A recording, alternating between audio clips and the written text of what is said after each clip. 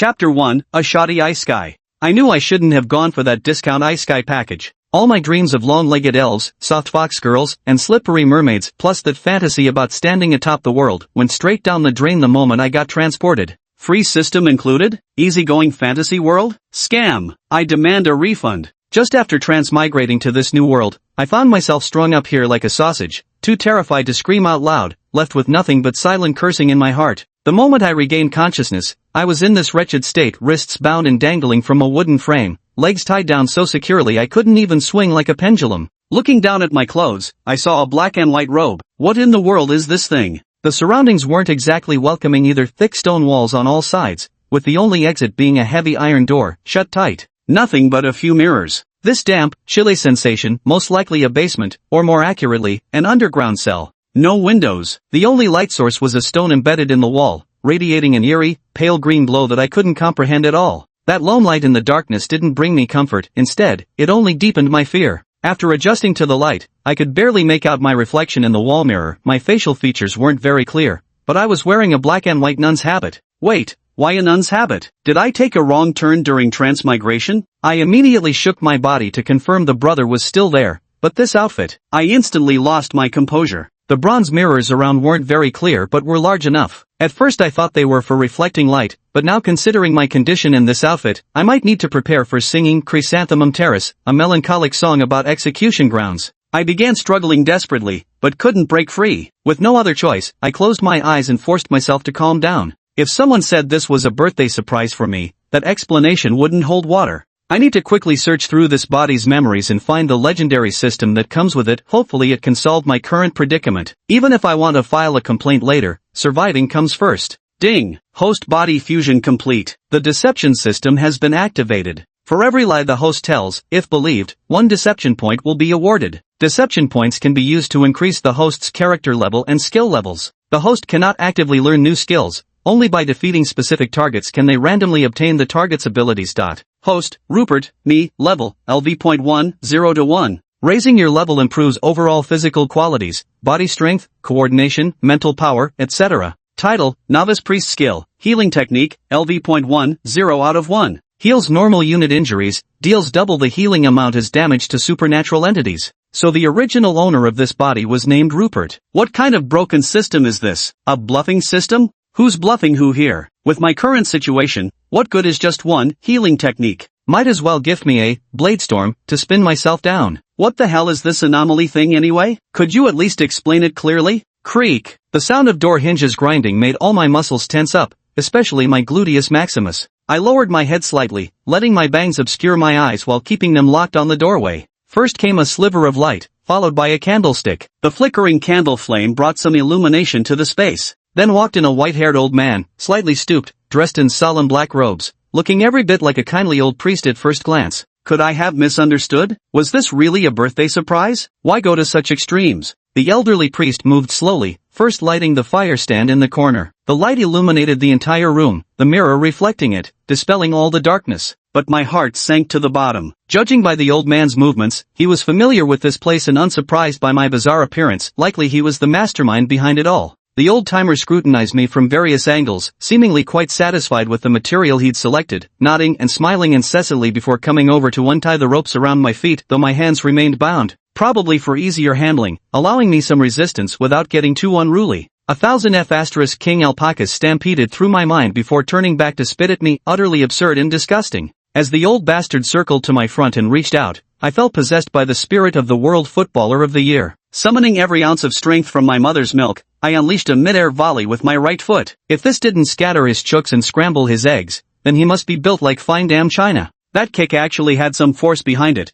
It hit its mark perfectly. The old priest let out a muffled grunt, bending at the waist and clamping his legs together as he staggered back 3 steps, nearly toppling over. My sudden kick was one thing, but the main reason was this old priest never expected the usually timid Rupert to dare fight back against him. If he'd truly been some frail old man on his last legs, that kick might have taken half his remaining life. I might have even had a chance to escape. Unfortunately, he wasn't. To my utter disbelief, the old priest, despite being struck in a vulnerable spot, stood even straighter than before, all traces of his previous stoop completely gone. He flashed a stiff, eerie grin as he looked up at me. His entire demeanor had transformed, his body and aged face clashed grotesquely, like a smartphone's old age filter where only the face belonged to an elderly man. My scalp prickled with unease. I knew this old priest was fishy. Here I was impersonating Rupert, and he was probably some fraud priest too. Since we're birds of a feather, couldn't we just avoid fighting each other? But clearly, he had no such intentions. The old priest's black robe split open from the back, revealing 4 brown tentacles like those of an octopus, covered in strange patterns formed by black spots and lines. Just looking at them was enough to make one dizzy. 4 tentacles unfurled behind him, their swaying forms reflecting the flickering light in mirrors until the cell seemed stuffed to bursting, like squeezing an octopus into a jar. What was even more terrifying was that the petal-like split at the tip of the tentacle revealed densely packed white teeth aimed straight at me, dripping with viscous mucus. The mucus bubbled as it hit the floor, its putrid stench rushing straight to the top of my head. My sanity plummeted violently, and all I could think was 3 words, F***ck. My life. Chapter 2, The Deception System. Strangely, when panic reached its peak, I calmed down a little. At this point, I had no other choice but to trust that dubious-sounding deception system. My brain worked at lightning speed. Just as the octopus-like old priest approached with a sinister grin, I blurted out loud, "I love you." This sentence left the old priest dumbfounded. He froze right where he stood, even his 4 tentacles stiffening as their petal-like mouths clamped shut. I kept my eyes fixed on him while monitoring the system in my mind, but no notifications appeared. It was because though I'd lied, he hadn't believed me. The deception had failed. Quickly, I switched tactics. Asterisk how deeply I've always revered you. Asterisk deception point +1. It worked. The me here referred to me, Zhang Xiaowei from Earth, but in the old priest's understanding, it was the original Rupert. I lied, and he believed it. That counted as my first successful deception. I am Zhang Xiaowei. No, now I must speak from Rupert's perspective. With my mind wide open, I started spewing out words wildly and shouted at the old priest opposite me. "You were so kind to me before. Deception point +1. You even taught me how to read before. Deception point +1. You even taught me my letters before. Deception points +1. You even fed me before." The old priest immediately glared at me, his mood shifting ominously. "Seems like that line didn't land, so I quickly added, "And I helped you cook before too." Deception points +1. But the emotional appeal only worked briefly. After a few sentences, the old priest grew impatient, and the petal-like mouths on his 4 tentacles split open again, shooting straight toward me. Seeing my deception points hit 9, I didn't hesitate and dumped them into healing magic LV.1, 0 to 1, instantly boosting it to LV.4, 1/4. It cost me 7 points, leaving only 2, not enough for another upgrade. I immediately clicked my character level and reached LV.2, 1/2, instantly feeling my strength surge, nearly doubling. If I had to do all this manually, I would have been done for. I was so panicked my hands and feet were shaking, but thankfully it was all completed in my mind in an instant. By the time I finished, the tentacle was less than 3 centimeters away from me. My wrists were bound, but my palms could move. I quickly flicked my hand and cast the LV.4 healing spell. A soft golden light struck the old priest's head, floating up with a golden -60 number. There was no sense of impact or force, but the old priest suddenly screamed in agony, his whole body falling backward as his 4 tentacles wildly curled and convulsed, like an octopus scalded by boiling water. I actually saw a health bar displayed above the old priest's head. Though it was quite long, it was already damaged, probably only about 1/7 of his total health remaining. My 60 points of damage were effective, and from time to time, additional higher damage numbers popped up, likely triggering his pre-existing injuries. Moreover, I discovered that healing technique could be cast instantly, with a cooldown of just around 3 seconds. Since healing technique dealt double damage to supernatural beings, I stopped panicking and started spamming it relentlessly at the old priest. The old priest couldn't hold on any longer. His skin shriveled away to reveal a mass of twisted tentacles writhing beneath. After death, disgusting mucus oozed all over the ground. Even in victory, I felt little joy, only the relief of surviving a close call and a deep resentment toward this transmigration experience. Now at level 2 with enhanced physical abilities, I freed my feet and swung onto a wooden beam like a trapeze artist. After untying my wrists, I jumped down, my legs wobbling so badly I nearly lost balance. Disgusted, I glanced at the filth on the floor. Pushing the door open, I found myself in an underground prison, a corridor lined with at least 6 iron-barred cells on either side, plus a storage area for provisions. I remembered being a local orphan adopted by the old priest, who taught me healing magic and made me a novice cleric. After the old priest returned from outside with candies for me, I fell unconscious and woke up hanging in a prison cell. This freak probably wanted to toy with me before swapping skins. I picked up a thick-backed chopping knife from the corner. It felt perfect in my grip. Pushing against the iron doors, I found none were locked. One room held bloody torture tools, the others were cells with walls embedded with glowing phosphorescent stones. After confirming my safety, I recalled what the deception system said about gaining random abilities by killing specific targets. Checking if slaying the old priest counted, I unlocked Void Tentacles LV.10/1. I panicked, frantically patting myself down but found no sign of any tentacles. Calling out to the system and my mind yielded no response either. I was slightly afraid that tentacles might emerge from strange places, but thought if they came out from my back like the old priest, that would be somewhat acceptable. Finally, with a to hell with it mentality, I attempted to use it and a tentacle extended from the void, hovering just before my palm. It was a brown tentacle, smooth without any slime, about the thickness of a cucumber and roughly 1 meter long. The tip lacked any petal-like openings or teeth. Touching it felt resilient but numb, capable of lashing out or entangling enemies at my will, essentially an offensive skill that should become more potent as its level increased. I kept testing and found that I couldn't summon it too far from my body. Its slashing damage was about the same as getting whipped by a regular whip. I think it's worth investing some deception points into this skill. It should be pretty useful in the future. Tastes great. This thing is like acne, as long as it's not on your own face, it's totally acceptable. I steadied myself and walked up the narrow, dimly lit stairs, emerging from a small wooden shed filled with junk. It was daytime outside, with a huge golden sun overhead. The intense light made my eyes take several seconds to adjust, forcing me to squint before they gradually adapted. The exterior revealed a modest little courtyard without elaborate decorations, just a few crooked-neck saplings and patchy grass where soil showed through in many spots. Gazing at these familiar scenes summoned fragmented memories of my past life, yet everything simultaneously felt impossibly distant. I continued walking toward the main structure, a 2-story stone building. Downstairs felt very familiar. Out of the 4 small rooms, the one at the farthest end had been my original room. The interior was sparsely furnished, containing only a simple bed, a table, and upon the table lay a goatskin scripture tome, a candlestick, along with 2 small wooden figurines carved into the shape of people.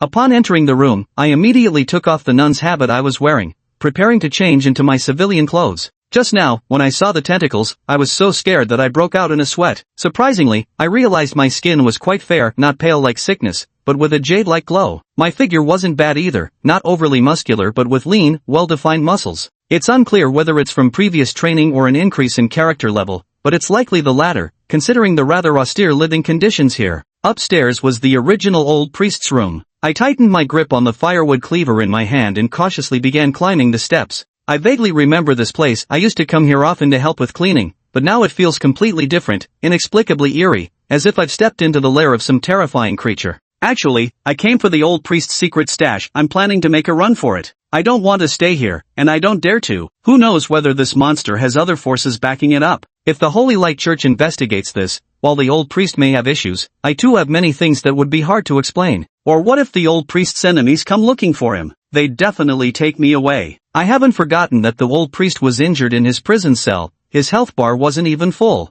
How could a frail little novice priest like me possibly stand against such powerful figures? Upon entering the room, the first thing I noticed was a large mirror with an intricately patterned stand beneath it, far clearer than the one in the prison cell. Only now did I take a good look at my current appearance. Brown hair, soft facial features, indeed somewhat feminine, probably because I was young and hadn't fully matured yet. If I still had the same timid and fragile personality as before, the overall impression would have been quite effeminate. But now my whole demeanor felt different. The most noticeable change was my eyes. They used to be green, but now they were a deep black, giving me a noticeably sharper and more imposing aura. Still, not a bad-looking face overall. After appreciating my reflection, I quickly retrieved the small chest containing the gold coins, relying on the memories inherited from my predecessor. Inside were standard gold coins, jointly minted by the Holy Light Church and the Landon Empire. The obverse bore the solar halo emblem symbolizing the Holy Light Church's authority, while the reverse featured the Landon Empire's griffin insignia. They had substantial weight and astonishing purchasing power.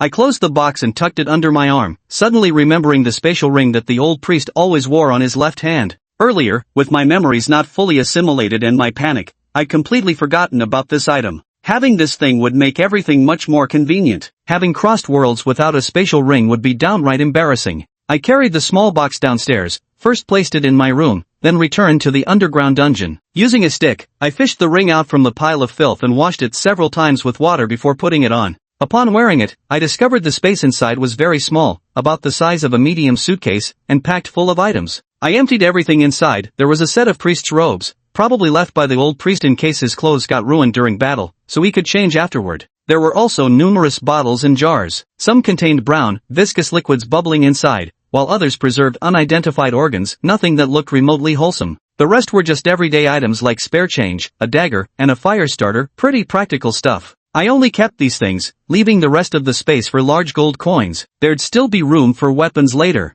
I put those jars and bottles back in the underground cell. Anyway, I'm getting out of here. Whoever wants to stay can have this place. After finishing up, I walked toward the house up ahead. The front half had no upper floor, just a high-ceilinged space. This was a simple little chapel. The walls were covered in frescoes, with a circular sun pattern at the center and various salvation legends of the Holy Light Church on either side, such as battles against evil and worshippers gathering in devotion. At the front of the hall stood a pulpit for preaching scriptures, flanked by a holy water font and an offering box. Below were 4 rows of simple, backrest pews, all very plain and unadorned. Sunlight streamed in just then, filtering through the stained glass and casting vivid hues across the hall, creating an atmosphere of solemn grandeur. The place was spotless after all. Just the day before my predecessor had been struck down, he had been toiling away here, dutifully cleaning every corner. I took one last look around and then headed straight for the main gate, which had undoubtedly been closed by the old priest to ensure I could be dealt with undisturbed. But the moment I pushed the gate open, a crowd immediately surged toward me, startling me.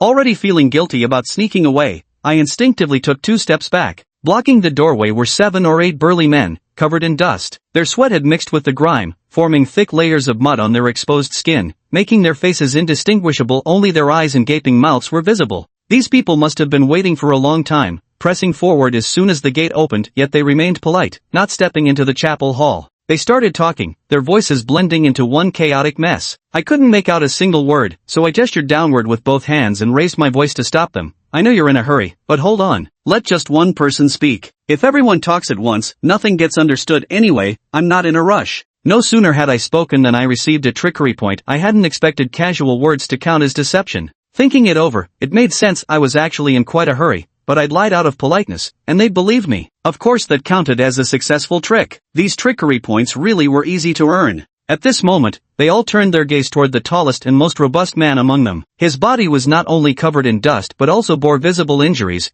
with large bloodstains on his shoulders. He pleaded, "Kind Rupert, we beg your help. Please ask Father Hyman to aid us. We're miners from the edge of town. There was an accident this morning, and several are severely injured. They won't last much longer. Only Father Hyman can save them now. But for the past 2 or 3 years, Father Hyman has stopped using divine magic to heal people. Minor injuries and illnesses could be endured, but this time lives are truly at stake. We beg you." As he finished speaking, this towering man, at least 6'3", dropped to his knees and began kowtowing, with the other men following suit in desperation. I immediately grasped the key point. The real old priest must have been replaced by the tentacle monster 2 or 3 years ago, which aligned with the timeline of all those disappearances. What would a mere tentacle monster know about healing spells anyway? Seeing the 3 stretchers behind them with barely alive men lying on them, my heart softened. Besides, it wouldn't take too much longer, and immediate danger wasn't likely anyway. With the added motivation of the hoodwink points, I agreed. The old priest is frail with age and too weak to perform divine magic anymore. I actually learned healing magic a long time ago, but I've never been very skilled at it. The situation is urgent now, let me give it a try. Hurry, bring them inside. The burly men across from me had mostly believed my words but still seemed hesitant. Without wasting words, I cast a level 4 healing spell directly onto the leader's head. A golden +30 floated into view, and the effects were immediately noticeable. My name is Zhang Xiaowei, and so much happened at the church today. A few big men carried in an injured person, and the leader had a health bar displayed already nearly full again. The wound on his shoulder visibly healed before our eyes, while his companions gasped in astonishment that the injury on his back had also vanished. I realized that only I could see the +30 number, no one else seemed to notice it. I quickly urged them to carry everyone inside, saying I didn't mind if the floor got dirty. Instantly, my deception points increased by 7. As they began moving the stretcher, I couldn't pass up the perfect chance to rack up deception points. I shouted, "This is all the will of the gods, and I just happened to be free when you arrived." Before long, I'd already scored 42 deception points. I need to get serious. To figure out the relationship between skill level and healing output, I'll first spend 4 trick points to upgrade healing spell to LV.5, 1/5. When I cast it on a severely injured patient, the healing amount increased by 35. He leveled up the character to LV.3, 1/3, and cast healing spell on another injured person, increasing the healing amount to 40. I figured it out. The sum of the character level and skill level, multiplied by a coefficient of 5, equals the healing amount. Looking at these people's health bars, ordinary folks only have about 100 HP, while that towering brute has slightly more, but still less than 200. As I pondered these thoughts, I quickly managed to revive 3 ordinary people who were on the brink of death. A thought crossed my mind, Could ordinary priests revive people so effortlessly at my low level, or was my ability this extraordinary only because of the system? In the memories of my previous life, learning, healing magic, was both painful and difficult. It required communion with the gods and endless memorization of scriptures. Long ago, the old priest could use healing magic, but my memory is a bit hazy now. I only recall that his healing services weren't cheap. My smooth spellcasting left the burly men utterly stunned. The moment they set the stretcher down,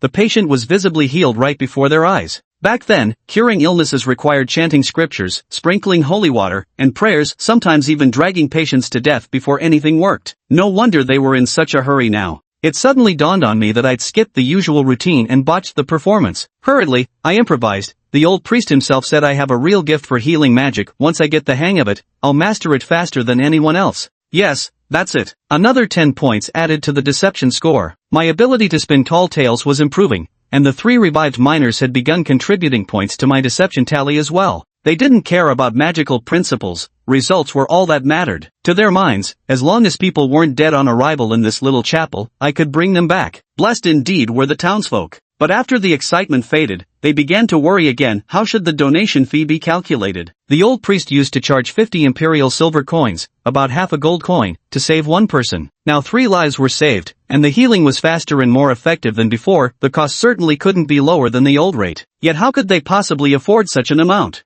I noticed their awkward expressions and it made me think about the issue of the offering fee. But right now, what I need more is deception points. Only with deception points can I gain the strength to protect myself. I began my deception. From now on, the offerings shall be reduced 10 silver coins for saving lives, and the rest adjusted according to the severity of injuries. This is the will of the gods. Another 10 points were added to my deception points. I also had them spread the word to the townsfolk that anyone suffering from illness or pain could come to me, and I'd help cure them, adding another 10 points to my tally. They scoured their pockets and only managed to scrape together 33 silver coins. I accepted just 30, claiming I had no interest in wealth, that the collection was merely for church repairs and upkeep. Another 10 deception points added to my tally. They sang my praises and promised to help spread the word. These people earned me 92 deception points. I decided to first level up my character stats to boost my overall attributes, lest I get instantly killed. Healing should suffice for now, and leveling up will also increase the HP restored by healing. I invested 51 deception points and directly leveled up my character from LV.3, 1/3, straight to LV.10, 10/10.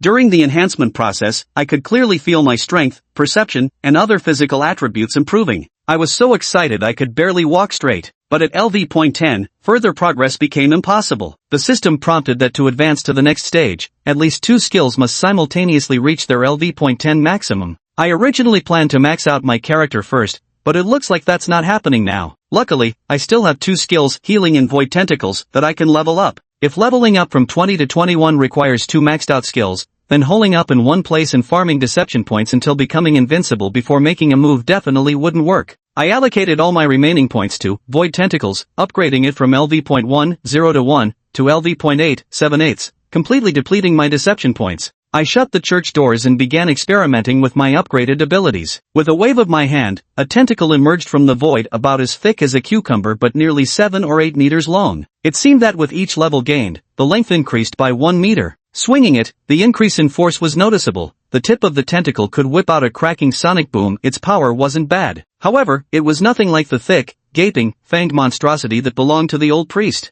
I figured I'd stay another day or two to harvest a batch of trickster points before leaving. I'm Zhang Xiaowei, currently inhabiting Rupert's body. I kept puzzling over why the same tentacle skill looked entirely different when used by different people. Is my skill level not high enough? I racked my brain but still couldn't figure it out. But I realized this tentacle skill consumes very little energy, so using it for extended periods isn't an issue at all. It was almost noon when Rupert, guided by his body's familiar instincts, found his way to the kitchen. But the food here was meager and bland, which was quite underwhelming. But since I didn't plan to stay long, I made do with what was available. The bread was as hard as a brick, served with only a smear of butter and a pinch of salt, forcing me to crane my neck just to swallow it down. After finishing lunch in a hurry, I peeked through the window at the church entrance where townsfolk were already gathering in small groups. Most of them were just craning their necks curiously outside the door without any real ailments to speak of. I'm quite satisfied. I need these people who love to join in the fun. After all, it doesn't matter who I fool. The more the merrier, the more points I gain from deception. So why not? After about 30 to 40 people had gathered, hardly any newcomers arrived, and most of them were uncles and aunties. Few young people were present, likely all busy with work. I didn't want to wait any longer. Close enough, I pushed open the grand doors with a smile plastered across my face, seizing the initiative to begin my deception. The divine has spoken, this world shall no longer endure the torment of pain and sickness. Hey, this must be something I just made up off the top of my head, just like how many quotes get attributed to Mr. Lu Sun. Given my current identity as Rupert, it shouldn't be a big deal to pin some words on the deity's head, right? After all, deceiving people takes a lot of mental effort. Targeting deities is the easiest way to farm deception points. Then I warmly invited everyone to settle in. I've been making preparations for the treatment all along. Please don't worry. I promise everyone's illnesses can be cured. Kindly take your seats calmly. Under my guidance, everyone sat down in an orderly manner. No one dared to make loud noises in a place of worship. Most people still held a reverent awe in their hearts. I hurried to the pulpit and faced the crowd without hesitation, immediately spinning my tale. The old priest is advanced in years and unwell, he needs a period of quiet rest. During this time, I'll be overseeing the sermons and scriptural teachings in the church. This excuse was already prepared. I'm a homegrown local kid, pretty sure folks around here have seen me running around bare-bottomed as a toddler. These are all deception points. Some in the audience recalled amusing scenes, while others were charmed by my humor, letting out quiet chuckles that eased the tension considerably. So, it's alright if I call you all my family, isn't it? My family. I know the late priest charged too much for his healing services, but there was nothing I could do about it. This time, to give back to everyone, I've lowered the prices. For the most serious, life-threatening injuries, just 10 silver coins guarantees a full recovery. For ordinary ailments, you can be cured for as little as 1 silver coin, treated on the spot, with no delay to your work or studies. Understand? Applause. I was stunned. Doesn't this count as trickery? I always thought adding understand? Applause was just blatant deception. The crowd reacted a beat too slow, but they clearly understood the price. It was indeed much cheaper than before. A few people started clapping, and soon the rest followed suit. Who cares if it's appropriate? I was the one leading it anyway. Alright, let's begin, folks. The more suffering you endure, the more my heart aches for you. I figured the deception had gone far enough. I couldn't keep making things up or they'd get impatient. So I began moving through the crowd to start the healing sessions.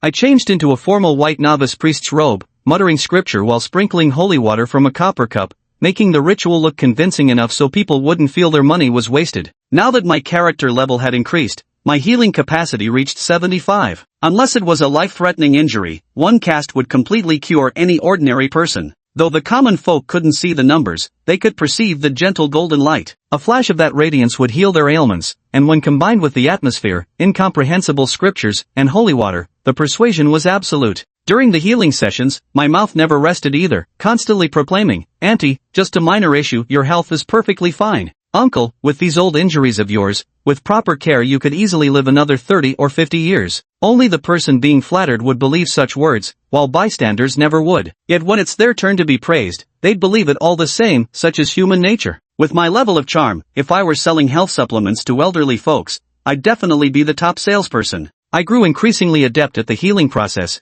curing over a dozen patients in no time. The healed patients voluntarily dropped silver coins into the offering box. I didn't overcharge, just 1 or 2 coins per person at most. They never stopped praising me, and seeing how approachable I was, they began speaking more boldly. I always knew this kid would go places. I even held him when he was a baby. Rupert was such a quiet boy, but look how handsome he's grown. Can priests get married? My daughter would be perfect for him. Cut it out, your daughter could crush him with that waist of hers. You don't understand. That body type feels great to hold. Sensing the situation was about to spiral out of control, being too friendly wasn't working either. I decided to make one final push to harvest some scam points before wrapping up. I've exhausted too much divine energy and I'm completely drained. Everyone should head back for now. Come back tomorrow morning for treatment. The price will go up once the old priest returns, so spread the word. Why did I get an extra deception point? I quickly looked up toward the doorway, catching only a glimpse of a green robe sleeve flitting past. I didn't pay much attention and smiled at the departing figures, guessing they were probably just spectators outside. Closing the door, my excitement gradually settled. To earn 344 deception points in such a short time seems fooling people comes easily when you're a priest.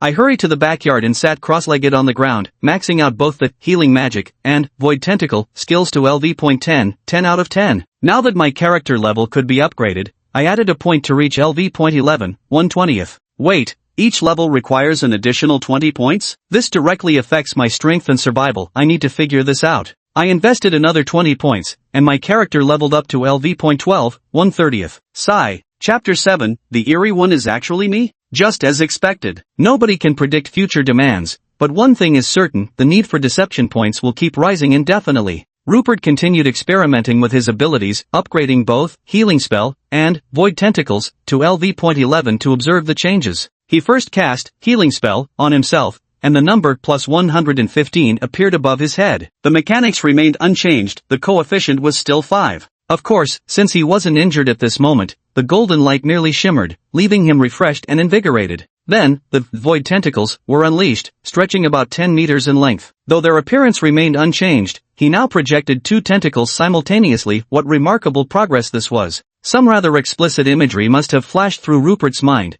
twisting his smile into something peculiar. Without hesitation, he poured all his deception points into upgrading Void Tentacles, the very skill he'd initially scoffed at. How deliciously ironic. Moreover, he kept insisting to himself that this was purely for self-defense. After all, as his sole offensive ability, wouldn't strengthening it be the logical path to survival? So his current character level is LV.13, 1/30th, Healing Spell, LV.11, 1/20th, Void Tentacles, LV.16, 1/70th, with 27 remaining deception points. The system also upgraded his title from Novice Priest to Priest. He could have allocated the extra points to Healing Spell, but since the healing output was already excessive, he decided against it. He could always add them later if needed. Rupert began to feel his strengthened body, sensing overwhelming power in even the simplest movements, so much so that it felt almost unfamiliar. He couldn't estimate exactly how strong his body had become, but he was certain his current strength was terrifying, absolutely capable of making his past self from when he first arrived in this world cry with a single punch. But when he summoned his Void Tentacles from the void and saw 7 writhing appendages twisting and waving in the air, even though they moved precisely as he commanded, he couldn't help but descend into deep self-doubt. Imagining it was one thing, but seeing the horrifying reality of these things made even Rupert question himself. Have I already become some kind of eldritch abomination now? No matter how you looked at it, this definitely didn't seem like a skill befitting a normal human, did it? It's even more impossible to put this on a priest. If the people from the Holy Light Church saw this thing, wouldn't they immediately pile up some fruitwood and arrange a barbecue for him? But just now, he cast healing on himself, and it didn't seem to do any harm. At this point, his imagination running wild, he cast another healing spell directly on one of his tentacles. Again, golden light flashed, but there was still no reaction. Isn't this bizarre? Then what exactly is this thing? Rupert pondered this question while beginning to move his body back and forth in the backyard, hoping to quickly adapt to his newly enhanced physique. Moreover, he had no intention of going out anymore. Keeping a low profile and avoiding trouble, he planned to stay quiet for these last 2 days before making his escape. His current strength should be enough to ensure his survival now. Outside, the sky had nearly darkened completely, and a moon with a faint blue halo rose, casting a cold, bright light distinctly different from Earth's, another reminder that this was an entirely different world. Rupert didn't even bother moving to the old priest's larger, more comfortable room. Instead, he stayed curled up in his own small quarters, flipping through the sacred texts of the Holy Light Church. Only one thought crossed his mind: what an absolute load of nonsense. But to better play the role of a pious fraud in the future and sharpen his ability to deceive, Rupert still began reading earnestly. The night deepened without him even noticing. But sometimes, even if you don't go looking for trouble, trouble will come knocking on your door. Thud, boom, crash. Rupert's peaceful reading was disturbed by the noise. Frowning, he strained to listen, trying to determine where the sound was coming from. The building was empty except for him and one eerie corpse, so any strange noises were particularly unsettling. The noise continued, and Rupert confirmed it was coming from the front of the church hall. But who would come knocking at the church door so late at night? An emergency? Rupert had no choice but to run over and open the door directly. He didn't bother asking, "Who is it?" After all, even if someone answered, he probably wouldn't know them anyway. As the double doors were pushed open just a crack, they were violently yanked wide by someone outside. Before he could even see who it was, a coarse and rude voice rang out first. "Are you all dead inside? I've been knocking for so long and no one bothers to open the damn door?" Rupert immediately sensed that something was amiss from the commotion. Frowning, he instinctively took a few steps back to avoid the surge of people rushing inside before turning to light the candles.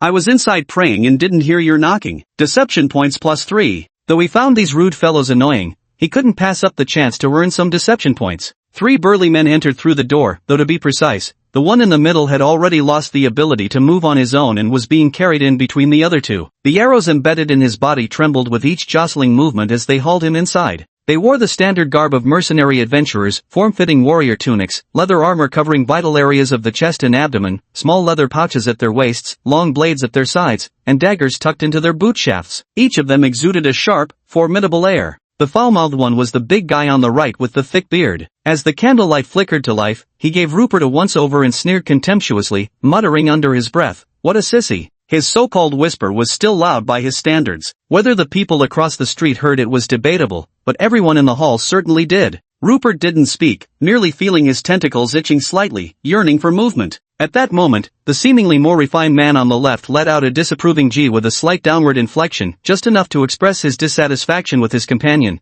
but nothing more, before casually changing the subject. "Sorry there, young man, my brother's badly injured, and we're a bit frantic. Could you please call the priest or pastor here to help with the healing? We're from the Blood Wolf mercenary group. We just arrived in this town and immediately heard about some miraculous healing methods here. Rumors made it sound almost magical. Please, help my brother here. Money isn't an issue. But if you waste too much time and delay the treatment, don't think our Blood Wolf mercenary group will let it slide." Rupert was left speechless. There wasn't a shred of embarrassment detectable in the fellow's words, yet the implied threat came across with such blatant transparency, it might as well have been laid out on the table between them. Rupert was annoyed by these people forcing him to change his plans. He could have harvested those deception points and left tomorrow. Why did they have to pull this stunt now? Maybe give them one last chance? The old priest isn't feeling well and has already retired for the day. I was the one who administered treatment this afternoon. I'm the apprentice priest here. Deception points +3. Chapter 8, Tempted by Wealth. Rupert had no desire to engage further with these individuals. Without wasting another moment, he took 2 steps forward and approached the mercenary who'd been struck by the arrow.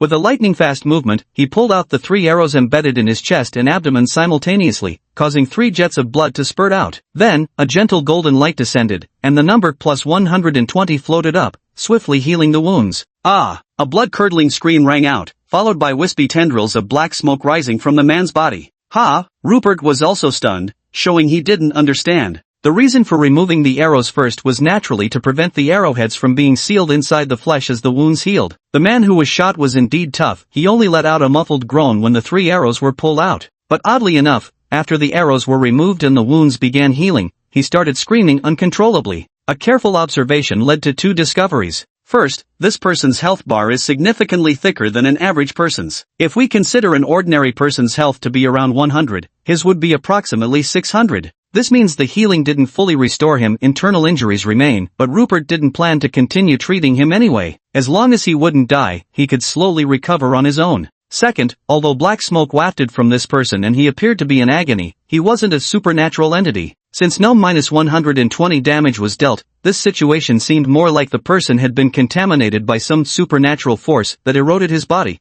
which Rupert coincidentally managed to heal. He was studying here, but the 2 companions of the mercenary were on high alert, their blades drawn, watching Rupert's every move with vigilance. Only when they saw their comrade quickly calm down did they finally breathe a sigh of relief. The bearded man glared at Rupert again, as if blaming him for being too rough and hurting his brother. Rupert couldn't be bothered to acknowledge them. Pointing at the donation box, he said, 10 silver coins, thank you. May your journey ahead be smooth and prosperous. Deception points +3. The bearded man swaggered over to the donation box and deliberately shook it, letting the clinking sound of silver coins echo inside. This was the offering the townspeople had contributed this afternoon, and perhaps some from earlier as well. Rupert first tested his skills, then got caught up in reading, completely forgetting about it. He thought there would be no harm in leaving it until tomorrow when he could collect everything all at once. But this really shocked the bearded man. The small, remote, shabby church was actually quite well off. He promptly withdrew the silver coins he had intended to donate and turned to glance at his well-mannered companion behind him. A quick exchange of glances ensued, while his hand lightly patted the offering box. Their intention was unmistakable. Not only did they want to avoid giving any money, but they also harbored thoughts of making some extra profit on the side. The well-mannered companion who had been full of threats hesitated for a brief moment,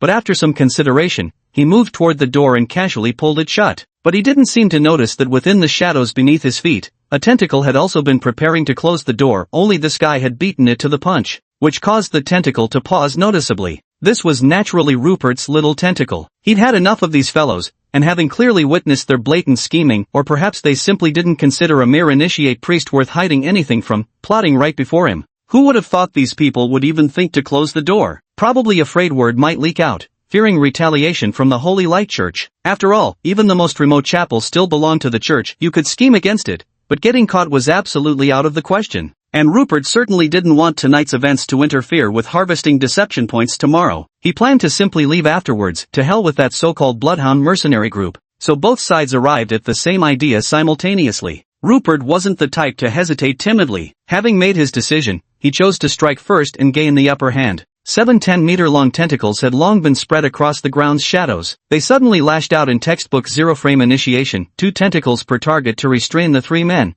with one remaining flexible to handle unexpected situations. Rupert acted too suddenly. The refined-looking man opposite had just closed the door and was still facing away from everyone. The bearded one hadn't even drawn his blade yet, and the one who took the arrow was utterly bewildered. None of them figured out what was happening before they were all trussed up like Zhongzi. The men were utterly terrified, nearly pissing themselves. It was like watching Teletubbies one moment, only for Sadako to crawl out of the screen the next. A weak novice priest who couldn't even harm a fly suddenly turns into a fearsome dragon? But panic didn't stop them from fighting back. After all, they were mercenaries who danced on the edge of blades, and quick reflexes were second only to survival. And the first priority was to run fast, at least faster than his companions. A faint yellow glow began to flicker around the 3 of them. Though not very bright, it was undeniably there. Rupert's eyes lit up. Was this the battle aura that lingered in his predecessor's memories? Even after he learned healing magic and became an apprentice priest, and the strength of their resistance had clearly increased. If he were to compare it to his own power, these 3 men, without activating their combat aura, possess strength roughly equivalent to his LV.6 to LV.7 level. But even after activating their combat aura, they only reached about LV.7 to LV.8 in power. However, Rupert wouldn't allow them to break free from his control. His tentacles slithered upward, coiling around their necks and gradually tightening, turning their faces red with suffocation until their struggles grew weaker and weaker.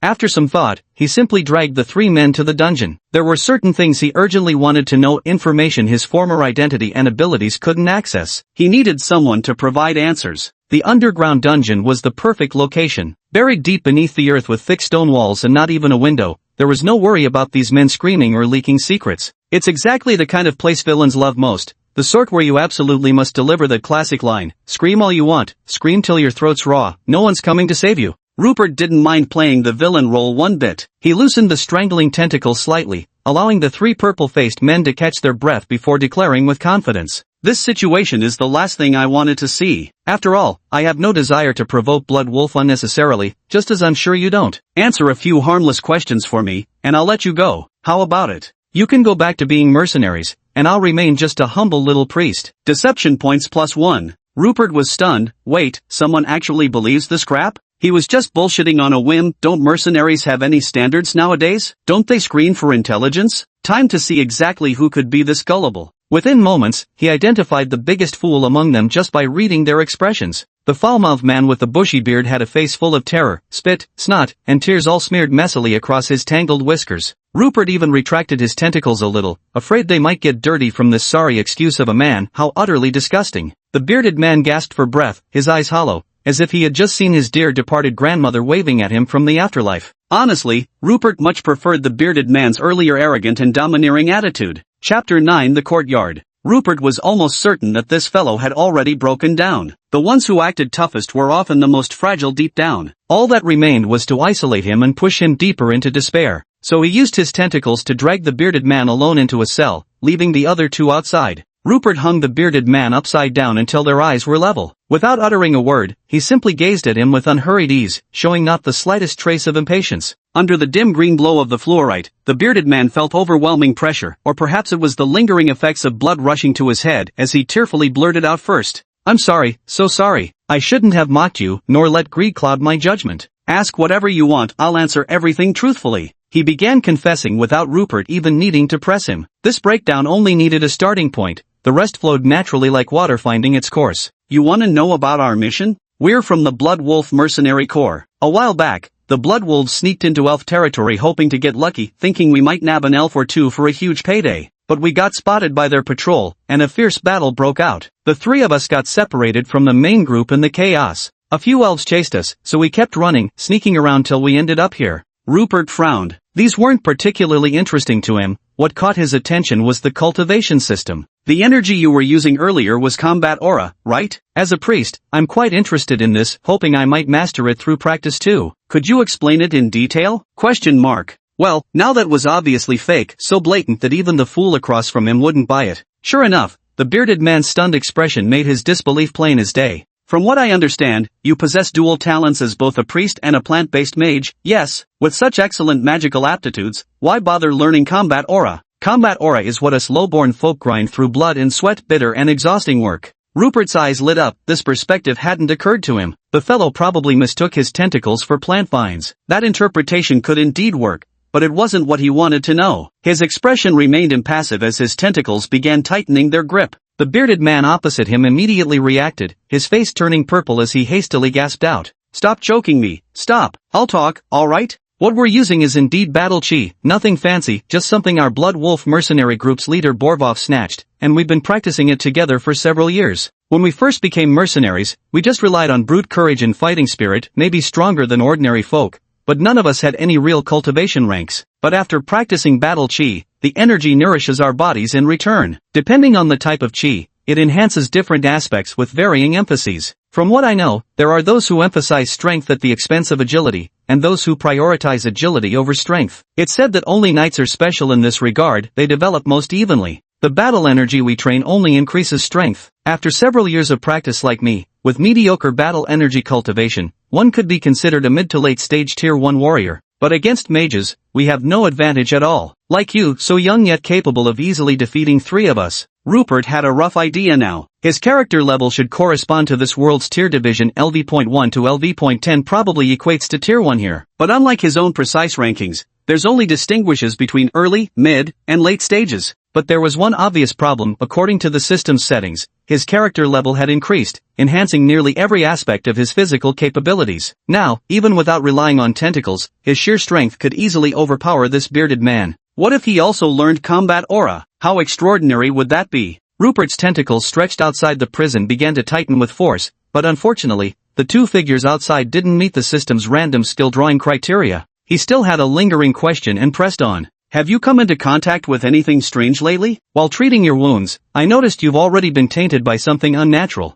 As a priest whose highest calling is to purge evil, I must find and destroy it. Deception points +1. The bearded man across from him believed Rupert's explanation, but no matter how hard he tried, he couldn't recall encountering anything truly supernatural lately. The strangest thing that had happened to him recently was running into an unbelievably skilled novice priest. Taking on 3 of them effortlessly. Was this really the same apprentice priest they remembered, the one who used to squeal at the slightest hit? This world has truly gone mad. What kind of badass priest would come to this godforsaken border town just to show off? Just to deal with these third-rate mercenaries trying to steal the offering box? Are you kidding me? From the way this guy kept stealing glances at him, Rupert could discern a mix of emotions hard to articulate, yet he also knew there was no worthwhile information to be extracted from such a lowly mercenary. To test his theory, Rupert cast healing on the bearded man as well, and sure enough, black smoke billowed forth, just as he'd suspected. Then it simply tightened its tentacles and took him away. Let him go catch up with his 2 friends. They couldn't have gone far yet, so he still had time.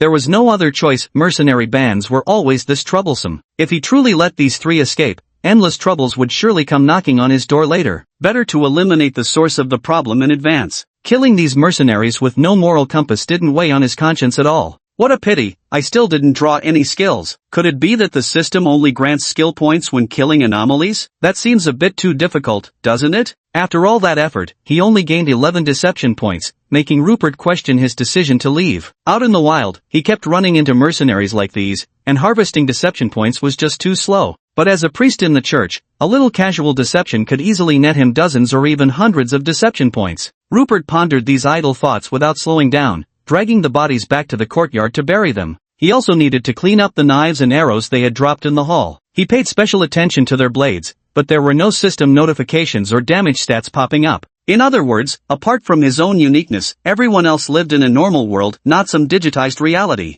However, something like long tentacles was far too unusual, but they were undeniably convenient, eliminating the need for manual labor as he deftly wielded various tools, shovels, pickaxes, with those tentacles. Digging under the small tree in the backyard, he kept at it relentlessly. At the very least, he couldn't risk exposure before leaving here, lest he invite trouble. The spot he chose for digging wasn't bad, with lush green grass making it a decent location. But barely a meter down, Rupert suddenly froze, his expression twisted as if he'd just discovered betrayal. Because beneath the torn-up turf lay a mass of brown human tissue and a skeleton. The bones were curled into a ball, not in the comfortable, natural position of a fetus, but as if countless bones had been snapped and crumpled together like a wad of paper. One didn't need to see it firsthand to imagine the agony this person must have endured. Rupert turned to gaze at the patchy lawn in the courtyard, some areas lush while others completely barren. If every patch of turf concealed such a corpse beneath it, Just how many bodies were buried in this small courtyard? He continued digging sideways a little more and indeed discovered another skeleton, much smaller this time, clearly that of a child's bones. Rupert's scalp tingled with horror. Had all the monks and nuns who had appeared in the church ended up here?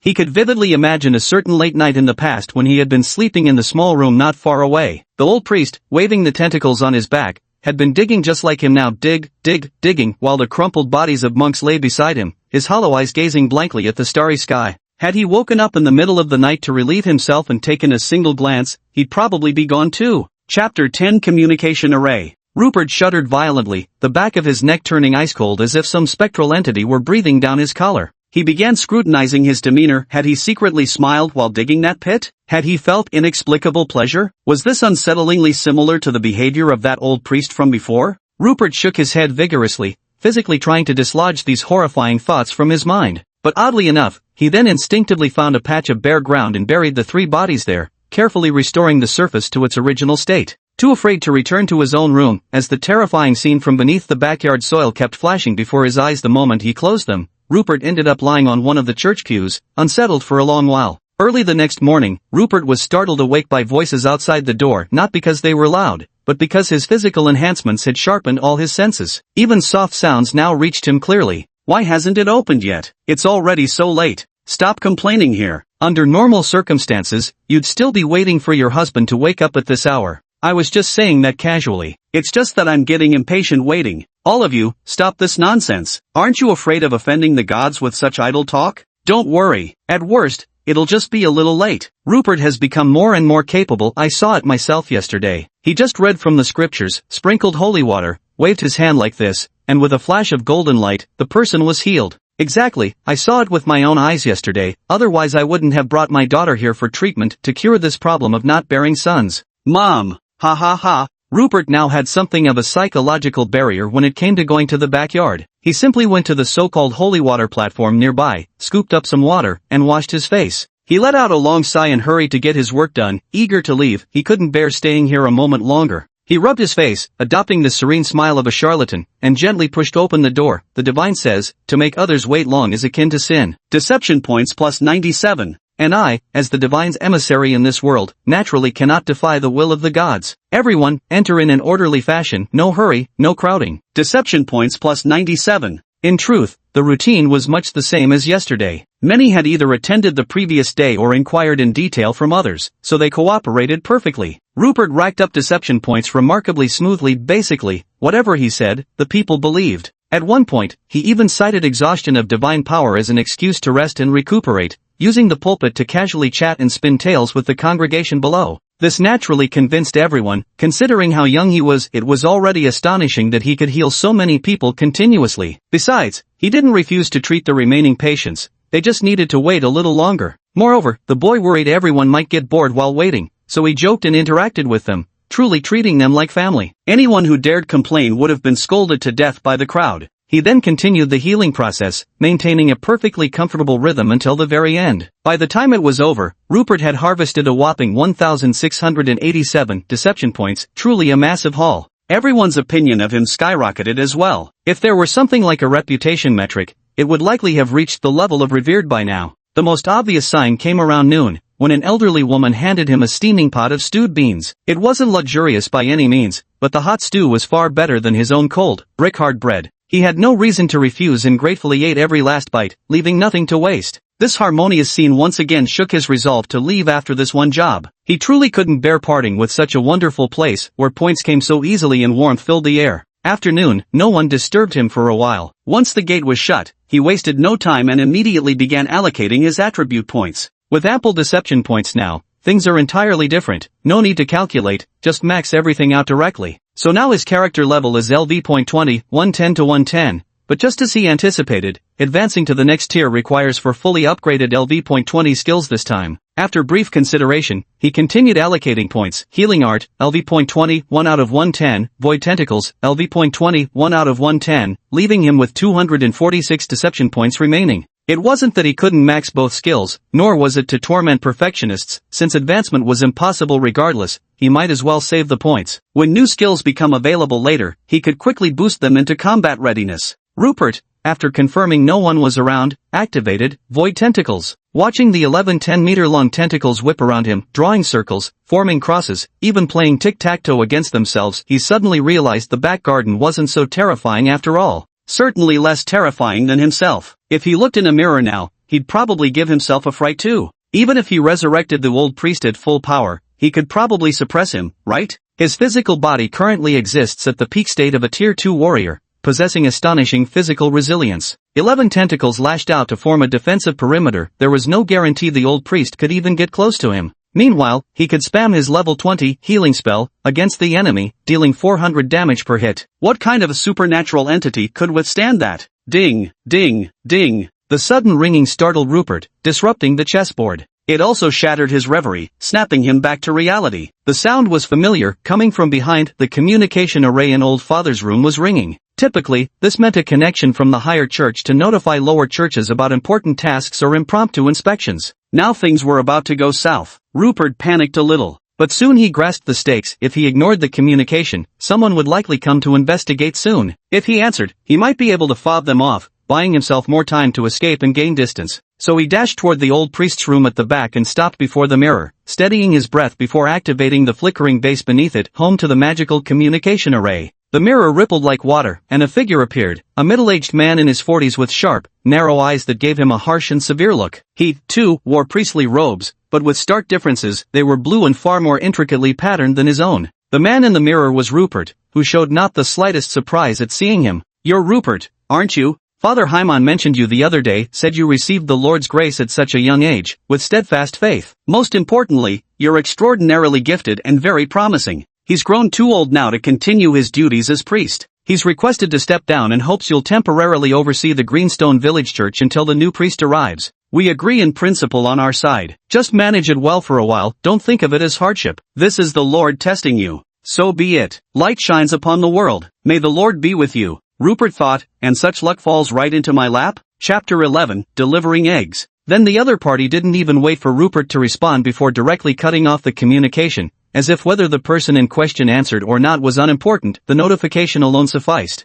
And the reality was nearly identical. This remote border town had few believers, and the elves across the way were famously disinclined to stir up trouble or wage war. The place was far too tranquil, with hardly anything happening beyond the occasional mercenary passing through to resupply on their way to adventures. Naturally, a church in such a location yielded neither lucrative benefits nor room for advancement. Only those sidelined and marginalized would be dispatched here. Being a priest in such a place was meaningless in any moderately sized city's church. They'd rank lower than even an ordinary priest. Moreover, the locals were too barbaric. Previously assigned monks and novice priests had either died or fled, which only further discouraged anyone from wanting to come. Rupert never expected such good fortune. In circumstances like these, being ignored was the greatest luck he could hope for. It was only now that he finally understood the true nature of the old priest's scheme. It must have been a long-prepared possession plan, with every path paved in advance, waiting to completely skin and replace Rupert. If the higher-ups really sent another priest here, judging by the old priest's track record, he'd probably just kill them outright. The mere thought was terrifying. So this means he doesn't need to run away anymore. The old priest would never appear again, and no one could blame him since the Holy Light Church had effectively vouched for him. He was now practically the acting priest of this place. Rupert had also made up his mind. Since he now had such convenient conditions, he might as well stay put instead of running around aimlessly. He would gather more deception points first, and when the opportunity arose, he could acquire new skills. Perfect. With this hopeful expectation, the little courtyard in the back didn't seem so terrifying anymore. He even gritted his teeth and cleaned up the remains of the old priest, suppressing his disgust. Now that this place was officially his domain,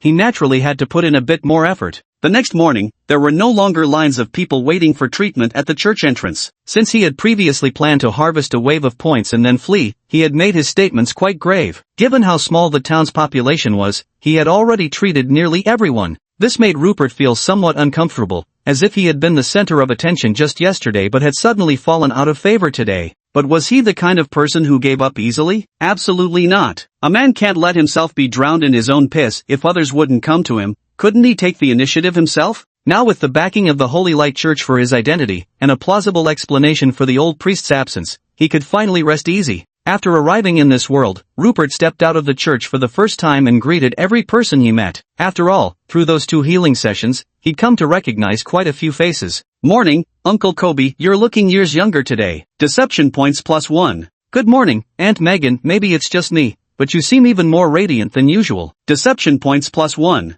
That's right, Sister Lily. Father Hyman was getting on in years, so last night some people came to take him back to the city. I'm in charge of the church now, so if you ever feel any aches or pains, you can come straight to me. Deception points +2. It's a shame the town was so small, just 2 main streets crisscrossing each other, lined with a smithy, a tavern, a general store, and the like. By the time he'd finished canvassing the whole place, he'd only racked up 78 deception points. The efficiency was abysmal. After brainstorming for a while, an idea suddenly popped into his mind. Back in his homeland on Earth, there was a saying about how the folk beliefs of a certain mysterious superpower were closely tied to egg-giving campaigns. There was even a catchphrase that went, "Offer eggs, faith ignites, cease the eggs, faith takes flight." This perfectly fit Rupert's current situation. He didn't need these people's faith to last forever, just long enough during that critical moment would suffice. Moreover, this approach could reach more people than his healing miracles, since even healthy individuals could come to claim the benefits. He could farm deception points. In such a completely unfamiliar alternate world, if one could use money to buy deception points, essentially purchasing power upgrades, anyone would understand it's a deal that absolutely wouldn't be a loss. Thus, it became a situation where both parties got what they needed. Why wouldn't they go along with it?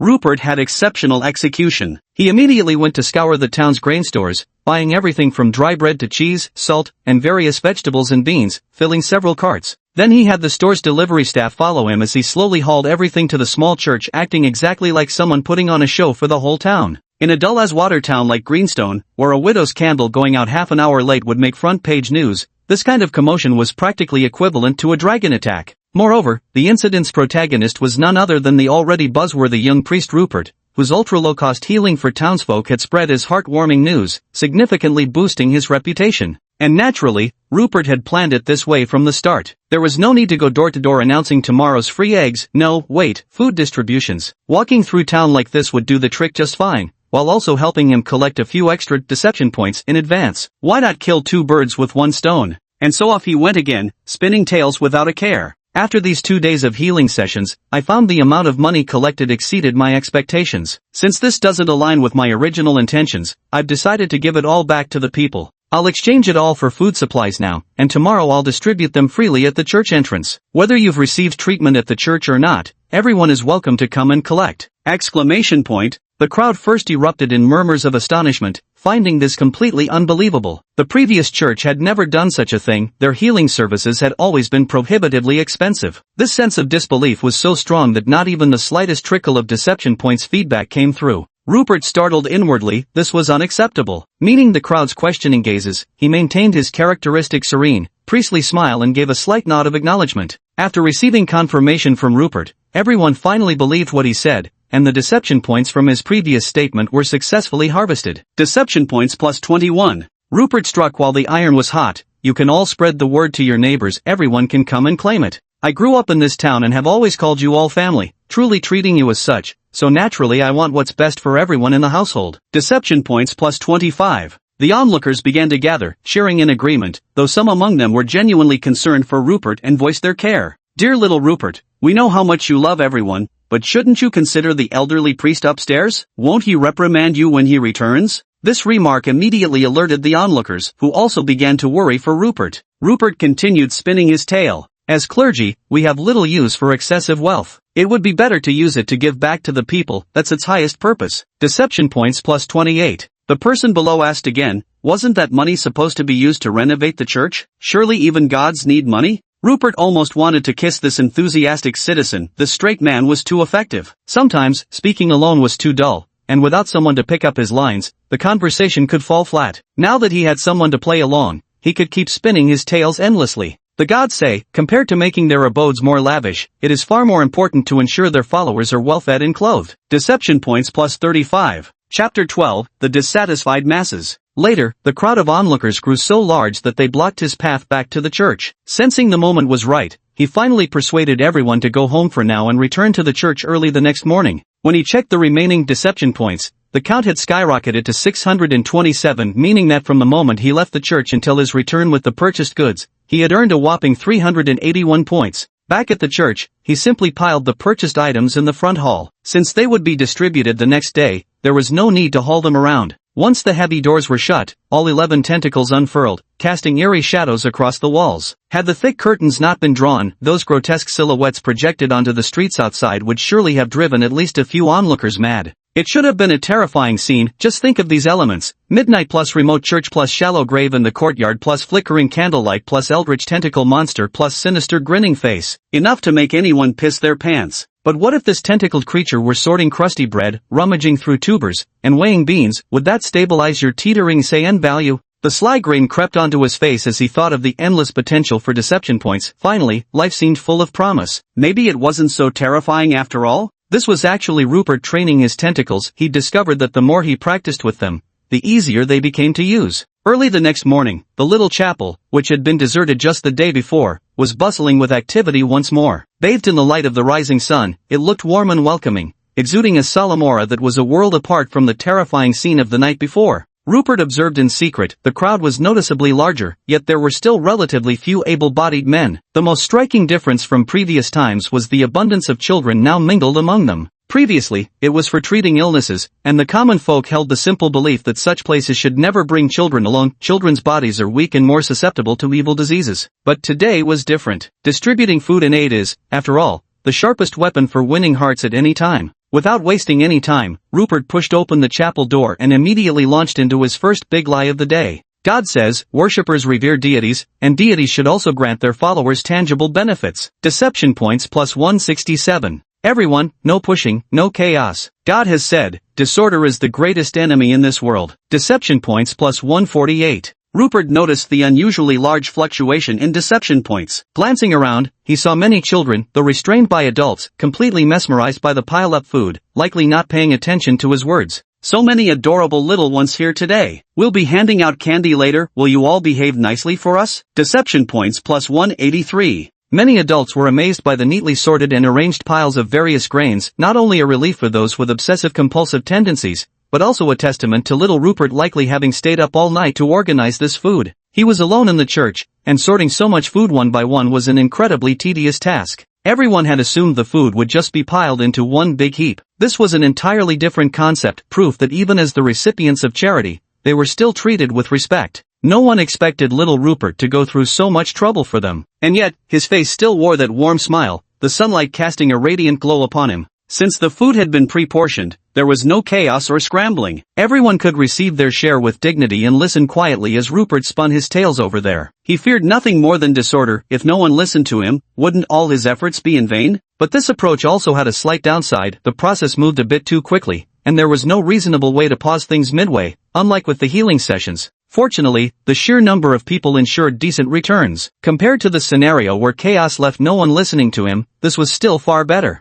This time, his investment wasn't small. Not only had he poured in all the earnings from his recent healing services, but he'd also emptied the food stockpile in the basement. He'd even dipped into his original stash of gold coins to buy some rare candies for those adorable children. Moreover, you can't send this stuff every day. It only works with deliveries spaced a few days apart. Besides, this small town's transport capacity couldn't handle daily shipments anyway. He looked at the rewards this time and couldn't help but beam with joy. The total deception points had increased by 1,831, bringing his accumulated total to 2,458. If he already had 2 new skills right now, he could directly max them out to LV.20 and then break through the level 20 restriction. But after the excitement faded, the following days passed uneventfully. No one came to Rupert seeking healing for illnesses or injuries. He no longer bothered to cook for himself, instead finding excuses to dine out so he could engage in casual conversations and casually rack up some deceit points. The only injured person who came to him for treatment was a foreign mercenary, having heard about the exceptional healing effects here and purposely sought him out. Rupert charged outsiders a bit more, 10 silver coins. It wasn't that he needed the money, but he wanted to differentiate his treatment of outsiders from that of the local townsfolk. Otherwise, the locals wouldn't appreciate his generosity. After all, happiness comes from comparison. One could say Rupert had a knack for manipulating human nature.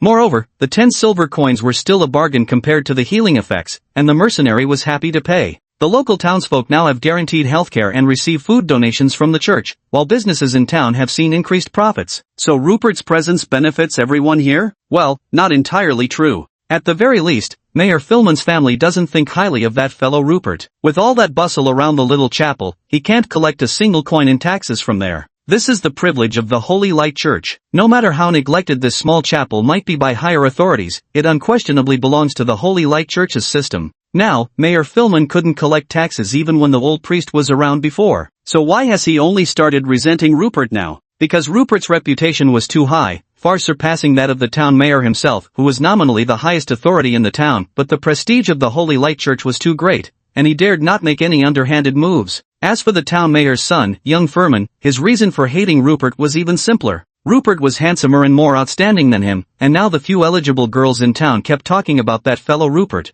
which made young Furman particularly jealous. But with his father holding him back, he didn't dare entertain any petty schemes either. Beyond these, there was one more person who had reason to resent Rupert, Mr. Warren, the town's potion vendor. He was a businessman who often failed in his investments. For instance, he dared to open a potion shop in such a remote place as Greenstone Town, where everyone else believed there would be no business, but he thought differently. He believed that since there wasn't a single potion shop in the area, opening one would surely turn a profit. Adventurers and mercenaries passing through would definitely stock up on life-saving supplies at their last stop. And so, he invested his money to open a shop in Greenstone Town. Chapter 13, Cornered at the Door. But the truth proved him wrong. Any properly prepared mercenary team setting off on an expedition would have stocked up on sufficient supplies in the big cities much earlier. Nobody had ever heard of explorers who could just pack up and leave on a whim. The only customers who could bring Valen some meager income were wounded mercenaries and explorers returning from their journeys. All curative potions were brewed by mages. Even the cheapest, most impure ones he sold cost 30 silver coins per bottle, the same price as in major cities. But he'd learned some shady tricks, diluting 2 bottles into 3 by adding water. It was only through such means that he could squeeze out the slightest bit of profit. When the old priest was still around, the cost of healing was so high that his slightly cheaper potions, which also worked outside, barely kept his shop afloat. But all of that was shattered by Rupert's massive price cuts. Now, forget the townsfolk, even mercenaries went to him for treatment, cheaper and more effective. Who would still visit his little potion shop? Resentment festered, but if even the mayor didn't dare provoke Rupert, how could Valen, a mere merchant, dare to cause him trouble? With Rupert's current reputation, if Valen even spoke ill of him, someone would surely smash his shop to pieces and the crowd would cheer them on. But sometimes things align so oddly. That day, Warren was idly swatting splurgs, those pesky little bugs, in his shop. Suddenly, several customers stepped inside, blocking the light in his small store. His cheerful smile had barely lifted when it froze in place. For a moment, he'd thought it was a big deal walking in until he took in their mercenary garb and grim expressions. This wasn't big business, this was big trouble. Because the leader of the four was nightmare fuel for children, a jagged scar sliced diagonally from below his right eye all the way to his left jaw, splitting his face nearly in two. Moreover, the follow-up treatment wasn't done properly, probably took healing potions before properly aligning the injury. Now the lips are noticeably everted, exposing yellowed teeth, making it especially horrifying. The man's voice was hoarse. Did you see 3 mercenaries a few days ago? Most likely one of them was injured, running to your place to buy potions? Warren stole a glance at the street, wondering if he could call some townsfolk over to help him out of this pickle. But the 3 other brutes had practically blocked the entire doorway, so he didn't dare raise any alarm. Trembling, he answered, "And no, sirs, my little shop hasn't made a sale in over 10 days. The scar-faced man clearly didn't believe him and immediately drew his knife, pressing it against Warren's neck. "I'm Medivh, vice captain of the Blood Wolves. I hope you've heard of our reputation and know how we operate. I'm giving you a chance to rephrase your words." Warren had naturally heard of the Blood Wolves' ruthless killers without batting an eye was their hallmark. Instantly dropping to his knees, he began weeping copiously with snot and tears streaming down. "I swear I'm not lying to you. Everyone in town knows by now that the little chapel offers cheap and effective treatments. Even infertility and male impotence can be cured there. Who would still come to me for treatment anymore?" At this point, a glimmer of light appeared in Warren's panicked eyes. "That's right, yes. The mercenary brothers you're looking for must have gone to the chapel, but why they didn't come out, who knows? The old priest there is long gone, only some snot-nosed apprentice priest remains. The little brat must be behind it." The more Warren spoke, the more convinced he sounded. What had started as mere improvisation now seemed to gain such conviction that even he appeared to believe it. But Scarface Medivh immediately thought this fellow must be out of his mind. Could he hear the nonsense he was spouting? The man was clearly framing someone without shame. What can a first-tier novice priest do against 3 first-tier warriors? Serve them with his ass? But regardless, they had to check it out. With a glance from Medivh, someone immediately rushed behind the counter and swept up the handful of potions and spare change. After all, since they were already here, why leave empty-handed? With that, the four strutted off. The only silver lining was that Medov didn't kill Mr. Warren, just tied him up, locked the shop behind them, and left. In a day or two, some kind neighbor would probably find and free him, ensuring no interference in their work. Even if Warren reported the robbery, the higher-ups wouldn't care much. Since no one died, such cases were usually swept under the rug. Tough luck, at least you're alive. After that, it'd just fade into oblivion.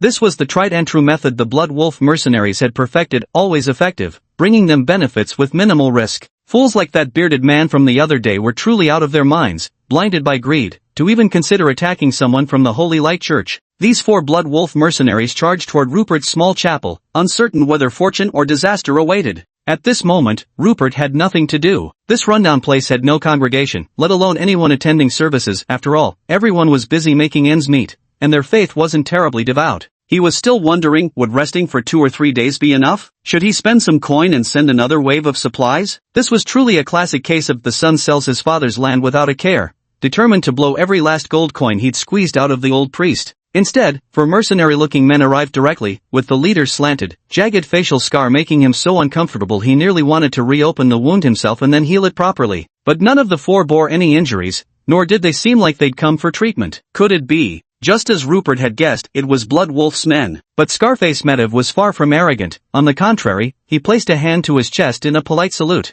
Respected father, we are from the Blood Wolf mercenary group. I am Deputy Leader Medov. May we ask if you've seen 3 of our companions these past few days? Any information about their whereabouts would earn our deepest gratitude. Rupert thought to himself, if those bearded fellows had been as polite and rule-abiding as you, they wouldn't be buried in the backyard now. But of course he couldn't say that his persona as an honest and kind young priest needed maintaining. After a brief pause for thought, he replied, if you mean a group of 3, a big bearded man and a refined-looking strong fellow, then yes, I believe I've seen them. I even treated one of them for an arrow wound. That was quite a dangerous situation indeed. But they left right then, wouldn't say how they got injured or where they were going. As just a junior apprentice priest, I couldn't press them too hard with questions. Deception points +3. Rupert was startled. Only 3 points? Seems one person still wasn't buying his story. After a brief pause, he added, it happened around 3 or 4 nights ago, I don't recall exactly. We've treated so many people these days. But I remember clearly that bearded fellow had a foul mouth and tried to weasel out of paying a junior priest. That more refined-looking man stopped him and made him pay the offering. Really frightening situation at the time. Deception points +4. That's more like it. This was precisely the kind of lie Rupert had concocted based on those people's personality traits, the kind of tall tale only their familiar companions would believe, convincing them that under such circumstances, those individuals would indeed act in such a manner. Chapter 14, Reconnected Communications. Yet these words were actually of secondary importance, they only accounted for 10% of the trust gained. The remaining 90% came down to Rupert appearing simply too young. His tender age made it effortless for these people to believe this underage boy couldn't possibly be some terrifyingly powerful combatant. Even if their 3 companions had some unpleasant encounter with the church people here, there should at least have been a fight, right? Surely a few benches, the pulpit, the doors, or some stained glass in this tiny church would have been broken? Before coming here, they had also subtly questioned passers-by. These days, the church had been open daily with nothing broken and no reports of any fights. On the contrary, they kept hearing how this little priest frequently treated the townsfolk, spending whatever money he earned to provide food for everyone, utterly a selfless, priestly madman. Coming from poor backgrounds themselves, they knew they couldn't measure up to that standard, nor did they want to, but when faced with such a person, at least a certain measure of respect was due. That was why Medov was being so courteous. The explanation simply doesn't add up. A first-tier novice priest who could quietly eliminate 3 first-tier warriors? Believe it or not, they certainly didn't. The only mystery is where those 3 guys went. Their trail went cold in this town. Not getting any more information here, Meadow was about to leave.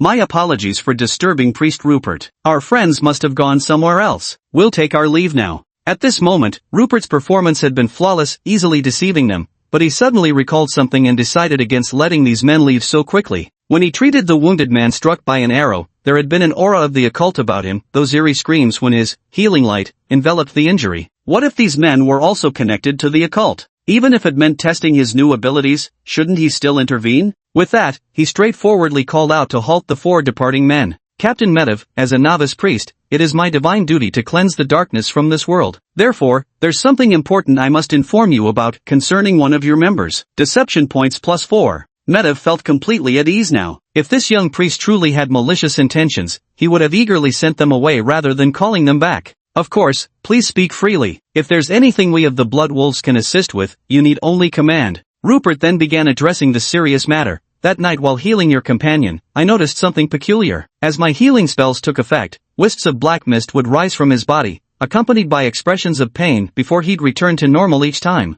I think they were contaminated by the Yuri, but no one believed me back then, and they just left in the end. Do you think their later disappearances have something to do with it? Deception points +1. Medivh's previously relaxed gaze instantly shifted. It seems he's also aware of the existence of the Yuri, and having traveled extensively, he might have even encountered it before, hence being the only one who believed Rupert's words. Medivh looked at Rupert with grave seriousness. Are you being serious about this? Rupert assumed his charlatan expression once more. I swear on my faith every word I've spoken today is true. And if you're willing, I can prove it right now. Deception points +4. When a clergyman swears on my faith, their words carry immense credibility, otherwise, their divine magic would likely fail them. Thus, the 4 mercenaries believed him without hesitation. Medivh furrowed his brow in thought before nodding in agreement. He gave a firm pat to the burly mercenary on his right, while the remaining 3 men stepped aside to create space for Rupert to demonstrate his proof. Rupert was now in desperate need of the supernatural to grant him skills, so he enthusiastically cast a healing spell at once. Bathed in golden light, if an ordinary person were enveloped like this, it would cure illness, soothe the spirit, and enhance certain bedroom activities in the days to come, hence there could be no possibility of pain, only profound comfort. But this guy was almost the same as the previous case. He wailed in pain, black mist poured from his body, and only after a while did he return to normal. Judging by his expression, he even seemed particularly refreshed. Now Rupert didn't even need to elaborate further. Even the dullest person could see that something was wrong. This was truly a case of being tainted by the curse, and it was likely that all members of the Blood Wolves had fallen victim. Medivh's tone grew somber. Please, Reverend Rupert, cleanse us all. At the same time, he pulled out 3 large gold coins and tossed them directly into the offering box beside the lectern. In his understanding, purification treatment might not be a big deal, but information related to the supernatural was definitely valuable, worth every penny he spent willingly. Of course, whether Mr. Warren, who was still tied up in the shop at this very moment, shared the same sentiment remained questionable. Thanks to the allure of gold coins, Rupert generously cast healing spell on each of them. Every single person screamed as black mist surged from their bodies. No one was spared. It could now be confirmed with near certainty. Every member of the Blood Wolf mercenary corps had been corrupted by the supernatural. Rupert still didn't know what had infected their blood wolves, and it was impossible for him to travel far to find the main pack. He merely kept this matter in mind, intending to explore it only when the opportunity arose. After seeing off the few blood wolves, Rupert felt bored again. The gains from his deception points during this period had been too slow, only 79 points acquired, leaving him with 2,537 remaining. It was about time to restart the food delivery activity again. Only then could he truly enjoy the thrill of earning deception points. Ding, ding, ding. The familiar sound of the communication array rang out once more. Back when the old priest was around, this sound might not have been heard even twice a year. Why had it already activated for the second time in just the few days he'd been here? Fortunately, Rupert wasn't as frightened as the first time and immediately ran over. Maybe he should just keep that thing downstairs from now on, it would be more convenient to answer. After activating the array this time, the same blue-robed middle-aged man from before appeared again, still with those triangular eyes. The biggest difference from last time was that he was now examining Rupert carefully from head to toe. Last time, he'd probably just glanced casually to confirm there was a person on this end. This time I must have seen it clearly. I even nodded to myself, making Rupert look somewhat doubtful as if something had gone wrong. Then that fellow spoke up. The lad does cut a dashing figure indeed. Now I understand why the elves specifically requested you to join this diplomatic visit. But when did they take notice of you? How peculiar, though it hardly matters now. Here's the situation. The elves suddenly extended an invitation requesting we send over a team of priests. They claim it's to exchange insights about the respective traits of divine light magic and life magic and healing applications. After speaking, he himself seemed somewhat confused, unable to figure out why the elves were suddenly pulling this stunt. Chapter 15, The Big Spender. Rupert was even more baffled. He could hear every word clearly, but when put together, he just couldn't comprehend them, so he could only continue playing the role of the insignificant observer. Fortunately, the person opposite him didn't seem to expect any response from him. The middle-aged man looked at Rupert's utterly bewildered expression and surmised the boy had no clue about the situation either, perhaps even more clueless than himself. For once, he actually offered a few words of explanation. the elves sent their official notice to our Phibsburg Cathedral, requesting mutual visits and exchanges. Naturally, we wouldn't refuse. Strengthening ties with peace-loving elves aligns with our interests. After speaking, he deliberately straightened his posture, adjusted his collar, then struck a rather theatrical pose, standing rigidly at attention, rising briefly onto his toes before dropping back down, and giving a little shake. I've neglected my formal introduction. I am the High Deacon of Phibsburg Cathedral, a Class 3 powerhouse. You may address me as Mr. Hoffman, or High Deacon Hoffman. He was also the leader of this goodwill delegation. The roster had already been finalized, but the elves specifically requested to bring you along. Whatever, if they want to take you, so be it. Protocol dictates you should come to Phibsburg first to join the main delegation before departure. But, doesn't your Greenstone Town Chapel lack even a single knight? Sending a junior acolyte like you through the jungle alone seems rather unrealistic. You'd most likely die on the way. Just wait there then. In about 3 days, we'll detour to pick you up. When we arrive, just follow our group. Then just like before, the communication ended abruptly without any warning. Perhaps it was this world's custom, or maybe they simply looked down on him. Probably the latter, since this time they didn't even ask for his opinion. Whether to go or not wasn't his choice. He roughly understood this time he was being summoned to serve as PR, entertainment, or some kind of political marriage. He'd heard about them many times, but what exactly did elves look like? Were they the kind he was familiar with, pointy-eared, all beautiful and handsome, or were they of some other color? Even in this border town adjacent to elven territory, Rupert had never seen an elf in all his years, whether because he was a shut-in, or because elves were similarly reclusive, probably a bit of both. But why would they demand to bring him along? Rupert closed his eyes and racked his brain for all recent anomalies, recalling only one peculiar scene.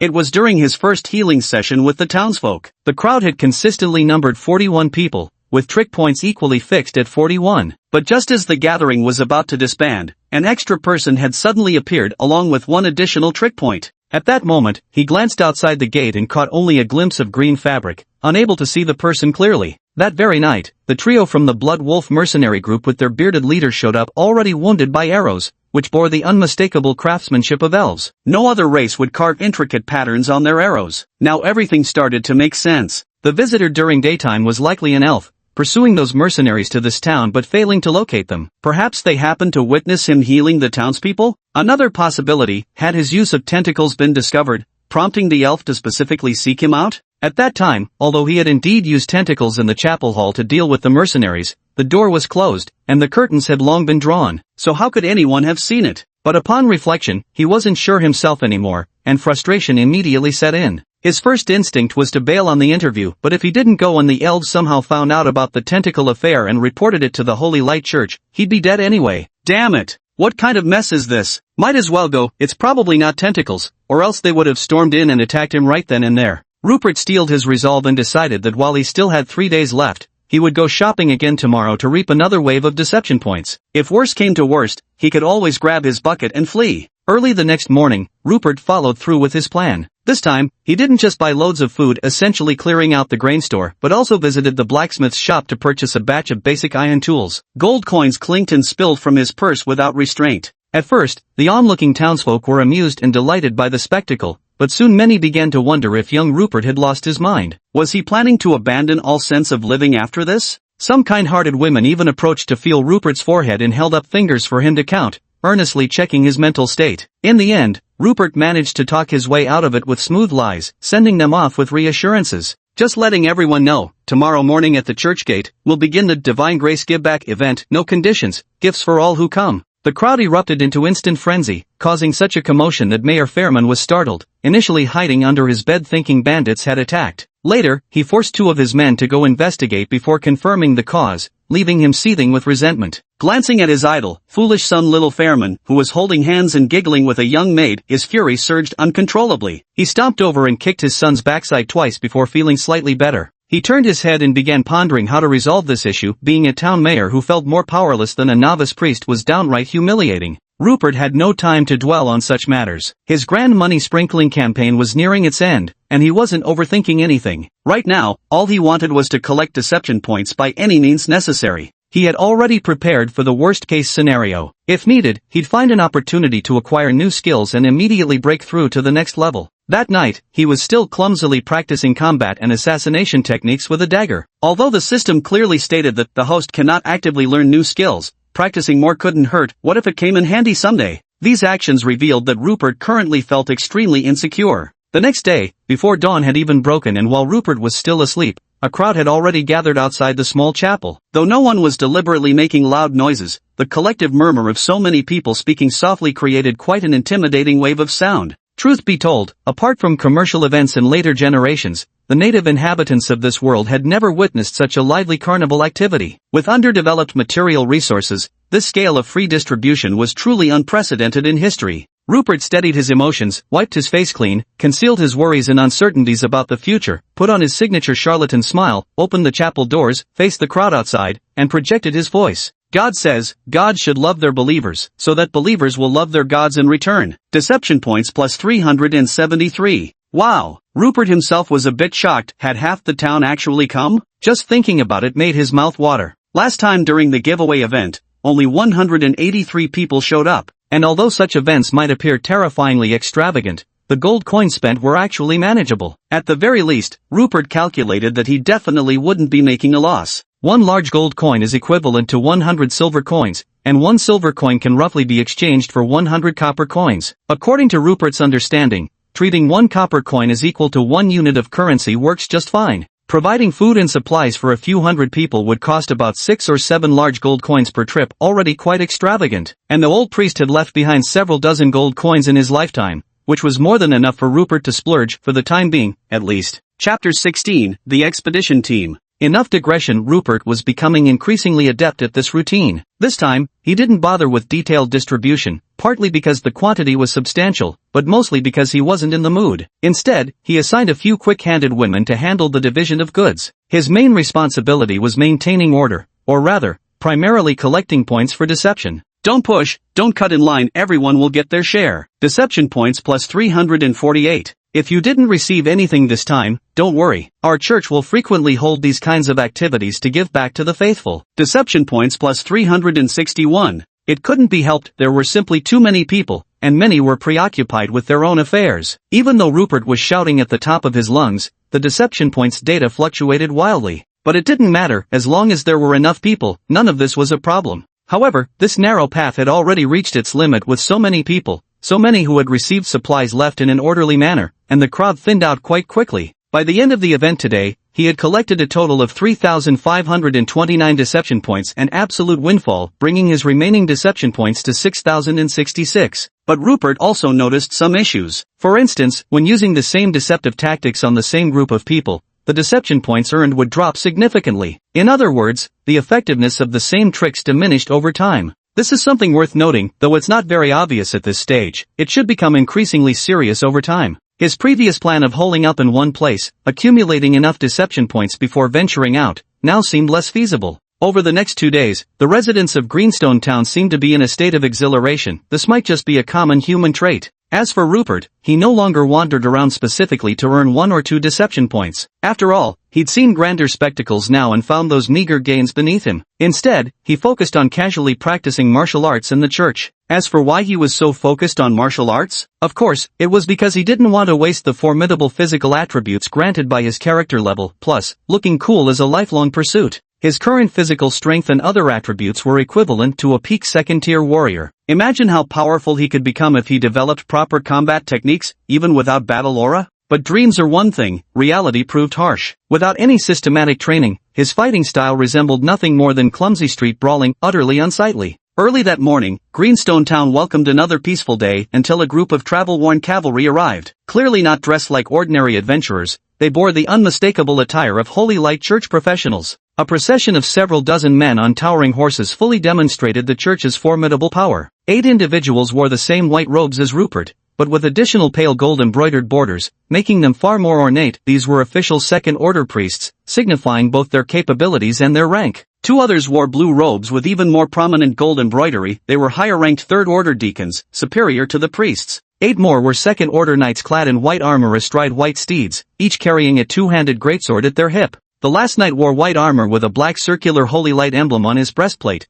marking him as a third-tier Black Iron Holy Knight, likely the captain of this knight squadron. Yet none of these individuals showed their faces. Some wore hoods deep enough to conceal their features, while others had their armored visors lowered completely. The rest appeared to be first-tier knight attendants, uniformly dressed in well-fitted white martial robes that gave them an elite appearance. Meanwhile, Mayor Fairman of Greenrock Town had just received the news and rushed out in frantic welcome. His legs trembled so violently at the sight of this formidable group that he stumbled through his approach, his gait awkwardly stiff and utterly embarrassing display. Although imperial power and religious authority were separate systems, the influence of the Holy Light Church even transcended national borders. As a mere town mayor, he couldn't help but feel awe, and could only stammer awkwardly before bowing in reverence. However, the opposing party seemed to have no intention of entering the town, nor even preparing to dismount, despite facing someone who was nominally the mayor of the settlement. The longest and most awkward 5 seconds passed. The retinue's leader, High Steward Hoffman, remained silent, and so did everyone else. In the end, it was the iron-ranked Holy Light Knight, a third-tier warrior, who found the situation unbearable. Spurring his horse forward a few steps, he lifted his visor to reveal a rugged, resolute face. The face appeared to be in its 40s, with high brows and deep-set eyes, though the hair and beard were somewhat grayed, meticulously trimmed, exuding the charm and charisma of a mature man. Apparently, young women in big cities nowadays were quite enamored with this type. His voice was equally composed, delivered slowly yet authoritatively. "Please rise, Mayor Furman. We are a contingent from the Phibbsburg Church, merely passing through Greenstone Town to pick someone up. We shan't impose further." Furman was sincerely grateful to this knight for salvaging his pitiful dignity. Otherwise, he didn't know how long he'd have to keep bowing there. Not daring to overstep, he quickly retreated, his courtesies fulfilled.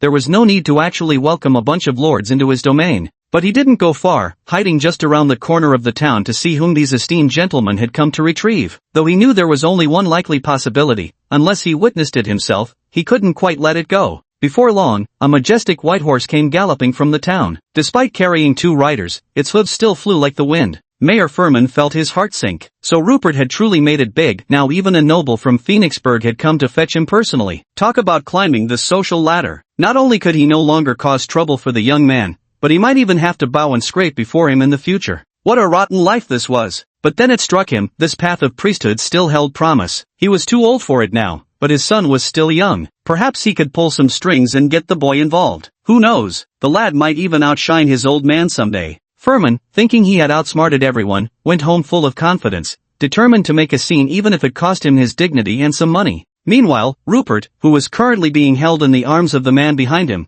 didn't feel like he had climbed the social ladder at all. Instead, he was on edge, feeling utterly uncomfortable. This position was simply too embarrassing. He had just finished cleaning the church when this man approached him without any pleasantries, immediately insisting on taking him away. If not for the radiant holy sigil on the man's body, Rupert might have resisted with his tentacles. Only then did it dawn on him, this must be the visitation team Archbishop Hoffman had mentioned. They had arrived early on the 3rd morning, quicker than expected. He obediently followed along, never imagining it would be like this. Thankfully, the town wasn't large, otherwise, he'd have been thoroughly disgusted. At this moment, the man behind him seemed to have noticed Rupert's tense muscles and sensed something amiss. As soon as they reached the front of the procession outside town, the man swiftly dismounted. Rupert finally breathed a sigh of relief and dismounted as well, doing his best to stay in character to avoid any slip-ups. Chapter 17, Martial Talent. The knight squire who greeted Rupert ran up to the blue-robed High Steward Hoffman, whispering something quickly in his ear. Hoffman nodded repeatedly as he listened, his perpetually sour expression softening slightly, even the sharp angles of his triangular eyes appearing gentler. Speaking for the first time since their arrival, his voice sounded even more shrill than it had through the magical communication array. "Rupert, was it? You've impressed me. It seems Father Hyman's previous assessment of you was rather conservative. You've performed far better than he described, exceeding not just his expectations but everyone's. Despite having no supervision, you not only persisted in your spiritual practice but also spread the radiance of the holy light to more non-believers. Truly commendable. Most importantly, you show no greed for money, a rarity surpassing most people. Your selflessness and steadfast faith in the Lord are truly praiseworthy. I have high hopes for you. Make sure to shine during this visitation. I'll be watching closely. If you can persevere to the end, I promise you a brighter future, mark my words. Mount up, let the holy light shine upon our departure." I truly don't understand why the elves are suddenly in such a frantic hurry. Deacon Hoffman muttered this latter part under his breath, but Rupert stood close enough and possessed sharp enough hearing to barely catch the words, finally understanding why their company had arrived ahead of schedule. He immediately began formulating his response. "I am deeply honored. Spreading the radiance of the holy light has always been my faith, and naturally, I will walk this path with unwavering devotion." Deception points plus 29.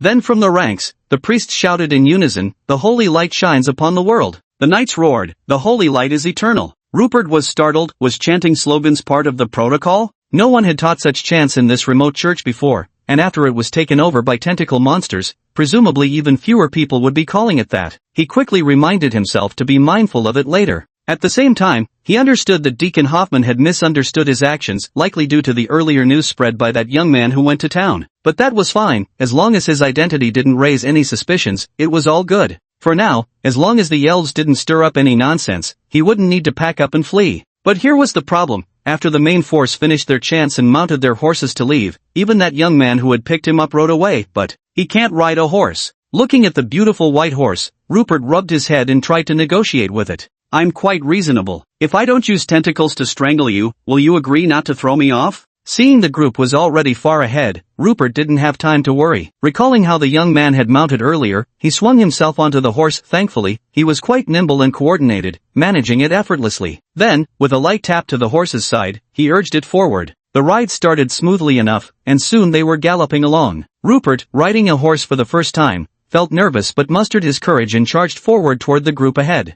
So Rupert's first horse ride went relatively well. As they say, riding is 3 parts courage, 7 parts talent, and the remaining 90 parts pure brute strength. He stayed mounted largely by gripping tightly with his thighs. Truth be told, the others ahead were all watching his performance. When faced with something unfamiliar for the first time, a person's true qualities become apparent. Many hidden traits only reveal themselves unconsciously during such extraordinary moments. At least in the eyes of those old foxes earlier, Rupert, just a 15-year-old kid, performed quite well. He's bold, clearly riding a horse for the first time, but he dares to mount it anyway. His body is flexible enough to control the horse. When trouble arises, he doesn't panic or immediately seek help. Instead, he tries to handle it himself. And like any young man, he's a bit concerned with saving face, all perfectly normal. Especially that third-tier iron-ranked Holy Knight Alonso, who had already heard the report from the Knight Squire, was thoroughly satisfied with the lad. Though he lacks any martial foundation whatsoever, judging by his current attributes, nimble, tough, and with raw strength to spare, he could undoubtedly train to become a knight without much difficulty. But that old fox Hoffman clearly also had high hopes for Rupert, making it quite difficult to poach him. Horses are actually quite intelligent animals, and the one beneath Rupert was particularly obvious. Probably sensing the novice rider on its back, it initially wanted to give him a scare. But after failing to shake him off in the first few attempts, and realizing the strength of the person on its back was genuinely overwhelming enough to hurt, it stopped causing trouble. It simply fell in line behind the group, leisurely bringing up the rear. Seeing that Rupert wasn't paying it any mind, the horse even took the opportunity to snatch a mouthful of fresh grass by the roadside before quickly catching up again, almost like it was being cheeky on purpose. Rupert finally had time to observe the team, piecing together knowledge he'd gathered from various sources to form his understanding of this world. Members like the brother who had fetched him earlier were likely squires, the most basic combat force of the Holy Light Church. Though equal in strength to level 1 fighters, their development paths differed, with slightly varied trainings. Generally, only churches and nobility possessed the resources to cultivate more versatile knights. A dismounted knight could still function as a warrior, yet a warrior mounted couldn't instantly become a knight, more likely just a man on horseback. Their counterparts in the church hierarchy would be level 1 initiates like himself, novice priests. At a higher level were those 8 knights in white armor, equivalent to second-tier warriors. This corresponds to his advanced profession as a second-tier priest. As for that handsome white-bearded man, he was a third-tier Black Iron Radiant Knight, equivalent to a third-tier Black Iron Warrior, alongside third-tier deacons. Having roughly grasped everyone's strength, Rupert began curiously observing his surroundings. This place truly lived up to its reputation as bordering elf territory. Just beyond the town's outskirts, one essentially entered the forest. Although theoretically there was a relatively flat path, the foot traffic on either side wasn't enough to compact it properly. Rampant plants kept encroaching upon this narrow trail, forcing the cycling group to proceed at a rather slow pace. As the group slowed down, the bearded man dropped back to the rear position, riding alongside Rupert, and began initiating conversation with a cheerful demeanor. "Hey youngster, your name's Rupert, right? Nice to meet you, I'm Alonso." Rupert currently viewed every approaching person with a trace of suspicion. Moreover, under this damn system's influence, deception seemed to have become second nature to him. "Yes, Mr. Alonso, I'm very pleased to meet you too." Deception point +1. Alonso remained cheerfully convinced this was a good start and enthusiastically continued. "Right? You're still a rank 1 apprentice priest, aren't you? How's your healing practice coming along? I noticed your physical skills seem quite decent. Do you usually enjoy sword fighting? Most young men tend to prefer that sort of thing, don't they?" Rupert wasn't quite sure what this uncle was trying to do, but through these continuous questions, he could sense that Uncle Alonso seemed somewhat impatient, though he didn't know why exactly. He could only cautiously respond, "Through arduous practice, my healing magic has made considerable progress. I am indeed very interested in martial arts, but it seems I don't have much talent for it. I've practiced casually a few times but could never grasp the essence. Deception points +2. Chapter 18, How to Acquire New Skills. Alonso was delighted to hear this. As long as there was interest, that was enough. Talent wasn't something an untrained eye could recognize, it required nurturing to reveal itself. But before he could continue his persuasion, a sinister voice drifted over. Alonso, you muscle-brained fool, what are you doing? Just as Alonso was about to dig the corner, he was startled and quickly turned around. Sure enough, he found that without him noticing, High Deacon Hoffman had quietly ridden his horse closer. He instantly looked a bit sheepish. I was just having a chat with young Rupert here, helping him integrate into our glorious collective. Right, young Rupert? Rupert had actually noticed someone eavesdropping when his deception points increased by 1 earlier. While not particularly startled, he appropriately feigned surprise before nodding to confirm Alonso's statement. Simultaneously, he began to grasp the current situation. At this moment, isn't this essentially a talent scouting competition? Earlier, Grand Deacon Hoffman, who appeared rather acerbic and harsh, had expressed high regard for him, clearly intending to guide his development toward the path of priesthood. And for some reason, this Alonso guy has taken a liking to him too, wanting to transfer him to the Knight's Order? Why though? He hasn't even showcased any talents yet. How did they all give him the green light already? Rupert hadn't been slacking off during this period. Whenever he had free time, he would spend every day in the church studying those scriptures, as well as researching cultivation manuscripts left by previous priests, discovering many unique aspects about himself. Now he understands that the effectiveness of his healing spell is related to both his character level and skill level, whereas standard healing spells in this world probably only correlate with their skill level, something that can be roughly estimated using an ordinary person's health points.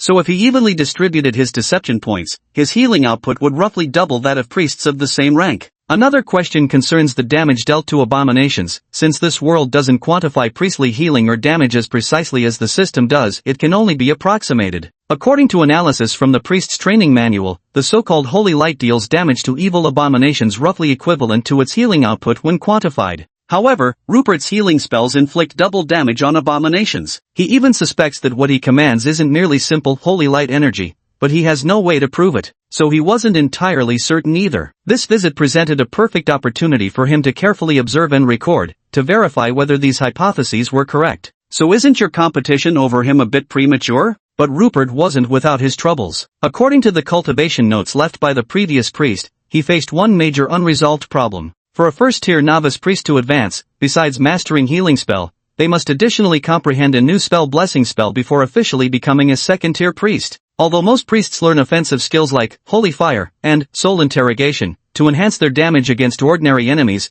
Blessing is foundational, a signature second-tier skill that must be mastered. This blessing can be cast on oneself or allies, adding holy light damage to attacks while simultaneously boosting the target's defensive capabilities. One could even argue it's the core skill of a priest. But Rupert's abilities all come from the so-called random draws of the deception system. Killing non-supernatural enemies apparently doesn't trigger draws, like those 3 mercenaries from before. Where would he even get blessing from? Alright, even if he could extract skills from priests, would that mean he'd have to kill a few clergy members from the church? The mere thought of the colossal entity like the Holy Light Church behind them sent shivers down his spine, plunging his future into utter darkness. Unconcerned with his thoughts, Grand Deacon Hoffman on the other side had already pushed Knight Commander Alonso aside while grumbling and cursing. Afterwards, everything during the journey, resting, setting up camp, and cooking, proceeded methodically. Rupert could only watch, completely unable to lift a finger, as all their equipment was retrieved from spatial rings. Initially, grabbing dried rations and drinking water wasn't particularly surprising, but when evening came, they even pulled out collapsible tents and swiftly set up camp, thoroughly startling him. But given that he even owned a small spatial ring and carried all his belongings with him,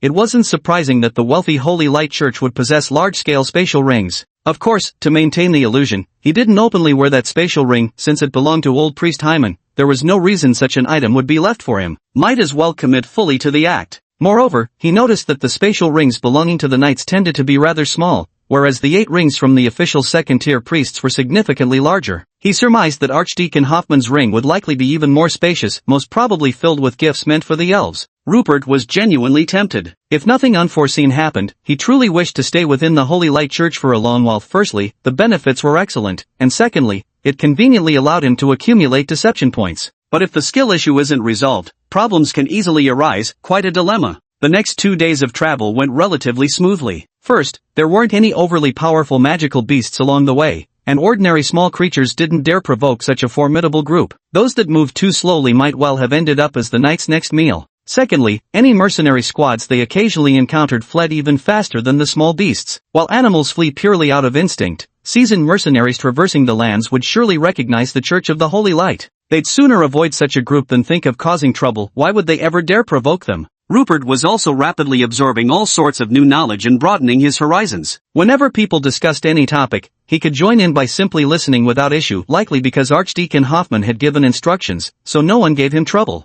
But despite being such an honest person, he was clearly led astray by that wretched system. Idle chatter had become second nature to him, filled with habitual tall tales. Yet these people weren't the type to be easily fooled, making him even more cautious about casually dropping "thus spoke the divine" in conversation. So unless absolutely necessary, he simply spoke less. This actually aligned perfectly with his persona as an unassuming lad from a remote little town. Far from being disliked, it only made people think more highly of him. Since setting out on his journey, Rupert had only managed to earn a mere 273 points of his deception points. Though it wasn't as exhilarating as his giveaway spree back in Greenrock Town, there was no denying that the vast world outside held far greater allure. Everyone had assumed this uneventful journey would continue peacefully all the way to the Elven territory. But as fate would have it, an unexpected turn of events occurred late into the second night, or rather, early into the third day. They had temporarily cleared a small glade in the forest, where 5 large tents formed a circle around a central bonfire. Normally, the watch was divided into 2 shifts per night, with 6 people taking turns each rotation. Initially, Rupert, being the youngest, wasn't assigned night watch duty, but he insisted on participating anyway. Nighttime chatter meant he could listen more and talk less, and there was no shortage of juicy gossip about the Holy Light Church to soak up. Frankly, that was far more entertaining than sleep.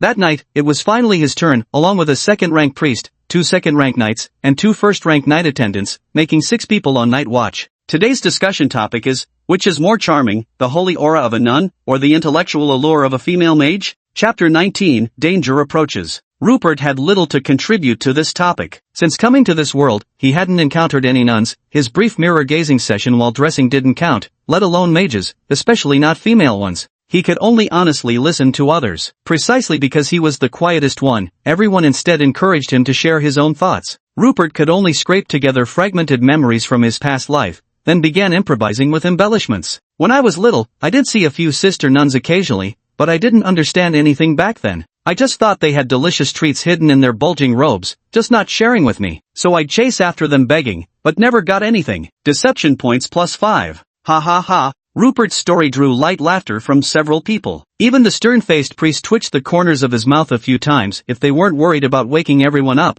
it would have been outright laughter. Revealing embarrassing stories is absolutely the perfect way to bond. One of Rupert's squires happily patted his shoulder repeatedly, gave him a thumbs up, then got up to patrol the perimeter. Rupert seized the opportunity and naturally raised his next question. I have no interest in nuns whatsoever, but there's something I've always wanted to ask. Why isn't there a single woman in our team? I get there being no female knights, but why no female priests either? Deception points +4. All eyes turned to the stone-faced priest. Thankfully, he wasn't completely devoid of humanity and began to explain. The proportion of women among priests is actually quite high, basically making up about half, and in some places even slightly more. This is because women have a distinct advantage in comprehending divine magic, so an ordinary nun can embark on this path as long as she masters healing spells. But when it comes to the path of knighthood, women tend to be at a slight disadvantage. I recall their numbers being roughly less than 10%. As for why I didn't bring any female priests this time, it's mainly because we're heading into Elven territory. Their society is matriarchal, whether it's individual clans or the entire race, leadership is predominantly female. You might be aware that women's likes and dislikes carry a certain unpredictability. Sometimes they might become friends over a beautiful makeup look, and other times, they might turn into enemies for the exact same reason.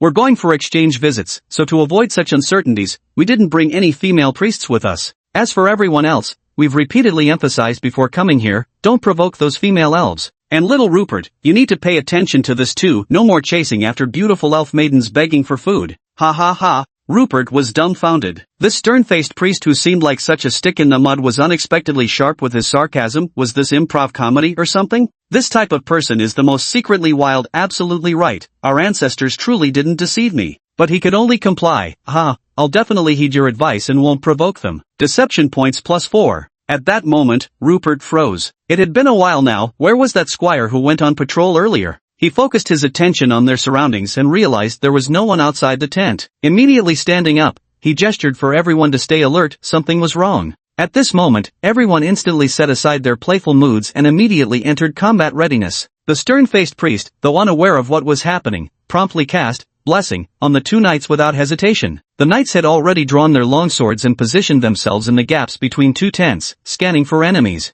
Regardless of other aspects, the church's team was absolutely first-rate in terms of combat prowess. Rupert was also assessing the anomaly while whispering, "I'd been keeping an eye on that squire who was patrolling earlier, but suddenly noticed he'd vanished." Deception points +4. After a brief recollection, they realized this was indeed the case. The stern-faced priest acted decisively. Without waiting for complete confirmation of the enemy, he immediately issued a low warning shout while silently casting a holy light spell that surged into the air. The brilliant radiance tore through the veil of darkness. This holy light spell had no ranking nor offensive capability, essentially no different from the light spell commonly used by mages. The only distinction was that holy light was frequently employed to create grand spectacles before congregations, hence its visual effects were more elaborately developed. By now nearly everyone had awakened. Nobody slept fully undressed in the wilderness, and within about 10 seconds, virtually the entire group had assumed combat readiness. As the holy light ascended, the interplay of light and shadow among the surrounding trees began shifting dramatically. Rupert, who had been intently searching for anything unusual, finally noticed something off about a distant mound of earth. There had been nothing there when they first set up camp. He immediately pointed in that direction, and at least 3 holy light spells flew toward it, one of which came from High Deacon Hoffman, swift and radiant, illuminating the mound in stark detail. Only then did they realize it was no mound of earth, but a massive black snake coiled into a bulky mass. The light affected it, and its enormous head had already risen, now aimed directly at the campsite.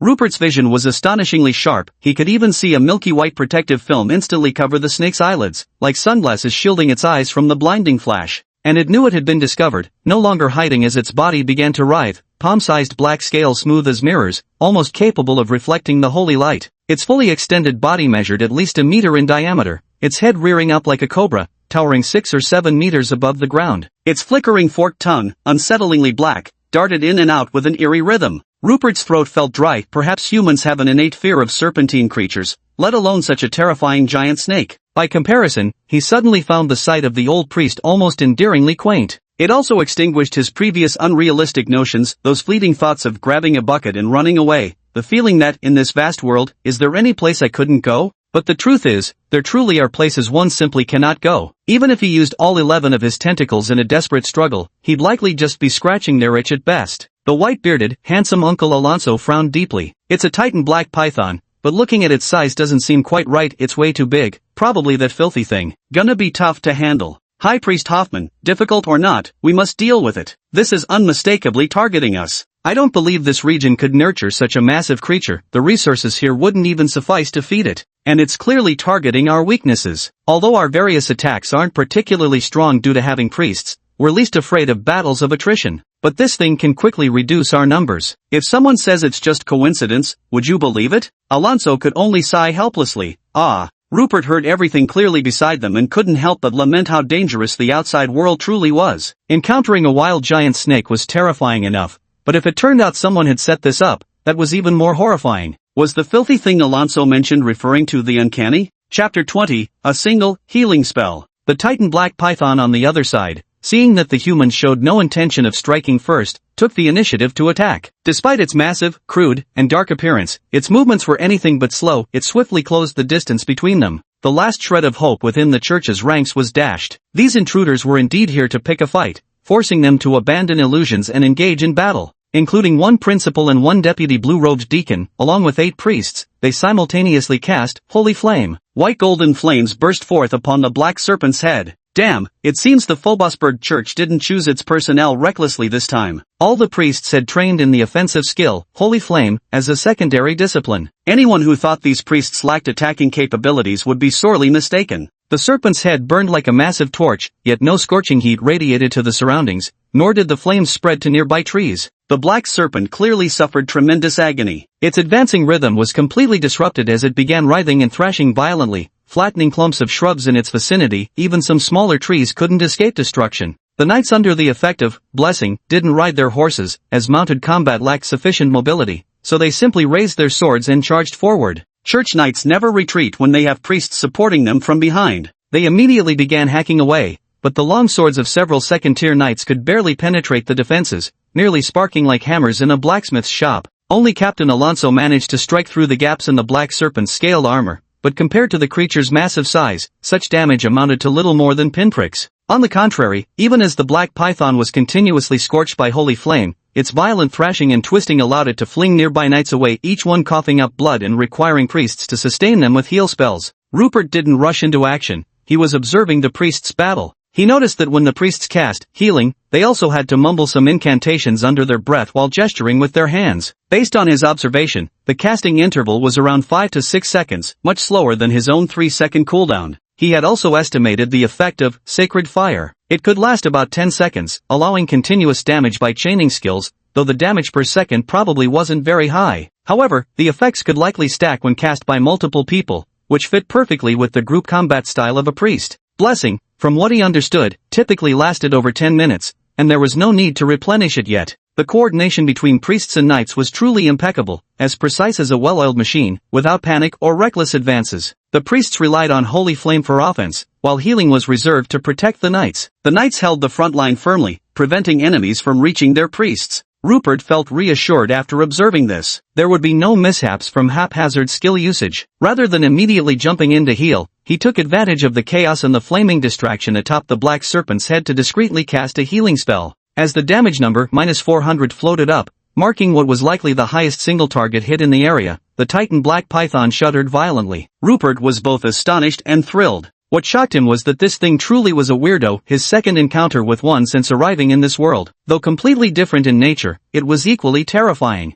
What pleased him was that he could deal damage, securing his next skill, though he wasn't sure whether sharing the kill would affect his ability to acquire it. What kind of skill could he possibly get from that giant snake? Would it turn him into a wriggly worm too? Or just make him grow bigger? The Black Python was ambushed by Rupert, writhing in excruciating pain, yet it had no idea who had struck it. Frantically struggling to escape its predicament, it began thrashing its massive body, attempting to break free from the battle. It sent two knights flying with consecutive blows before lunging with lightning speed to sink its fangs into another knight. The balance was shattered in an instant, a predictable outcome given the Black Python's limited intellect, one the church had long prepared for. The dashing white-bearded Alonso shoulder charged the targeted knight aside, snatching him from the python's gaping maw. But Alonso had slightly underestimated the horror of the Titan Black Python. The creature's jaws stretched open at what seemed like a full 180 degrees, a chasm resembling a miniature black hole, sucking in the rescuer who had attempted to retreat after saving his comrade. A pair of fangs, upper and lower, clamped down, piercing through his armor and penetrating his left abdomen, hanging him up like a roasted goose. Alonso was undoubtedly a battle-hardened veteran. This was no time for hesitation. Any delay in breaking free, and the next second would see him sucked into the beast's stomach, where terrifying digestive fluids would melt him swiftly, like a candle thrown into a fire. Without hesitation, he drew the short sword at his waist with his left hand and stabbed it along the Black Serpent's fang into his own left abdomen. Then, with a twisting motion outward, he essentially severed himself, dropping from the fang a section of intestines and one kidney now dragging outside his body.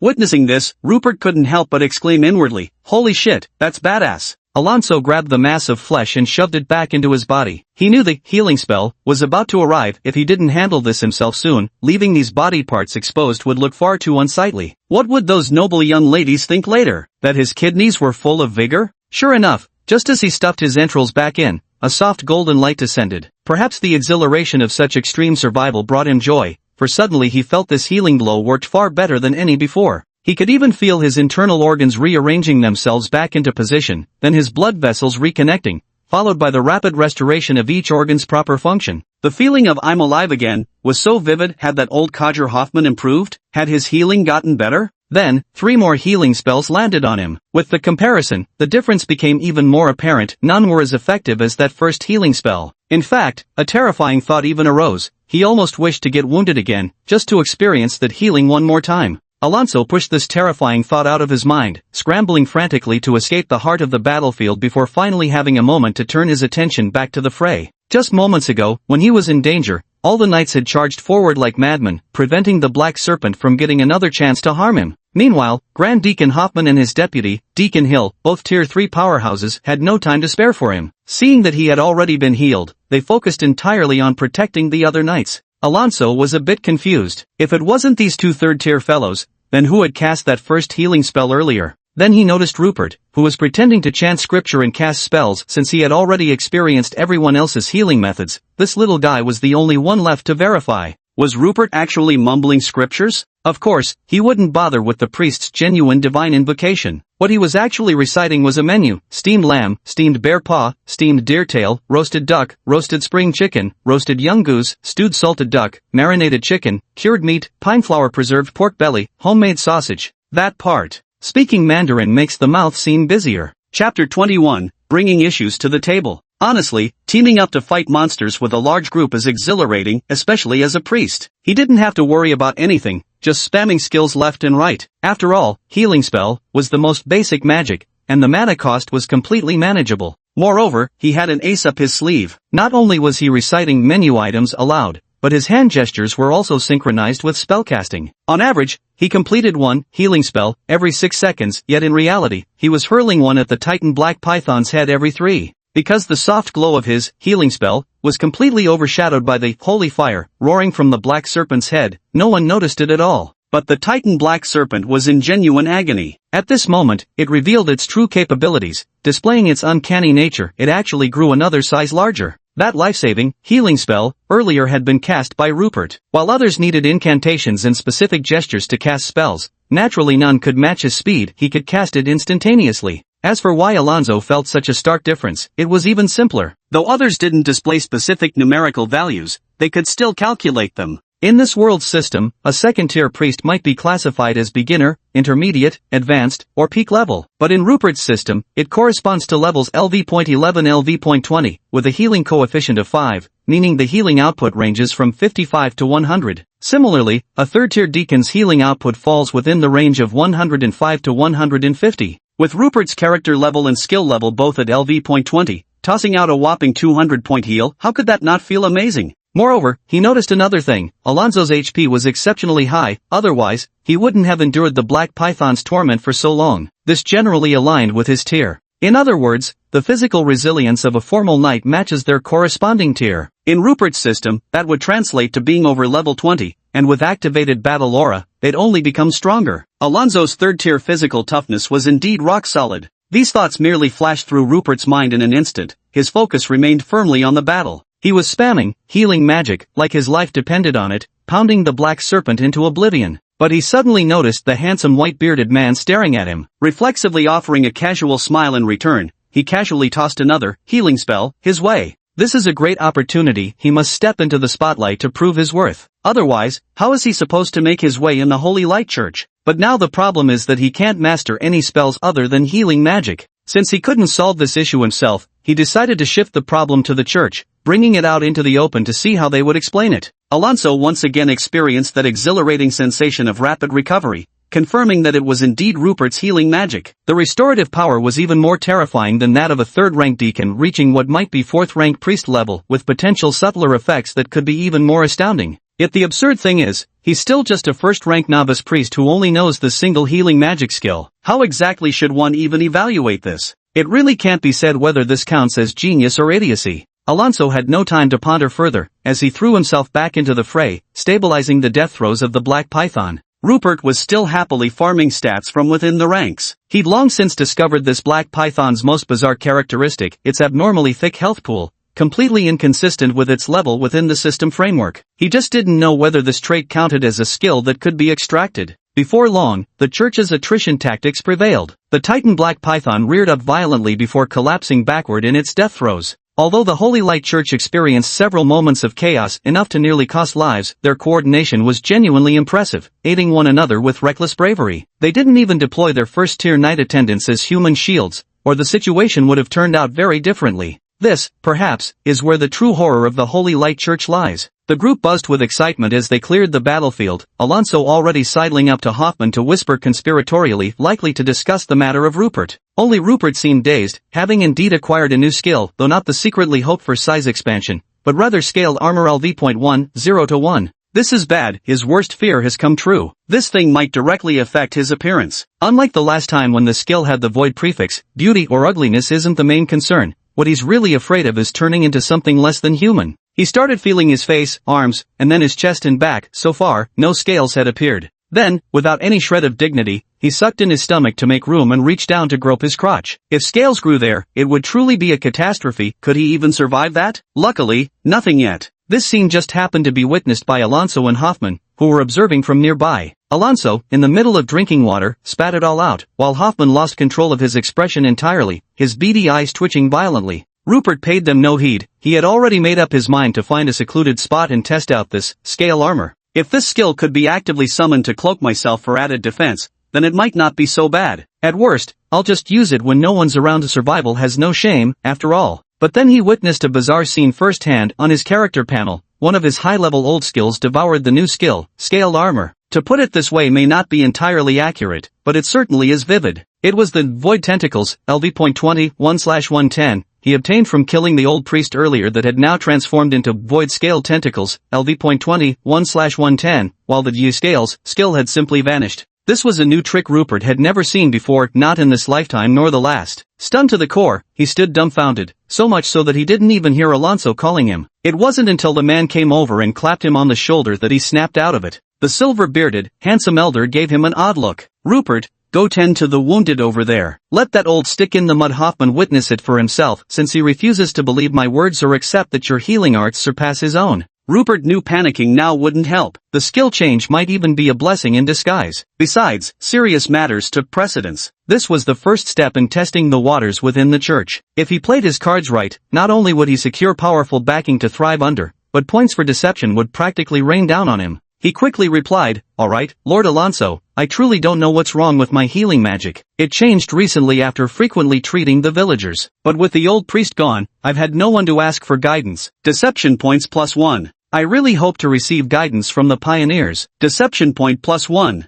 Now it was Rupert's turn to perform. With solemn recitations of scripture and flawless hand gestures, he healed a knight whose wounds had yet to fully recover, instantly restoring the man to health. The knight's eyes widened in astonishment, barely able to believe what had happened, but he quickly began describing his own experience. Now, with this treatment performed in front of everyone's eyes, even the chief steward Hoffman couldn't help but believe it. Yet he frowned deeply. The situation was indeed quite troublesome. In other words, Rupert's healing art had truly reached Tier 4 proficiency. Hoffman gazed steadily at Rupert with an inscrutable expression. "Have you noticed anything unusual about your healing abilities yourself?" Chapter 22, Genius or Fool? Rupert looked at High Deacon Hoffman's face and sensed this wasn't someone easily fooled, so he chose his words carefully. "When treating ordinary townsfolk, I never noticed anything special. Their injuries usually weren't severe anyway, and they'd recover immediately." Deception points +19. Apart from the squires cleaning the battlefield, everyone else had gathered here to witness this peculiar scene. But once when treating a mercenary, he was the one who raised the question, said my healing seemed more effective than the city priests. That was actually the first time I realized this myself. Deception points +19. But I had no one to guide me either, so I started studying various church scriptures and some personal notes left behind by previous priests, eventually figuring out this issue roughly. Deception points +19.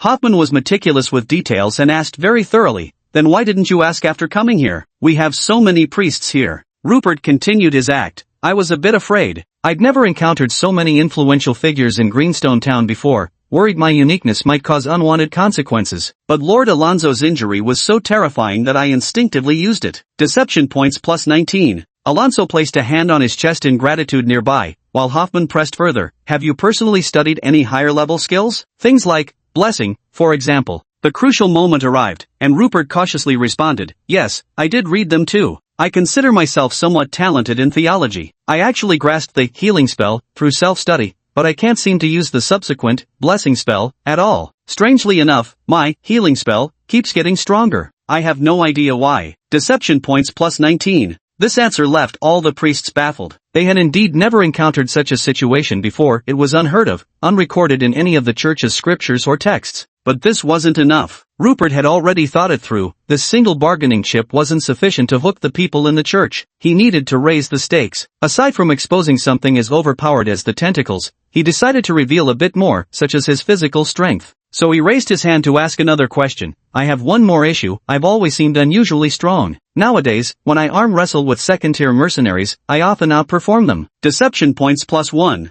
Well, this statement is hardly believable, because anyone studying theology knows that only those with powerful mental energy can awaken mage-oriented abilities. Such individuals typically have average physical strength, certainly better than ordinary people, but far inferior to knights and warriors. It seems like an unspoken rule. The only one who believed it was naturally Uncle Alonso, whose trust in Rupert was already maxed out. At this point, even if Rupert claimed to actually be a girl, Alonso would probably believe him. Didn't you see Uncle Alonso already rushing over to claim him? This was born with the physique of a saintly knight. Without even relying on aura nourishment, he already possessed such a powerful body. Imagine how unstoppable he'd be once he trained in aura. So without waiting for Hoffman to speak, Alonso impatiently sent a mid-tier second-rank knight to arm wrestle Rupert. That was the simplest way to test it. The outcome was predictable. Rupert, whose character level directly correlated with his physical strength, was now at level 20, equivalent to the peak strength of a tier 2 profession, utterly overwhelming this intermediate tier 2 knight. A couple of knights who had been watching on the sidelines also stepped up,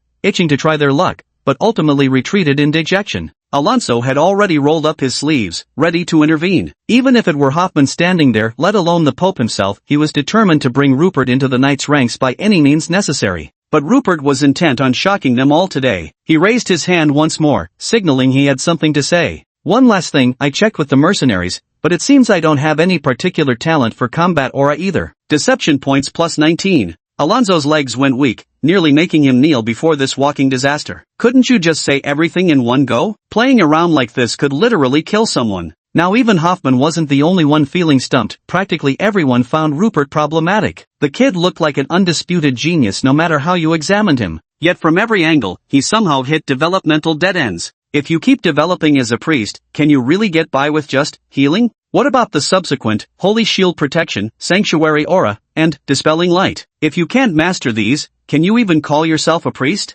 If you switch to being a knight to make use of your physical prowess, but don't master battle aura, what's the point? Without Skyward Slash, how will you hit mid to long range targets? And if you can't manage temporary, levitating flight at higher tiers, what then? Everyone present was utterly baffled by this situation. Rupert finally felt relieved. Rather than hiding and worrying every day about being discovered as an anomaly, it was better to selectively reveal everything and see how the Holy Light Church would handle it. He didn't care either way. With that insane healing spell of his, they wouldn't dare kick him out of the church, right? In the end, the squires who cleaned up the battlefield reported that the body of the missing squire couldn't be found. He was likely ambushed and swallowed whole by that bizarre Titan Black Python. Finally, High Deacon Hoffman declared that all discussions regarding Rupert would be suspended. Everything would be reported and debated only after the current elven diplomatic visit concluded. We must learn from today's ambush. Dawn isn't far off now. Let's prepare our meal immediately and set out right after. We'll make the most of the remaining time to hurry along and reach the elves' territory as soon as possible.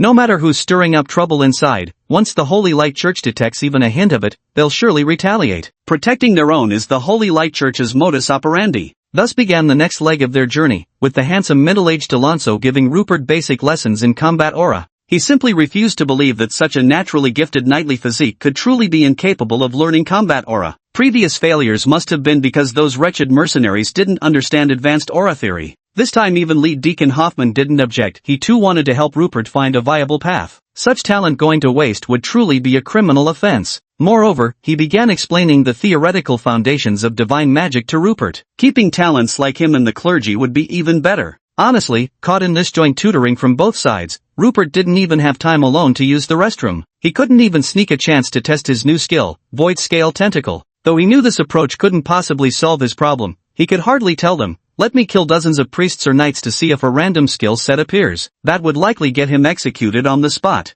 Moreover, he now strongly suspects that only killing supernatural targets might grant him random skills. If even priests and knights wouldn't work when slain, that would truly be disastrous. Still, he listened with utmost seriousness, testing whether the system was truly that powerful or if he genuinely couldn't learn it. Chapter 23, Marigold City. Well, he really couldn't learn it after all. Alonso, a man of such patience who perfectly embodies the virtues of a knight, feels utterly defeated. He's been rubbing his hair so hard that a significant amount of his white locks have fallen out. Despite such excellent innate conditions, the youth just can't seem to grasp the sensation of channeling battle aura. It's like trying to teach a stone. Yet, to call Rupert slow-witted somehow feels unjust. Because while everyone is busy writing, the basic spearmanship taught alongside the battle aura, he picks up astonishingly fast. Where's the logic in that? Archdeacon Hoffman encountered a similar predicament and also found the situation baffling. No matter how he taught the boy, Rupert simply couldn't master blessing, nor even the entry-level Holy Light. But when it came to those headache-inducing theoretical foundations of divine magic,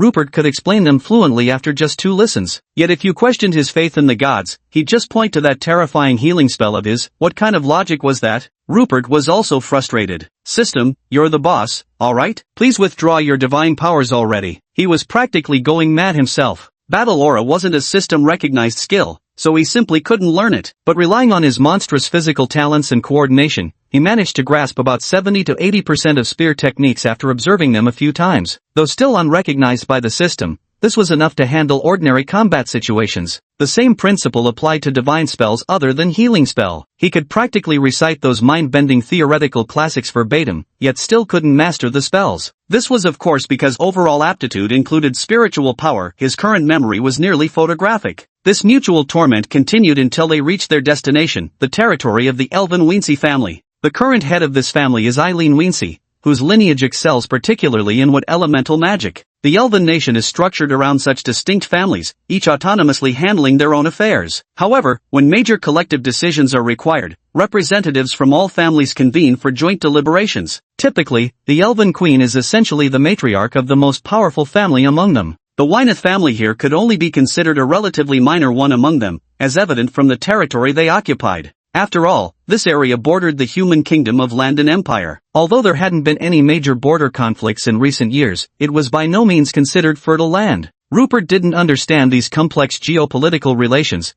but he could appreciate the beautiful scenery. The moment one entered this region, they would feel refreshed and invigorated. There were even legends among common folk that prolonged stays here could induce a mildly intoxicating effect. Rupert explained this phenomenon simply: it was nothing more than slightly higher oxygen levels. Ordinary people might even experience oxygen intoxication here, but none of the visiting delegation members were ordinary folk, so these symptoms wouldn't manifest. The scenery here was truly magnificent. As far as the eye could see, towering ancient trees stood in rows, their heights commonly reaching dozens of meters. On their massive trunks, facial features protruded, curiously observing the newcomers. Behind these treefolk lay the border city of the Viens family, Marigold City. Due to the unique circumstances of the border region, it served as a crucial defensive stronghold, protecting the vast forests beyond and their elven inhabitants. Yet unlike human cities, this place lacked continuous formidable walls. At most, there stood colossal arched gateways formed by 2 giant trees twisting and embracing each other, their ceremonial significance far surpassing the practical concept of a gate. On either side of the arch stood those sentient treants, the legendary ancient trees of war. The elves had assisted these millennia-old war trees in slowly moving here to form this defensive line. Possessing considerable intelligence, they excelled at earth and wood elemental magic attacks. For instance, they could knead earth into massive boulders to hurl at enemies, fire different nuts from their bodies as projectiles, or lash out with vines growing from their forms. By this time, the delegation led by High Steward Hoffman had arrived before the Elven city's arched gateway in pristine armor with impeccable posture, arrayed in full diplomatic formation, a display perfectly embodying the divine majesty and presence of humanity's holy light church. An honor guard of equal ceremonial standing had formed within to greet them. Ranks of slender, willowy elven warrior women stood at attention in brilliant green-toned armor, each draped with an emerald hooded cloak. Each person carried slender rapiers and bows, equally skilled as both swordsmen and archers. Their striking appearances were undeniable: pointed ears and mostly green eyes. Everyone exuded an air of heroic elegance. Moreover, most elves mastered plant-based magic. Their lengthy lifespans afforded them ample time to perfect such varied skills. Then, from the center of the group emerged a female elf clad in green robes. Her hair, also green, cascaded freely yet remained perfectly arranged beneath a floral crown. Her age was utterly indeterminable. By human standards, she might appear no older than 20 or 30, but given her elven heritage, she could easily be centuries old. She gently placed her right hand on her left shoulder and gave a slight bow. "Welcome, human friends from afar. I am a Tier 3 priestess of the Life Church. You may call me Shu Eileen. You must have had a long journey. Please follow me into the city." She spoke in the common tongue of the continent, her voice soft and pleasant, without a hint of affectation. Archdeacon Hoffman responded with the intricate formalities of diplomatic etiquette, but Rupert showed no interest. He found these people utterly hypocritical. If they had access to his BS system, they'd probably rack up deception points faster than he could. Fortunately, the elves also seemed eager to cut short such meaningless pleasantries, hastening their entry into the city, much to Rupert's relief, as this meant he could finally feast his eyes on the sights. In the city, one could hardly spot any unnatural structures. All the houses were either woven from trees and vines, formed from cavernous hollows of giant trees, or crafted into treehouses where trunks interconnected seamlessly. These dwellings blended flawlessly with the natural surroundings, creating an atmosphere of perfect harmony. As for the elven residents, regardless of gender, their strikingly handsome features were undeniable. Crowds gathered around observing the church delegation, showing keen interest in Rupert's group as well. However, the ensuing itinerary somewhat disregarded diplomatic etiquette. Conventionally, visiting delegations would be granted a day of rest upon arrival without any formal meetings scheduled. Yet the elegant elven priest escorted the church delegation directly to the ancient life tree at the city's center without delay. The core buildings of Marigold City are perched upon the crown of the ancient tree of life, formed by the tree's branches guided by the elves' plant magic. Countless palm-sized glowing sprites flutter around, each resembling tiny children in appearance. Within the delegation, High Steward Hoffman and Knight Commander Alonso exchanged glances, both sensing something amiss about this situation. Without voicing their concerns, they simply maintained heightened vigilance. Subsequent formalities like exchanging diplomatic documents and gifts were all skipped, directly proceeding to what was called a comparative study of therapeutic effects between holy light divine arts and life magic. Hoffman was astonished. Wasn't this entire exchange supposed to be ceremonial? Shouldn't the priority be for leaders from both sides to establish positions first? It's basically the human side declaring, "I haven't gone crazy lately, won't be picking any fights." Then the elves reply, "Great timing, I've been busy gathering fruits and brewing wine, also not planning any trouble." Both sides being all "you scratch my back, I'll scratch yours." Don't let the crude wording fool you. Strip away those fancy diplomatic phrases and this is essentially what they meant. Is this really an academic exchange this time? Chapter 24, The Mysterious Injured Man. But Hoffman, who had risen to the position of Grand Deacon, might not possess overwhelming strength, certainly had quick wits. He immediately regained his normal fast-paced thinking. Without raising any objections, he genuinely began the exchange between both parties, acting as if this had been the original arrangement all along, perfectly harmonious. The conversation was unusual from the very beginning, lacking any theoretical debate and jumping straight into practical demonstrations after the opening remarks. Rupert smirked from his hiding spot. Given how abruptly he'd been added to the team, he'd suspected something was off. The elves were clearly just looking for a doctor. This so-called exchange visit was nothing but an excuse. It had to be some incurable disease that even the elven race couldn't handle. They probably wanted to see if the Holy Light Church, famous for its healing arts, had any solutions. As for why they wouldn't state their purpose openly, well, that part remained unclear. The actual treatment sessions began almost immediately, as if the patients had been prepared in advance, just waiting outside the door. The first and second patients were quite normal, just ordinary skin wounds with nothing unusual on either side. But when the third person appeared, everyone caught a whiff of rotting stench in the air. Rupert, being rather short and standing toward the back, had to tilt his head slightly to see. It was a slender figure whose face remained hidden behind a green veil, yet the darkened complexion was unmistakable even through the gauzy fabric. The small, exposed hands were equally blackened and withered, resembling the leathery skin of a frail, elderly woman. Hoffman raised a hand to stop a priest about to step forward. He decided to examine the case himself. He furrowed his brow, glancing at the surrounding elven folk. From the hopeful looks in their eyes, he could tell this patient probably held no ordinary status, which was likely the real reason for this urgent summons. Hoffman carefully observed the patient's skin condition, then deliberately sniffed the foul odor in the air before suddenly speaking. "I can refrain from asking about her identity, but you must explain how and by what means she was injured. Otherwise, I can't guarantee being able to cure her." This was his way of making a stance. He'd clearly discerned the issue, and he wasn't about to let the elves treat the Holy Light Church as fools. At this moment, the reception representative, that gentle third-tier life church priestess Shueline, sighed softly before speaking up. "I can guarantee she'll be fully healed. It absolutely won't bring you any harm." Hoffman snorted coldly, his beady eyes narrowing into slits. "So what you're saying is, if she isn't cured, we'll definitely suffer the consequences? Going so far as to take our lives? Then why should we even accept treatment? Do you think our Holy Light Church is easy to push around?" Shueline's face turned bitter. "That's not what I meant. All I can say is this person's identity isn't simple, but she got injured in our territory. If she dies, our Vians clan certainly won't benefit from this, but you humans will also suffer consequences, because the ones who injured her were mercenaries from your side, called Blood Wolf mercenaries. I believe you've heard of them. As for how bad the consequences could be, I can't say for sure. We can't even rule out the possibility of war." Hoffman was startled. Of course he'd heard of the Blood Wolf mercenaries, infamous, but he'd never known them to be so bold before. They'd never provoked the Holy Light Church in the past. But suddenly faced with such dire consequences, he was at a loss. Since they had called them here, it must mean even the elven life magic couldn't handle it. Could the Holy Light possibly succeed? At that moment, an elven maiden brought out a silver tray carrying 3 pure white teeth whose origin was indistinguishable. Sharon continued, "These are what caused the current injuries. We don't know exactly what they are, but they appear to be fangs from some kind of abomination. Although we removed them, the victim still hasn't recovered. We're hoping your holy light can help. Hoffman carefully examined several teeth, finding nothing particularly unusual. Now it was a matter of making do with what was available. Without further ado, he began chanting scriptures, casting a pale golden glow over the mysterious wounded figure. Black mist rose as the unconscious patient began screaming in agony,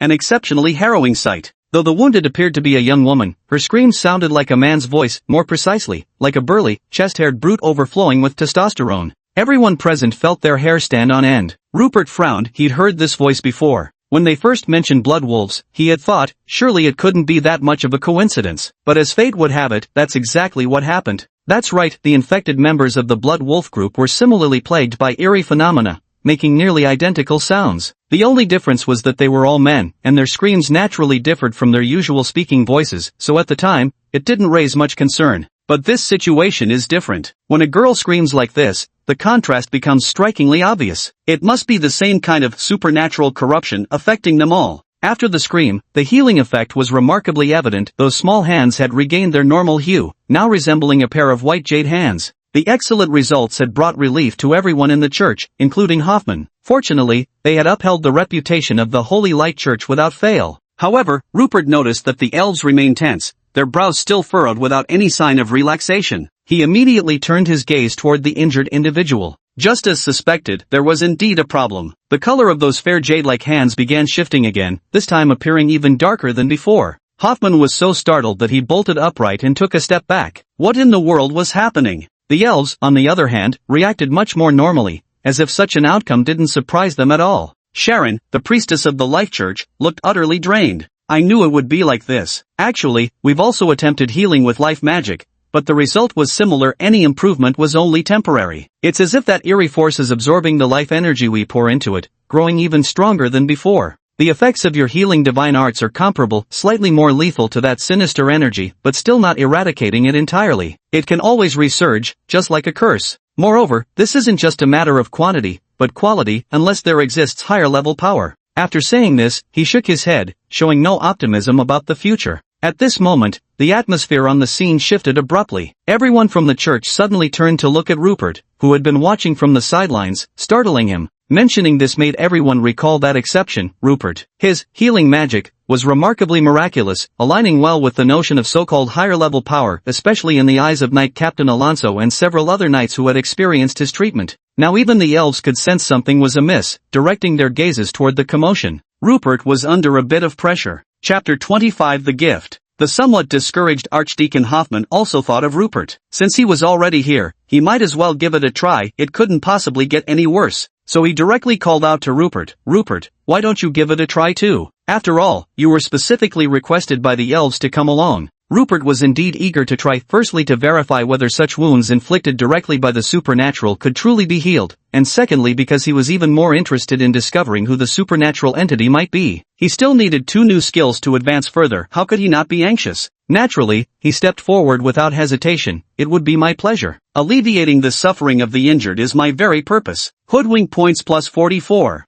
At last, a substantial amount of hoodwink points had appeared. The latter half of the diplomatic trip had been spent in one-on-one study sessions. With 2 third-tier clergy members present, it hadn't been easy to deceive them. Combined with the efforts earlier in the journey, he'd only managed to accumulate 369 hoodwink points in total. Although the knights and their squires hadn't entered the venue, with only priests and the knight commander attending the exchange meeting, the number of elves present was decent enough, and soon a crowd began to gather. However, the elves merely believed the claim at most, not that they actually trusted this half-grown child could cure a curse even the priests of the Life Church couldn't handle, especially since Rupert was still dressed in the pure white robes of an apprentice priest. But this wasn't something Rupert could easily explain, nor was he confident himself. So, he followed the standard procedure, reciting scriptures before casting a healing spell over the afflicted. As only Rupert could see the plus 200 rising, the mysterious wounded man let out another agonized scream, even more horrifying than when Hoffman had treated him. But a different sight also emerged. Rising black mist seemed to form a gaping, blood-filled maw,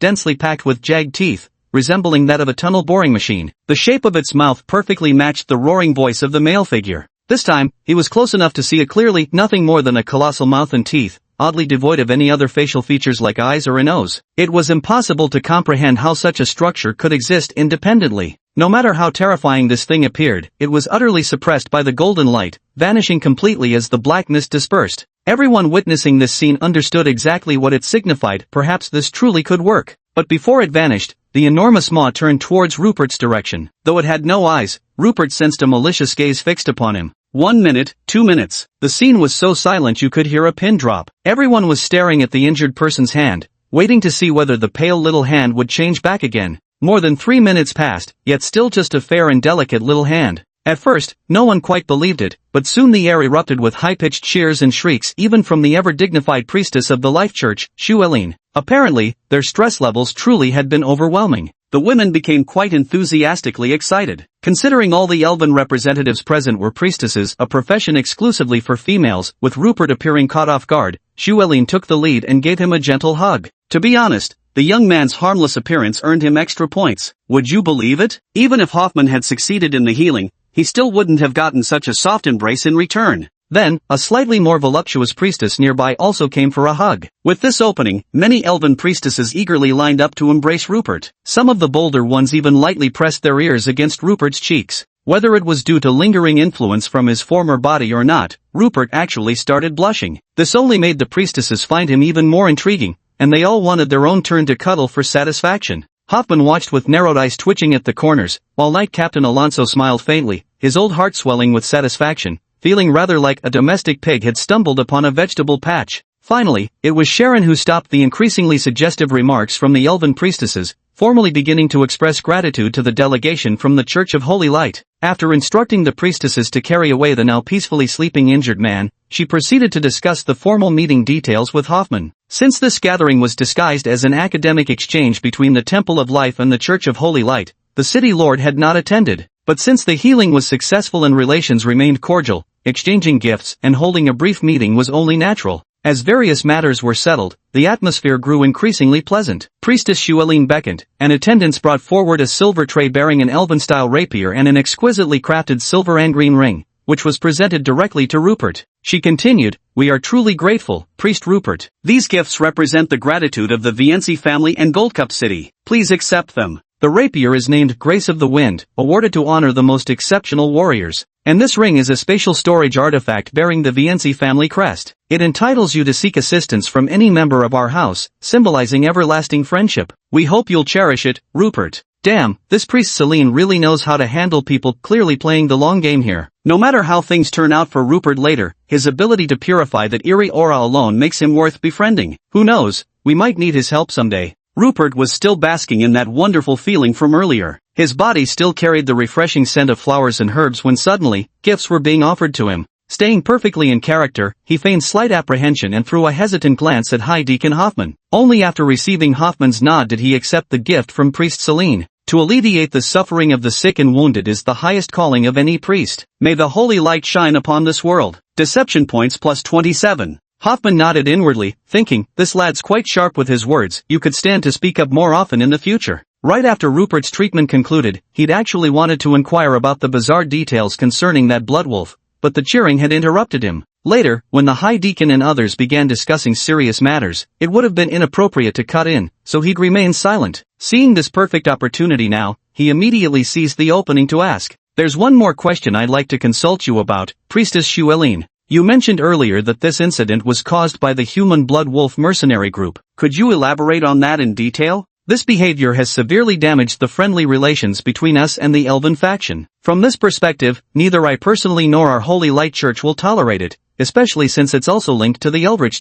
Deception points plus 27. As he spoke, Rupert kept glancing at High Steward Hoffman, as if seeking his approval. Hoffman nodded once more, thoroughly pleased with Rupert, whether it was Rupert's status, the phrasing of the issue, or the impeccable timing of raising this matter. Such questions don't need to be raised directly by him as the visiting corps member, leaving more room for maneuver later would provide greater diplomatic initiative. Father Hyman is truly remarkable. To discover and nurture such promising talent in such a remote location, once freed from his inherent inferiority complex, the brilliance he radiates is indeed dazzling, truly worthy of cultivation. Chapter 26, Exposure. Rupert's question was indeed reasonable. It's perfectly normal for a teenager to distinguish clearly between love and hatred, and to loathe evil passionately. Having participated in the crucial healing process, asking about the reasons was also completely natural. So Priestess Shuelin didn't beat around the bush and came straight to the point. A few days ago, this blood wolf mercenary group came near our elven territory. Normally with the forest's abundant resources, as long as they weren't engaging in destructive harvesting, we elves wouldn't intervene excessively. We frequently have many mercenary groups and adventure teams coming to gather various resources from the forest,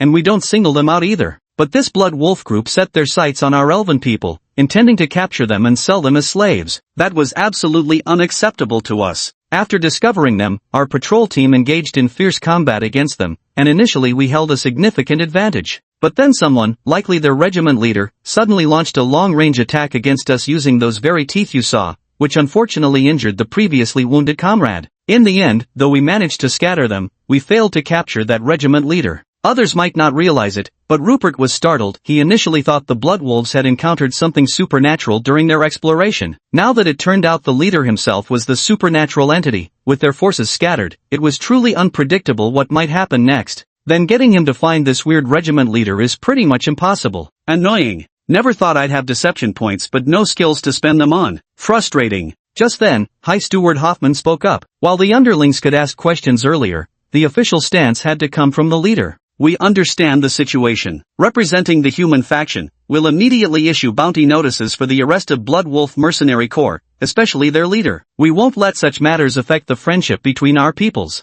Then came more tedious diplomatic platitudes. Rupert quietly withdrew, fondling his rapier elegance of the wind and the new spatial ring, feeling thoroughly pleased with himself. He drew the rapier partially from its sheath, admiring the exquisite leaf pattern engravings on the blade. Truly the work of long-lived elves with their obsessive pursuit of artistry. The spatial ring was even more impressive. Its expanded capacity meant he could now carry a tent like those priests always did, roaming wherever he pleased. Having no further role to play, Rupert attended the evening banquet held in a giant tree hollow. Glowing insects, luminescent stones, and exotic plants created a dazzling display, while elven maidens danced with breathtaking grace, a supreme artistic feast for the senses. The food was somewhat unsatisfying. Apparently elves rarely ate meat, subsisting mainly on fruits and vegetables. Though delicious, it still felt like something was missing. The fake priest Rupert kept closing his eyes while eating, only showing appreciation for a kind of emerald green fruit wine. According to introductions, it was an elven brew made from green root herbs and jadeite fruits, likely low in alcohol content,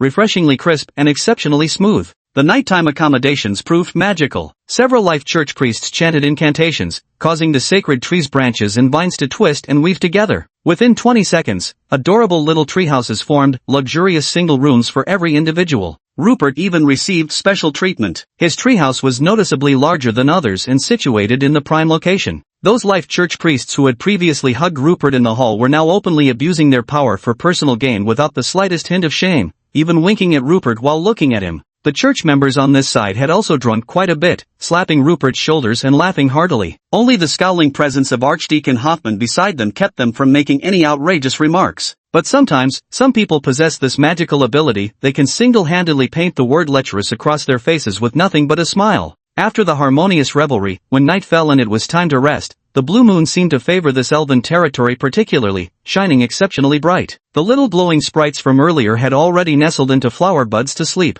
Rupert finally relaxed completely as he lay on the rattan bed filled with the fragrance of plants, his joints popping audibly to relieve the fatigue from the journey. At last, he had time alone. Ever since encountering the giant serpent, the party had been frantically traveling, either learning combat aura from Knight Commander Alonso or studying blessing magic with High Steward Hoffman. Even peeing was a group activity. Fear of death, of being roasted over fruitwood, had prevented him from even glimpsing what his fused, void-scale tentacle, LV.20, one of 110, looked like. He leaped off the rattan bed and strode outside, casually scanning the area. Exhausted from the journey, everyone seemed to be resting. Not a soul was in sight, and the surroundings were utterly silent. He locked the doors and windows upon returning to his room, curled up on the bed, and secretly activated the skill. A mass of tentacles surged forth from the void. Though mentally prepared, he was still startled by his new appendages. The tentacles, once brown, had now all transformed into a sleek black surface resembling snake scales, shiny and glossy, though their thickness remained unchanged. But as they writhed, they truly resembled 11 long black snakes, their heads disappearing into the void before his hands while their bodies remained exposed. It looked as if he had grasped those serpent heads in his fist. Even he felt deeply unsettled, his own skill sending chills down his spine. He was truly one of a kind. He was now considering whether he could summon just one tentacle at a time. After all, using the skill to conjure all 11 every time was far too dramatic. Such a grandiose display was undeniably thrilling, but for minor situations, it was simply excessive and needlessly terrifying. While Rupert was deep in thought, the wooden window frame suddenly clicked with a soft sound. With just one swift movement, a slender yet athletic figure slipped into the room. Clad in form-fitting black attire, the intruder possessed an unusually curvaceous figure rare among elves. Their face was concealed, revealing only a pair of striking green eyes. A short sword, its blade coated entirely in black, was gripped firmly in their reverse grasp. No sooner had this uninvited guest shut the window and turned around than they locked eyes with Rupert, who had abruptly looked up. Surrounding them both were 11 writhing obsidian-scaled tentacles, undulating ominously in the air. Rupert could swear the room froze completely for over 2 full seconds. Both parties remained utterly motionless before any change occurred. Coincidentally, the transformation began in their eyes, each pair now brimming with sheer terror. Of course Rupert should be terrified. The secret he'd guarded for so long had suddenly been exposed. He'd already envisioned what position he'd assume when being roasted over fruitwood flames. Peking duck-style hanging roast wouldn't be bad, being carried pig-style would be far too humiliating. But suddenly his pupils contracted to needlepoints. Why was this female elf still clutching a black dagger? Had it been drawn the moment she entered? Wasn't she just some bold elven girl making a nighttime mercy visit? This just got interesting, and with a chance to survive, Rupert's attitude shifted entirely. He casually shook the tentacle in his hand and said with a mischievous grin, "These? Oh, I just couldn't sleep last night, so I pulled them out from the spine bed to play with." Chapter 27, one after another. Alright, as expected, no one bought it. Rupert's terror was perfectly understandable, but this voluptuous elven maiden across from him had even more reason to be terrified. While humans cultivated battle aura to strengthen themselves, elven warriors didn't need strenuous training. As they aged, would spirit energy naturally enhance them. Their raw strength typically wasn't extraordinary, but their physical coordination was superb, making elves ideally suited as agile swordsmen, assassins, or archers. Moreover, many elves possessed considerable spiritual power. With their long lifespans to fill, they often mastered arcane arts as well. Legend claims they developed magical applications even earlier than humans, pioneering unique plant-based magic systems. Truly a favored race by nature's design. By human evaluation standards, she possessed roughly Tier 3 warrior capability with an agility specialization, complemented by considerable talent in life magic. She was an undercover assassin spy lurking in Marigold City, though even she didn't know who her organization was truly opposing. Her usual routine involved reporting trivial intelligence, whatever scraps she could gather. But this time, the mission was different. The task demanded she do everything possible to prevent the Holy Light Church from successfully treating the mysterious wounded man. As a life priestess, she happened to be on site. At first, even the church's third-rank steward failed, making her confident that the mission was as good as completed. Yet, out of nowhere, a handsome young trainee priest, just a first-rank practitioner, stepped forward and healed the man in mere seconds. How could she possibly have reacted in time? To confirm the situation, she was the first to run up and hug the young handsome guy. To conceal her peculiar behavior, she even encouraged those crazy girls to join in and hug him too. She confirmed he was indeed a very young human, not some old monster disguising as a youth. While they could fake their appearance, the scent on their bodies couldn't be hidden, yet the young man had a fresh and pleasant fragrance. Later, she reported to her superiors and received new orders to kill this handsome young man named Rupert. Though she felt somewhat reluctant, the mission took priority. A dual-trained assassin of the third rank, up against a first-rank novice priest, she couldn't fathom how she could possibly fail, especially since she had persuaded a few infatuated junior priestesses to secure a secluded spot for the young man, ensuring any slight commotion wouldn't attract attention. When she came, she had even considered whether to have some fun with the handsome young man before his death as a way to do right by him. But what the hell was this? Isn't this supposed to be a sweet-smelling, fresh-faced young man? What's with these terrifying sky-filling tentacles? What kind of aesthetic is this? Weren't you speaking all elegantly and eloquently in the hall earlier? What's with the whole bed-scratching at midnight act? Did you really think she'd believe that and just walk away? Suddenly, this assassin girl had a stroke of inspiration. She could pretend to believe it, leave right away, and then scream for help as soon as she got outside. This kind of uncanny thing would get him roasted like firewood by the Holy Light Church the moment it's exposed. No need for her to lift a finger. What's this roasted like firewood meme about? That's not important. Meanwhile, she could walk away scot-free by playing the role of a lovesick girl who came offering herself, just accidentally stumbling upon a colossal secret. She truly lived up to being an undercover operative, quickly slipping into her acting persona and beginning her performance. Really? Were those vines really scratched out from the bed? How mischievous of them. Wait a moment, I'll go find someone to help you fix it. Rupert watched the motionless deception points and thought, this girl probably had her nutrients absorbed by other body parts, leaving her with no brains. Countless tentacles shot out with zero frame delay, faster than even his own movements, darting toward their target like lightning. This elf girl must excel in body flexibility and coordination, capable of many unlockable positions, but in terms of sheer strength, she certainly can't compare to him at the peak of Tier 2. Especially when restrained by 11 scaled tentacles, flexibility becomes utterly useless. Could she possibly be more flexible than tentacles? Moreover, Rupert immediately gagged her mouth, not for some thrilling play, but out of fear that she might cast spells or, worse, scream and cause more trouble. Consider this a fruitwood barbecue warning. At this moment, Rupert's mind raced through countless assumptions and possibilities: how to survive this predicament and how to navigate the coming storm unscathed. The first and foremost rule was that this assassin had to die. Otherwise, all else was moot. And so, his tentacles began to tighten without hesitation. Why would this elf girl come to kill him? Was she related to that Titan black python who ambushed their church convoy earlier? Indeed, this was the excuse he had prepared, and it stood a good chance of being true. He genuinely hadn't provoked any enemies from the elven faction before today, having never even met one prior to this encounter. All he'd done was rescue a mysterious injured person today. Combined with that black python who blocked their convoy earlier, there must be many intricate complications involved here. He just didn't understand them yet. From this girl's perspective, the situation had become truly horrifying. These terrifying tentacles immobilized her completely, limbs included. The snake-like tendrils continued tightening gradually, leaving only her increasingly lifeless eyes as proof she hadn't yet perished. But this time would not last much longer. She could almost feel her life being drained from her body. Suddenly, a soft golden light descended, tugging her fading life back from the brink. Her eyes flew open once more. What was this? Were they not going to kill her now? She rolled her eyes to glance at that terrifying man, but all she saw in him was confusion. This wasn't Rupert intentionally toying with her or trying to inflict more suffering. He'd suddenly remembered to check if this elf girl was some kind of monster in disguise. Pity there wasn't double damage dealt, and she'd even healed a bit of health. Turned out she was a genuine elf girl. Whoops, his bad. If this elf girl had known what he was thinking, she'd probably have cursed him out. Why don't you take a look in the mirror first? Which one of us looks more like a monster here? Without any surprises, the elf girl who'd just been forcibly revived with a fleeting glow had already gone still, leaving behind only a pair of terror-whitened, bulging eyes. Rupert hastily retracted his tentacles and began surveying the room, considering how to handle the aftermath. There were no signs of a struggle at the scene, and the wounds on the girl's body couldn't be explained either. How could a first-class novice priest kill a third-class assassin? There was just no way to make sense of it. How to solve this riddle? At this critical life-or-death moment, a faint rustling sound came from outside the door once more, so quiet that Rupert wouldn't have heard it had he not been standing right there. At that moment, whoever was outside must have used a minor wood element spell. The wooden latch inside twisted slightly before slipping out of its slot,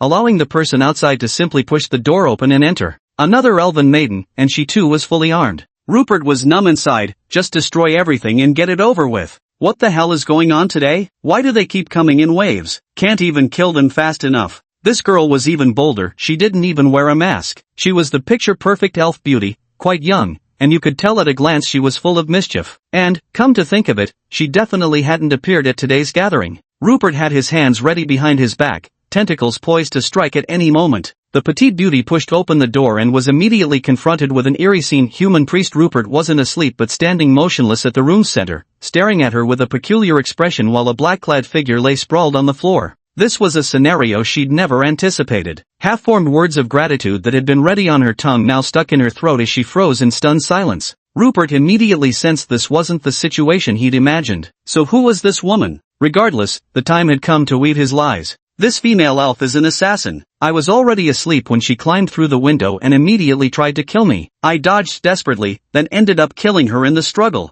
Rupert sighed. As expected, they don't believe me. Chapter 28. This is a vine, right? The elven beauty stepped closer to the corpse, lifting the black face covering to inspect it. Her voice was somewhat low, but with a strange tone. My name is Lucky Winus, of the Winus family. I don't know all the female elves here, but this one is indeed the life priestess of this place. Though we don't cultivate combat energy, her strength is at least tier 2, specializing in life magic, and her swordsmanship isn't bad either. In human terms, you could say she's both a mage and a warrior. To my knowledge, you're just a tier 1 apprentice priest. How did you manage to turn the tables during the entanglement? Rupert was at a loss for words, having not yet come up with an excuse. He briefly considered whether he should just kill her too, to be done with it once and for all. Lucky continued her examination and suddenly seemed to have discovered something extraordinary. Huh? She abruptly turned her head, scrutinizing Rupert up and down with a tone of uncertainty. Show me your vines. Rupert looked completely baffled, as if he didn't understand what she was saying. Lucky, now brimming with confidence, declared, stop pretending, these marks have already given you away. You know plant magic too, can summon vines, and even rare serpentine vines at that. If it was an ambush, it's entirely possible you turned the tables and killed that assassin yourself.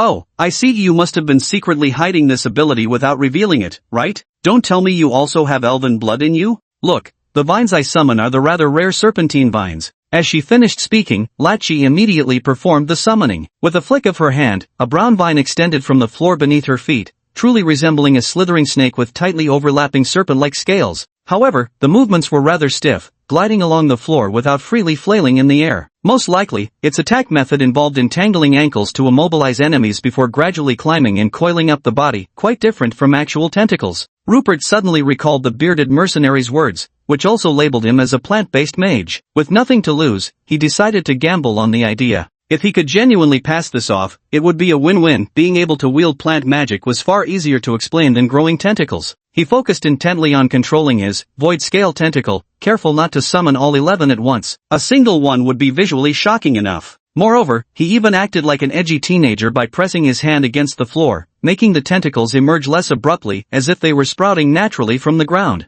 A long tentacle was summoned by Rupert. Rather than letting it flail about freely, he kept it obediently pressed to the ground, twitching lightly a couple of times, enough to count as a successful performance. But the little beauty named Loki wasn't afraid at all. First she poked the tentacle with her small hand, then actually picked it up and weighed it in her palm, just like a young girl testing cucumbers at the market. Both Rupert and the tentacles were on edge, terrified that one wrong move would still expose them. Fortunately, Loki played with it for a while before finally giving her assessment. Your little pet is decent enough. Its snake scale patterns are very fine and glossy, with good flexibility and agility. Do you have elven ancestry? Judging by your appearance, it wouldn't be surprising if you did. But you don't have the prominent features of pointed ears or green eyes, so I can't be certain. Rupert let out a long sigh, his back drenched in cold sweat that had soaked through his clothes. He immediately retracted the vine, mimicking the proper slow withdrawal method to deliberately suppress its speed. Only then did he consider himself temporarily out of danger, and he began carefully organizing his words to respond. I lost my parents when I was very young and grew up directly in the Greenstone Town Church, so I'm not sure if I have any elf bloodline. Deception point +1.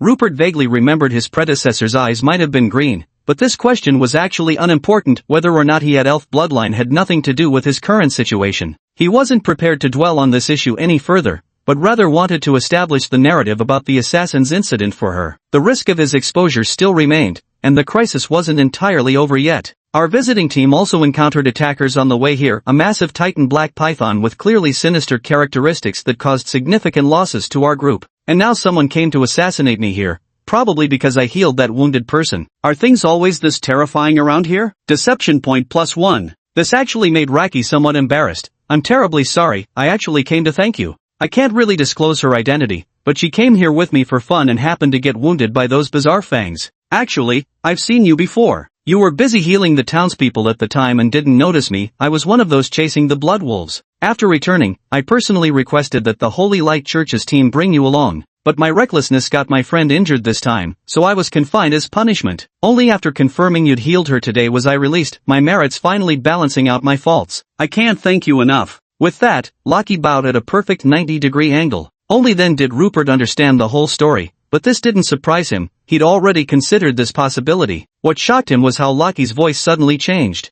Her voice had been relatively deep before, initially feeling a bit odd, but now it transformed into an adorable, mole-like tone. She'd probably been straining her throat to speak differently earlier, but after talking more, she must have forgotten to maintain the act. Truth be told, this new voice suited her appearance much better. From what this Raki said, the mysterious injured person must be of noble status, so her own standing probably isn't low either. Plus, her surname is Weenith, she's likely a core member of the Weenith family. With Raki Weenith covering for him, getting past this incident shouldn't be too difficult. At least he wouldn't have to resort to roasting over an open fire. So Rupert declared, this seems to be an internal power struggle among your kind. I have no interest in getting involved. We'll be leaving soon anyway, so let's just drop the matter here. Hand that female assassin over to you, then. Deal with her yourself. You can report it if you want, but you could say she was discovered by you and then executed by you, and coincidentally, you also have snake scale vines. Is there any problem? Deception points +1. In truth, this matter definitely wouldn't end so easily for Rupert, but now wasn't the time to pursue it. Later, when he became stronger, he would naturally come back to settle the score. Loki naturally nodded in agreement without hesitation. For an exchange team to be attacked repeatedly like this was surely a major incident. She didn't want any more trouble now, after all, she'd just been released from the confinement chamber. She believed that as long as the people involved didn't pursue it, everything would be fine. He pounded his chest, thumping loudly, and vowed, "Leave it to me, you can count on it." Chapter 29 Public Demonstration. Early the next morning, Rupert, who hadn't slept well all night, stepped out of the treehouse only to find all the elven girls looking at him strangely. Everyone seemed to be staring at him, whispering about him in hushed tones. It was as if overnight, everyone had come to know how extraordinary he was, revealing a mixture of excitement and disbelief. Rupert knew things had gone awry. Despite all his calculations, he never imagined that Raquel would turn out to be such a blabbermouth. Once known to one, it was soon known to the entire city. The sound of chest-thumping promises from last night still echoed in his ears, yet today, the news had spread far and wide. At that moment, High Steward Hoffman and Priestess Shaylin of the Life Church arrived together, with Raquel trailing behind Shaylin like a remorseful wife caught in wrongdoing, her head bowed low and utterly unwilling to meet Rupert's gaze. Shaylin, too, held nothing back and cut straight to the chase. "I have been informed about the assault encountered by our friends from the Holy Light Church during their visit, as well as last night's attack on young Rupert, a friend recognized by our Vane's family. I deeply apologize for this, and we will certainly provide a satisfactory response to the Holy Light Church, compensating for any losses incurred. However, what we didn't expect was that this attack revealed an unexpected delight. Young Rupert is highly likely descended from our elven lineage, and his talent with plant-based magic serves as proof." Rupert felt a chill in his heart. Had Lucky confessed everything? Did she have to be so thorough? This so-called elven bloodline was still uncertain, just a mere possibility. How could she blabber about it so casually? He stole a glance at High Steward Hoffman, whose expression immediately revealed displeasure, his beady eyes twitching menacingly. Rupert inwardly cursed, wishing he had gone all the way and silenced that damned bratlatchi last night. At least then he wouldn't have been reduced to this pathetic state today. Priestess Shueline kept droning on, then abruptly declared, "Let us invite Rupert to demonstrate his serpent vine for us." Rupert had a storm of profanity raging in his mind. Was this the damn time for a show and tell? Then came Hoffman's icy voice, slicing through the air. "Rupert, since our elven friends wish to see it, why not indulge them?" To be honest, Rupert was somewhat unsure about the current situation, but one thing was certain, it wasn't good. He deeply resented his current predicament, feeling like meat on a chopping block while others wielded the knives. Moreover, he felt utterly isolated, like a tiny mouse trapped in a cage. Lucky looked at him with an apologetic expression. She knew she had dragged Rupert into considerable trouble, pulling him into a massive whirlpool. From the initial nomination for the visit, to the subsequent attack, there might be even greater troubles ahead. Their very lives could be at stake. She thought she could cover up the whole incident herself after taking away the assassin's body yesterday, but Aunt Shueline found out. Under a few probing questions and the threat of telling your mother, she immediately gave up Rupert. She assumed it wasn't a big deal, but to her surprise, Aunt Shueline contacted her mother Eileen Wyneth, the current head of House Wyneth, right away. After some discussion, the two decided to expose Rupert's situation. The best outcome would be to get Rupert to embrace his identity as an elf. Whether that identity was real or not hardly mattered. What truly mattered was his ability to purify lingering traces of the weird. A person like that was a living treasure, and securing him under their control was the only way to feel at ease. If they really couldn't win him over, they could always stir up some trouble between him and the Holy Light Church to create a rift. There would always be chances to pull him to their side later. This is how those in power think. What's the worth of some kid's promises? How many gold coins could that possibly be worth? Chief Steward Hoffman was never a magnanimous man. The seedling he had his eye on had its secret discovered by outsiders first, who then informed him, "What nonsense is this? Isn't this outright betrayal?" And most troublesome of all, that identity of his. Knowing he was outmatched, Rupert stepped forward with a blank expression. Using the same method as yesterday, he crouched, pressed his hand to the ground, and summoned a tentacle that slithered forward, slowly twisting a few times. The elves observed carefully. It was indeed vine summoning. Though some details might slightly differ, the fundamentals were sound. Besides, he wasn't a pureblood elf anyway. Some variations from mixed heritage would be perfectly normal. But when the Holy Light Church saw this, they immediately made some associations. Archdeacon Hoffman and Knight Commander Alonso exchanged glances, both seeing suspicion in each other's eyes, because the appearance of these vines bore an uncanny resemblance to that Titan black python. Hoffman was a ruthless man. He gave his deputy deacon, Hill, a meaningful look, and then the two simultaneously raised their hands to cast spells. A beam of golden light fell upon Rupert's head, while another struck the tentacle. Rupert stiffened, finally realizing Hoffman's implication. This guy actually suspected that he might have been corrupted. Though the golden light felt soothing, his heart turned a little cold. Did they really have to test him with a healing spell, right in front of everyone? Couldn't they have done it privately later? Hoffman carefully observed Rupert's reaction and, finding not the slightest hint of discomfort, finally allowed his expression to soften a bit. Meanwhile, Shueline was thoroughly enjoying the spectacle before stepping in to deliver the finishing blow. "It really is quite an impressive vine, Rupert. Why not consider extending your stay with us? Perhaps we could further develop your talents in plant-based magic." Of course, Rupert would never agree. Others might not know, but he was fully aware this was no magical vine at all, just his tentacle pretending to be disabled. But before he could refuse, High Deacon Hoffman abruptly cut the conversation short. "Many thanks for Priestess Shueline's kind offer, but Rupert will soon be leaving to study at our Phoebus Fortress Monastery, hoping to walk further under the Holy Light's guidance. Moreover, the conflicts in your region seem too intense lately, taking lives at the slightest provocation. Our Holy Light Church really isn't suited for prolonged stays here, so we're preparing to depart." Hoffman deliberately called out Shueline by name, bluntly criticizing her. "What kind of chaos has your place become, yet you're still recruiting people?" Priestess Shueline's smiling expression faded noticeably. Rupert only felt uncomfortable at the very beginning, but soon adjusted his mindset. Some things are like this: if you care too much, you'll feel hurt. Just like being lectured by Hoffman and Alonso along the way, he'd grown closer to them. But if he'd just treated them as colleagues, he wouldn't have had so many troubles, right? Take this matter of sending him to the so-called monastery to study, for example. Hoffman hadn't even mentioned it to him.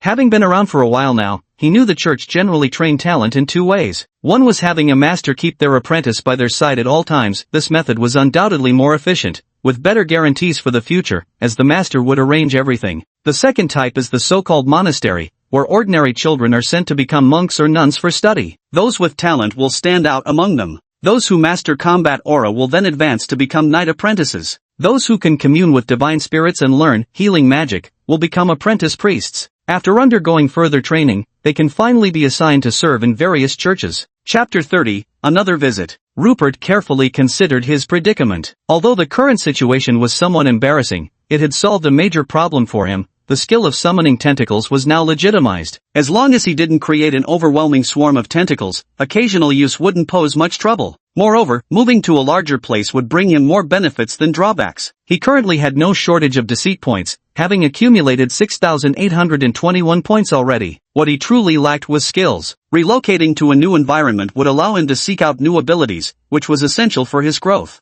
Furthermore, based on his leveling pattern, he needed to find frontline combat jobs that would suit him best. As for Hoffman and his crew, they simply didn't matter. Why bother caring about them? Having resolved this matter in his mind, Rupert was in excellent spirits. Over there, High Deacon Hoffman and Priest Sherilyn were locked in confrontation. Hoffman understood one truth clearly: Rupert could never be allowed to leave. A man like that, even if he couldn't be used, must be left to rot within the Holy Light Church. Meanwhile, Lockie was secretly observing Rupert's expression. At first, it had been quite unpleasant, but before long it returned to normal, even taking on that priestly smile again, just like when she'd first met him healing the townspeople. This eased her conscience somewhat. Later, as both sides engaged in heated verbal sparring, things nearly got out of hand. By afternoon, the Holy Light Church's contingent had already set off on their return journey. Rupert truly had no idea what exactly Priestess Shueline had whispered to Hoffman. Whatever it was, it maintained Hoffman's cold attitude throughout the return trip. He didn't exchange a single word with Rupert, let alone continue teaching him divine magic. The atmosphere of the entire team had soured, with minimal communication, a stark contrast to the harmony they'd shared on the way here. Rupert's current mindset was unshaken. It didn't matter to him now. As long as no one suspected him of being supernaturally abnormal, he couldn't care less about anything else. When they finally returned to the vicinity of Greenstone Town, Hoffman dispatched a priest to inform Rupert. He was instructed to return to the small chapel in Greenstone first,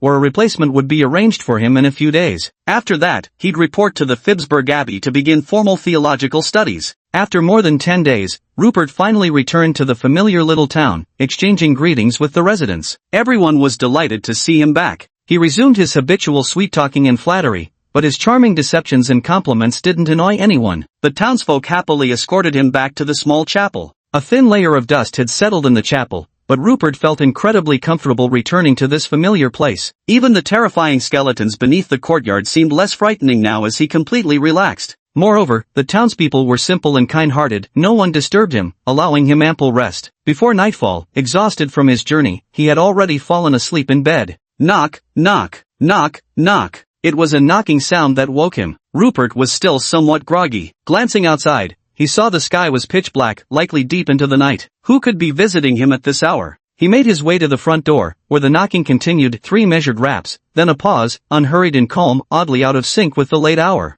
Rupert's wariness heightened. Peering through the door's gap, he caught sight of a familiar figure. Though the lighting outside was dim, he recognized the visitor immediately. The identifying feature was the distinctive scar running diagonally from below the man's right eye to his left jawline, jagged and asymmetrical. It was Medivh, deputy leader of the Blood Wolf Mercenary Corps, whose pale complexion suggested he wasn't in the best of health. Rupert felt his spatial ring, a gift from the elves, tremble slightly in his left hand as the rapier, Grace of the Wind, appeared in his grip, simultaneously releasing all 11 tentacles to spread out behind the doorway. The Blood Wolves were now universally reviled, and that so-called Captain Bovov had been confirmed as an abhorrent. Now this deputy captain shows up, there must be something fishy going on. But new abhorrence meant new abilities, and Rupert had no choice but to actively seek out such confrontations. He pushed the door open just as Medivh came flying in horizontally. Pressed against Medivh's body was another figure lunging toward Rupert with open arms, like a lover greeting him after years apart. Between lovers, saying "I want to eat you up" is most likely flirtatious. But now that wasn't necessarily the case, it might very well be real. Its features were incomplete, leaving only a gaping mouth that could easily swallow a human headhole, and the way it loomed made clear its hunger for flesh. The teeth inside were particularly conspicuous, densely packed across both the upper and lower jaws, arranged like a tunnel boring machine. It was that same shattered maw that had appeared in the black mist while treating the mysterious elven patient, confirming the identity of this shadowy figure, Blood Wolf Captain Bovov. If Rupert hadn't been prepared, such a sudden pounce might have actually succeeded. That was clearly the bastard's real objective all along. That flimsy door wouldn't have stopped him for a second, he just needed an opportunity to get close to his target. Rupert cast a healing spell, enveloping the target as 10 tentacles lashed out, coiling tightly to pin him down. A single remaining tentacle slithered toward the door and pulled it shut, clearly trying to prevent the commotion from disturbing the neighbors. A single healing spell dealt -400 damage, yet the guy only paused slightly upon being hit without much effect. But that brief pause was enough for the tentacles to completely bind Rupert. Though armed with his rapier, he had no intention of charging forward to stab this creature. Waiting out the 3-second cooldown was far more reliable. Faced with such a sudden ambush, Bovov on the opposite side was equally astonished, for in his plan, his enemy Rupert was merely a first-rank novice priest.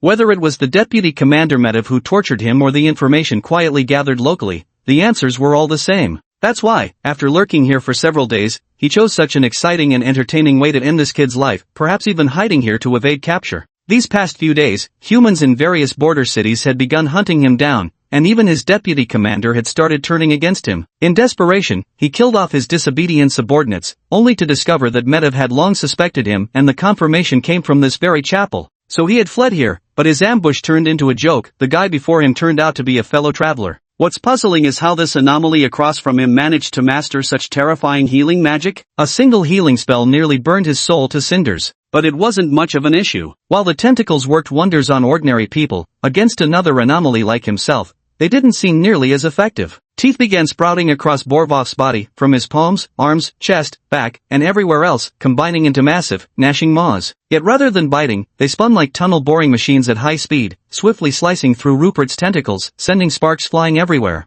Chapter 31, Bloodbath in the Chapel. From Rupert's perspective, this was an unpleasant experience. For the first time, the tentacles that had never conveyed any sensation began transmitting their feelings to him, specifically, pain. The sharpness of these teeth seemed far superior to ordinary blades. Moreover, if not for having previously absorbed the scales skill, the original version of void tentacles would likely have been severed long ago. The tentacles' usually unbeatable bindings were forcibly torn apart, as if gripping a cluster of rapidly spinning blades. The inner tentacles were left battered, their surfaces covered in wounds. Rupert decided not to use his next healing spell for attack. Instead, he directed it at his most severely injured tentacle. Golden light flashed, +200 appeared, and the wound was mostly healed. The opponent before him wasn't the severely weakened old priest, nor the titan black python besieged by the crowd, but someone engaged in a one-on-one battle with him. Preserving his own strength mattered more than slaying the enemy. The moment his tentacles suffered heavy losses, his own demise wouldn't be far behind. Not only that, but he also changed his tactics. The binds that worked well against humans proved largely ineffective against this eerie creature. So he switched approaches, directly commanding the tentacles to lash out at Beowulf. This hit-and-run tactic left Bovov quite frustrated. All those mouths covering his body couldn't effectively counterattack,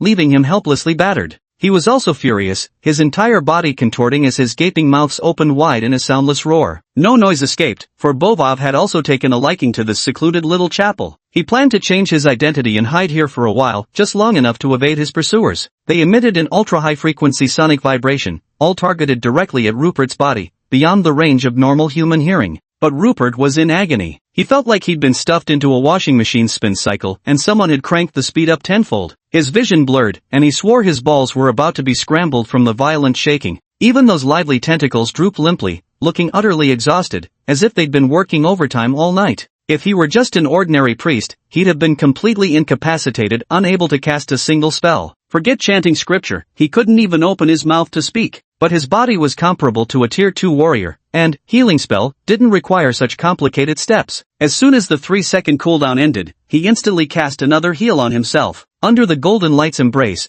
the negative effects were temporarily alleviated. After a while, Bovov's roars from the opposite side finally ceased. This technique seemed to place considerable strain on him too, as he was now gasping for breath before immediately transitioning into another move. His teeth systematically fell out and began firing like projectiles. Each tooth trailed black mist behind it, forming distinct ballistic trajectories as they bulleted toward Rupert. Rupert had long known about this skill. After all, the mysterious wounded patient from the Elves side had been injured by precisely this ability. As soon as his vision cleared, his first instinct was to roll sideways to dodge, leaving the mural and lectern behind him to bear the brunt of the attack. Inspired by this technique, Rupert's newly developed combat style was finally put to the test in actual battle for the first time. His tentacles contracted their black scales, stretching taut as straight as spears, their tips sharpening into deadly points like black javelins. They shot toward Bovov at high speed, both sides now engaged in a rapid-fire duel to see who would prevail. The teeth fired in response were, after all, much smaller in size. Though faster, their kinetic energy couldn't compare, especially when pitted against the thick black-scaled javelins. Rupert had long been prepared for the enemy's moves, but Bovov on the other side was completely caught off guard by this tentacle technique. 11 black-scaled spears shot toward him, and 3 struck home.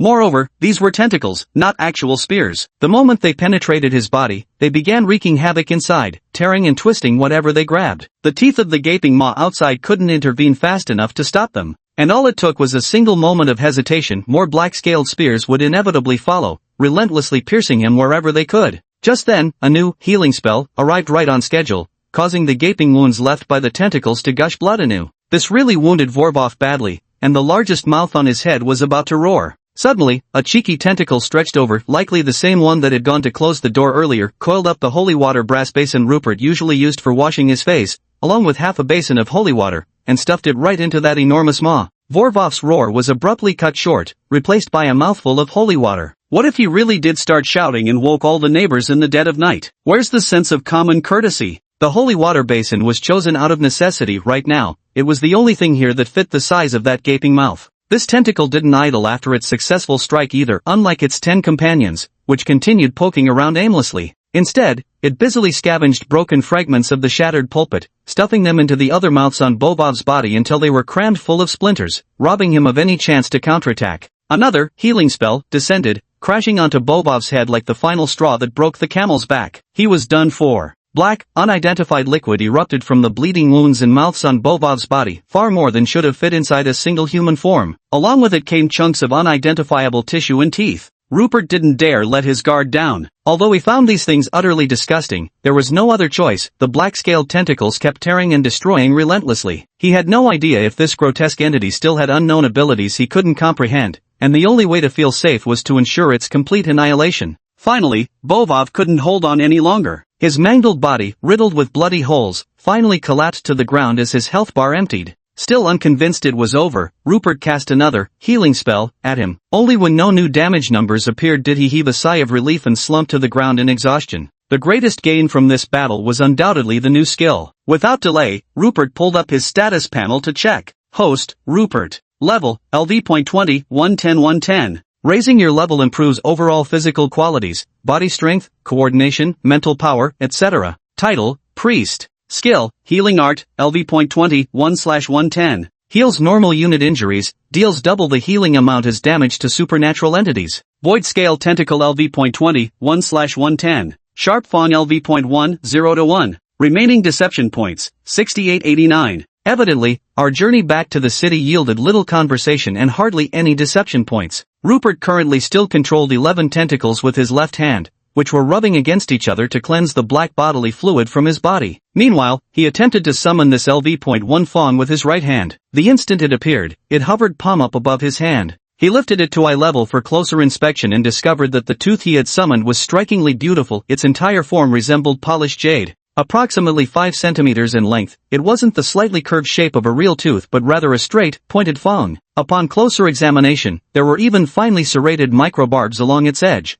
making it resemble an arrowhead. Moreover, this tooth was quite restless, constantly trying to wriggle toward the nearby tentacles. Chapter 32 Diligent Rupert. Rupert's curiosity was piqued, and he wanted to see what it intended to do. As he swung his right hand, the fang eagerly attached itself to one of the tentacles as if they were old friends. The back half of the fang embedded itself snugly into the tentacle, leaving only the tip exposed, about 3 centimeters in length, as if it had always belonged there. The tentacle didn't seem particularly bothered either. It merely quivered slightly before completely adjusting to the new addition. Rupert was somewhat surprised. Not only could his skills devour each other, like void tentacle, consuming, scales, but they could also combine with one another? A vivid image flashed through his mind, tentacles armed with fangs piercing through someone's wounds, then spinning rapidly inside. Just the thought alone was exhilarating. Rupert recalled the fang and decided to try Bovov's technique, shooting it out like a projectile. He pointed at the remaining half of the pulpit. With a thwip, it flew like a small dart and embedded itself deep into the wood. However, it lacked the tremendous force Bovov had demonstrated earlier when he'd completely shattered the pulpit. With a wave of his hand, it flew back perfectly. Rupert was extremely satisfied. This was essentially an infinite boomerang.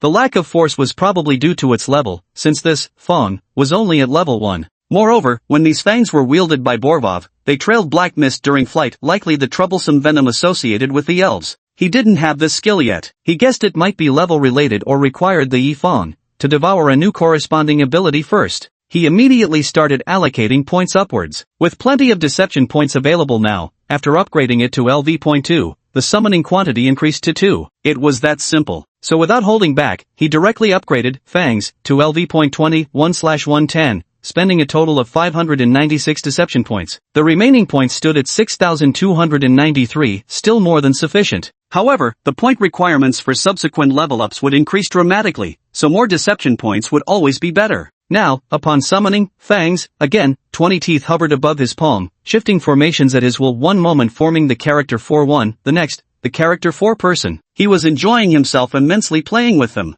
Then came stuffing teeth tentacles into flesh, molding them into various shapes, indescribable new formations that were anything but aesthetically pleasing, resembling something like a shedding test tube brush from a laboratory. With 20 rounds, the sustained firepower improved significantly, and the velocity noticeably surpassed level 1's capabilities. This new skill proved genuinely practical. As for becoming increasingly less human, Rupert had made peace with it. Effectiveness trumped everything. If not being human was the price, so be it. What followed was considerably more troublesome. Surveying the chapel, he realized his brief clash with Bovov had caused disproportionate damage, shattered pews beyond the pulpit, the floor littered with unidentifiable debris. The only remotely useful thing Bovov left behind was a spatial ring, which contained quite a few gold coins, likely the Blood Wolf mercenary group's assets, all of which Rupert pocketed. The rest of the items, including the ring itself, would need to be disposed of eventually. Keeping them offered no benefits and carried the risk of exposure. With a sigh, Rupert summoned his tentacles to clean up the mess. The severed limbs were buried deeper in the backyard, and though he scrubbed the floor repeatedly, the stench lingered, forcing him to keep washing.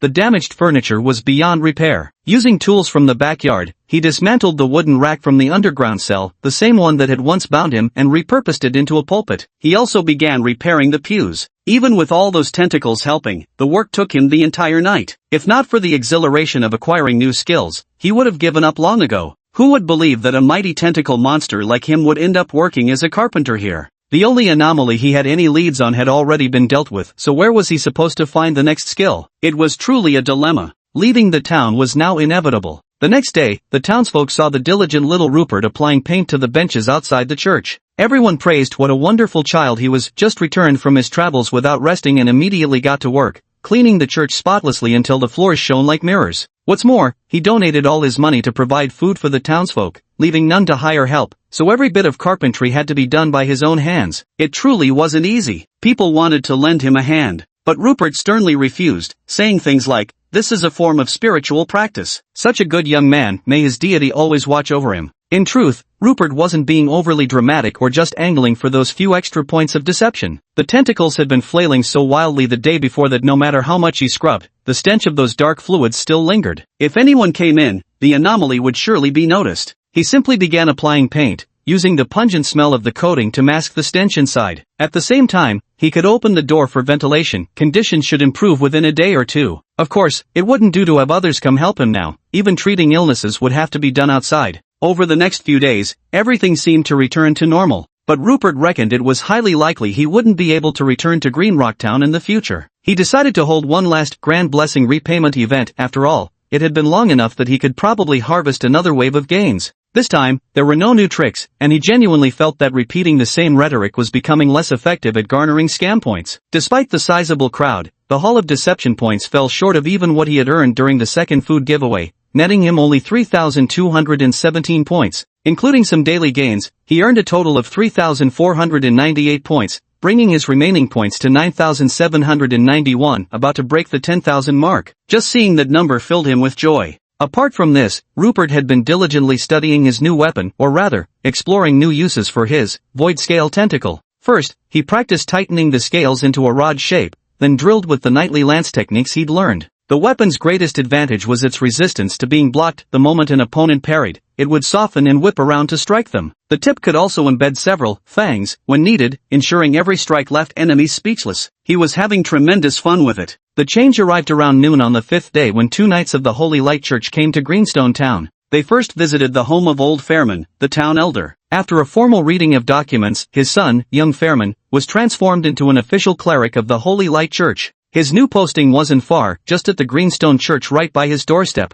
Indeed, this was the result of old Fairman's maneuvering. With young Fairman's appointment, he conveniently filled the vacancy left behind after Rupert departed for Phoebusburg. Even without a formal rating, without learning divine spells, or having only the status of a friar, little Fairman would be just fine. After all, no one wanted to come to this church anyway. Since old Fairman had begged for help so devoutly and even sent gifts, it was simply perfect to bring him in. So when little Fairman arrived at the church full of pride, following two knights in hopes of putting Rupert in his place, he instead realized he had only been brought in to fill a vacant spot. Turns out, Rupert had already received transfer orders to further his studies at the Phoebusburg Monastery and was to depart immediately. Apparently, the two knights and three horses weren't there to bolster his prestige, but to serve as Rupert's ride. He had thought he could leverage his father's authority to keep Rupert under his thumb, planning to embezzle future medical funds and ensuring terrifying things like giving back to the townspeople would never happen again. But little did he expect he'd end up completely isolated. Rupert, however, had prepared long ago. With nothing much to pack, just a few clothes and personal trinkets, he simply stuffed everything into his spatial ring and called it a day.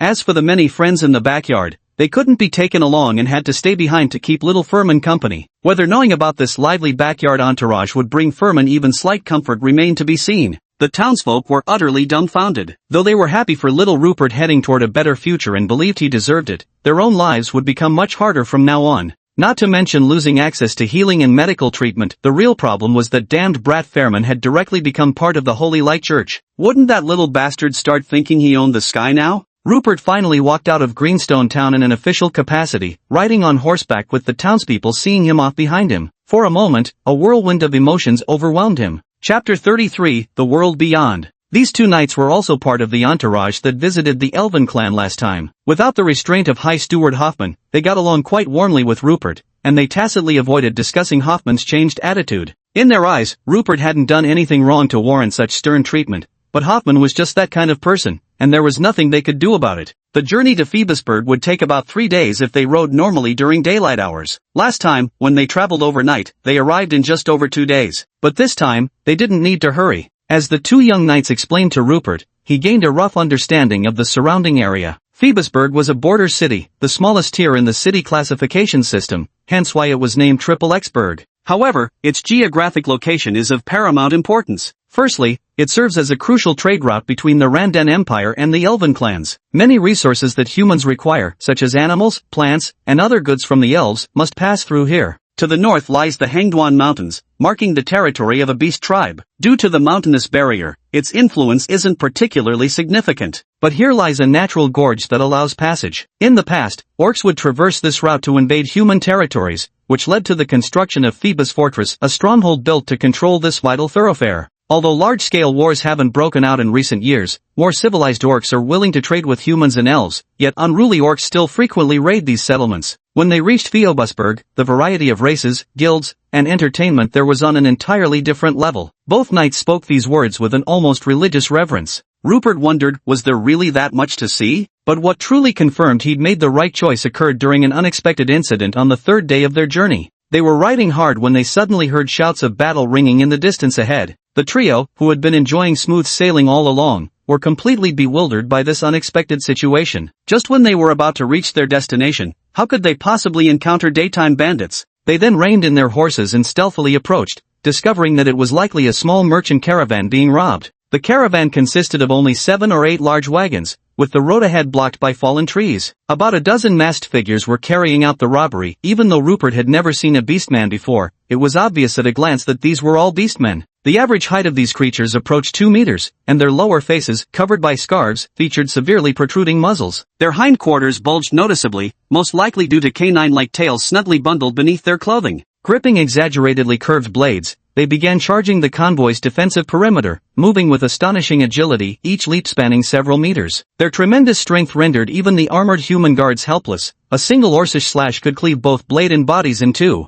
The guards numbered no less than 30, yet fewer than half could harness combat aura. Only those who mastered this power bridged the colossal gap in combat prowess to put up any resistance. But the ambush came too suddenly. Having lost the initiative, the guards' morale crumbled as their defensive line teetered on total collapse. Then, from one carriage emerged a cloaked figure of modest stature. Wielding a 70-centimeter wand single-handedly, they hurled basketball-sized fireballs with pinpoint accuracy, each explosion illuminating the charging Orcish ranks. The force of these fireballs was quite substantial, often flipping those arrogant orcs head over heels. The flames would even set their clothes ablaze. When some masks burned away, the revealed faces bore distinct wolf-headed features. These must be the legendary werewolves. Rupert watched with burning envy. This was his first encounter with genuine mages. Who wouldn't want to become one of those magnificent and mysterious spellcasters? Appearing on the battlefield like that would be the epitome of cool. The thought of his own tentacle-filled abilities made him slightly queasy. Just as expected, the tide of battle completely turned with the arrival of the fire mage. Seeing powerful reinforcements, the guards immediately prepared to launch a counterattack. The werewolf raiders hadn't anticipated encountering a mage in charge of such a small caravan. Caught off guard, they found themselves scrambling to respond. Yet the orcs proved why they're the most formidable warriors, holding their ground as they let out a battle cry. All the werewolves drew short spears from their lower backs and unleashed a concentrated volley straight toward the fire mage at the center, a truly spectacular sight. Though the fire mage had taken defensive measures and begun dodging,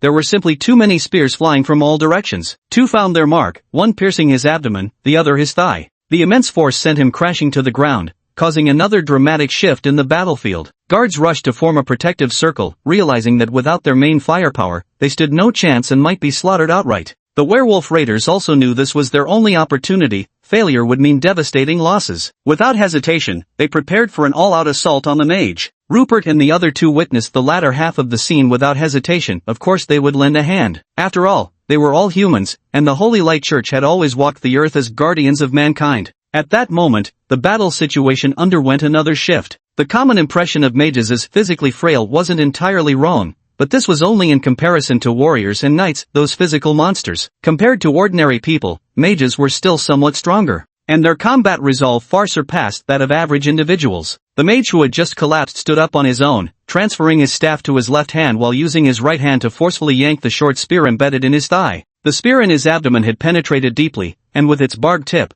the mage resorted to violently striking the spear's base before pulling it out from the other side. Though his entire body trembled, nearly toppling over again, his movements were resolute, clearly not the actions of an ordinary man. He then tore off a long strip of cloth, tightly wrapping it around his waist to stanch the bleeding, before downing a bottle of bright red potion, likely a healing draft. Without bothering to wipe the blood from his hands, he immediately resumed casting, continuing his barrage of fireball spells. Totally the style of a berserker, absolutely badass. At that moment, a holy light descended upon the mage's head. The pale golden radiance shone brilliantly, restoring his HP by a significant amount and bringing him back to full health instantly. After all, while a low-tier mage's physique is certainly tougher than an ordinary person's, the difference isn't substantial. According to Rupert's calculations, that meant a maximum HP of less than 300. If he knew enough about mages, he'd realize this practitioner was a Tier 2 spellcaster, evident from the absence of the Tier 3 magic shield skill, leaving him dangerously unprotected. This healing came at the perfect moment, restoring the spellcaster to perfect health. Had he bothered to check, he'd have noticed not even a scar remained from his wounds, truly a premium-grade healing spell. Chapter 34, Giving Up? The arrival of the two second-tier church knights completely ended the battle. In a single charge, they took out 4 unlucky werewolves. Seeing this scene and realizing the church's forces had arrived, the remaining werewolves understood their robbery had utterly failed. They immediately scattered like startled birds and beasts, some even running on all fours. Their speed was indeed frighteningly fast. The knights gave chase. While they couldn't catch them all, every additional one they took down was another lesson they'd painfully remember. Rupert's horsemanship wasn't necessary for chasing people, playing the mystic suited him better. Saving lives was the priority, so another healing spell revived a severely wounded soldier on the ground, and he didn't forget to spin his usual tale. The gods say their devout followers should not perish so easily, especially when a priest is present. Deception points plus 47. But then a pleasant female voice chimed in, "First, thank you for the healing spell, but I don't recall reading that line in any church scripture." Rupert froze. Damn it, old habits die hard. In small towns like Greystone, he could spout nonsense freely since no one would ever challenge him. But in big cities, genuine believers were bound to exist, and blathering thoughtlessly wouldn't fly anymore. So he immediately lowered his voice and tried to explain in a hushed tone. Perhaps this was only spoken of in recent days and hasn't been recorded in the scriptures yet. But none of that matters, rest assured, I'll heal these wounded. ? While diverting the topic, Rupert turned to see who could be boring enough to actually read those dreaded scriptures before suddenly narrowing his eyes. Because the speaker was the same mage from earlier, and a young woman at that, though her oversized hood remained drawn, revealing only delicate lips and a well-defined chin. With just the upper half of her face visible, a perfectly ordinary nose and pair of eyes, neither lacking nor excessive in features, there was no way she could be unattractive. Truth be told, Rupert wasn't captivated by her beauty. After all, even the elves hadn't swayed him into missteps. The surprise lay in the stark contrast. Someone so formidable in battle now appeared unexpectedly ordinary. Fortunately, the mage didn't press further about what the gods had said. Smoothly stowing her wand, she traced 2 circles in the air with her right hand while dipping her head slightly, a flawless sorcerer's salute. The eternal magic web prevails. Once again, thank you for your assistance, priest. I'm Lilith from the Phoebus Fortress Magic Tower. May I know your name? Truth be told, after experiencing your healing magic, it would be hard to go back to those foul-smelling potions or the clumsy healing spells of others. Rupert guessed that this Lilith must have examined his wounds and noticed the flawless, scar-free recovery. Although he couldn't learn magical skills, it didn't diminish his yearning for the wonders of magic. So he replied very politely, "Yes, pleased to meet you. I'm Rupert, a novice priest from Greenstone Town's church. I'm heading to the monastery of the Holy Light Church in Phibsborough to study, and I'll probably be staying there quite a long time." Deception points plus 1. Rupert's healing came just in time. Unless people had already died before his arrival, everyone who still had a breath left was saved by him. Moreover, he was quite eloquent. The divine pities all living beings, and it's a priest's duty to willingly serve as a vanguard without caring too much about personal gains or losses. Deception points plus 48. But when the crowd tried to offer him money, he flatly refused and replied, "As practitioners of cultivation, we should not be overly involved with material wealth, nor lose ourselves to worldly desires. If you truly wish to express gratitude, you may visit the church in Phoebusburg to offer thanks to the divine." Deception points plus 48. His extraordinary healing abilities, combined with his actions and humble demeanor,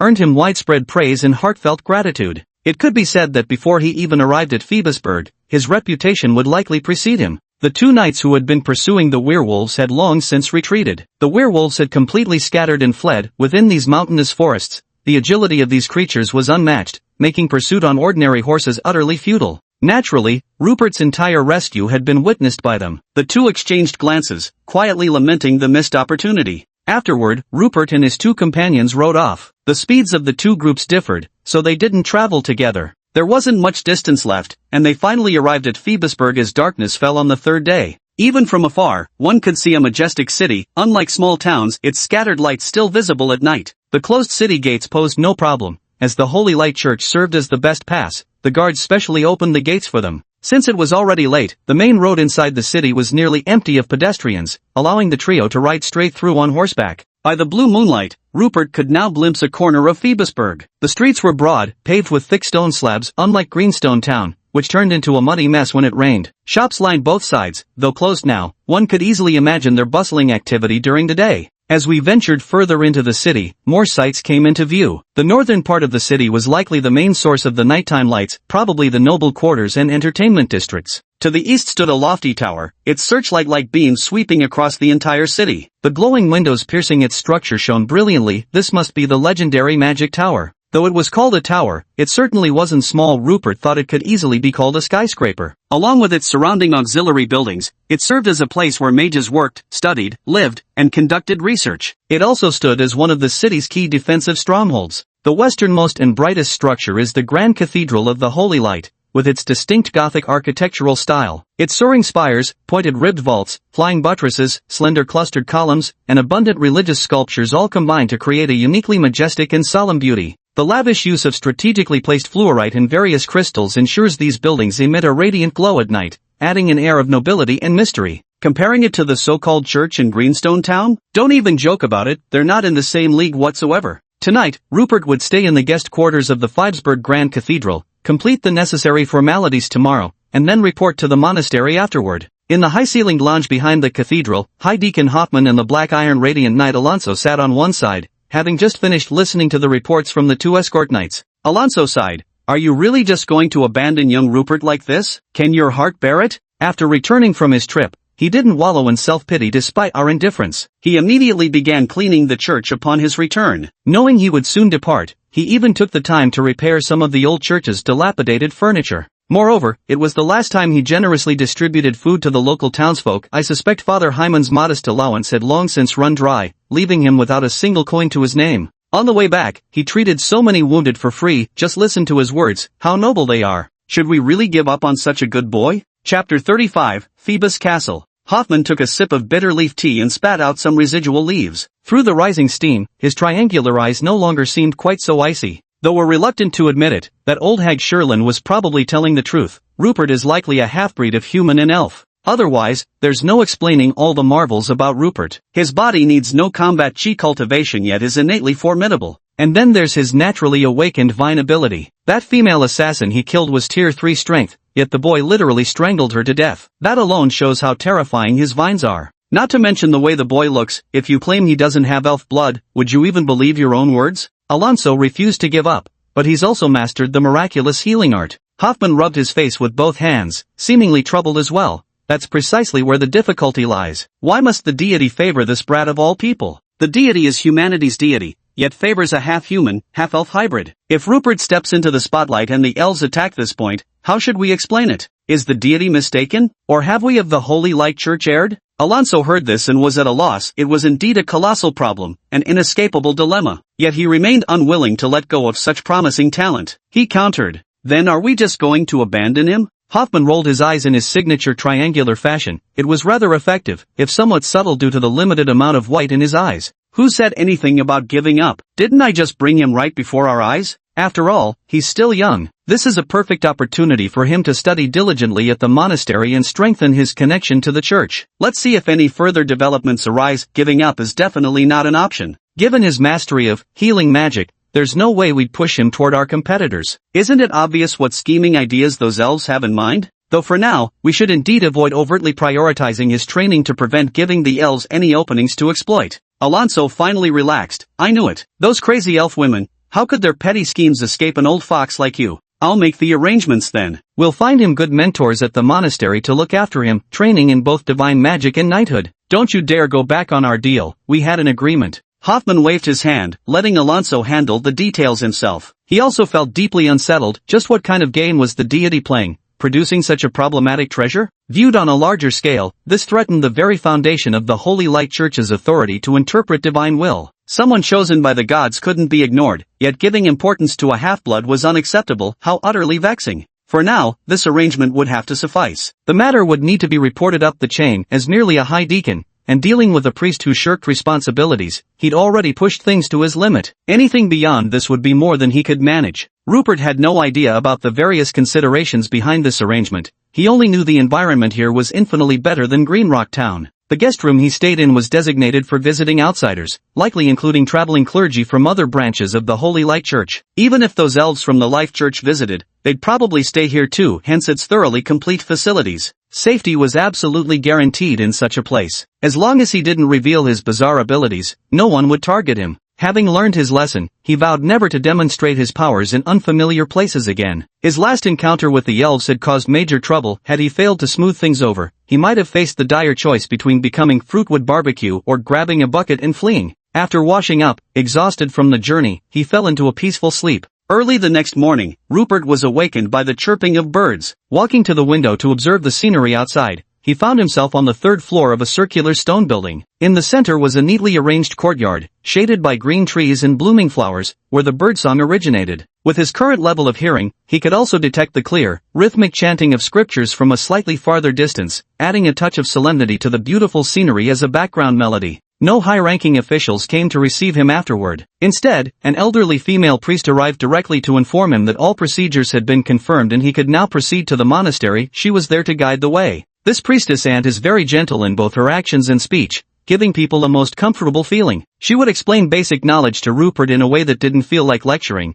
but more like a tour guide. That's right, little Rupert. The church is located closer to the city center for the convenience of worshippers, while the monastery requires quiet concentration for study, so it's positioned at the westernmost edge of the city, nearly touching the western mountains. That's right, little Rupert. Actually, there are only three major forces controlling the current education system. The first is naturally the Nobles' Knight Academy. It doesn't only admit noble knights, they also accept exceptionally talented children from commoner families to study both warrior skills and culture, becoming vassals. If they prove outstanding enough, they can even earn knighthood through military achievements. The second option is the Mage Tower, but they only accept children with magical talents for elite education. What they learn there is extremely diverse. Every mage could be considered a polymath, with some even delving into the classics of our religious doctrines. The third is our monastery. We primarily take in children from commoner families, teaching them literacy, reading, and theological classics, shaping them into ordinary monks or nuns, the foundational force for churches across the land.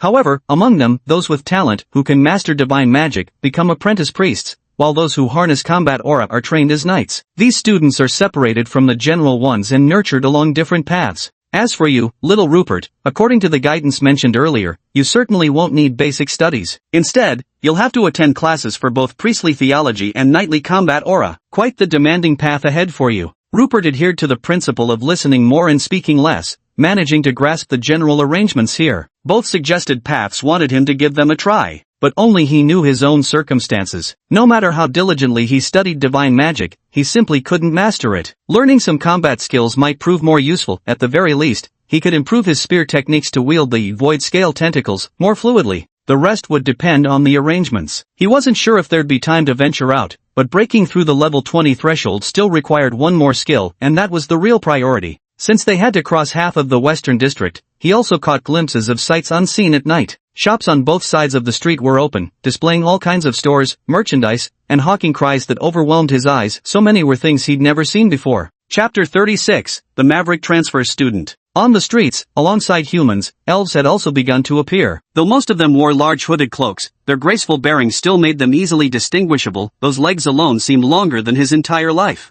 Humans needed the goods of the elves, and the elves indeed had demands for the merchandise of other races as well. Among all races, humans undoubtedly stand at the pinnacle when it comes to harnessing and utilizing crystal nuclei. This achievement owes much to the great mages. Taking just recent examples, the telecommunication magic array that Rupert once employed was powered precisely by such crystal nuclei. There are even more powerful vehicles powered by crystalline cores, airships, various war machines. Beyond that, it's nearly impossible to imagine elegant elves engaged in mining, which is why they purchase all kinds of minerals and gemstones from humans and dwarves. There were also exquisite little mechanical trinkets transported from the goblins, and marine specialties like coral and pearls shipped over from the sea folk. Of course, you could also spot a few orcs on the streets. Apart from their love for robbery, they also came here for legitimate trade. What they lacked most was all kinds of food. It seemed like they were perpetually short of supplies all year round. Moreover, from Rupert's observations, there were practically no female orcs in sight. Naturally, Rupert was specifically referring to those cute female orcs. The ones who were even bullier than him had been unconsciously, or perhaps consciously, filtered out of his perception.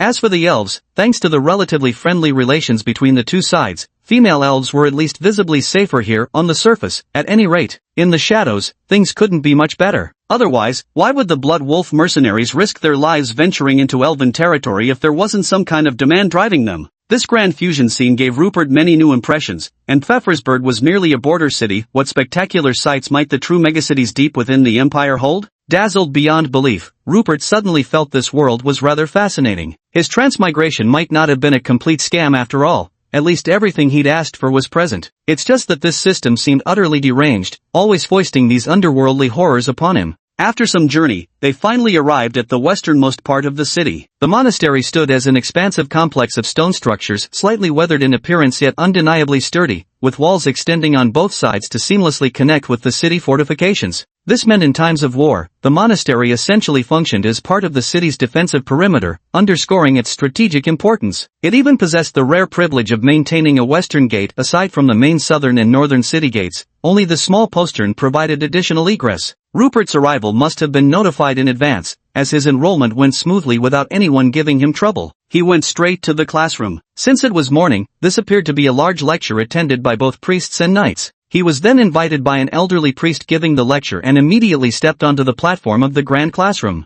Scanning the room, he noticed the students below were roughly his age, with novice priest robes and warrior uniforms split evenly, at least 200 people. They all stared at him wide-eyed, clearly puzzled, probably because the monastery had never accepted transfer students before. Rupert was delighted. Before, he had little interest in small-scale deceit and rarely spoke up, thinking he'd have to endure hardship here. But now, this place felt like heaven. Hello classmates, it's a pleasure to meet you all. My name is Rupert, and I believe we'll get along splendidly in the future. Deception points plus 119. Rupert's heart skipped a beat. Such low deception points? Judging by the numbers, nearly half the audience didn't believe him. Why were these kids so distrustful? He suddenly missed the simple, trusting folks back in Greenstone Village. A girl's voice suddenly piped up from the crowd. Judging by your priest robes, you're one of us clergy. Freshman, come sit with us. I welcome you on behalf of all our priest sisters. Everyone, give him a round of applause. To Rupert's surprise, actual applause broke out. Something felt off though. Was there still some kind of division between the clergy and knights here?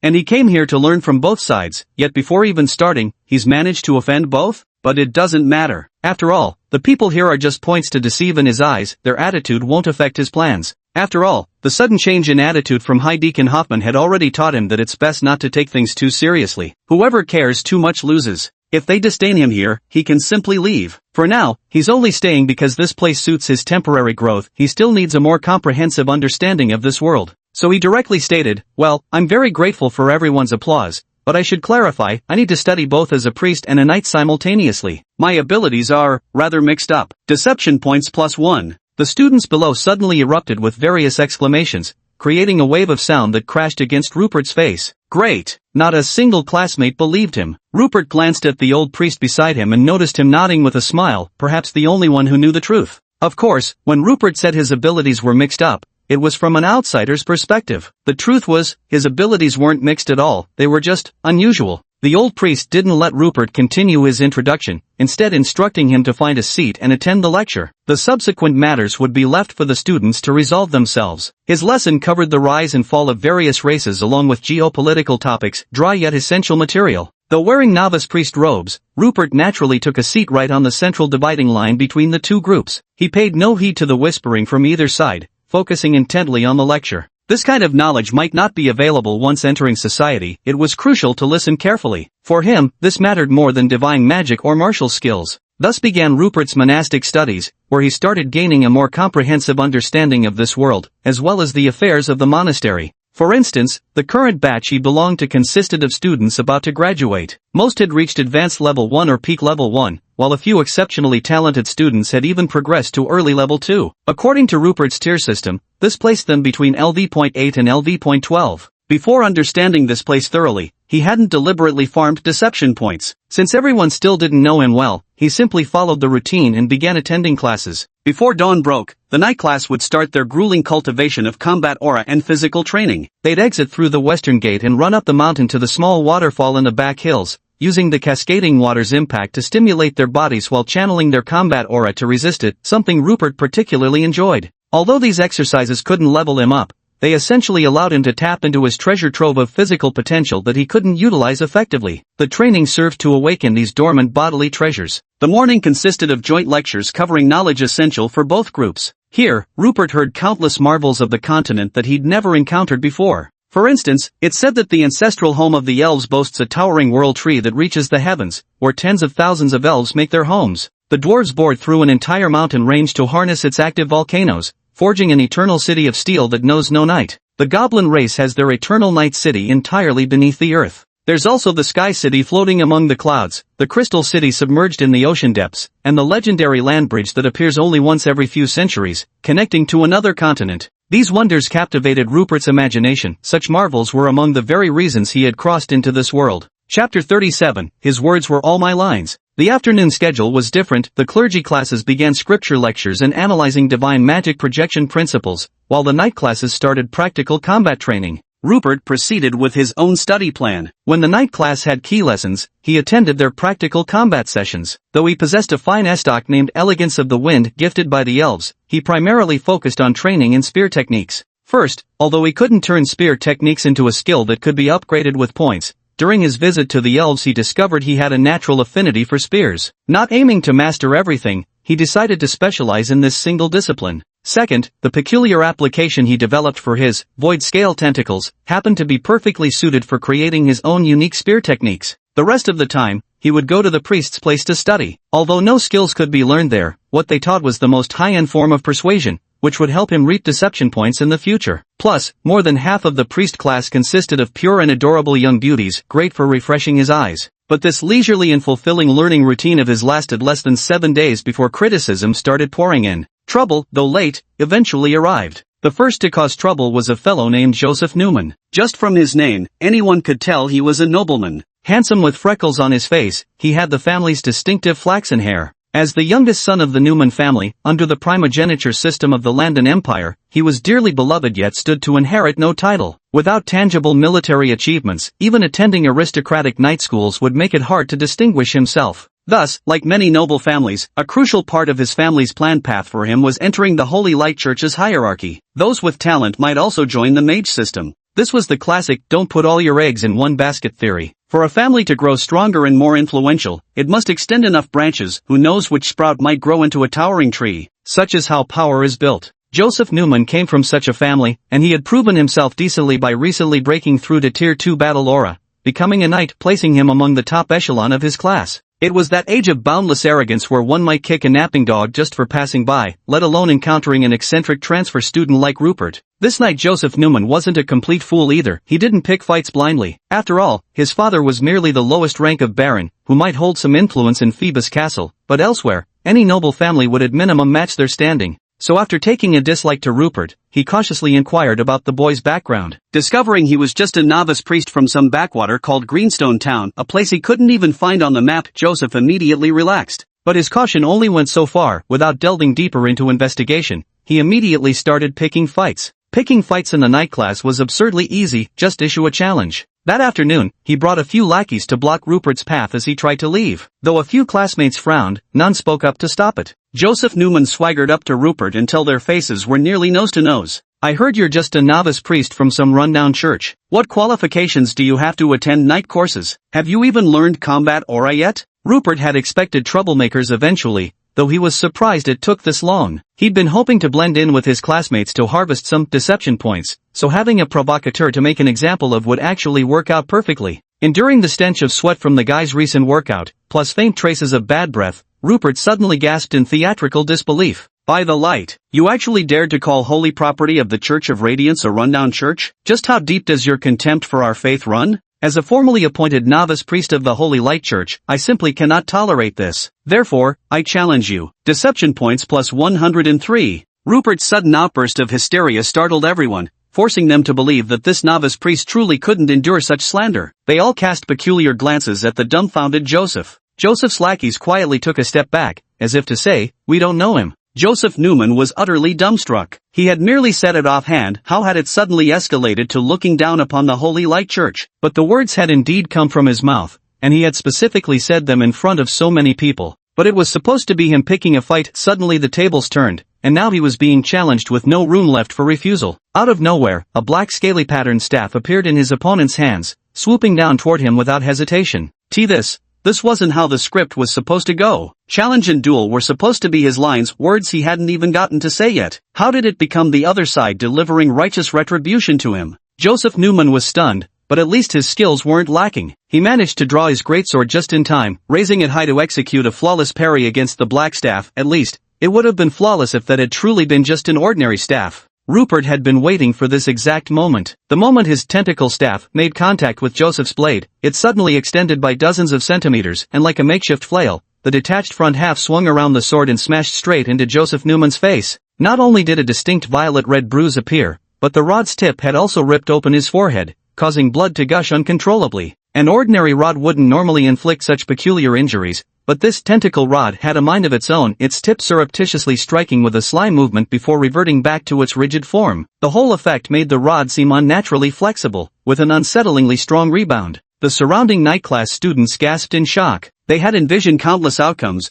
but never this. Was this what they'd call an instant takedown? Who could have imagined a first-tier novice priest instantly defeating an official second-tier knight? Joseph Newman bore this exaggerated wound, blood still dripping down, his eyes bloodshot, with combat aura surging around his body. The opponent had moved too quickly just now. He hadn't even had time to activate his combat aura. This time, he'd have to strike ruthlessly to finish the guy off. Suddenly, a gentle radiance descended upon Joseph Newman's head. The wound on his scalp healed visibly before his eyes, and the bruised marks from the rod vanished completely. Aside from the blood still smeared on his face, there was no trace left of his earlier injury. Moreover, that soothing sensation calmed his rage somewhat, as though his resentment had significantly diminished. But Rupert spoke again. "This is punishment for your insult to the Church of the Holy Light. I can overlook your personal insults to me. However, you must still offer a formal apology to the Church of the Holy Light and the deity. Otherwise, I can only interpret it as you slandering the dwelling of the divine on earth, which means you're blaspheming." Deception points plus 103. Hiss. Chapter 38, The Blind Girl. Everyone around couldn't help but gasp sharply, their hearts trembling with dread.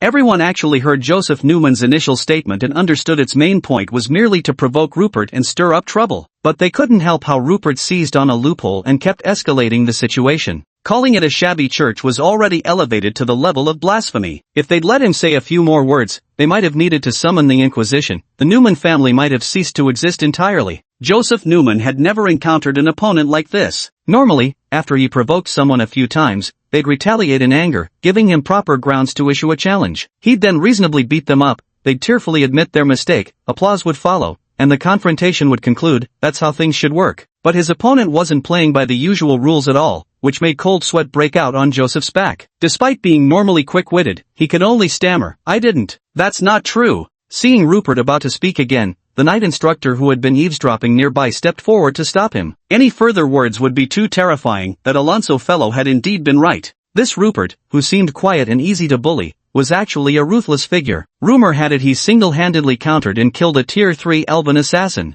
Joseph Newman was completely at his mercy, outmatched in strength and outclassed in verbal sparring. But blasphemy wasn't something to be tossed around lightly, so the instructor stepped in to mediate, forcing Joseph to apologize promptly while sweet-talking Rupert to placate him. But could a guy like Joseph Newman let go of such a humiliating insult? Obviously not. But in the monastery of the Holy Light Church, does being a noble's son matter? You'd still have to follow the church's rules. Even a dragon would have to crouch down, and if some weirdness showed up, it would squat properly too. Rupert glanced at that Joseph across the way and noticed the guy glaring at him with resentment, mouthing the classic "just you wait," which made it clear this wasn't over. But he couldn't have cared less. If the other side refused to behave and crossed his safety line, making him feel threatened or uneasy, he'd handle it his way, just like those mercenaries who'd disrupted his normal life. The grass over their graves had already grown nice and tall. Among the observing night class students stood a golden-haired girl who had witnessed the entire incident, thoroughly enjoying the spectacle with a faint smirk on her lips, her features delicate and striking. Yet she was completely unlike the fragility typical of most women. Her short hair didn't give off a tomboyish vibe either. If one had to describe her in a single word, it would be dashing.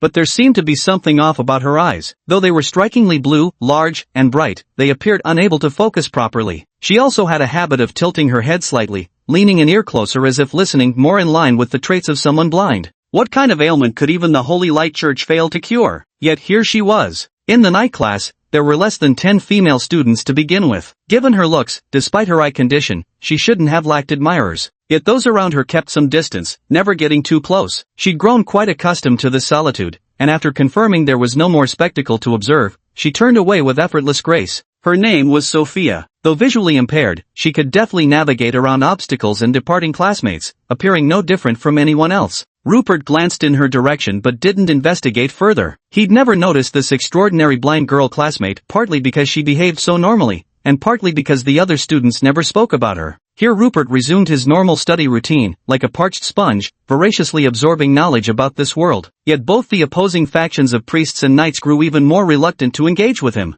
In Greenstone Town, young Fellman, the simple-minded son of the mayor, had passed through his initial excitement. By the next day, he was already weary of his current duties, utterly baffled how that fool Rupert had managed to stick with it before. He went crying to his father, demanding to go home and intending to quit. This nearly gave Mayor Feldman a stroke. After spending all that money, leaving now would mean returning empty-handed? He had no choice but to desperately pacify his son. In the end, they even agreed to send their young maid over to him, claiming she was a devout believer engaging in voluntary spiritual practice unofficially recognized by the church as a nun, then dressed her in a nun's habit and indulged little Furman in some role-playing. This period truly delighted little Furman, with theatrical scenarios including but not limited to the priest and the nun, prison confinement, and church trial. It seemed to open up a whole new world for him, and no longer satisfied with the current level of play, little Furman began planning to introduce new characters into the mix. That evening, after disciplining his nun subordinate in the old priest's room, little Furman came downstairs for a drink of water.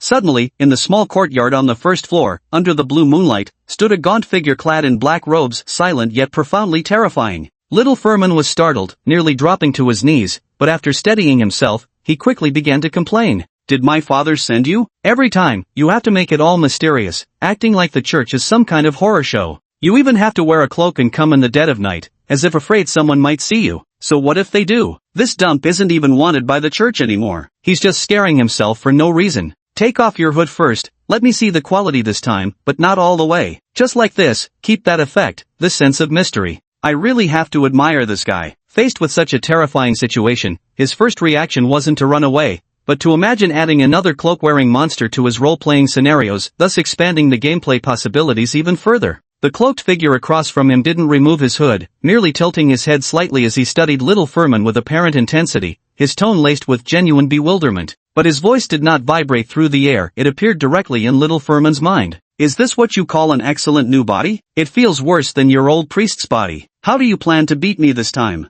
Feldman genuinely dropped to his knees this time, turning his head frantically to locate the source of that terrifying voice in his mind. His eyes were filled with terror, but of course, he found nothing. The mysterious cloaked figure couldn't make heads or tails of what this kid opposite him was playing at, so he stopped wasting words. His hood suddenly seemed to expand by 2 sizes, yet strangely, this specially made hood didn't tear despite the distortion. Then an invisible psychic force shot out from the hood like an arrow, instantly piercing young Furman's brain. Though there was no external wound, countless psychic threads penetrated and enveloped his mind, voraciously extracting all information within. Chapter 39, Roleplay. Had someone opened young Furman's skull at that moment, they would have seen his brain rapidly withering and shrinking. It seemed all cerebral matter was being absorbed by the cloaked figure along with the extracted information. When the psychic threads finally retracted, Furman's brain had shrunk to the size and color of a walnut, resembling the nut in both appearance and dimensions. His mind had become completely empty. Though the boy's mind had always been somewhat empty before, it had never been quite this hollow. At least in the past, there had been some yellowish content. The most terrifying part was that little Furman wasn't actually dead, yet this state might as well be death. He had lost all sense of self,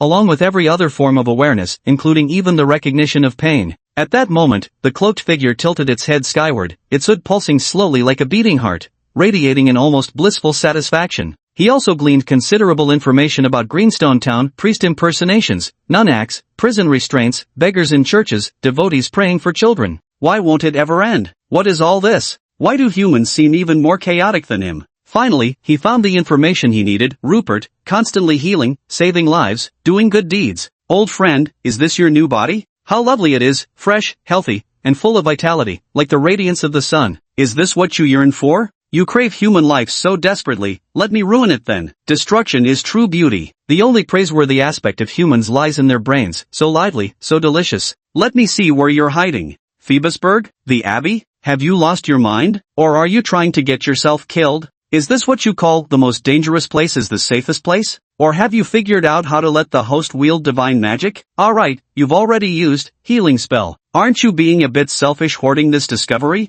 Alright then, here I come. Mayor Fairman came to the church the next day and found young Fairman barely more than a drooling idiot, blind, deaf, and stripped of all 5 senses. The townsfolk, however, breathed a sigh of relief. Lately, the boy had been eyeing the neighborhood women as if he wanted to devour them, better a fool than a monster. Unaware that yet another abomination had set its sights on him and was preparing to come for him, Rupert was peacefully attending class. Moreover, the monastery was preparing for an upcoming field combat exercise, a time-honored tradition that every priest and knight must undergo. The requirement stipulates that each priest and knight must pair up to form teams, venture into the western mountains, and survive for a limited period of 10 days. Their performance will be evaluated based on the tier of magic beast cores obtained through hunting. Of course, they wouldn't venture too deep in just 10 days, only along the outskirts of the western mountains. There, they'd face mostly low-tier magical beasts and ordinary wild animals. After all, the purpose was to experience wilderness survival, reconcile conflicts between the two groups of students, and make them realize that the priest plus knight combination was the strongest. The higher-ups were well aware of the atmosphere in the monastery. Truth be told, it was the same every year. Priests believed they were the ones closest to divinity, and within the church hierarchy, those of the same rank would always hold half a level higher status than knights. Knights, on the other hand, viewed priests as worthless trash, weak in body and only capable of hiding behind others.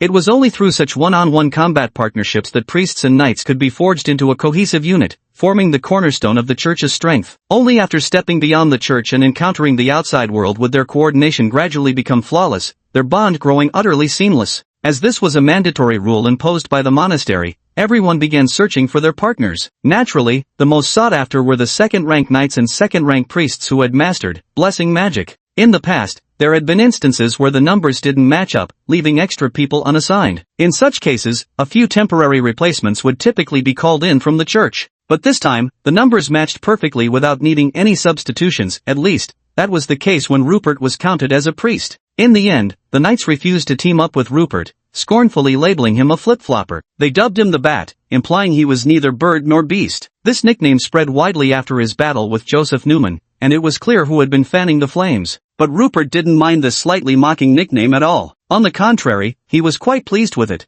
feeling it matched his looks rather well. He even mused that if he ever unlocked a winged uncanny skill in the future, he'd definitely have to cosplay the part. The priests also looked down on Sophia, the blind girl, believing she'd be useless in real combat. While she might perform fine in controlled arena matches, in the unpredictable wilderness where enemies could create distracting noises, she'd be easily finished off. Thus Rupert and Sophia officially met, two outcasts brought together by circumstance. At the time, Rupert hadn't realized the cool-looking blonde with the short bob haircut across from him was blind. She carried herself with such natural ease that he mistook her for just another admirer attracted by his good looks. When he even extended his hand for a friendly handshake, this girl named Sophia grasped it with perfect accuracy. Only at such close proximity did he notice the girl's beautiful blue eyes were unfocused, revealing this surprising fact. Unable to restrain himself, he asked, "May I be so bold as to ask, these mesmerizing eyes of yours, are they?" Rupert left the sentence unfinished, but his hand gesture perfectly complemented his unspoken question. Yet Sophia showed no sign of falling for his flattery, not even registering the compliment, answering his question with striking honesty.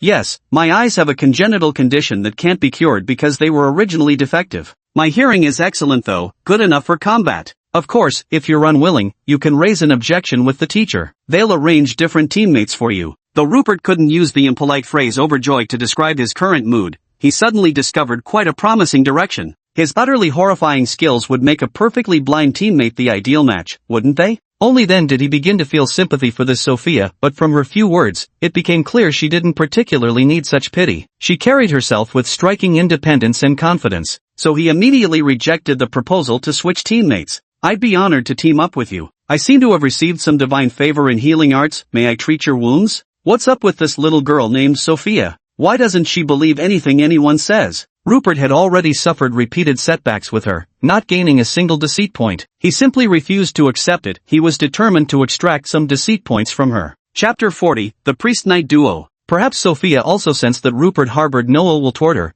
and felt that outright rejecting someone's kindness would be too unkind. She ultimately agreed to accept Rupert's offer of healing, but judging by the complete lack of feedback points from his deception system, this was merely politeness on her part. She didn't actually believe Rupert's claims. Rupert didn't dwell on it. He immediately cast Healing Light, enveloping Sophia in a golden glow so radiant her blonde hair appeared bleached white. As a plus 200 notification floated up, Rupert realized with surprise that Sophia was actually a Tier 2 knight. Based on her health pool, she rivaled his own level 14 stature, making her the secretly strongest candidate in the knight class after himself. "I just don't know why she tries to stay so low-key." Sophia indeed felt that this healing spell was quite different from the ordinary healing spells of her cleric classmates. It was truly comfortable, seemingly even alleviating some of her lingering combat injuries. Both of them acknowledged each other's strength. Joseph Newman watched the pair of Rupert and others from a distance, sneering inwardly. "What a coincidence, isn't it? They were all his targets, and now they happened to come together perfect for dealing with them at once. To be precise, that blonde blind girl was the target of his elder brother, Aaron Newman. Well, not exactly a target. 2 years ago, his brother happened to encounter 13-year-old Sophia, who had just begun to display both her striking beauty and her martial prowess. Having never betted a female knight before, especially a pretty, blind apprentice knight at that, he casually mentioned wanting to pursue her. Unsurprisingly, Sophia rejected him, leaving him humiliated among his peers in the aristocratic circles of young masters and ladies. Then he delivered a harsh warning: anyone who dared to get close to this woman would be making an enemy of the Newman family. In Phibbsburg, the Newman family wielded power second only to the city lord himself. As the primary heir to the Newman lineage, Aaron Newman's words carried significant weight. These careless remarks from noble young men dealt a heavy blow to Sophia. Though she had overcome countless obstacles through sheer talent to reach this point, much of her hard work was simply erased. Naturally, no one would openly admit they were excluding her because of Aaron Newman's warning. Instead, they endlessly repeated the same excuse, that she was blind. So Sophia had grown accustomed to traveling alone, and the monastery provided ample shelter for her. It was far too difficult for other factions to extend their influence into her affairs. As for Rupert, being a bat and outsider to both sides, he was left in the dark, with no one bothering to inform him of such matters. Of course, even if he had known, he wouldn't have cared. So-called nobles were worthless in his eyes. They were all Hua people whose ancestors hadn't produced a few nobles, so why fear each other? And Aaron Newman probably forgot all about it himself. Now Joseph Newman sees these two teaming up. This just made things more convenient for him. Not only could he eliminate Rupert who dared to lay hands on him, but he could also send that blind man to his elder brother for some amusement. The next day, over 100 priest knight teams entered the western hills through the small gate on the monastery's west side. These hills were a minor branch of the Hangduan Mountains, rich with magical beast resources. Among them, Rupert and Sophia's team was the most peculiar. Both wore form-fitting warrior attire, with Sophia adding an extra breastplate while Rupert opted out, believing it would hinder his combat performance. 10 days wasn't exactly a short span of time, and anyone would have some baggage or supplies to carry along, but Rupert didn't have that problem, thanks to his spatial ring. Among the other students, only Joseph Newman possessed a small spatial ring. When he discovered that Rupert also had one, it added yet another reason to eliminate this sworn enemy. Rupert paid no attention. All along the way, he had been trying to extract deception points from Sophia, but without any success. Rupert, you're a knight, and I'm a priest. It's far too dangerous for me here, you'd better protect me properly. Sophia, that day when you took down Joseph Newman in one move, it didn't seem dangerous at all. And that strange staff you used sounded peculiar to me. Rupert was startled. What kind of ears did this girl have? Could she have some kind of radar sense like Daredevil? He quickly backtracked, laying groundwork for the future. You were there that day? You could hear my movements? Even recognize what my weapon sounded like? Well, actually, those were my vines. I don't just have priestly talents, I've got a gift for plant magic too. Rupert was speechless. How could this girl not believe anything he said? It was seriously shaking his confidence. Turning around, he found Sophia staring at him with those large, soulless eyes. Not buying a word, he said. Whatever. Believe it or not, Rupert wasn't about to admit defeat so easily. Best to focus on the journey for now. Truthfully, he had no idea how she did it, but Sophia was genuinely capable of surviving alone in the wild, navigating directions and avoiding obstacles with ease. It seemed he could discern the shapes of plants through some sense, and combined with his olfactory abilities, he could identify more flora than Rupert, far surpassing what mere sharp hearing could explain. In truth, it was practically her teaching Rupert some survival skills in the wild. The most terrifying time was at night. That was Sophia's absolute domain. To put it simply, she was invincible. For the first day or two, they encountered no formidable magical beasts. The intelligent ones kept their distance from human settlements. When they came across ordinary wild animals, Sophia dispatched them before Rupert even had to intervene, turning them into their meals. Her core weapon turned out to be a greatsword with a blade over 1 meter long, featuring an extended hilt and crossguard. Her sweeping slashes and spinning maneuvers were dazzlingly elegant, making it nearly impossible for ordinary beasts to get close to her. At noon on the 4th day, the two finally encountered their first magical beast, a feline creature with glossy black fur, though significantly larger than a regular cat, which had begun stealthily trailing them. But Sophia's hearing was unnaturally keen, seemingly even sharper than Rupert's. She detected it almost immediately. Strangely enough, she could even sense the creature's basic shape. After Rupert described its coloration, she decisively identified it as a second-tier dark venom lynx. Rupert was almost certain this wasn't something achievable through mere acute hearing. It bore more resemblance to something like mindsight. But Sophia on this side had already charged forward with her greatsword, her steps nimble, also like a cat, swinging down in a slash aimed straight at the opposing dark venom lynx.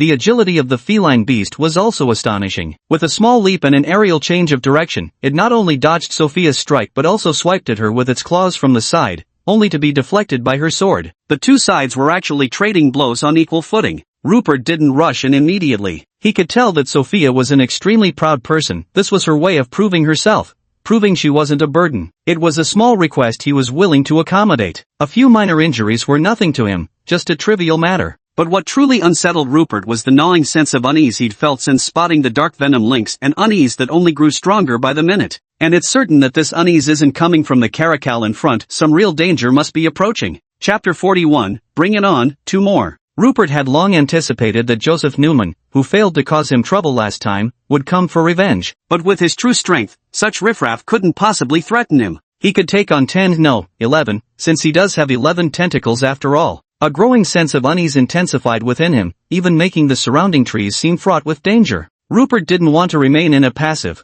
waiting position. He wanted to end this battle now. So he suddenly shot out a tentacle, launching a sneak attack toward the dark venom lynx across from them while calling out to Sophia. I sense something's wrong with our surroundings. Let's finish this quickly. This is my summoned plant vine. The tentacle appeared far too suddenly, striking at the perfect moment. The caracal had just dodged Sophia's slashing attack, its body still midair as it prepared to twist and counterattack. Yet against this ambush by the tentacle, it was utterly helpless, swiftly bound tight by the writhing appendage. Sophia seized the fighting opportunity, slashing her sword to cleave open half of the dark venom lynx's neck, yet she remained alert. It seemed she was guarding against Rupert as well, maintaining a defensive stance all the while. But suddenly, Sophia collapsed limply. Were it not for the faint rise and fall of her breath, Rupert would have thought her dead. What sort of youngster just falls asleep like that the moment they hit the ground? But Rupert no longer had any intention of joking. His expression was extremely grave, his young face taut with tension as a pair of dark eyes stared fixedly ahead. At some unknown point, a figure clad in a black hooded cloak had appeared beside Sophia. They seemed to have emerged leisurely from behind a large tree. Though Rupert couldn't be certain, his mind had momentarily faltered,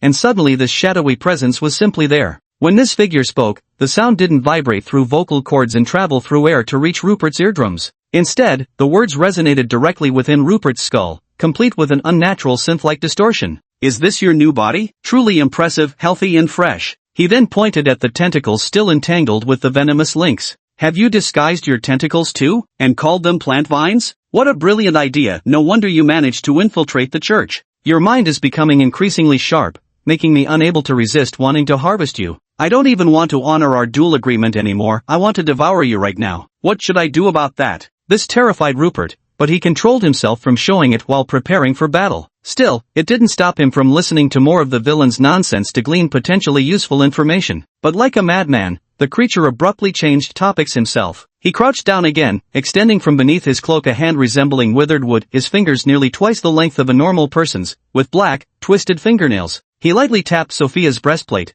producing soft knock-knock sounds, then threw his head back as if taking a deep breath. Is this your new prey? Such a delicious brain and soul. I can already feel her vibrant pulse, resisting my restraints. How adorable. Oh, you seem quite fond of this little girl? How about I borrow her body, enjoy myself with you, and then kill you? That way, you can merge with her inside my body, of course. After saying this, the cloaked figure actually became excited by his own thoughts, standing up while trembling. Rupert had long determined that this thing was an anomaly, and a perverted one at that. Most likely, it even knew the old priest and was familiar with some of his preferences. It was probably the one who wounded the old priest, giving Rupert the chance to strike back in the first place. Moreover, this pervert seemed to be a chatterbox, easily lost in self-indulgent excitement. Seeing that his old friend wasn't responding, the cloaked figure continued dramatizing the scene on his own. Were you surprised to be found by me, my Hyman? Oh no, I should call you Rupert, that's your new name. How adorable, much cuter than your old man appearance before. Will you surrender directly, or shall we fight again? After all, you've never won against me. Show me those other 3 tentacles of yours, let's see whether they obey you or me. Still haven't realized it? I'm your natural nemesis. How does it feel to get slapped by your own tentacles? But upon hearing this, Rupert's eyes suddenly lit up. This guy's ability is reverse control? After all, this guy could directly speak inside people's minds and even block someone's brain functions, effectively knocking them out cold. His powers likely specialized in cerebral manipulation, truly terrifying abilities. Rupert suddenly lunged forward, extending 3 more tentacles while simultaneously retracting one from the entwined dark venom lynx, all shooting toward the perverted chatterbox across from him. The cloaked freak wasn't the least bit surprised by such combat. Wasn't this how all tentacled monsters fought? Nothing novel about it at all. The pitch black hood lifted, yet nothing could be seen inside, as if light itself couldn't escape that void. But formless threads of psychic energy had already shot out. They were unquestionably faster than any physical tentacle. How could tangible limbs possibly outpace intangible thought? Yet he also sensed something. His old opponent's tentacles seemed slightly stronger than before, suggesting considerable recent progress. Controlling them would require more mental effort now, nothing critical yet, still far from his limits. Sure enough,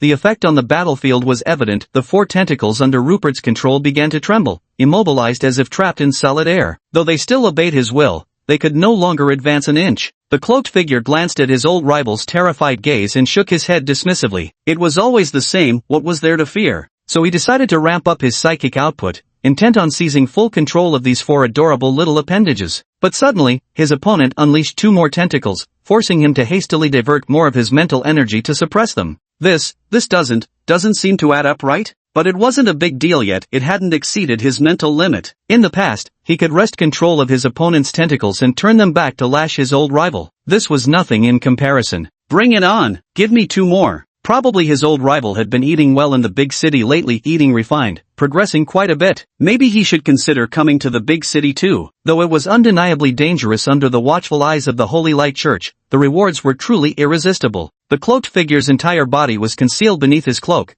but his 2 skinny, stick-like legs visibly trembled. Rupert didn't dare speak. He was afraid he might burst out laughing. In such a situation, the best course of action was to let the cloaked figure across from him continue believing he was the old priest. No sudden moves, just quietly secure the victory. So he extended 2 more tentacles. The cloaked figure clearly couldn't believe what he was seeing. Though Rupert couldn't see the man's expression, the way his hood swung side to side spoke volumes. He was utterly shocked. Rupert could practically picture the look on his opponent's face. Chapter 42, The Bizarre Duel. The cloaked figure was truly incredulous. With 8 tentacles already manifesting, his entire body began trembling violently. He could feel himself losing control over these grotesque appendages. Even his spiritual power had limits. Controlling ordinary humans posed no challenge. Their feeble minds allowed him to effortlessly dominate hundreds like child's play. But when it came to warrior-class professionals with stronger spiritual resistance, even mere first-tier ones, his limit barely stretched to a dozen or so at most. But for mages or priests with formidable mental strength, it's considerably more difficult. 6 or 7 would be the limit. Though each tentacle couldn't be said to equal a mage in power, each one was essentially struggling and contending against Rupert. Given that Rupert was a level 20 character with nearly the strongest mental strength in the 2nd tier, the difficulty was obvious.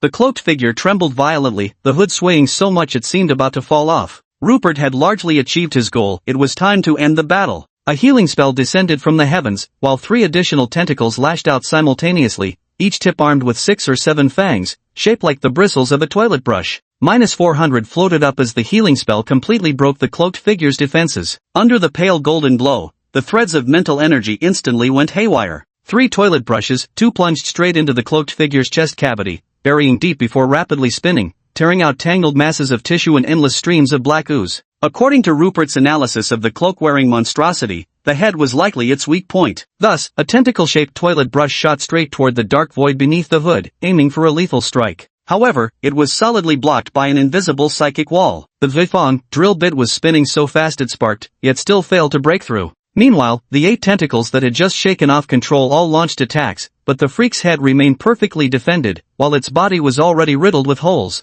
If this guy still had a chance to drink water, a whole jug poured in would likely see over 90% of it fail to reach his stomach, having already leaked out completely. As soon as the 3-second cooldown ended, another healing spell smashed onto the cloaked freak's head. Yet his entire skull was wrapped in that intangible psychic barrier, causing the healing spell to fail proper contact. No damage numbers even appeared, meaning it never truly reached the cloaked freak at all. This was the first time such a situation had occurred, and Rupert realized this thing probably only had a valuable head, while the body was merely a means of transportation, like a car. As long as the head remained intact, the vehicle could be replaced at will. But now the situation had become tricky. He seemed unable to break through this thing's mental defense. Just then, that terrifying electronic voice echoed in his mind again, this time unmistakably roaring. "Who the hell are you? You're not him!" This terrifying kind of healing magic absolutely isn't something an ordinary person could wield, let alone something any random mountain boy could possess. "I don't care. I don't care who you are. I want your brain. Hurry up and give it to me. Give it to me now."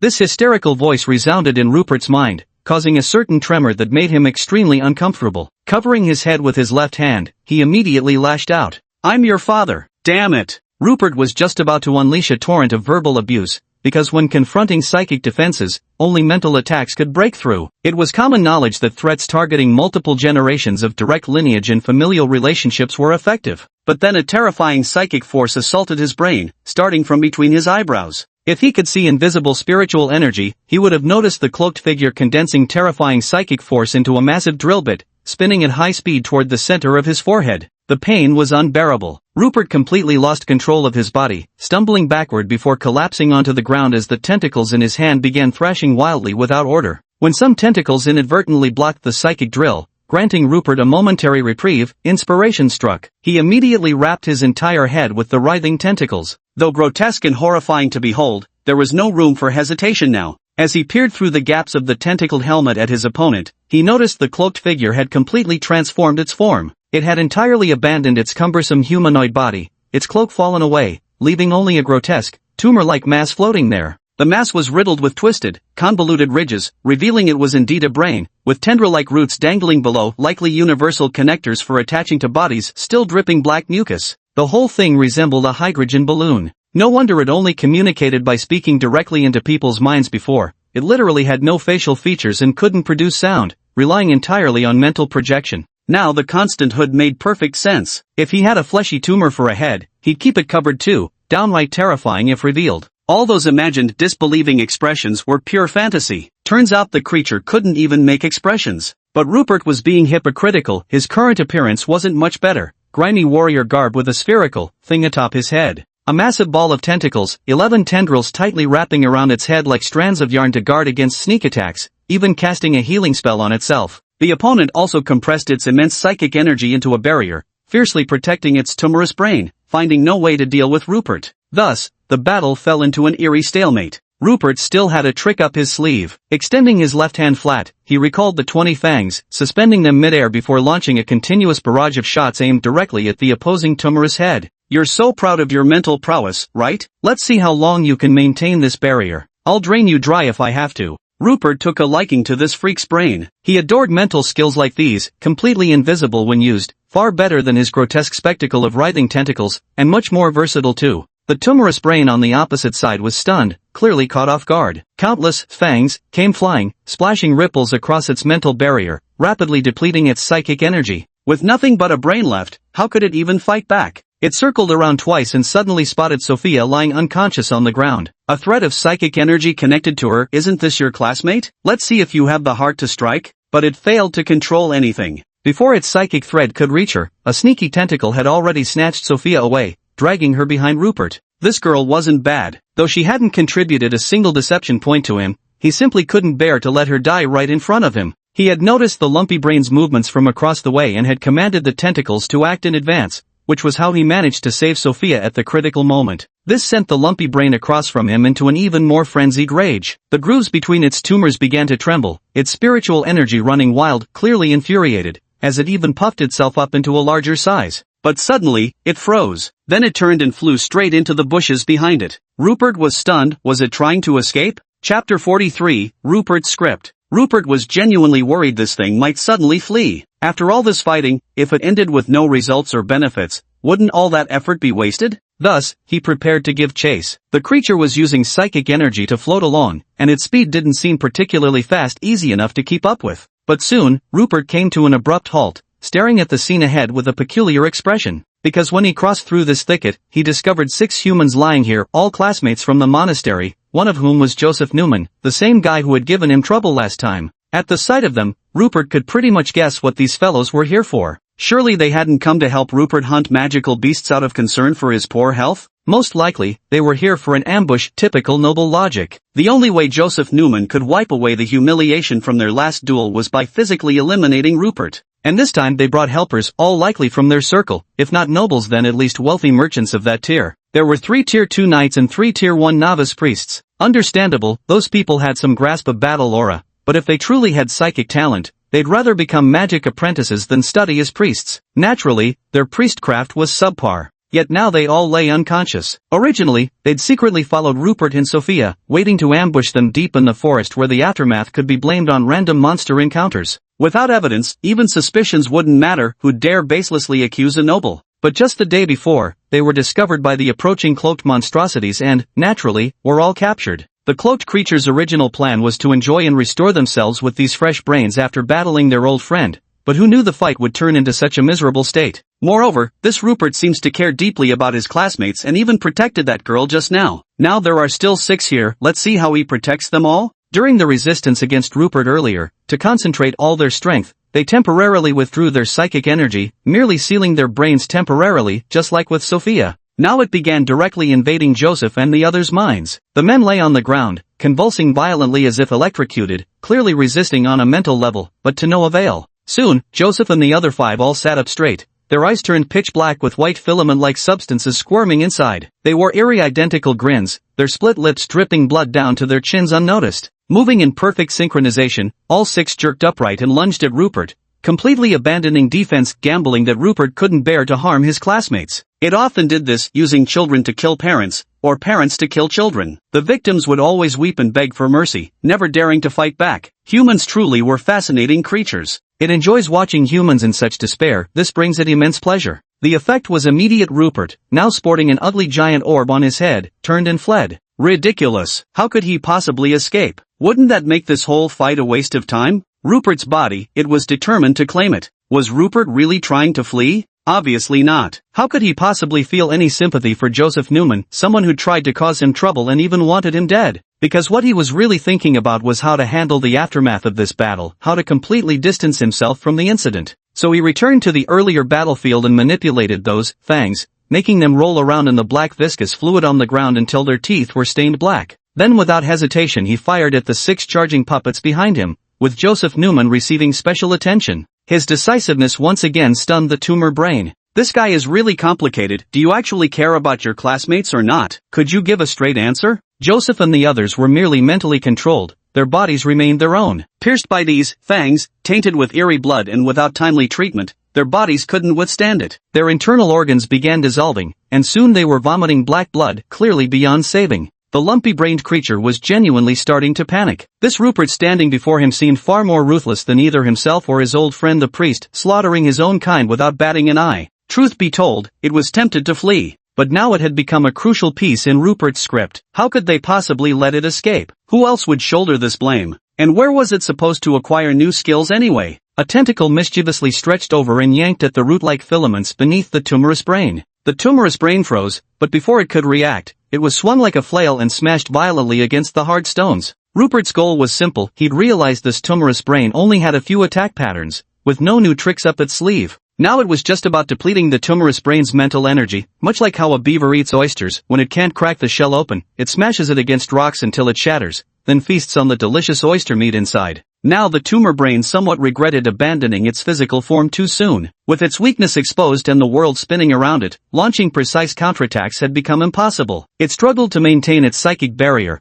but the consumption rate was alarmingly fast. Click. Though no actual sound reached his ears, Rupert's mind echoed with a sound like shattering glass. He knew he'd finally succeeded, but he didn't use healing magic to deal damage, because in this script of his, there wasn't even a role written for him. He shouldn't have been here at all. So he kept smashing the tumor brain until it completely disintegrated into a pile of blackened, putrid flesh scraps, impaled upon a jagged rock projection. Only when he saw the new skill, Omniscient Brain, LV.10/1, appear on the panel did he finally relax and unwrap the bundle of tentacles covering his head. He had been particularly wary of such dangerous foes. One could never rule out a desperate last-ditch comeback from the dying. He barely had time to test his new skill before immediately setting to work arranging the battlefield, all 11 tentacles springing into action at once. The traces of the tentacle battle could remain, but every detail hinting at his or Sophia's presence had to be erased. Some marks proved stubborn, so he simply used his tentacles to carve fresh ones over them. This was the script he had prepared. One could call it Bavolf, captain of the Blood Wolf Mercenary Corps, faces off against the supernatural horror of unfathomable psychic might. Unfortunately, 6 members of the monastery including Joseph Newman were mentally controlled by the uncanny psychic force and fatally struck by Bob's venomous fangs. The incident had absolutely nothing to do with Rupert and Sophia. As for Sophia, after they jointly defeated the Dark Venom Lynx, she accidentally fell unconscious from plant toxin poisoning,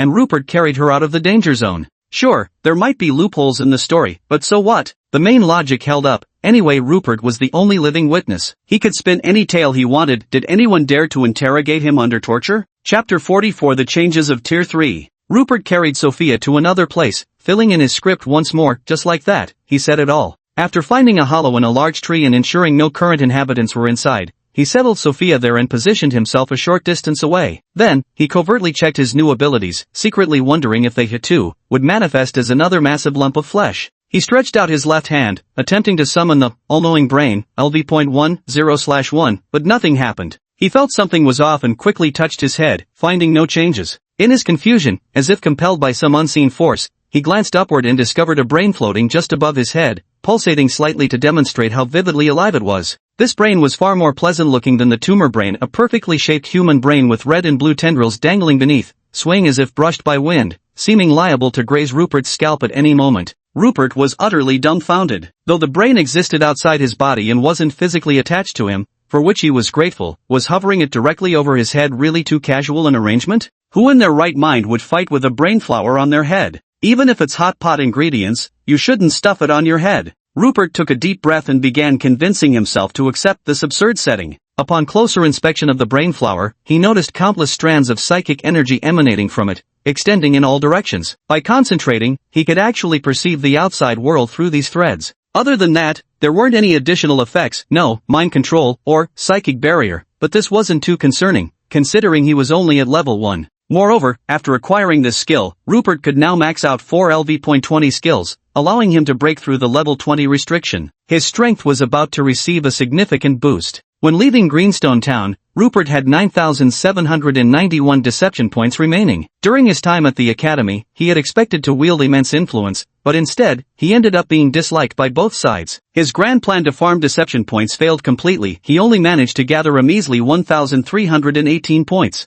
All of them were now used to upgrade his skills. First, he maxed out Healing Spell, Void Scale Tentacles, Fangs, and Omniscient Brain to LV.20, 110, spending a total of 1,032 points. Breaking through at character level LV.20 was imminent, just 1 point away from reaching LV.21, 1/140. Indeed, the requirements increased yet again with each level. First, he maxed out his character level, only then could he determine whether his current stock of deception points would suffice to fully upgrade all his skills. By now, Rupert was no novice. With experience under his belt, he didn't allocate all his points at once. Instead, he leveled up gradually, pausing between each upgrade to allow himself time to adapt. In the end, he invested a total of 2,340 points, pushing his character level to LV.30, 1/410. Realizing his remaining deception points weren't enough to max out all 4 remaining skills, he decided to temporarily abandon Healing Spell, allocating just 1 point to it. Prioritizing the other skills first, the healing boost from his character level would be sufficient for the time being. Thus Rupert's character panel became Host, Rupert. Level, LV.30, 1/410. Raising your level improves overall physical qualities, body strength, coordination, mental power, etc. Title, Deacon. Skill, Healing Magic LV.21, 1/140. Heals normal unit injuries, deals double the healing amount as damage to supernatural entities. Void Scale Tentacle LV.31/410. Fangs LV.31/410. Omniscient Brain LV.31/410. Remaining deception points, 712. It wasn't quite back to square one, but having sunk tens of thousands of bluff points into the system, only this pitiful amount remained. With no more supernatural prey to hunt for the time being, the urgency had faded somewhat. The first thing was naturally to check the skill's effects. After testing healing, the healing amount directly reached 255, while the corresponding damage dealt to the supernatural reached 510. Void Scale Tentacles, their number remained unchanged, but they became slightly more resilient. The most significant change was that they no longer relied solely on being summoned through his hands. They had broken free from such constraints and could now extend from any part of his body. His back, for instance, where else would you expect? The enhancement of fangs was quite straightforward. The quantity increased, allowing control over 30 teeth, and they became even more durable. As for Omniscient Brain, it had grown larger. If it initially resembled a normal human brain, it had now expanded several times in size, becoming as big as a pot lid. The only thing unchanged was its position. It remained firmly suspended above his head, refusing to budge. However, the other abilities Rupert had hoped for were still absent. Mental control over others, psychic barriers, none of these had been unlocked yet. but it wasn't entirely without effect. The invisible strands of mental energy drifting in the air had multiplied and grown longer, indicating that Rupert's perception of his surroundings had sharpened. Nothing could escape his awareness now. Moreover, there was an unexpected yet logical skill fusion when these mental energy threads combined with fangs. The manipulation of these teeth became far more flexible. They no longer functioned like bullets that, once fired, couldn't be controlled until they hit the target and returned. Now, much more flexible control was possible, even enabling a degree of curved trajectory shots. However, Rupert found that using these mental energy threads for direct telekinesis still fell short. Small pebbles could be moved, but anything larger or heavier remained beyond reach, likely requiring further upgrades. But Rupert couldn't shake the feeling that, omniscient brain, held far greater potential than what he had uncovered so far. Because no matter what creature it is, the brain is the most important organ. It's impossible to have only this little power. More likely, he needs to absorb many more skills to unlock its full potential. Either way, Rupert's physical strength has finally reached the level of a third-rank Black Iron Holy Light Knight, and his mental power should also be at the third-rank Acolyte level. As for priest skills, he completely lacks the signature ability of an Acolyte, mental soothing. Apart from his still developing, healing spell, he has no other skills whatsoever. Now, to advance to the 4th and 5th ranks, he'll need an astronomical amount of deception points and must slay many more aberrations. But truthfully, this is normal. Leveling up always works this way, with low experience requirements early on and increasingly steep challenges later. But no matter what, he finally had some self-protection capability. Even if life in the monastery wasn't ideal, he now had the confidence to grab the bucket and run if needed. However, this rare opportunity for systematic learning shouldn't be wasted. Staying longer to study more certainly wouldn't be wrong. While solving his skill issues, there remained other problems to deal with, such as the spatial ring. Joseph Newman possessed a small spatial ring, and the corpse with the lumpy, hole-ridden brain also had one. Judging by their storage capacity, they were roughly the same size as the one gifted by the elves, and both contained various horrifying materials. Moreover, having previously destroyed Blood Wolf Borbov's spatial ring, he now possessed the small spatial ring of the old priest, leaving him overwhelmingly wealthy and utterly unsure what to do with it all. After some thought, he decided to keep only the larger spatial ring from the tumor brain creature and dumped everything from his elven ring that shouldn't be found on his person, like a massive pile of gold coins and various useful items carried by those men inside it. His own elven spatial ring, which could be openly displayed, now held pathetically few items. As for the other spatial rings, he destroyed them all. Their contents would drift away into some spatial rift, eliminating any risk of exposure and ensuring absolute safety. Chapter 45 Awakening. Rupert swiftly put everything in order. Sophia should be waking up soon after all. It was just a matter of casting, heal. Sure enough, as a pale golden glow shimmered, Sophia's eyelashes began to flutter faintly, followed by a languid moan like the sensation one feels upon waking from a perfect slumber. It truly differed from her usual demeanor, as if a fierce leopardess had transformed into a tiny kitten. But this girl was extremely cautious. The moment she regained consciousness, she had already rolled away from where she lay, kneeling on the ground with half of her greatsword drawn, fully prepared for battle. Rupert couldn't help but admire the girl's vigilance. According to cliché tropes, shouldn't a beautiful girl first check if she had been violated upon waking up from unconsciousness? Instead, Sophia immediately readied herself to kill someone the moment she woke up. From outside the tree hollow, Rupert's gentle voice sounded. "We're safe now." Back then, I didn't know what was happening with you. Right after we teamed up to kill that Shadowfawn lynx, you suddenly passed out. And it seemed like other magical beasts were approaching. I couldn't handle them alone, so I immediately carried you away. Well, this girl really has a hard time trusting people. Rupert is outside dealing with the Shadowfawn lynx's corpse and needs to extract the crystal core from its brain. That's the key to their performance evaluation. The corpse also served as a crucial prop, functioning as a suggestive hint to Sophia, demonstrating that both events occurred closely together, and nothing particularly unusual had happened during her unconsciousness. After a short while, Sophia emerged from the tree hollow and began sensing her surroundings, feeling that something was amiss. Rupert wouldn't let her dwell on it. He had to lock the script in place and quickly began filling in the details. After we left that previous location, we traveled south for a while. Whatever made you unconscious was unclear. We couldn't wake you no matter what we tried. Have you had these symptoms before? I think it's caused by some kind of plant. I've been constantly casting healing spell on you, and you only just woke up.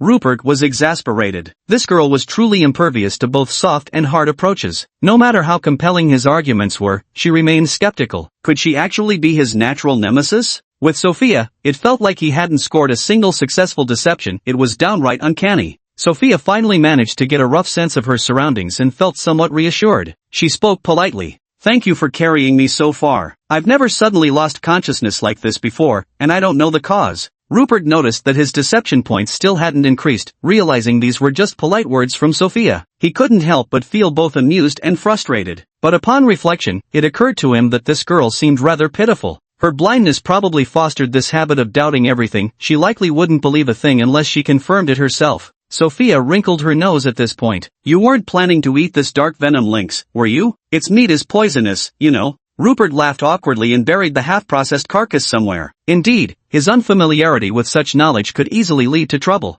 Still, Rupert had at least given her a rundown of the plan that was enough to put her mind at ease. The days that followed became much easier with Rupert taking the lead. As long weren't retracing their steps, everything proceeded smoothly. They maintained a steady pace, occasionally encountering other teams along the way. But their true strengths spoke for themselves, especially once Rupert's mine ability came into play. Dealing with low-tier magical beasts became effortless, almost like plucking ripe fruit. According to Sophia's estimation, unless another team managed to hunt a Tier 3 magical beast, securing first place in this trial was practically assured. With confidence, they began preparations for their return journey. However, when they arrived at the western city gate of the monastery, they found it swarmed by a large number of monastery instructors along with fully armored knights standing at attention. Among them was Rupert's acquaintance, third-tier steelplate Holy Knight Alonso. Behind them, among the group of discussing priests, High Deacon Hoffman was also present, seemingly arranging some tasks. Sophia displayed genuine unawareness, and Rupert acted his part convincingly. Alonso was delighted to see Rupert and enthusiastically ran over to greet him, giving him a hearty shoulder slap. You're lucky to be unharmed. Do you know something major happened in the mountains? Rupert showed appropriate surprise, though what truly astonished him was how Alonso's attitude had changed yet again. Still, he answered earnestly, no, what's the matter? Deception point +1. He shot a glance at Sophia beside him and sighed inwardly. A young man and woman spending 10 days together day and night, one would think they'd at least have created life. Well, technically they did create a life, but that wasn't quite the same thing. He hadn't even earned a single deception point from all this. Moreover, he had pretty much figured out Sophia's logic. She was habitually distrustful of others' words. Just like here, she didn't truly suspect Rupert knew the inside story, merely uncertain. In any case, no deception points were awarded. Alonso leaned in and whispered, don't go blabbing about this outside. Jose Newman and 5 other classmates, 3 junior knights and 3 peak-level apprentice priests, all died in those mountains. Don't you give me those white eyes. The body's already been found, preliminarily confirmed to be the work of Blood Wolf's leader Borov, that bastard who bites people with his fangs over in Elven territory. He's still at large.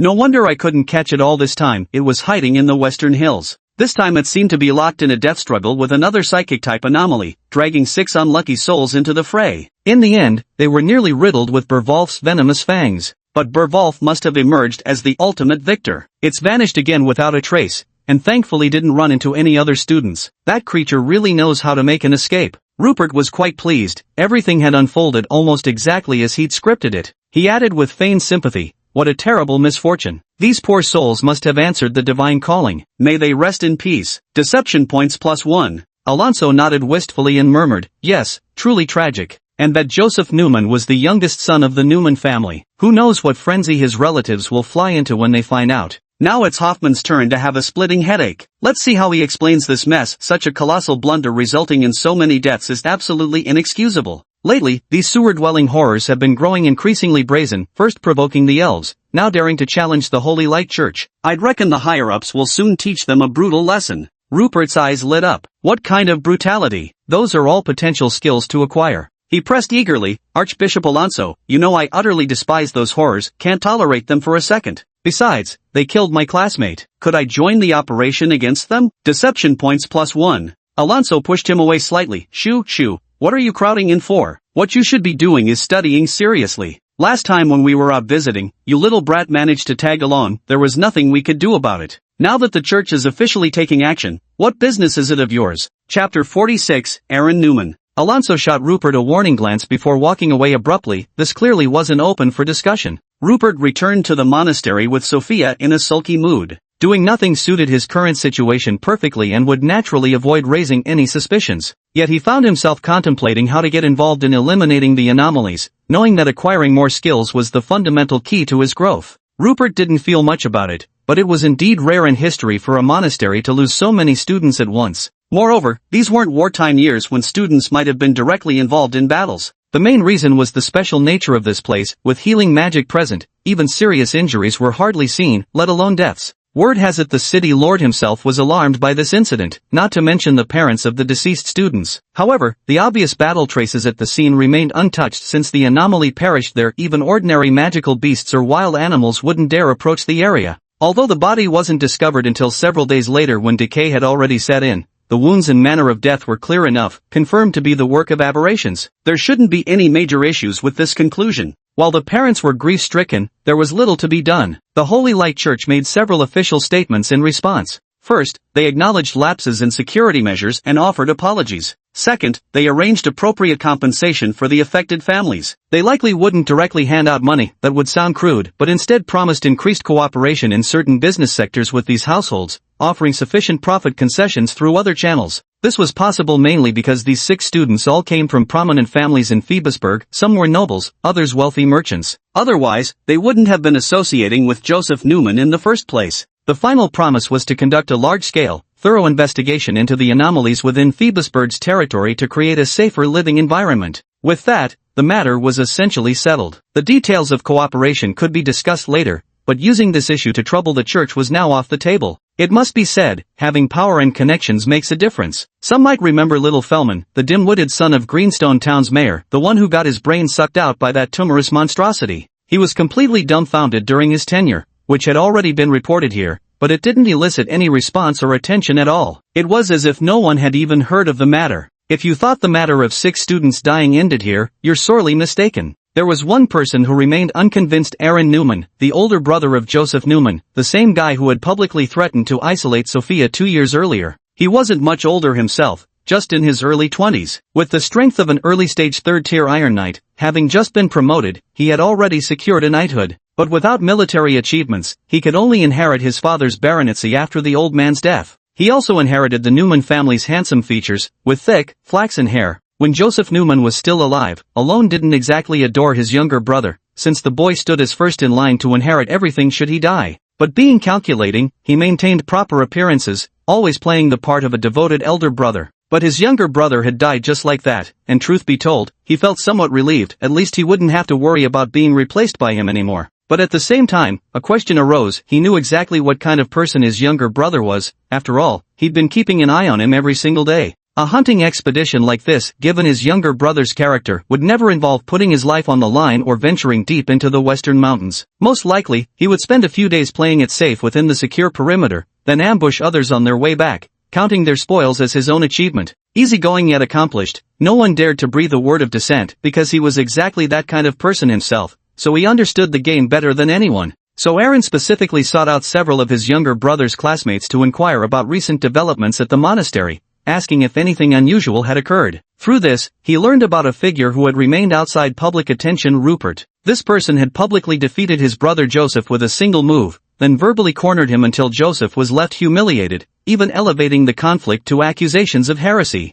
This forced Aaron to take notice. Given his brother's temperament, retaliation would have been inevitable. Placed in Joseph's position at the time, Aaron knew restraining himself from outright murder within the monastery grounds would have counted as remarkable self-control. But if presented with an entirely concealed opportunity, would his brother truly abandon vengeance? Impossible. Absolutely impossible. He asked himself if he could forsake vengeance, and immediately launched a thorough investigation into this Rupert, uncovering more and more mysteries. 3 days later, at the Newman family estate, Aaron Newman held a moving magical portrait of Rupert, whose expression transitioned from impassive to beaming. The black pupils gleamed particularly bright, and even the smile seemed to radiate light, utterly dazzling. After all this time of honing himself, his appearance had noticeably changed compared to when he first arrived in this world. His facial features had grown more defined. Children at this age really do change day by day. Aaron Newman continued reviewing the materials sent by his subordinates, extracting the key points. A novice priest from Greenstone Town, a pushover favored by the elves, possesses miraculous healing magic. Healing magic turned the tide at the elves' Marigold City, capable of cleansing residual toxins left by the weird. The elven clan sent gifts while trying to poach him, quite impressive for a young lad.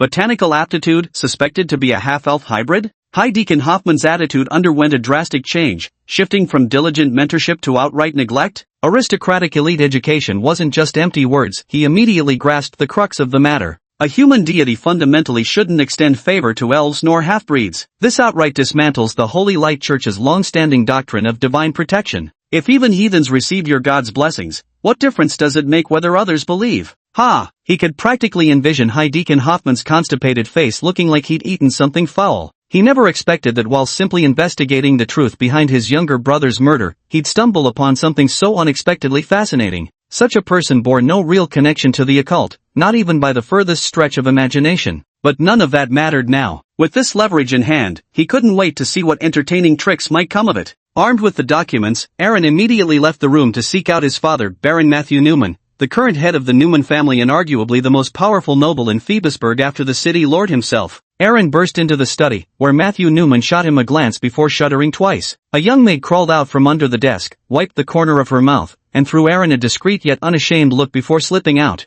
Neither father nor son showed the slightest embarrassment. Such scenes were utterly commonplace among noble households. After Matthew took a sip of wine to steady himself, Aaron began recounting some of his findings. Matthew listened intently, even probing key details afterward. Stroking his elegant goatee, he pondered deeply over what advantages might be extracted from the situation. Chapter 47, The Templars. In the Newman family study, silence lingered for several minutes before Matthew Newman shook his head and spoke. Honestly, it's quite tricky to leverage this situation for greater gains unless this Rupert fellow truly ascends to a high position within the Holy Light Church while keeping his identity concealed from the upper echelons. Only if his mixed heritage were suddenly exposed at that critical moment could it potentially deal a blow to the Church, curb their overbearing theocratic influence temporarily, and create some breathing room for royal authority. But clearly, that's not realistic, they already knew. As for lending us a hand, it will be more difficult. We originally struggled to gain any influence within the Church, so using it on him isn't worthwhile. Nor can we afford to wait for long, making an investment with such an uncertain future.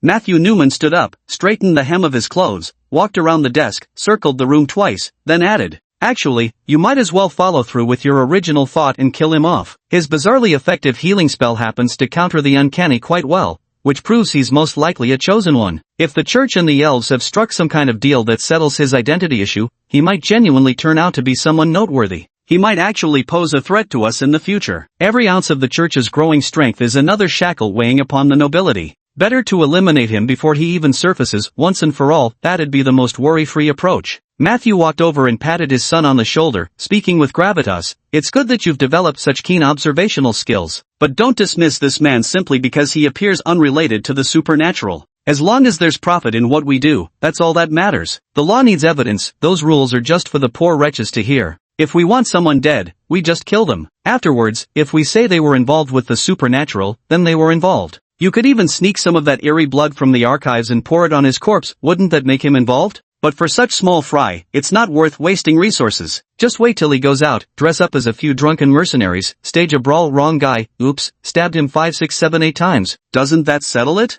As long as we're shameless enough, we can claim he committed suicide in public without any issues. Who will still remember him 3 days later?" Aaron Newman listened intently as his father lectured him on the ways of these nobles, finding it truly enlightening, nodding repeatedly in agreement. It seems Joseph's death was indeed beneficial to him. At least his father no longer had a backup option and would devote himself wholeheartedly to his training. Rupert had never expected that these nobles didn't require any evidence to take action. His mind was still operating under the framework of modern society, thinking everything required proof, making it impossible to suspect him. Who would have guessed they could hit the mark by accident? He had merely followed procedure by submitting the magical beast cores. According to Sophia, these would all count toward graduation scores, influencing future chapel assignments to some extent. Outstanding performers would naturally be assigned to better chapels, and so forth. But Sophia said these were merely the basics, and being assigned to branch chapels was just the safer option. The most elite force of the entire Holy Light Church is called the Sacred Crusade, with an entry threshold starting at 4th tier strength. For the clerical path, 4th tier signifies a priest, while for the knight's path, it's a bronze Holy Light Knight. This means that with 4th tier strength, even in a border city like Phoebusburg, one could secure a position as a parish priest, yet this qualification merely meets the entry requirement for the Sacred Crusade. The Sacred Crusade serves as the emblem of the Holy Light Church, the absolute main force in external warfare, a reputation forged through centuries of conquests and campaigns across the continent. When the combined clerical knight combat legions of the Sacred Crusade charge, it is the moment when heretics tremble and the battle may as well be considered over. And this was Sophia's goal. She had no desire to be assigned to a fixed church, spending her days on meaningless guard duty, or apart from ceremonies. She might not even draw her sword once a year. She couldn't bear the thought of living out her life like that. She yearned to be like those legendary knights and priests, living as an ascetic, even joining a reputable mercenary group to travel the continent. She wanted to constantly challenge her limits, honing herself until she met the standards of the Holy Crusaders, or perhaps even surpassed them. These were the words Sophia confided in Rupert on a beautiful evening during their journey back. As the two chatted, Rupert remembered vividly how Sophia's blue eyes gleamed as she spoke, shining so brightly it seemed as though her sight had already been restored. At that moment, Rupert impulsively blurted out, "I can do that too."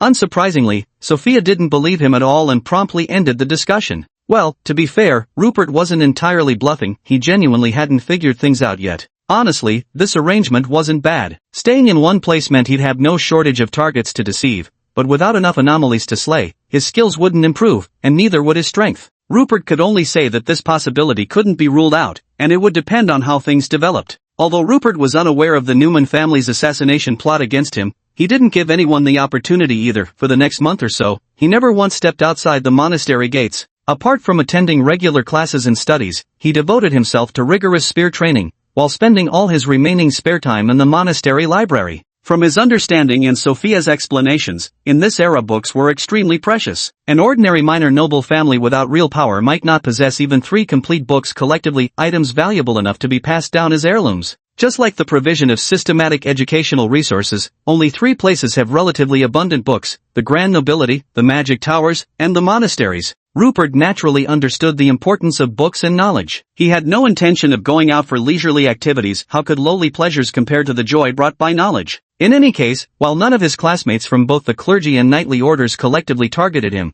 they also didn't include him in their games. These displays, however, pleased both High Deacon Hoffman and Alonso. Yet the more outstanding Rupert proved to be, the more headaches they had. Rupert still couldn't master the 2nd-tier blessing in battle aura, but his healing skill leveled up again, probably reaching the 5th-tier bishop level by now. My holy light! Hoffman started losing hair over this dilemma, yet still hasn't figured out a solution. If this continues unchecked, Rupert might catch up to the Pope's sacred healing while remaining a 1st-tier novice priest. Who's supposed to mediate this absurdity? Holy light above, would your grace please reign in these miracles already? Naturally, such extraordinary displays drew Sophia's attention. Though she doubted Rupert shared her ambition of joining the sacred crusaders, his dedication was undeniable. Yet Rupert's studies in daily life weren't without their frustrations. Procuring deception points proved particularly agonizing. Since classmates on both sides excluded him from their circles, after over a month he'd only scraped together 3,976 deception points. Averaging just over 100 per day, most were harvested during roll call question sessions in class, leaving entire days frequently barren of gains. But soon afterward, fate seemed to offer him an unexpected turnabout. Chapter 48, The Church's Dignity and the Mercenary Mission. The fundamental reason for this shift was that the Holy Light Church had previously promised a large-scale crackdown on anomalies, and they did indeed act on it. However, over the past month or so, they've achieved absolutely no results, causing the Holy Light Church to lose significant face. The incident where 6 students died had just occurred. How could anyone claim that Phoebusburg was completely safe? That would be utterly shameless. But after searching for over a month and discovering nothing, it really made them look utterly incompetent. Cornered, the Holy Light Church began resorting to desperate measures, no longer limiting themselves to sending out their own teams to hunt down anomalies. Instead, they allied with the most widespread faction in Phoebusburg, the Mercenary Guild, planning to issue cooperative missions to investigate all unusual occurrences throughout Phoebusburg and its surrounding villages. Discovering anomalies would earn bounties, while also contributing to mercenaries' mission points based on the danger level of the uncovered anomalies. If deemed too perilous, immediate withdrawal was permitted. They merely need to contact the Church of Holy Light without direct involvement. The Church's offer could be described as exceedingly generous. Simultaneously, collaboration invitations were extended to Phoebusburg's other 2 major powers, the nobility and the Magic Tower. Since the deceased were children of nobles and wealthy merchants this time, the aristocracy naturally agreed to cooperate. Soon after, the Magic Tower also expressed willingness to participate, but they demanded that during battles against the anomalies, their mages must be present to observe and document the creature's characteristics, insisting that the Holy Light Church couldn't exclude them entirely. Finally, the Holy Light Church consented because they understood the mage faction's madness all too well. Even if refused, those lunatics would conduct covert research regardless. Keeping them under supervision would prevent greater disasters. Thus, the entire city of Phoebusburg mobilized spectacularly, launching a vigorous campaign to eradicate the anomalies. Some figures lurking in the shadows began trembling with fear, terrified of being accidentally wiped out like rabbits caught while cutting grass, just casually eliminated. In such a large-scale operation, would they really be spared if discovered? Killing them wouldn't take any extra effort, right? The atmosphere grew tense with panic. As a direct institution of the Holy Light Church, the monastery naturally had to contribute its share of effort. Besides, for every graduating class, apart from striving to reach Tier 2, the most important task was actively participating in various combat practices. Completing mercenary missions was essentially a mandatory course. According to the monastery teacher, the paths of becoming a knight or a priest could never be achieved through mere study alone. In the earliest days of the Holy Light Church, there was no distinction between priests and knights. They bore a unified title, missionaries, wielding long swords in one hand and scriptures in the other, simultaneously battling demons while spreading divine teachings. Only later did they gradually evolve and branch into priests and knights. Though conditions have improved and enemies diminished nowadays, the tradition of practical combat must still be upheld. Thus, sending students on mercenary missions to hunt for anomalies became the graduation task for Rupert and his fellow trainees. That day, Rupert was still reading in the library, recently obsessed with famous travelogues, or perhaps they could be called black histories of celebrity mercenary careers. A Certain Human Noble's Mercenary Days, featuring an on-and-off love story with an elven beauty. A Certain Church Knight's Mercenary Days, entangled in a scandalous and indiscriminate affair with a centaurus. A Certain 1-meter-tall dwarven warrior's mercenary days,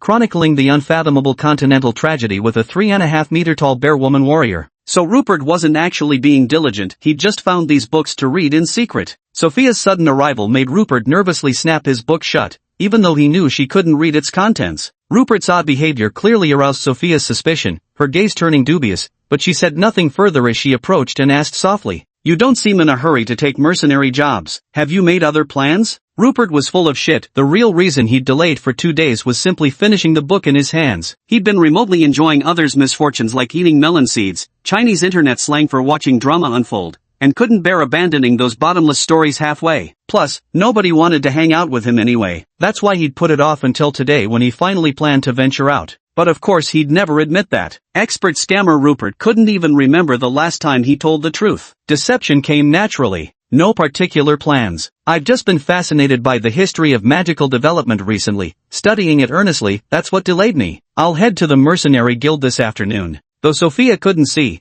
her glance still flicked toward the book on the table. Suddenly pressing her hand atop the cover, she instantly knew this bastard Rupert was spewing nonsense. The history of magical development spans several centuries in its accounts and was an exceedingly thick tome, its cover crafted from dragonheart sandalwood known for its exceptional insect-repelling properties. The book in her hands, however, had an ordinary sheepskin cover. She couldn't tell what book it was, but it definitely wasn't the history of magical development. Though she was blind, her blue eyes remained strikingly beautiful, unlike the clouded opacity common in those who'd lost their sight, making them perfectly functional for rolling in exasperation. Thus, without a word, she promptly treated Rupert to an impressively executed eye roll. During this period, just as Rupert had come to understand much about her, she too had gained deeper insights into him. She'd learned that with Rupert's words, believing half of any statement was already generous, one really shouldn't expect more. But she also felt that Rupert was actually quite easy to get along with, reliable in critical moments, and generally trustworthy in his actions. She believed that Rupert's lying seemed like a form of self-protection or simply a habit, not intended to achieve any sinister goals. Thus, she didn't harbor much rejection toward him and could even consider him a friend. As for the issue of lying, well, one could say it's just something to get used to. So after rolling her eyes, she didn't dwell on the matter too much and simply stated her purpose directly. "I have a friend at the Mage Tower. We met while teaming up for mercenary missions back in the day. Top-notch character, and her strength? No question about it. She's at least as good as me if not better. This time we're putting together a small team to take on a mission, but she specifically asked to work with you. From what I recall, ever since you came to the monastery, aside from that 10-day mission to the Western Mountains with me, you haven't even stepped outside the gate. How do you know I'm Mage Girl?" Sophia spoke while scrutinizing Rupert with a skeptical look. Rupert immediately thought of the ruthless mage during the merchant caravan ambush on the way to Phoebosburg, the one he'd only glimpsed from the chin down. After all, he'd only ever met one mage, and even then, just half a face. Though Sophia had just exposed his book learning as a bluff, he felt no embarrassment, nor had he ever understood the meaning of surrender. "If you're referring to a fire mage named Lilith, then I suppose we're acquainted. We fought side by side against werewolves, and one might say I even saved her life." Chapter 49, The Petty Mercenary. Sophia couldn't be bothered to listen to Rupert's blathering. With a curt "don't forget this afternoon," she turned and strode off with practiced ease. Rupert was no longer the clueless novice he'd once been. Closing his eyes, he began contemplating the contents of A History of Magical Development. He had genuinely studied the tome. Modern practitioners commonly referred to as mages typically specialize in one of the four classical elements: water, air, fire, or earth. This doesn't mean an elemental mage exclusively wields a single school of magic, but rather demonstrates particular mastery in one discipline. Especially at advanced levels, pursuing supplementary magical studies becomes standard practice. This relates to a widely accepted fundamental theory of magic, the theory of the arcane web. This theory posits that these four types of magical nodes are scattered throughout the world, forming an invisible network. In some areas, a single element might be more concentrated while others are relatively scarce, but they always coexist. Casting spells involves mages adjusting their mental resonance frequency to match that of the arcane nodes. By vibrating the corresponding nodes, they can unleash the desired magic. Different schools of magic operate on varying frequencies, which is why novice mages typically avoid experimenting with too many frequencies. Mastering one school is challenging enough. With greater strength, one can attempt other types of magic, combined magic, or even mutated magic. However, mutated magic varies in complexity, the simplest being ice magic, which is the easiest variation of water magic, while more complex forms like lightning magic represent an advanced variation of air magic. Beyond these four types of magic, there are others, with light magic being monopolized by the Holy Light Church. It is said that long ago, the predecessors of the Holy Light Church deemed all magic outside of light magic as heresy, labeling its practitioners as blasphemers and capturing and burning them at the stake. After prolonged struggles, mages finally attained their current status, coexisting with the church. Where there is light, there must also be darkness, along with shadow magic, necromancy, and curses. Currently, these collectively fall under the label of dark magic, strictly banned from research by human society. Typically, the demonic races or their followers are the ones who wield these powers. Other obscure branches include the plant-based magic mastered by the elves, along with even more extraordinary disciplines like psychic magic, summoning magic, spatial magic, and temporal magic. These are exceedingly rare and far beyond the grasp of ordinary practitioners. Oh, right. The dwarves have always claimed that their forging techniques are actually a form of metal magic,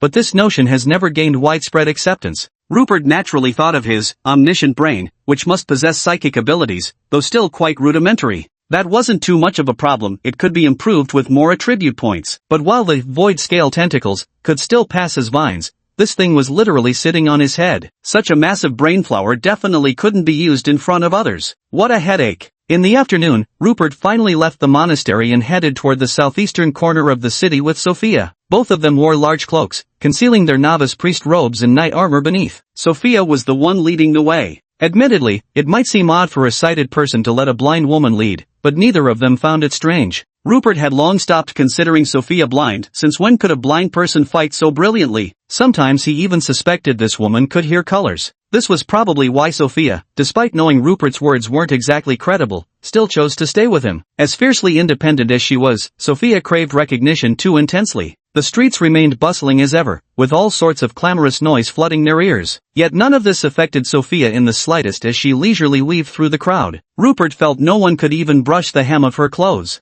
The other directions of Phoebusburg had been occupied by major factions, leaving the mercenary guild to claim a vast swath in the southeast corner. It wasn't just a hall for posting missions, it had evolved into a comprehensive marketplace. Here are shops selling various weapons, armor, smithies, ordinary potion stores, taverns, as well as shops selling clothes, shoes, ropes, backpacks, and all sorts of other goods. As the saying goes around here, a person could arrive completely naked and within half an hour, be fully equipped to embark on an adventure. At the entrance of a smithy called War God Totem on the street corner, Rupert spotted two cloaked figures, one tall and one short. Without even seeing her face, Rupert could sense it was that extraordinarily fierce fire mage. At that moment, a voice called out Sophia, from over there, confirming Rupert's suspicion. This was the voice, this was Lilith. Lilith immediately hooked her arm with Sophia's and began speaking rapidly. Rupert, long time no see. This is my senior brother Lumion, who'll be joining us for this mission. It's that confirmed E-rank mine cave mission, I just accepted it earlier. Like Rupert, Lumion needed to first register as a mercenary before they could set off directly.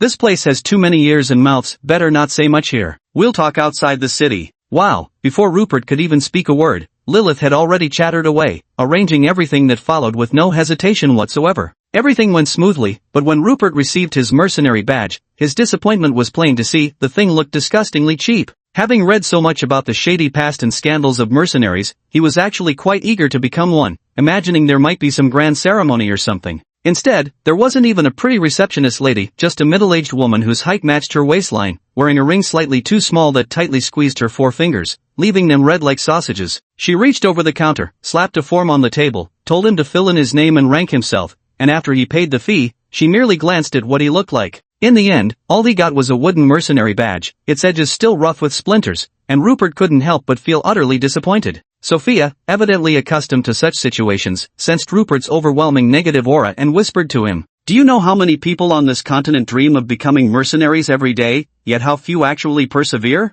A rookie mercenary can't afford to look too professional right away, that'd be unrealistic. If you're serious about this path, you'll improve gradually, just like I did." Here, Sophia took out one of her mercenary badges made of metal, round in shape, with an embossed sword and shield emblem on the front, far better than his wooden one. It also explains where Sophia got her strength from. She's probably been covertly taking mercenary missions to improve herself. At this moment, Lilith left with the documents of Rupert and his senior brother Lumian to register their mercenary squad. Lumian happened to be standing nearby, and a murmur floated over, soft yet perfectly clear. "After keeping Lilith waiting for so long, I thought he'd be some super genius priest. Turns out he's just a first-rank novice priest. Stay away from me when a fight breaks out, so your blood doesn't stain my clothes." Rupert frowned, and so did Sophia. Chapter 50, Petty-Minded Rupert. Only then did Rupert properly glance at this Lumian, passably handsome among ordinary folk, but completely overshadowed when standing next to Rupert. His lips were somewhat thin, currently twisted in a mocking sneer. He looked about a year or two older than them,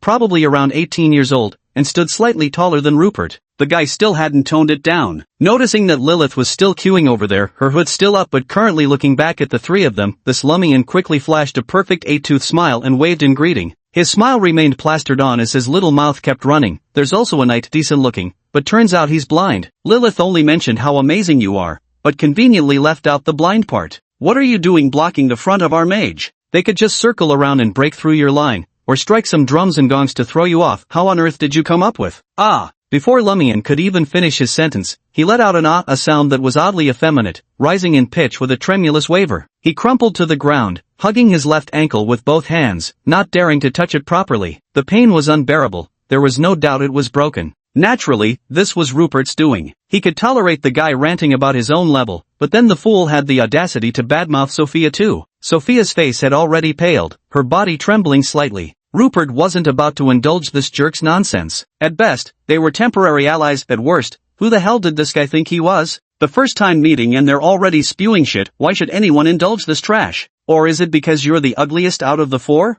So Rupert responded with a full-force stomp right on the bastard's foot, courtesy of inspiration from Stephen Chow's Cinematic Solutions. His character level was currently 30, essentially peak third-tier Iron Knight strength. Coupled with the fury behind that strike, the effect was undeniable. Lucian's entire forefoot was instantly flattened. Rupert nonchalantly tilted his head back and whistled, while beside him, Sophia burst into laughter, quickly covering her mouth and turning away to silently recite the Knight's Code. By now, she had completely forgotten about the mockery she'd endured moments ago. As for this Lumian fellow, he still had some redeeming qualities. Other than that initial ah, he didn't make a single sound. But his face had gone deathly pale, beads of sweat the size of peas dotted his forehead, and he'd bitten his lips until they bled. Gritting his teeth against the pain, he pulled out a vial of red healing potion from his spatial ring and without hesitation, downed it in one gulp. Sophia was just about to stop this foolish behavior when Rupert gently held her back. She was still far too soft-hearted. Why is drinking potions now considered foolish behavior? This brings us to the difference between healing potions and healing magic. Healing potions were developed by mages,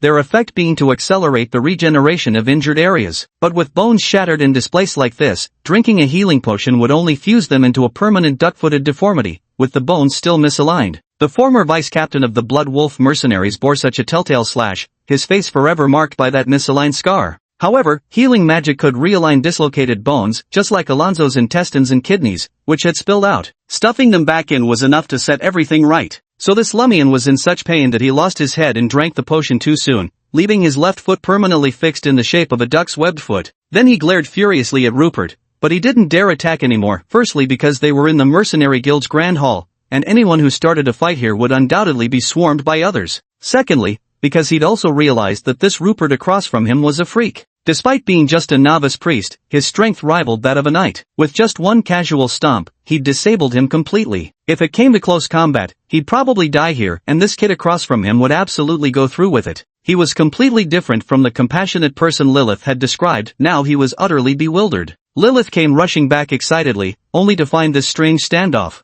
Senior brother Lumian was glaring with his face drenched in sweat, Rupert still wore his trademark charlatan smile, and Sophia had turned her back, muttering something softly under her breath. Rupert seized the initiative to speak first. Captain Lilith, it was too crowded here earlier, someone accidentally stepped on senior brother Lumian's foot. He was in so much pain, he completely forgot I'm just a pitiful apprentice priest. And I was too panicked to remember that I was still a novice priest. He immediately drank the healing potion, and now his feet seem to have turned into a duckman's flippers. Even if I wanted to heal him now, there's no way I could. Ha! Rupert was speechless. This is so fake? Even easy to fool Lilith didn't buy it. What he thought was, but whatever, believe it or not, it's not like I owe you anything. If anything, you're the one who owes me, sending some random guy to curse at me like that. Sophia dared not look back even more now. Covering her mouth with her hands, she began to tremble as she listened to Rupert's nonsense, unable to suppress her laughter. Normally, she'd think Rupert was full of nothing but tall tales, but standing on his side as a teammate and watching him bully the bad guys inexplicably felt satisfying. In such situations, she could never pull off anything like this. At best, she'd only managed to force out a half-hearted sorry from others. Never had she felt this exhilarated before. Lilies observed the state of these few individuals and roughly pieced together the underlying situation. This Lumian was pursuing her, and this time he had stubbornly insisted on tagging along. Probably sensing Rupert as a threat, he targeted Rupert while she was away,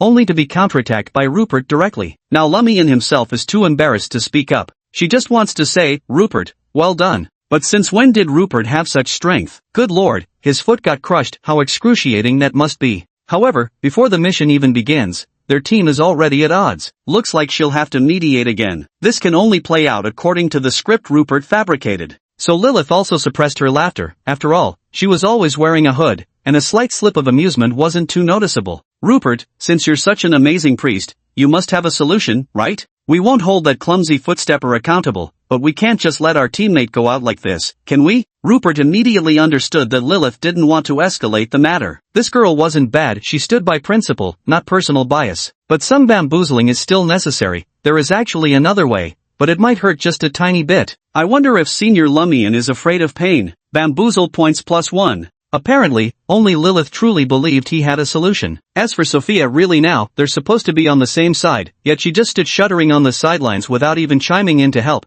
nor believing he actually had the power to restore someone. Rupert didn't even give Lumian a chance to refuse. With one big stride, he landed another kick squarely on his injured webbed foot. Hiss. 1 steps, 3 gasp in pain. 1 truly hurts, 2 imagine the pain. Chapter 51, Tales of the Silver Mine. A beam of radiance fell upon Lumian's head, granting him an ecstatic sensation, an intense transition from extreme agony to extreme pleasure. The sheer contrast so overwhelming it nearly made him lose composure. Lumiere slumped to the ground in a duck-like sitting position, groaning out a drawn-out mm. Everyone turned to look, wondering what kind of extraordinary person would dare be so ravishingly enchanting in public. Lilith and Sophia were startled, immediately pulling their hoods tight and hastily bolting toward the door, signaling they had nothing to do with the figure on the ground. Lumian realized he had lost his composure as well, covering his face before hastily chasing after them. But no matter what, this hastily assembled mercenary squad set off on their journey, stumbling along the way. However, shortly after their departure, a few thugs dressed as street toughs followed them. After exchanging glances, some continued tracking while others went back to report. These were undoubtedly men sent by Yaron Newman, the eldest son of the Newman family,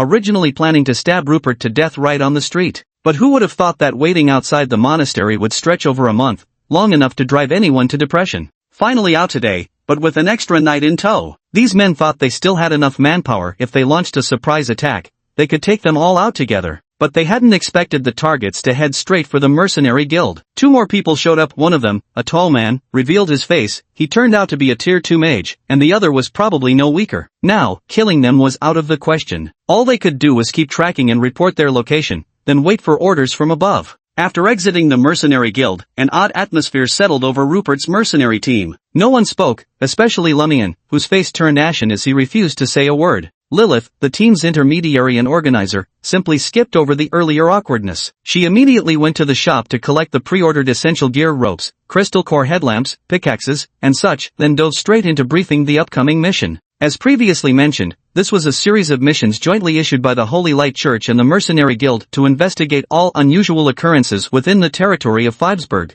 attempting to trace their source and determine whether they were caused by anomalies. This particular mission involved a borderland silver mine in Kodo, located north of Fivesburg. Border regions are always rich in mines. Greystone Town also had its own nearby deposits. This wasn't coincidental but rather the inevitable fate of borderlands. No matter which nation it belonged to, mining border territories was always prioritized. After all, who could say whether these lands would still belong to them in a few years? Digging first was never a bad strategy. And if one accidentally tunneled a bit too far into neighboring territory, well, those who hesitated would be the ones to lose out. The issue plaguing the Cod Silver Mine these past few months has been the mysterious disappearances of miners. In the last 5 months alone, 27 miners have vanished. Even to the mine owner, who views these workers as disposable materials, such losses are unacceptable. After all, they're still his property. Every missing miner means money lost. This bizarre incident was reported to the Mercenary Guild and assessed as an E-rank mission, not the lowest level, as tasks are generally graded from S, A, B, C, D, down to E and F. Lilith and Sophia weren't working together for the first time. After discussing it, they chose this mission to undertake. With their current party composition, their offensive capabilities were truly explosive: 2 second-ranked mages, a second-ranked knight, and though somewhat of a novice, an acolyte priest with absolutely top-tier healing abilities. The front line initially seemed a bit weak, but judging by Rupert's performance, it appeared this priest hardly needed protection, which was a huge relief. Along the way, Sophia and Lilith, the two girls, chatted non-stop, leaving little room for the boys to get a word in. Given what had happened earlier, Rupert remained mostly silent, though he did learn quite a bit more about these two young women. The journey was surprisingly uneventful. Most of the petty thieves and bandits in the area had been lying low during this time. None were foolish enough to come out looking for trouble. 2 days passed quickly, and we soon arrived at the Kodo Silver Mine, only to find the outer perimeter sealed off by fenced gates. We went to the temporary housing area next to the mining site, where we found a gatekeeper uncle. Around 40 or 50 years old, his face and clothes were covered in stubborn black dust that wouldn't wash clean. Every now and then, he'd swat at it absent-mindedly. His hearing also seemed a bit dull, and overall, he seemed somewhat slow-witted. After checking their mission credentials to confirm their identities, he started lamenting, "You've finally come. The mine hasn't dared to operate these days. The workers are all terrified. They say even the boss, who originally weighed 273 Gene, has lost 2 liang from sheer worry over this mess." Rupert was speechless. What kind of nonsense was this? Lilith, being someone who frequently took on mercenary missions, had excellent interpersonal skills. Through active questioning, she quickly gathered more detailed information about this mine. Before this mining area was officially discovered, it had already been found by some private individuals who secretly mined it for a considerable time. Those private miners kept their mouths tightly shut, not letting even a whisper of information leak out. It wasn't until the silver produced here began disrupting the market in Phippsburg that the upper-class nobles took notice. They immediately dispatched troops to seal off the area. Rumors say there was violent conflict that claimed many lives. Later, several noble lords joined forces to mine the area, which led to its current scale. The miners are still the same group as before, but their income is incomparable to the past. Most of the profits are taken by the lords. This is a shallow silver mine that occasionally yields traces of mithril. While not particularly large, it has remained relatively stable for many years. However, due to previous private mining operations chasing our veins, the tunnels were dug haphazardly, creating a somewhat maze-like structure. Some confirmed barren tunnels are sealed off, and areas where disappearances have occurred are marked. But no one dares to guide visitors underground. You'll need to watch your own safety. Rupert listened carefully and felt this silver mine had combined all the terrifying elements: underground depths, labyrinthine tunnels, perpetual darkness, bloody conflicts from years past, and disappearances. If such a place didn't harbor something supernatural, that would actually be the real shocker. But he genuinely hoped there was something paranormal lurking within. He was becoming obsessed with collecting all sorts of supernatural phenomena, much like his childhood obsession with trading cards. Lilith wasn't feeling as confident anymore. The situation here was far more complicated than what the Mercenary Guild had described. Still, they'd come this far, and she retained strong faith in the team she'd assembled. She had everyone double-check their equipment, particularly the crystal core headlamps similar to the miners' helmets Rupert knew about, but powered by magic beast cores rather than ordinary fuel. These were luxury items far beyond what regular miners or mercenaries could afford. But what kind of people are in this team? In a 4-person squad, there are actually 2 Tier 2 mages, plus 2 monastery students. Though hardly wealthy, the magical beast cores they obtained from hunting in the western mountains count toward their grades. The school doesn't confiscate them, so each keeps their haul. They certainly aren't stingy about consuming them. The group descended directly into the mine, but their formation was bizarre. With 3 able-bodied members, they actually had a blind man scout ahead. Chapter 52, Nether Pollen. But this arrangement was Sophia's own request. Who could argue, since she's a knight? She even insisted on wearing the crystal core headlamp, not for her own illumination, but to light the way for her teammates behind her. Which means if she were mining alone, she wouldn't need any light at all. Sophia reigned supreme in the darkness. Next came Lumion, followed by Lilith, with Rupert bringing up the rear since the backside was dangerous too. Rupert's skills were decent enough that he wouldn't be easily ambushed. Rupert had no problem with it either. If worse came to worst, he could just drag the tentacles behind him who would dare attack his backside. And in order to wear the crystal core headlamp and achieve decent visibility in the mine, Lily's finally lifted her hood. Rupert finally got a full look at Lily's. She was indeed beautiful, but not to the extent of being peerless. Perhaps his exposure to countless beauties in modern times had desensitized him. His reaction was perfectly ordinary. He glanced twice and then paid no further attention. This surprised the few onlookers waiting for dramatic reactions. Lily's often faced harassment due to her looks, which was why she always kept her hood up. But Rupert's utterly indifferent response left her oddly insecure. Sophia secretly smiled. Lumion also heaved a great sigh of relief, then looked at Lily's with renewed tension. Seeing her begin to sulk, he started second-guessing himself, exceptionally torn. After this interlude, the group quickly descended into the mine in their assigned formation. The first half consisted of main shafts with tracks laid on the ground, technology learned from the dwarves that could greatly improve ore extraction efficiency. Along some major mining routes, they deliberately inlaid phosphors. Though emitting scant illumination, these served as makeshift waymarkers. Along the mining tunnel, there were many wooden support frames built to reinforce the structure, as cave-ins were the greatest fear here. Numerous chains hung from the frames, whose purpose Rupert couldn't discern at first. According to Lilith, these were used to secure mine carts on the slope tracks, holding them in place while loading or before pushing them out. Rupert could only sigh in realization. No wonder so many people across the continent chose to become mercenaries. Some knowledge simply couldn't be found in books. The team began their expedition. Observing the complexity of the surroundings, Rupert sensed this wasn't a task that could be accomplished easily. At this moment, 5 figures cloaked head to toe in tightly wrapped robes appeared at the entrance. The previously hard of hearing and slow-witted uncle suddenly became astonishingly sharp. He slid into a kneel before the robed figures, kowtowing 3 times in rapid succession. His words, far from being disjointed, now dripped with oily obsequiousness. "My lords, this humble servant has followed your instructions. I've dusted that black-eyed boy with ghost bloom pollen. Sprinkled it when slapping dust off my clothes beside him, completely unnoticed, I swear. About those benefits you promised earlier, I was wondering." The leader nodded in satisfaction and waved his right hand. A short figure beside him promptly drew out a black-bladed dagger, brushing it gently across the kneeling man's throat. Then the dagger vanished in an instant, as if swallowed by thin air.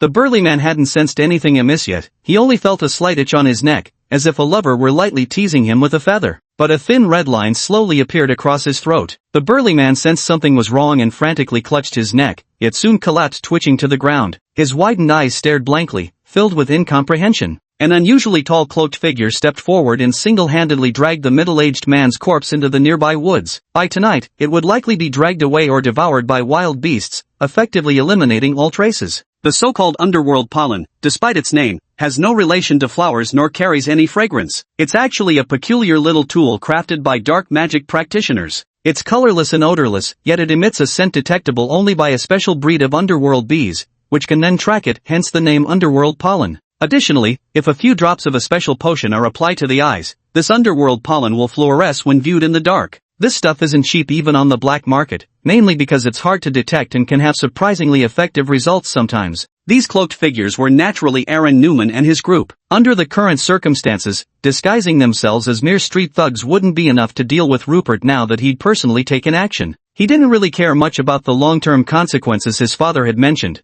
But what he did care about was how Rupert had bullied his younger brother and verbally threatened their Newman family. It had become an obsession. He simply wanted this guy dead. Especially since this Rupert was now with that blind girl Sophia, who had once rejected him. Over time, he'd nearly forgotten about it, but while investigating Rupert, the old memory resurfaced. With old grievances fueling new hatred, he decided to come personally settle the score. The 4 men he brought were all subordinates cultivated by the family, the trustworthy kind, not random hired hands paid for with money. Since nobles possessed decent combat energy training methods, many were willing to pledge their allegiance and risk their lives. This time, to deal with Rupert's team, he mobilized only Tier 3 Iron Rank warriors, though each specialized in different areas. 2 were agility-oriented assassins, 1 was a strength-focused sword fighter, and another a shield warrior also strength-oriented. As for himself, he was a Tier 3 Iron Rank knight, balancing both strength and agility. Against a few Tier 1 and Tier 2 fragile professions, he couldn't even imagine how to lose. He'd already envisioned what position he'd force that blind girl into, or strip her naked and have his men create noises around her, letting her enjoy the pleasure in constant fear. This plan seemed feasible and was listed as a backup option.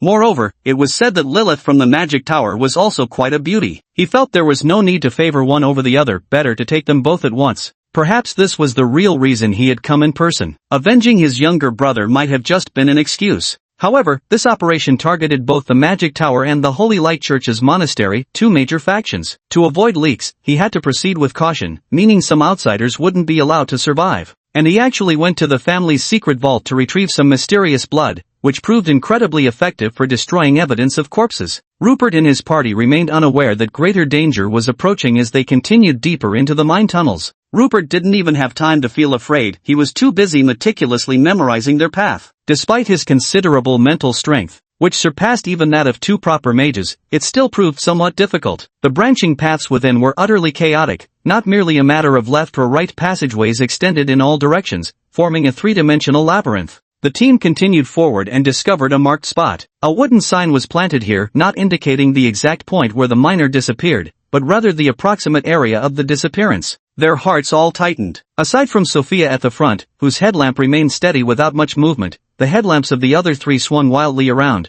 revealing their mounting unease. But after a thorough inspection, they found nothing unusual and had no choice but to press onward. Yet, at some unknowable moment, the group of four had become five. An extra figure now stalked quietly behind Rupert. Chapter 53 The Unwilling Soul. Yet no one noticed this additional figure, not even Sophia, whose hearing rivals Heart's eye. Because this extra presence made no sound whatsoever, no footsteps, no rustling of disturbed air. Rupert also turned to check behind him, but the thing shadowed his movement, remaining perpetually at his back. Even when he looked back directly, he failed to perceive it, both eerie and absurd. The team hadn't encountered any danger so far, as this additional figure hadn't done anything threatening. Then came the most thrilling little incident since entering the mine. It was an upward-sloping mine tunnel with a few planks haphazardly nailed at the entrance, presumably the abandoned tunnel the old man at the entrance had mentioned. But as they passed by, a massive clump of rats tumbled out, or you could call it a rat ball. These rodents were enormous, each about the size of an average kitten. The tails were very long, but they became entangled with each other, forming a rat ball that squeaked as it rolled across the ground.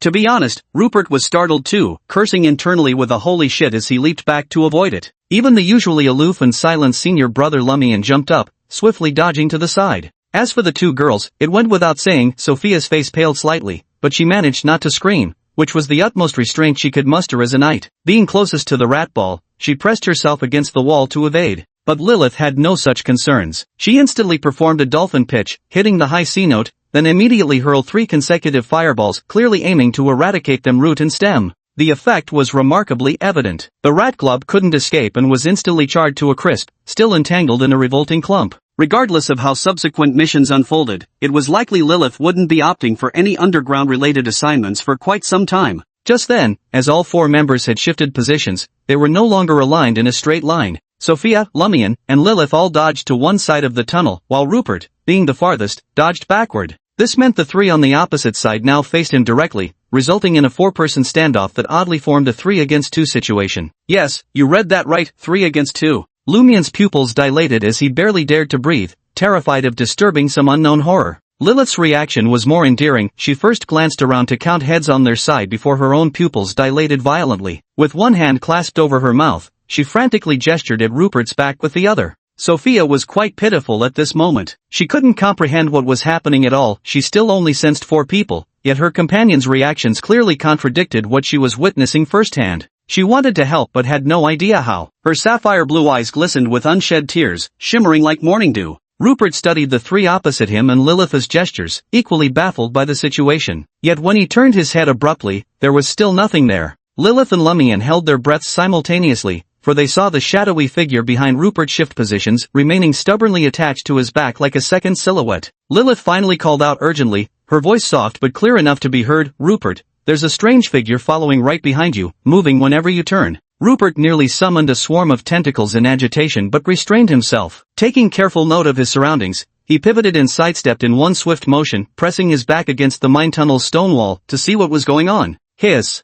action drew a sharp gasp from Lilith across from him, for she witnessed with her own eyes as that figure was flung straight into the stone wall. It wasn't the kind of entry where the wall shattered. Rather, it was like a droplet merging into a pond, smoothly, seamlessly dissolving into it. She immediately warned Rupert, "It's not corporeal, it dissolved into the wall." Rupert wasn't as flustered as before. If it wasn't physical, then dealing with it should be easier. Could it possibly be more terrifying than the uncanny? He took 2 steps forward and directly cast a healing spell behind him. A gentle golden glow enveloped the figure behind, immobilizing it and preventing it from following Rupert any further. Rupert immediately dove forward after casting his skill, then turned back to join the others in getting their first clear look at what this thing actually was. Under the golden light, the tattered male miner's originally eerie and terrifying features softened visibly before their eyes. He began examining his own hands and feet, seemingly unaware of his current state. Then he looked at the 4 people present, as if suddenly remembering something, and offered Rupert a grateful smile. Finally, he pointed toward the mine shaft where the rat ball had previously fallen before gradually fading away. According to Rupert's understanding, this meant the wish was fulfilled and the soul could proceed to reincarnation. In this world's terms, it was considered an evil soul being purified.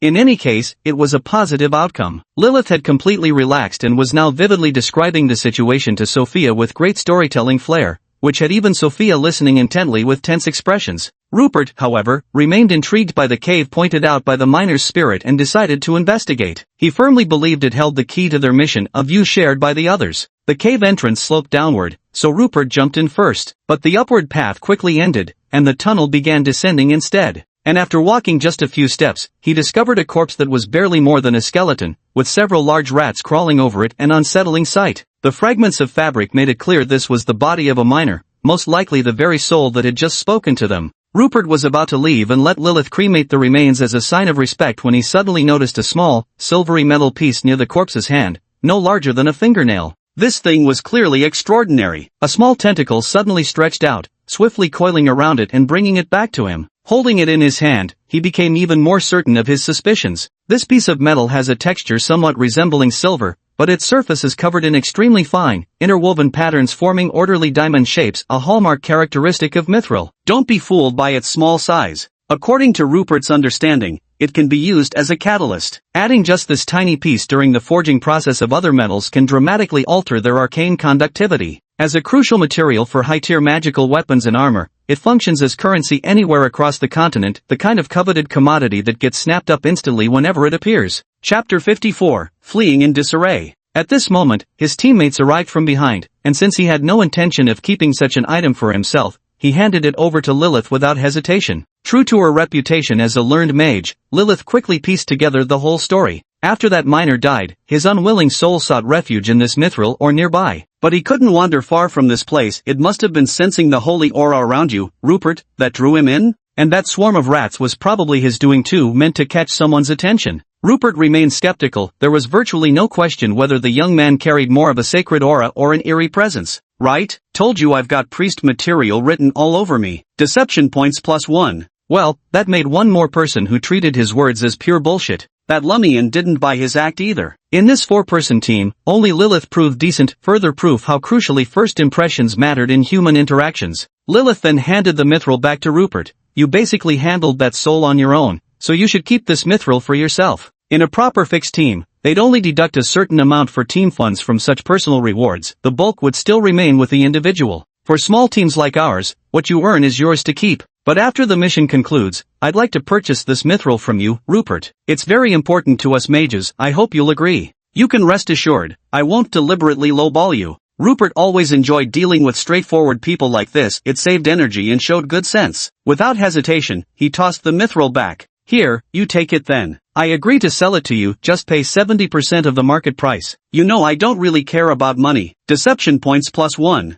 Mithril wasn't crucial for Rupert's strength progression anyway. He needed to cash it into regular coin, since the only expense he ever had was trading eggs for faith. Nobody ever heard of exchanging mithril for eggs, better to just sell it to a friend. Lilith reflexively caught the thrown mithril, momentarily stunned before breaking into a sweet smile, her large eyes crinkling into crescent moons. Yes, I'll bring the money to you as soon as I get back. Thank you, Hubert. The feeling of being trusted by a friend is wonderful. When a friend lends you money without even asking for an IOU, handing it over directly, it feels truly amazing, because it means you've earned their utmost trust. Lumian's eyes were practically spitting fire, despite being a water element mage. He coveted that mithril greedily, wishing it could become his, and he also burned with envy at the smile Lilith gave Rupert. It gave him the inexplicable feeling of being cuckolded. Honestly, who knew how his brain managed to twist things that way? Utterly bizarre. Sophia started rolling her eyes again. She understood that Rupert was just trying to charm pretty girls, and while far from feeling jealous, she couldn't quite explain why it irritated her. After Lilith cremated the corpse, the group resumed their original formation and pressed forward. By now, they were largely convinced the answers lay ahead and most likely involved Mithril.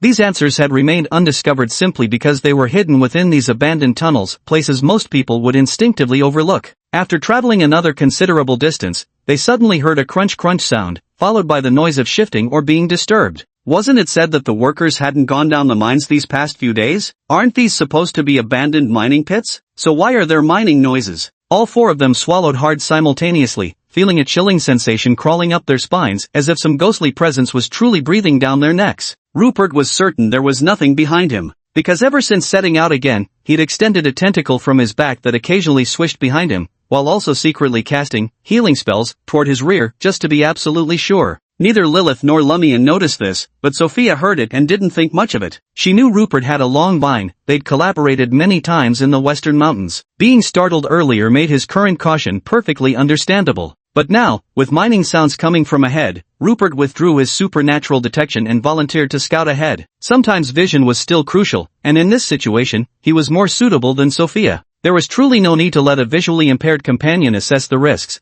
especially since Sophia couldn't distinguish details from such a distance. That Rupert stepped forward wasn't surprising, but the normally competitive Sophia didn't even argue and agreed immediately, which made Lilith quite curious. Rupert crept forward quietly, his courage backed by solid confidence. Though he lacked combat aura enhancement, his physical strength and coordination had already reached peak third-tier level. This was his foundation. But just as he reached the first corner and peeked his head out, a streak of silver light shot straight for his face without even a whisper of sound. Holy fucking shit! Rupert reacted with lightning reflexes. His powerful core muscles yanked his upper body backward in a swift retreat. Losing balance, he stumbled and fell hard. The silver streak was already embedded in the mine wall, having pierced clean through solid rock, its tip still quivering from impact. It was not an arrow, but a smooth metal rod silvery white throughout, lacking the usual arrowhead or fletching. Rupert didn't dare hesitate. He leaped up immediately, yanking the thing out with brute force before sprinting backward, as if he'd stumbled straight into an ambush. This thing doesn't feel like metal when held, it's not as heavy as metal and has better elasticity. He honestly couldn't figure out what it was. Something was chasing from behind, more of those strange arrows were firing. Luckily, this mine tunnel wasn't straight, otherwise, Rupert, who didn't get to sing Chrysanthemum Terrace last time,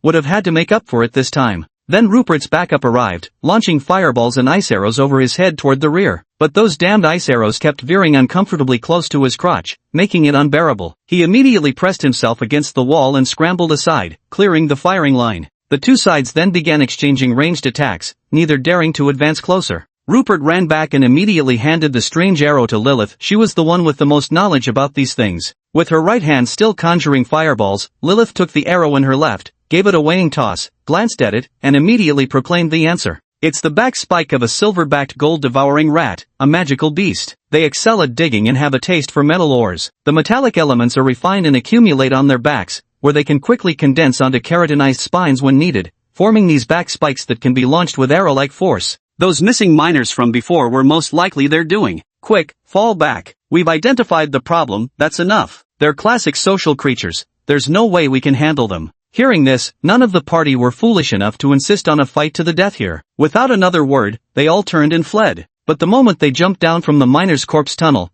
they came face to face with 5 hooded figures. With less than 6 meters between them, both parties startled each other. Chapter 55, Setting Up the Trap. Fortunately, both groups were momentarily stunned, failing to strike first in the confusion. Yet, Rupert's side wasn't certain whether the others were rival mercenaries on the same mission or just accidental intruders. Lilith even shouted, "There are monsters behind us, retreat quickly." Then she prepared to move forward slowly. This was standard protocol to avoid misjudgment. Aaron Newman had been waiting for this exact moment. He immediately planted his feet and shifted slightly to the side, appearing not to obstruct their path, perfectly mimicking typical mercenary behavior while concealing his offensive stance. As close combat specialists, they knew striking at point-blank range would dramatically increase their success rate. But at this moment, Rupert was overwhelmed by a profound sense of danger. He could feel all 5 cloaked figures focusing more attention on him than on the 2 beauties, an utterly unnatural situation. Surely, not everybody in this other world loves Chrysanthemum Terrace, right? He could even sense a faint trace of killing intent. Was it just his imagination, or had the omniscient brain brought about some change in him, sharpening his spiritual perception?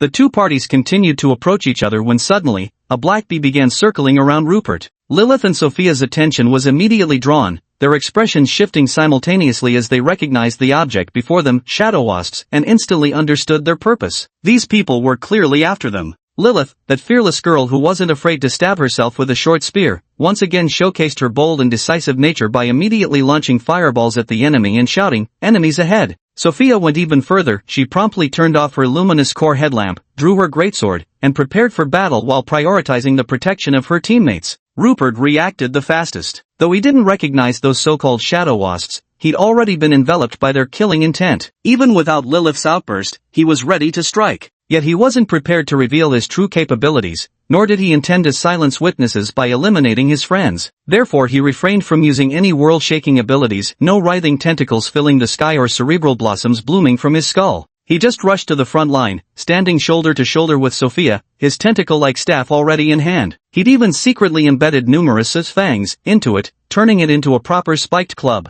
The only letdown was Lumion. That clueless fool still stood there dazed, completely unaware of the situation, failing to take cover behind Sophia and Rupert as he should have. Meanwhile, the enemy shield warrior had already deployed a massive buckler over 1.2 meters wide. Charging forward several steps, he cleanly blocked Lilith's fireball. Though the explosion staggered him, the shield held firm, leaving his surrounding comrades completely unscathed. The party's faces darkened at this display. It signaled opponents of considerable strength. At minimum second-tier pinnacle, possibly even third-tier fighters. At the same time, two nimble figures drew hand crossbows and began firing in our direction. I had no idea what damnable contraptions those were. The bolts didn't pack overwhelming force, but they could somehow fire repeatedly. Sophia and Rupert both swung their weapons to parry. Sophia truly lived up to her title as Goddess of Night Combat, blocking every single crossbow bolt. Rupert, relying on his Tier 3 agility, only took 2 hits. Well, actually, that's already quite impressive. He simply yanked out the arrows and rewarded himself with a healing spell.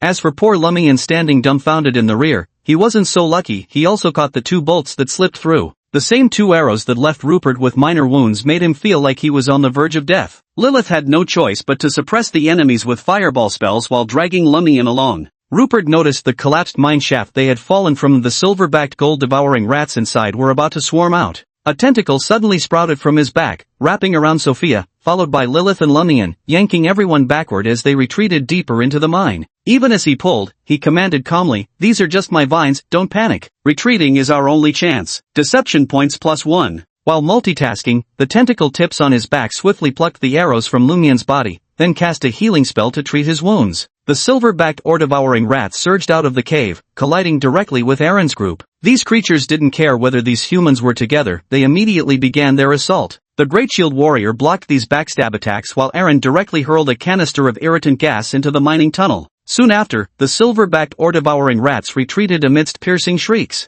Although Aaron Newman was visibly heartbroken since it was an expensive alchemical artifact known as Dragon's Deterrence. The name sounds quite pleasant, but in reality, its main ingredient is the dung of a high-tier wyvern, which can repel ordinary magical beasts. The only drawback is that it's extremely expensive, and obtaining the core materials is an absolutely devastating problem. But Yaren had already laid his hands on members of the Mage Tower and the Holy Light Church. There was no turning back now. If those 2 factions pursued the investigation, they would undoubtedly uncover his involvement. Unless he silenced everyone involved, the Newman family would be utterly doomed. After dealing with the rats, he could vaguely see Rupert and his group running deeper into the mine. He immediately gave chase frantically. Their sprinting speed far surpassed that of Lilith and Lumion, closing the distance like mad. Rupert realized those rats were utterly useless, failing to delay the pursuers at all. He had no choice but to unleash his full strength. It was time to act alone. The chasing forces were drawing dangerously near, now close enough to see each other clearly. Suddenly, he sped up just enough to thrust something into Sophia's hand before deliberately slowing down. Then, right under his pursuers' noses, he veered into a different tunnel. He decided to trust his initial instinct. These enemies' murderous aura was targeting him alone.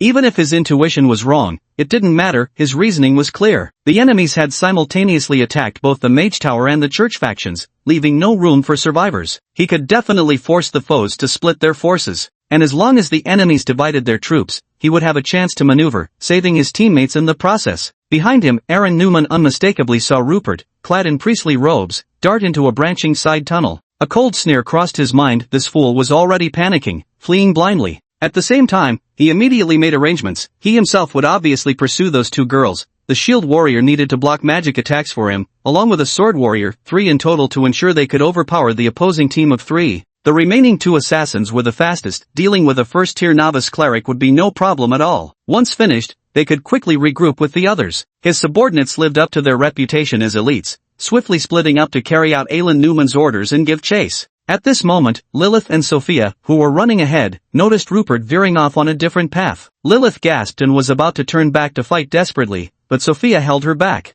Because what Rupert had slipped into her hand was his own cloak, she recalled Rupert's little maneuver before the conflict erupted, how he had caught and stashed away that ghost wasp. Chapter 56, How to Play After Getting Stabbed to Death. These subtle actions made it abundantly clear that Rupert wasn't panicking. In fact, he had a thorough plan to retrieve them. She knew that if it came to a race, Rupert could outrun all of them. She had seen his speed back in the western mountains. Now that Rupert had run off separately, it must have been premeditated. Strangely, she didn't suspect for a moment that Rupert had abandoned them. It was as if the thought had never crossed her mind. On the contrary, she trusted completely that Rupert could pull this off, which was why she held back Lilith, who wanted to turn back, and kept running. Lumion had already disappeared far ahead. Meanwhile, after the 2 assassins reached the fork in the road, they noticed that the so-called first-rank novice priest named Rupert up ahead had slowed down and was now stumbling. They despised someone who would abandon their comrades to save themselves. If it weren't for young Master Aaron's order to finish the job quickly, they would have taken their time to toy with this little trickster.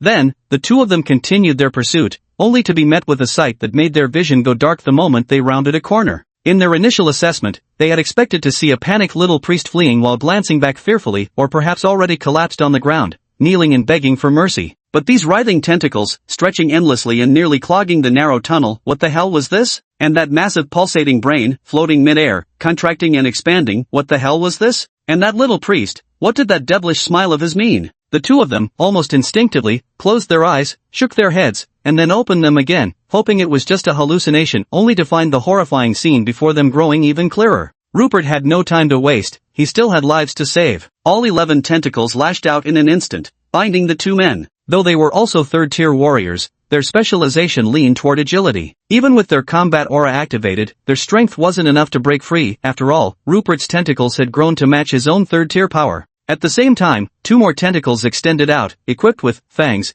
piercing straight through the hearts of these 2 men. It was the fastest way to kill. The 2 began to writhe in agony, their mouths gaping in silent screams as the tentacles tightened mercilessly around their throats, choking any sound before it could escape. At that moment, numerous psychic filaments suddenly shot out from Rupert's omniscient brain, worming their way into the minds of those 2. This wasn't Rupert's doing, the brain was acting on its own, startling even him. Then, fragmented images and scenes flashed rapidly through his mind, scenes of these 2 brutally murdering others, scenes of them counting their money, scenes of them indulging with women in pleasure. In many of those scenes appeared the name and emblem of a family, Newman. The most recent scenes even showed that Minor demanding a bribe at the entrance before dying. Now, the whole sequence of events was clear. It turns out to be the Newman family seeking revenge. Most likely, I dragged Sophia and Lilith into trouble because of myself. But how did I get exposed? But if the Newman family knew he was an abnormality, couldn't they just report him directly to the church? Wouldn't that be more effective than taking matters into their own hands? It seems the Newman family is merely speculating, lacking substantial evidence, or perhaps there are hidden intricacies within that he is unaware of. And his omniscient brain was actually capable of extracting memories from the minds of dying individuals, likely only the most deeply ingrained images, akin to life flashbacks before death. This brain was truly formidable. The brain's information transmission is incredibly fast, occurring within just those final seconds before death. These 2 corpses can't be left here, someone might investigate later. So Rupert stashed the 2 corpses in the tumor brain's spatial ring, then retrieved the shadow wasp and immediately began hunting down the group in reverse. Even Aaron Newman is here, Joseph's older brother, no less. How touching to see such brotherly devotion. Well then, let me reunite you properly. Although Rupert had already lured away 2 assassins, Sophia's situation remained far from easy. Because Lilith, who had been continuously casting fireball attacks, was starting to show signs of mental exhaustion. If it weren't for Sophia dragging her along, she would have long been unable to keep running. And that fellow Lumion had completely fallen apart, not a single spell was cast from start to finish, utterly unworthy of his talent. A water mage, who mastered variant ice magic at a very young age, had always been admired and grew up surrounded by praise, but when faced with danger, he was utterly terrified. He didn't even glance at Lilith, already running far ahead. Finally, Aaron Newman and the other 2 caught up. With a wave of his hand, the Tier 3 Iron Rank Sword Warrior immediately gave chase to Lumion. The principle remained unchanged, none must leave alive. Under such circumstances, Yalong had already revealed his true colors. He removed his hood, exposing his face full of lewdness as he stared at the two girls cornered against the wall, trembling all over. Lilith's pupils contracted slightly. Clearly she recognized this man. He was quite notorious among aristocratic circles, being none other than the first heir of a powerful noble family from Phoenixburg. But now it's hard to connect the smirking creep before me with that elegant young nobleman everyone sees outside. But expecting to see fear on Lilith's face, or any begging for mercy, that was utterly wishful thinking. For people like this, she wouldn't even waste words, only disdain remained. Aaron's heart suddenly turned cold. What kind of expression was that on the woman's face? What did that expression mean? It's like the expression of a flasher showing off in front of women, only to be met with disdain, roughly conveying the sentiment, "That's it? And you dare make a spectacle of yourself?" Aaron was pretty much the exhibitionist. But Sophia's expression was different. She looked puzzled. Earlier, I'd either been fighting or running, with no chance to really listen to this enemy's face. Now that I was closer, they seemed somewhat familiar, almost like that person she despised most before. Gripping the sword, I readied myself to strike. At that very moment, a cloaked figure rushed swiftly forward, dagger in hand. Lilith's heart sank as she silently realized their party might be completely wiped out today. There was a good chance Rupert was already dead. But Sophia's expression turned peculiar. She could distinctly recognize Rupert's footsteps, she was absolutely certain, and she even heard the buzzing of the nether wasps in his arms, the whisper of his cloak slicing through the wind, and the sharp hiss of a dagger cutting the air. That was the same outfit he wore when chasing Rupert and the other guy earlier. The kid's about to pull another scam. Aaron Newman didn't recognize it, but what made him suspicious was, why had only one person returned? Where was the other one? But time was too fleeting. The bastard had already lunged forward, blade raised to stab at Sophia. Aaron Newman was shocked. Was this kid out of his mind? The game hadn't even started yet. Stabbing him to death, how was that any fun?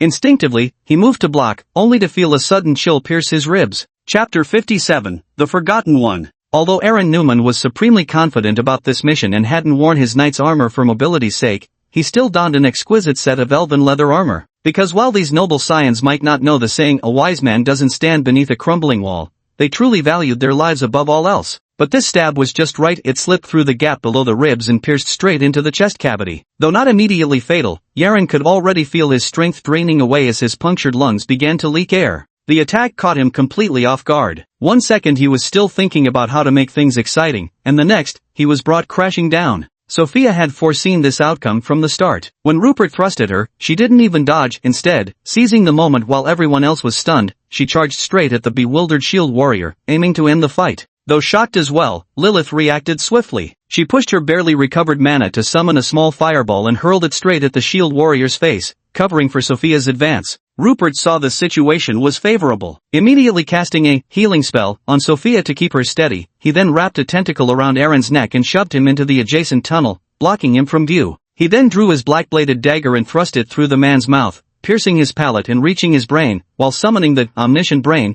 to establish a quick connection for data download. The thrill he felt in that moment was comparable to sneaking downloads in his youth, an exhilaration shadowed by the fear of getting caught. But damn, what kind of messed up garbage was inside this guy's head anyway? Even the Japanese aren't as perverted as you. Rupert was momentarily stunned. He had wanted to gather some intelligence about the Newman family, even figure out why they were targeting him. But aside from these vividly obscene memories, everything else in this guy's mind was incredibly vague. His father Matthew Newman only appeared briefly at the very end without saying a word, while some maid wiping her mouth with a seductive smile got more screen time than his own father. What kind of memorable impression is that supposed to leave? In the final scene, there was one particularly long and magical sequence that left Rupert with an unforgettable, profound impression. Aaron entered a basement where a strange soft-bodied creature was sealed inside a glass dome. It resembled a caterpillar, but was as thick as a human thigh. Its entire body was emerald green, covered in 7 to 8 centimeter long spikes. Around its mouth grew 6 tiny arms that constantly scooped inward, forming a terrifying maw.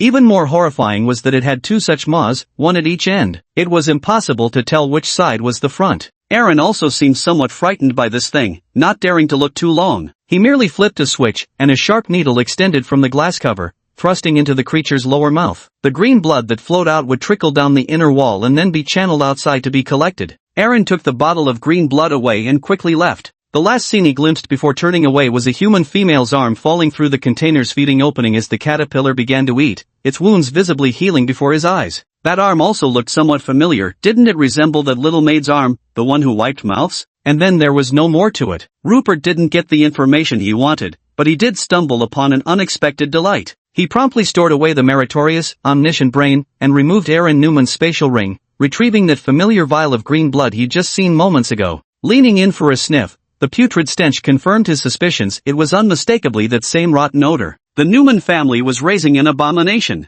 We'll talk about that later. Rupert immediately stood up, ready to help Sophia and Lilith. The battle over there wasn't easy either. The strength of the Tier 3 Iron Shield warrior was overwhelming, sending Sophia stumbling around. Lilith had already exhausted her mental energy, her gaze growing somewhat unfocused. After all, she was only Tier 2. Holding out this long while intermittently retreating was already nothing short of miraculous. The clashing sounds of greatswords and massive shields also prevented Sophia from clearly hearing what exactly was happening on Rupert's side. She just felt that Rupert was taking unusually long after killing his enemy, and she was nearing her limit. Rupert whipped out his tentacle staff, wielding it with the sinister precision of a viper's strike. While the massive shield could defend against greatswords, this bizarre weapon that could bend and twist proved far more difficult to counter. The shield warrior blocked the long staff every time, but the staff would instantly extend a section each time and strike the back of his head. Moreover, with Aaron already dead, his mind was in disarray, allowing Sophia to seize the opportunity and pierce his back with a sword. Sophia, drenched in sweat, collapsed to the ground as well. Battling a high-level opponent was too exhilarating. She had been teetering on the edge of life and death the entire time. She sensed a breakthrough opportunity and felt she was about to surpass herself again. Seeing this, Rupert also slumped to the ground, too exhausted to move. As for the matter concerning another companion, Lumion. What companion? Where was there another companion? Weren't all his companions already here? Who was Lumion? Grudge-holding Rupert had never forgiven Lumion. While he wouldn't actively target the fellow, rescuing him was out of the question. That sour face he wore all day long, who exactly did he think owed him something? Sophia wore a peculiar expression. She could hear many things, like how Lilith's heart was currently racing, so much so that she could practically feel the blood vessels in her brain furiously pumping blood. Sophia's own heart pounded rapidly too, a natural reaction after intense physical exertion. But listening to Rupert's heartbeat, she noticed it hadn't increased much at all, just slightly faster. This meant their current level of activity was far from enough to make Rupert feel tired. This was her extraordinary hearing ability, and also a crucial reason why she often didn't believe Rupert's tall tales. Every time Rupert lied, his heartbeat would quicken slightly, as if anticipating something. Later, as she spent more time with him, she simply stopped using this method of judgment, deciding it was easier to just not believe anything he said at all. Although she knew Rupert was feigning death, asking him for help to save that Lumion fellow was something even she couldn't bring herself to do, despite strictly adhering to knightly virtues. Lumion had insulted her before, but she'd long stopped holding it against him since he'd already been punished. But she utterly detested Lumion's behavior of abandoning his teammates at a critical moment. This was far worse than mere verbal abuse. Look at Rupert, who usually spews nonsense left and right. When it really mattered, he delivered. There were 5 enemies in total, and though it's unclear what rank those 2 assassins were, they were at least Tier 2. He single-handedly took down 3.5 of them. Now that's a teammate you can trust. In stark contrast, Lumion is complete trash, all bark at his own people but turns into a cowardly dog when facing external threats. Let him die for all I care. Lilith hated Lumion too, but she still had to intervene. After all, he was her senior brother. Though a worthless senior brother, their master had genuinely been kind to her, and she couldn't bear to see the master heartbroken. But seeing how Sophia and Rupert had both fought high-level enemies and were utterly exhausted, he felt too embarrassed to ask for their help, making the situation rather awkward. Chapter 58, Matthew's Response. At that moment, a golden radiance settled upon Lilith's head. Though it didn't restore her mental energy, the pain threatening to split her skull finally began to ease. Lilith gave Rupert a sweet smile and said, "Thank you, Rupert. Without you, we truly would have been in grave danger this time." Rupert maintained his usual preacher-like smile. "You're quite the smooth talker, keep it coming. Though mind you, I won't be particularly thrilled no matter how much you flatter me." Deception points +1. As he spoke, he shot a glance at Sophia. What a disappointment that girl was, not contributing any deception points, nor even saying thanks. Sophia rolled her eyes and ignored him. Lilith felt torn. Asking for help at this point seemed rather excessive, but she had no choice. She'd fought from start to finish, and now couldn't even conjure a single spark of flame. Just as she mustered up her courage and prepared to plead with Rupert for help, voices came from around the corner of the tunnel ahead. "Young master, are you done yet? Can I come over now?" That mage was so weak I cut him down without trouble. To this day, I still don't know what school of magic he practiced. "I brought the corpse as you requested. You said you wanted to handle it personally." Rupert also thought this guy was an idiot. Even if the young master were fast, he wouldn't be that fast. "Couldn't you hear how ridiculous your question was?" Listening to this fool's words, he finally pieced together what Aaron Newman intended to do with the anomaly blood, probably the same as him, using the anomaly as a cover for murder. deceiving both the Mage Tower and the Holy Light Church. Attacking both sides would boost the noble's influence. What a shrewd calculation. Without waiting for a response, a swordsman stepped forward, his face bearing a lecherous grin, clearly hoping to witness some uncensored, spice-worthy scenes. But his smile froze instantly. Inside were indeed one man and two women, yet there was nothing stimulating, and the man wasn't his young master, but rather that supposedly dead Rupert. His reflexes were sharp, he hurled Lumien's corpse forward without hesitation, then spun around to flee. This was undeniably a disastrous flop. Why stick around? For a late-night snack? But a little tendril in the shadow on the ground wasn't willing to let him leave. Suddenly, it tightened, binding his feet and sending him crashing face-first onto the ground with a heavy thud. Sophia, who had long noticed Rupert's furtive movements, had already taken flight, dodging the hurled corpse. Gripping her greatsword with both hands in a reverse hold, she landed squarely on the creature's back. The tremendous kinetic force drove the blade downward, pinning the monster firmly to the ground. After a few spasms, it fell completely still. Beside them, Lilith was so stunned by their seamless coordination that her small mouth hung open for a long moment. The moves weren't particularly flashy, but their flawless execution was simply mesmerizing to behold. Rupert couldn't help but applaud Sophia. He knew she might notice the vines on the ground, but he hadn't expected her to weave them into the narrative so flawlessly. The applause startled Lilith. She quickly closed her small mouth as her heart suddenly sank, rushing to examine Lumien's corpse only to find he too had been killed by a single sword thrust through the heart. From the looks of it, he'd been kneeling when the downward slanting stab came. For a mage to die like this was truly tragic. Now the matter had finally reached its conclusion, leaving only the question of how to proceed with the aftermath. Apart from the two bodies in his possession, these three corpses could all be publicly displayed as evidence, including the fallen Lumien from the Mage Tower, to jointly petition the Church and the Mage Tower in denouncing the Newman family. Did these brothers from that family think he was easy to bully by coming at him one after another without facing retaliation? Just minutes ago, far away in Phoebusburg, the head of the Newman family, Matthew Newman, had been enjoying the attentions of another young maid when suddenly, a small obsidian figurine on his desk shattered without warning. Matthew's eyes widened abruptly, and he shot up from his seat. A muffled groan came from beneath the desk, but his focus never wavered as he stared fixedly at the pile of black fragments. Truth be told, that object had sat there for 20 years, and he never imagined he'd see it break in his lifetime. This was the life-bound effigy of his eldest son, Aaron. There was only one explanation for its sudden destruction: his firstborn, raised for 20 years, was dead. The original form of this spell was actually a dark magic used to control people and cultivate loyalists. After spreading among human nobility circles, it underwent numerous weakening modifications and refinements until eventually becoming a harmless spell known as the lifelong puppetry technique. The umbilical cord blood of a newborn, along with monster cores of tier 5 and above, demonized obsidian, and some other rare materials, can be used to successfully craft it. No matter how far the puppet is from its master, as long as the master dies, the puppet will shatter. Being quite valuable, he had only his first son, Aaron, fitted with one. The subsequent son, Joseph, wasn't given one who could have foreseen such an outcome? At that moment, the maid beneath the table stood up, still intending to act coy and ask for some favor, but her poor judgment proved fatal. Furious, Matthew instantly seized her slender neck and strangled her to death within seconds. Matthew forced himself to stay calm. His son's death wasn't necessarily the final outcome. He knew exactly what his son had gone there to do. But for nobles, learning to handle such matters was an essential requirement. Not only would they refrain from stopping it, they'd actively support it. He'd even provided elite third-tier fighters in large numbers, along with that creature's blood to tie up loose ends. How could this have failed? If survivors remained from either of those opposing factions, they'd surely come to cause trouble for the Newman family. He had to strike first. First, that Rupert fellow was nothing but a jinx. Both his sons' deaths were somehow connected to the man. He'd use his high-ranking connections within the church to dig up dirt and have him killed. If no dirt could be found, at the very least he'd have the bastard expelled from the church. Without the church's protection, that little brat would be completely at his mercy. He'd make sure to deal with the kid personally. Apparently the boy was quite good-looking, might as well have some fun with him too.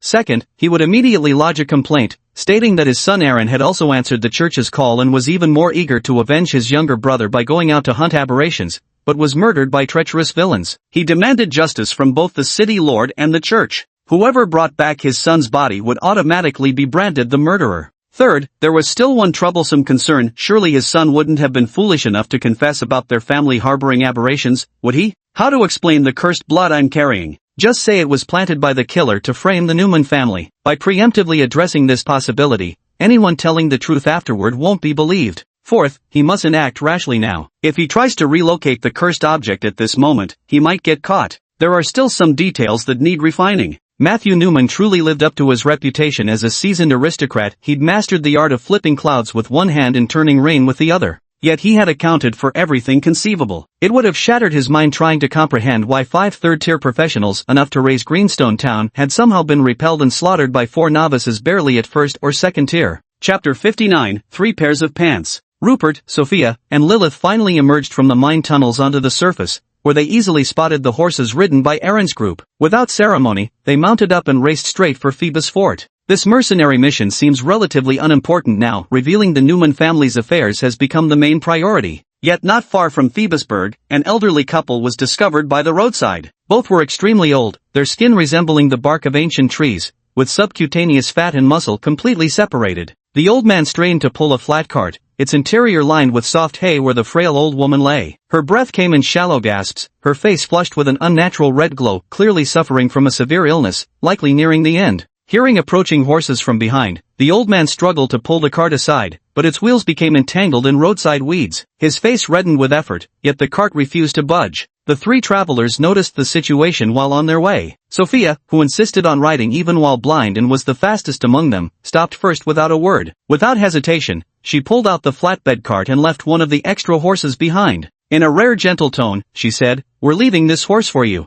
Then she turned to look at Rupert without speaking, though her meaning was clear. "What are you staring at? Hurry up and heal them." Rupert didn't hesitate either. A single, healing spell, enveloped the old woman. Under the golden glow, perhaps unaccustomed to such stimulation, her narrow triangular eyes widened dramatically, and her mouth fell open in astonishment. But his complexion showed noticeable improvement, the abnormal flush having disappeared. He immediately wanted to kneel down in gratitude, but was stopped by Sophia who stood nearest to him. The elderly couple didn't know what to say, repeatedly expressing thanks while fumbling to retrieve a small cloth bundle from their clothing. Their trembling hands struggled to unwrap the tightly bound silver coins inside, until Sophia stopped them. After much back and forth, Rupert decided to finish his good deed by casting another, healing spell, on the old man, causing him to widen his eyes in astonishment. Even his eye discharge seemed particularly pronounced in that moment. Rupert, adhering to the principle that a thief never leaves empty-handed, prepared to say a few polite words. "No need to thank me, it was all the God's will." Deception point +1.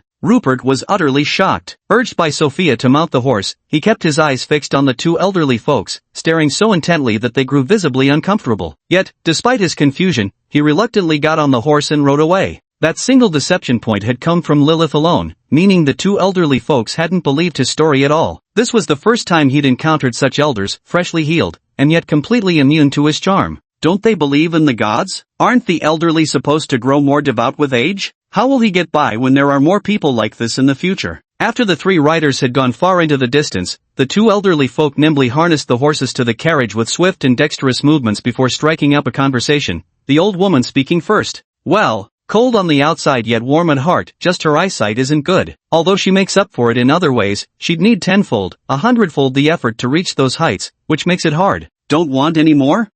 Let's nurture and observe her for a while first, then send her up for further training. Right now, sending a young girl out there alone leaves her too vulnerable. Too many shameless tactics exist that could take advantage of her." "Where's that real deal anyway? Didn't you go asking around in Greenstone Town?" Honestly born to be a charlatan even after all this time, the whole town still remembers him fondly. Not a single soul has a bad word to say about him.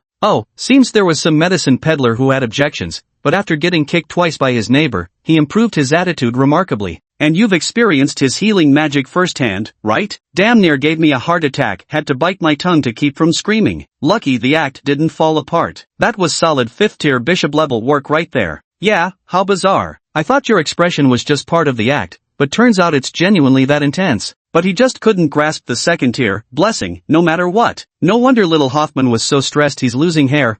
Even balder than me now. The old lady rolled her eyes too. "Is that how you laugh at your own disciple? Shame on your seniority." At this, the old man's eyes bulged. "Serves him right, I've never had a student as hopeless as Hoffman in all my years." Let him experience how it feels to have a disciple so dull that no teacher can instruct successfully. At his age, he's still stuck at the rank of deacon, the 3rd tier. He'll likely never reach the intermediate level in this lifetime. With such a short lifespan, he'll probably pass before me. The old woman sighed as well. Perhaps his church duties keep him too busy, that's why he's fallen behind. The old man scoffed dismissively. That's exactly his plan. If he can't make a breakthrough and stays lazy, at least now he's got an excuse ready-made. The old lady was dumbfounded. Was this really how it could be interpreted? All she could do was reluctantly shift back to the original topic with newfound respect for this master-disciple pair. That lad Rupert isn't half bad, his physical strength is comparable to a third-rank Iron Knight, even if he lacks battle aura. That shouldn't be a problem, right? The old man frowned thoughtfully. Did you notice earlier when that boy cast healing, did he actually recite the scripture and complete the hand gestures properly? Not really. I suspect he might be able to cast spells silently, and possibly even faster. If it's specifically designed against supernatural entities, then it's not a big issue. Basic martial skills for self-defense would suffice. Battle chi is barely more effective against the supernatural than healing magic. The old woman also grew intrigued, straightening her posture with a backbone far more upright than her outwardly frail appearance would suggest. Wouldn't that make him perfectly suited? Have you already decided to recruit him? The old man shook his head. It's not that simple. Let's see how he handles this trouble now, and just how far he dares to escalate things. In our line of work, brute strength alone has never been enough to solve every problem. It takes both wits and courage to prevail. You also need bravery and mental fortitude. So many elements are indispensable. Otherwise, we'd only be harming him. The old woman seemed to recall friends from her past, and couldn't help sighing. One last question, what did that kid's final look at us mean? Had me feeling insecure for a moment there. Spot a flaw? Impossible. My art of mimicry is undoubtedly top tier on the continent. Complete physical suppression, genuine chi blood depletion, even high-level professionals couldn't detect anything. How could a bare-assed brat who's never even seen a woman possibly see through it? This time it was the old man's turn to roll his eyes. Aren't you too old to be running that filthy mouth of yours? Just minutes into a conversation and you're already spouting vulgar nonsense. When will you ever break this habit? But what exactly did that look in his eyes mean? A bit unbelievable, a bit shocking, and somewhat self-doubting too. Extremely complicated emotions. The old lady suddenly conjured a mirror to examine her disguise,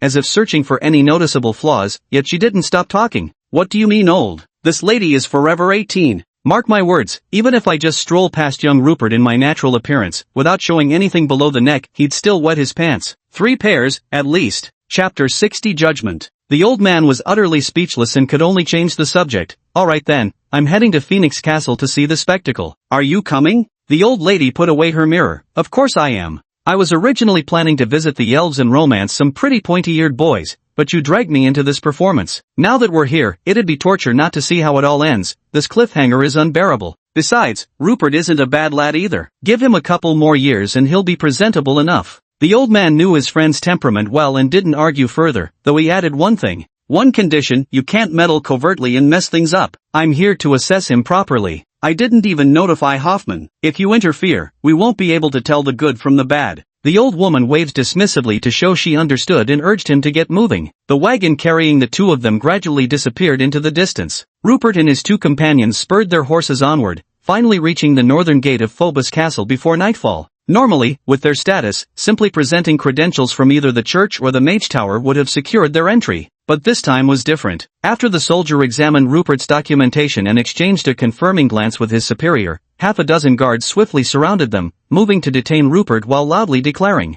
"Novice priest Rupert, you stand accused of murdering a noble Lord Aaron Newman. The victim's family has formally denounced you. You must come with us at once." Rupert narrowed his eyes, radiating a dangerous glint. He knew he'd been scammed. They must have used some special method to predict the outcome in advance. Now the villains were striking first with false accusations. Yet he remained composed, his tone steady as he replied. "First, you're completely ignorant of what actually transpired and lack any concrete evidence. How dare you declare me guilty outright? Second, I'm a formally appointed novice priest of the Holy Light Church. Unless I'm mistaken, if a member of the clergy is genuinely accused of wrongdoing, judgment falls under the jurisdiction of the Inquisition. You have no authority to arrest me, do you? From the day I became an apprentice priest, my life has belonged to the gods and to the church." Deception points plus 37. Rupert was deeply moved, not because of his own eloquence, but because it had been so long since he'd seen a hefty influx of deception points. He silently thanked the onlookers. Day after day, it had just been tiny +1s popping up, like some kind of merit system. But the leader of the opposing group showed no trace of panic even after hearing the name of the Inquisition, as if he had long anticipated Rupert's response. With a scornful smile, he said, "Don't try to intimidate me with talk of the Inquisition. The arrest warrant for you was jointly issued by the City Lord's Hall and more importantly, signed by the very priest of Phoebusburg. What do you have to say to that?" Sophia and Lilith initially thought it was just a minor issue that could be easily dealt with. But upon hearing this, they realized the situation wasn't simple and hurried over, only to be stopped by other soldiers. The officer's grating voice drifted over again. We've received orders. From the moment you're taken into custody, you're forbidden to have any contact with others. Exchanging items or corroborating stories naturally won't be permitted either. We know you possess a spatial ring, which may contain evidence of your murder. Will you hand it over now, or what? I can see you're wearing it right now. If you attempt to destroy it to eliminate evidence, that will only further confirm your guilt. I advise you not to act recklessly. Rupert's mind raced rapidly, realizing this situation had grown serious. It seemed someone within the church was also targeting him. Even that long-unseen priest from Phoebusburg had made an appearance. Seeking help from Archdeacon Hoffman or Lord Alonso wouldn't work now. But surrendering the ring was absolutely out of the question. Who knew if people might plant evidence in it? Fortunately, he'd already sanitized the elven ring thoroughly. It contained nothing questionable whatsoever. All the evidence lay within the Wartbrain's ring, but destroying it now would be unwise. Every move he made was under scrutiny, and he lacked the means to crush a spatial ring barehanded. Then inspiration struck. He'd thought of the perfect hiding place. His hands remained completely still, but a tentacle silently extended from within his robes, coiled around the hidden spatial ring, and retracted, all within a single second, unnoticed by anyone. Neither Sophia nor Lilith made any move to leave. Seeing the situation unfold, they immediately understood the Yoram Newman family had begun fighting in earnest for self-preservation. If those three were allowed to disclose the truth first, the Newman family would undoubtedly be eradicated by both the church and the Mage Tower. But now, with their adversaries throwing everything into this desperate final strike, it all came down to whether they could withstand it. They thought they would be judged at the city lord's mansion, since that was the home ground of the Newman family. But to their surprise, they were directly taken to the Grand Cathedral of Phoebusburg.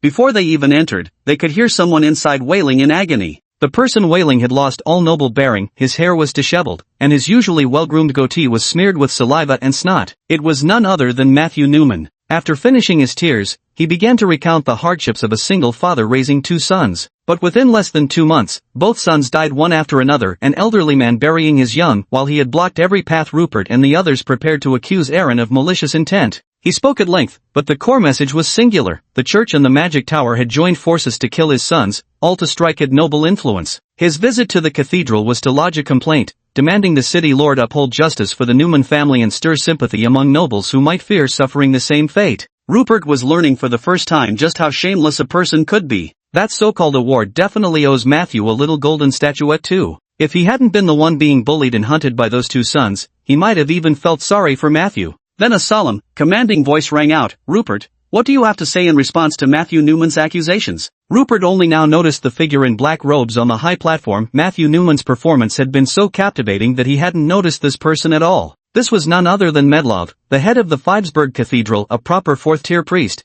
entirely different from the so-called old priest of Greenstone Town. At the town level, though there might be churches and priests appointed, these town priests were formally styled as honorary priests within the church hierarchy. Typically, they were only second-tier clerics in practice, and their actual status was even lower than that of full-fledged priests in the cities. Yet due to the lighting, Rupert, standing below where the accused was positioned, couldn't even clearly see the priest's face. This was likely an intentional design feature of the cathedral's architecture, meant to enhance an aura of mystery. Rupert also noticed the Grand Steward Hoffman and Deputy Steward Hill standing off to the side, along with Sir Alonso, all with grim expressions, subtly shaking their heads and giving him warning glances. It seemed higher-ups were involved, leaving them powerless. But he understood this matter truly couldn't be clarified. Who exactly wanted to kill whom? Who struck first? With everyone dead, how could the truth ever be untangled? Now it was blatantly obvious they'd come prepared, so he couldn't be bothered to explain. They wanted to see him seethe in impotent rage, but he refused to play alone. He'd simply wait to discover who among them was targeting him, quietly taking mental notes to settle scores later.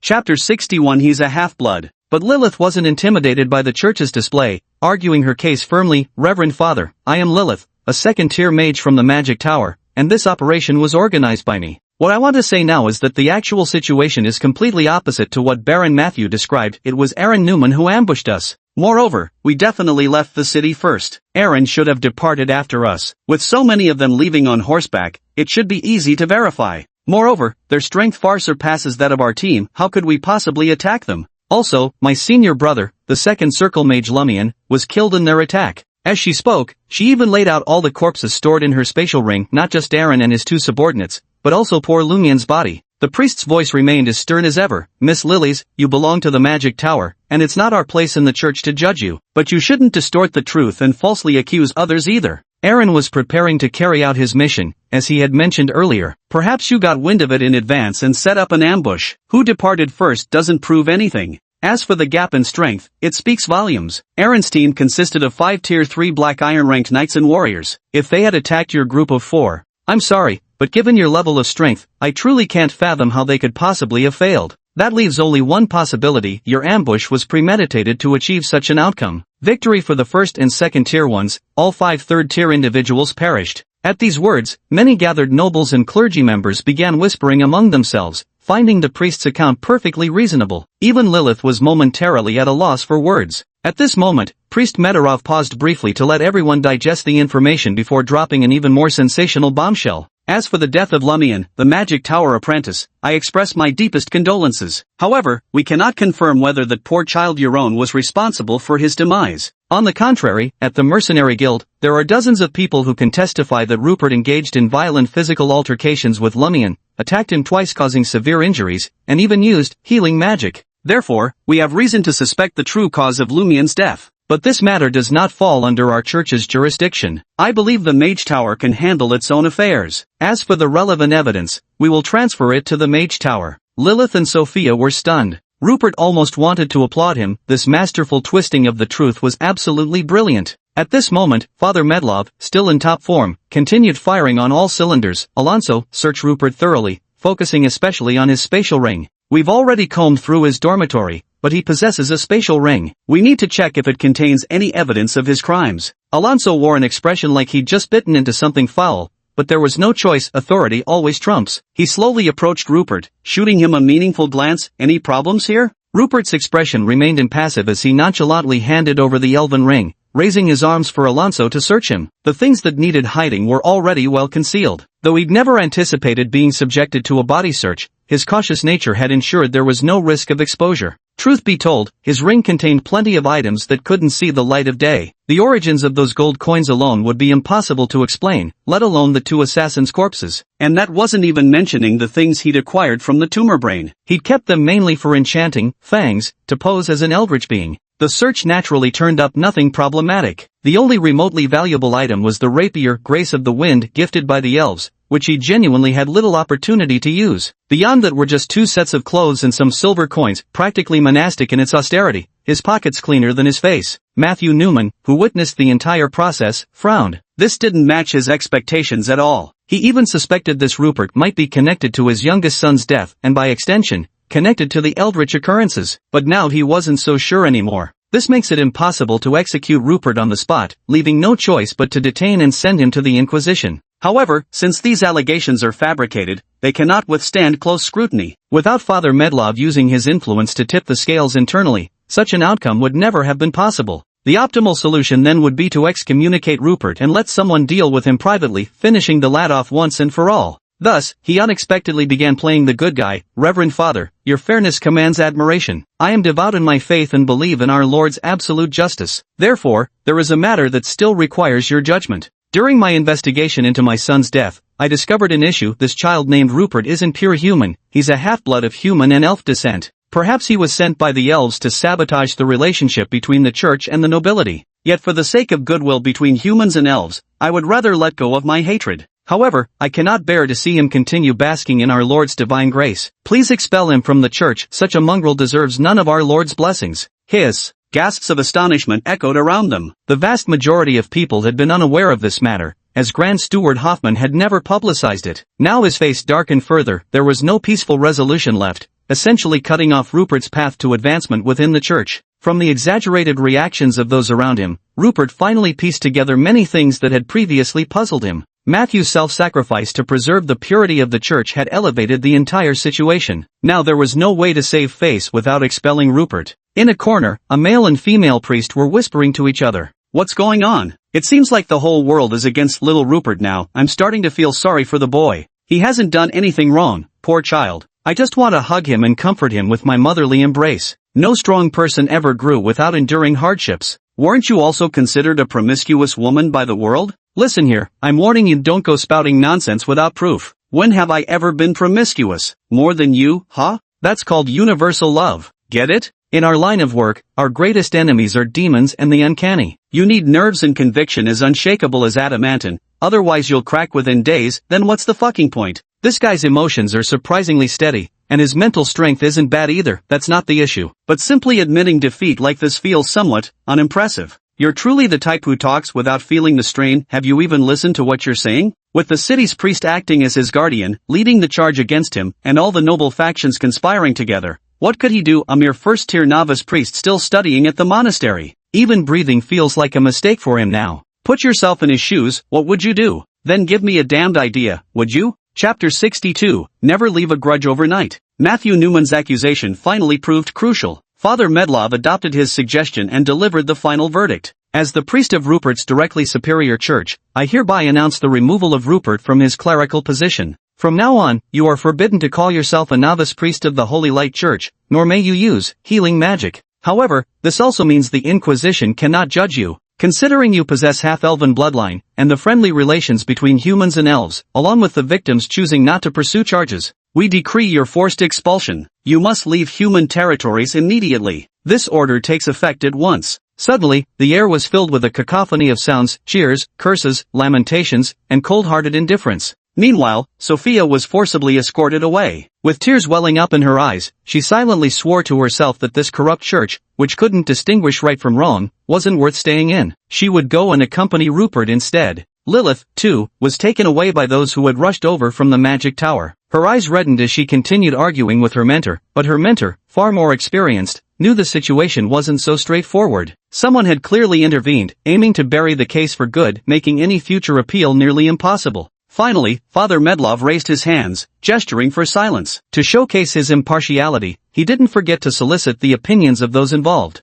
Rupert, you haven't uttered a word since coming in. Have you already admitted your guilt? Rupert shrugged and declared, I believe the gods will grant me the fairest judgment of all. Deception points plus 156. Many nobles who knew nothing of the truth shouted from below, this is the fairest judgment you'll get. Murderer, you deserve this, bastard, get out of our human city. Rupert didn't care. In his eyes, these people were nothing but sources of deception points. His inner charlatan spirit surged forth once more as he quipped, sophistry belongs to the devil alone, and those who engage in it shall surely descend into hell. Deception points plus 164. The clamor in the hall instantly quieted down considerably. Even Matthew Newman and Father Medlov looked visibly uncomfortable. Medlov hastily waved his hand, prompting several knights to step forward and escort Rupert out. Medlov wiped his forehead, attempting to brush away non-existent sweat, but felt a sudden lack of confidence. He wasn't the least bit familiar with this Rupert. It was as if that workaholic Hoffman had mentioned him once, but he'd long since forgotten. But this time, a higher-up had passed down word that the team wasn't pure anymore, no defilement of the gods would be tolerated, and there were some solid benefits to be gained, so he decided to step forward.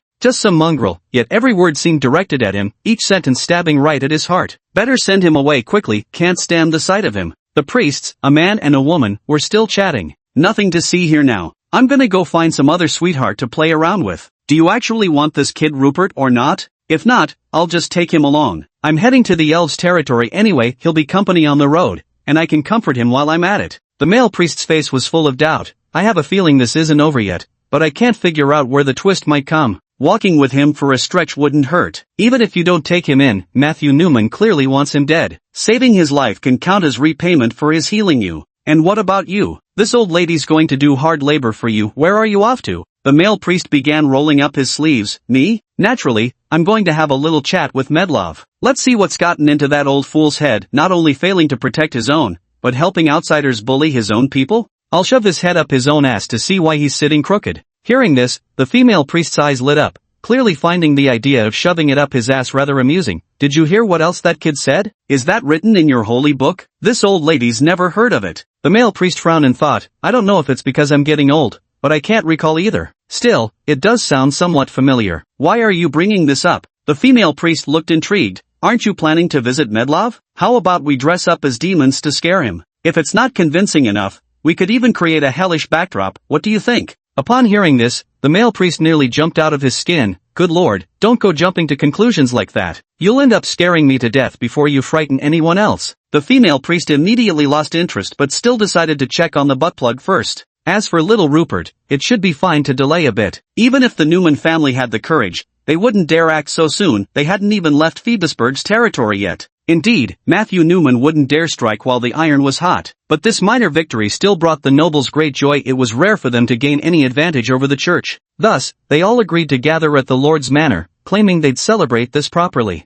Matthew Newman wasn't going anywhere. The city lord had specially prepared the famous dwarven liquor Volcanic Blaze, allegedly brewed from dragon fruit. Yes, actual dragon fruit, the kind that only grows sparsely near volcanic lairs where fire dragons slumber. At 50 gold coins per tiny bottle, this liquor makes your whole body burn with heat. Your very breath could ignite after drinking it. Quite the thrill. Though strangely, the current trend in big cities isn't drinking it yourself. The fashionable thing is making your female companions drink it instead. Can't quite understand what that's about. In stark contrast to all this lively excitement, Rupert's situation looked rather bleak. Though the knights surrounding him hadn't laid hands on him yet, their formation left no chance for escape. Fortunately, it was nighttime, so there were no ordinary citizens around to witness the spectacle, otherwise it might have utterly humiliated him. But now he was simply shameless, still wearing that charlatan's grin. With an unbearably punchable expression, he was then driven out through the northern city gates. Amid the creaking noise, the city gates slammed shut. From this moment onward, Rupert was no longer even a novice priest, signifying that he had truly cast off all restraints. Now, he was terrifyingly formidable. Then, under the watchful eyes of the soldiers on the city walls, he quickly vanished into the darkness. The gatekeeper captain who had previously stopped him sneered contemptuously, mocking Rupert for running away like a dog. As his fingers brushed against the 3 warm gold coins tucked in his coat, he wondered which lonely maiden he would redeem after his shift, ostensibly to save her fallen soul and body. Rupert hadn't run far before realizing no one was following him. Immediately, he changed direction. As far as he was concerned,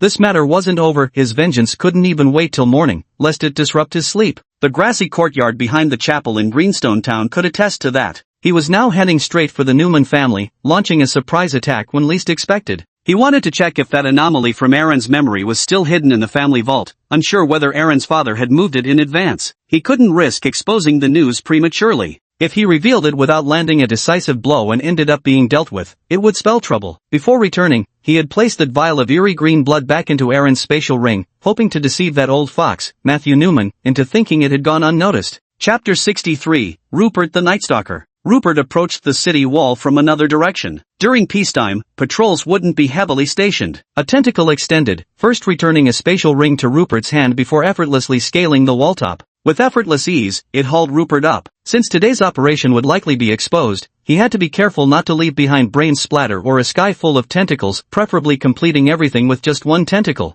From that ring, he retrieved an all-black cloak and moved swiftly through the street shadows. Soon he infiltrated the Newman family's estate. The downside of such large houses became glaringly obvious: too many blind spots in visibility. With his tentacles' assistance, no obstacle could stop him, be it fences, doors, or windows. He felt that his previous development of the tentacles had been too limited, his imagination constrained by conventional thinking, and lacking opportunities for solitary experimentation. With precise control, it was entirely possible to move at high speeds without ever touching the ground using only the tentacles. He truly was better suited for solo operations. Perhaps losing his priestly identity wasn't such a bad thing after all. Following Aaron Newman's memories, he went straight to the hidden family vault, a room even servants were forbidden to enter. The actual entrance was concealed in a chamber adjacent to the Lord's study. The door was one of those crystal core-powered mechanisms currently fashionable among nobility, requiring a specific key to activate. Aaron had opened it before using his family crest, but Rupert dared not take the emblem directly, fearing Matthew might inspect the spatial ring. But he still had Joseph Newman's badge, which looked identical. However, he wasn't sure if Joseph's badge could open this secret vault, as the privileges of an heir were different after all, so he simply swapped the brothers' badges. As long as Matthew didn't immediately come to verify it, there shouldn't be any way to discover this issue. After confirming no one was nearby, Rupert directly inserted the badge into the groove, and the door slid open smoothly. He finally saw that eerie caterpillar under the glass dome with his own eyes. It had looked ugly when he viewed it through Aaron's memories, but seeing it in person made it seem even more fucking hideous. Don't these abnormalities have any relatives or friends, just growing all willy-nilly like this? As per usual, verify again with healing art, and as for the ban on using healing art, it has nothing to do with him, not a single copper coin's worth. A golden radiance flashed, -510 floated up, definitely an abnormality, no doubt about it. He also pressed that switch, and just the same, a blade extended into the glass case to stab the abnormality, then began collecting the green blood flowing from underneath. When you think about it, this abnormality's got it pretty rough. At that moment, a woman's thigh was thrown down from the feeding port above, so pale. This scene had appeared in the death visions of Aaron. Back then, it didn't evoke any reaction, but suddenly the pieces fell into place, and his hand froze on the switch. A thought flashed through his mind. Had he made a terrible mistake? Was it possible that pressing the switch multiple times would cost lives? At that moment, the gigantic insect began gnawing on the thigh, giving Rupert a sense of reckless waste. Rupert started examining other items in this secret vault, discovering quite a few gold coins, along with numerous weapons, armor, and such, as well as a small collection of books and insignias. He didn't hesitate now, considering these as interest payments for the Newman family's bullying. He went ahead with a wholesale cleanup, taking whatever was convenient to carry away. But looking back at that eerie creature, he found himself in a dilemma. He couldn't possibly release this thing to harm people just to exact revenge on the Newman family, though it'd certainly strike a blow against them. That would be crossing the line. Innocents would get hurt. Better just kill it outright. He immediately started spamming healing magic. The already critically weakened giant caterpillar exploded on the spot, splattering green sludge across the entire glass enclosure. Its body seemed devoid of any organs, just filled entirely with that venomous green fluid. This aberration seems pathetically weak, probably not even substantial enough to be retained as a standalone skill. Just as predicted, it became a corrosive venom LV.10-1 skill. It tried merging with the void scale tentacle, but got repelled. After much back and forth, it was finally devoured by the most unremarkable, sharp Fong, evolving into rotting venom Fong, LV.30, 1 for 410. Ha, as expected, it's really weak. Even other skills look down on it. But it pairs quite well with the original, Sharp Fong. The attack power of Sharp Fong was still a bit lacking, so the poison enhancement is just right. I'd already tested it on Joseph before, and the results were remarkable. Rupert pondered for a moment, then stored the entire glass cover away. After confirming the path to the feeding chute, he quickly left, heading straight in that direction. He wanted to see just how vile this family was, using living people to feed the aberrations. When he stepped out, he realized there was no need to search any further. From the other end of the corridor, several burly men came charging out, their faces rugged, chests covered in thick patches of hair, and all reeking of alcohol with flushed cheeks. Clearly, they had been celebrating too. Judging by the terrain, these appear to be two adjacent underground spaces, one side for the family head's use, and the other likely serving as an underground prison or something similar. Rupert finally found an outlet for his pent-up fury. Wielding his tentacle club with such ferocity it howled through the air, appearing and vanishing like a ghost. These jailers typically had only Tier 1 strength, while those who reached Tier 2 were considered diligent, yet now they wailed like children being beaten. But they generally felt before death that their defeat wasn't due to lack of skill, they must have simply drank too much today. Otherwise, how could they keep seeing multiple rods waving around simultaneously? In truth, there really were multiple rods waving about, a profound fusion of spear techniques and tentacles. Normally he'd brandish just one, but unexpectedly, at odd angles and unpredictable moments, additional tentacles would abruptly extend to ambush his foes. For instance, just as you parried one strike, a curving tentacle would whip around while another suddenly thrust from Rupert's waist to stab the enemy's abdomen or slightly lower regions. For victory, no tactic was too shameful, and opponents would soon find their defenses crumbling. Rupert fought like an awakened juggernaut, carving a bloody path straight to the underground prison cells. The compartments were packed with disheveled prisoners who jumped in fright at his sudden intrusion. Upon realizing he wasn't a jailer, desperate pleas for rescue erupted immediately. I was just a passing merchant caravan, tricked here by the Newman family. Damn you, Aaron, give me back my daughter's life. I'm a baronet too. That old bastard Matthew promised to help restore my family, but he swindled me out of my estate. Save me please, I'll pay you money. All my savings are hidden. Matthews kept me locked up for 12 years. I never told him.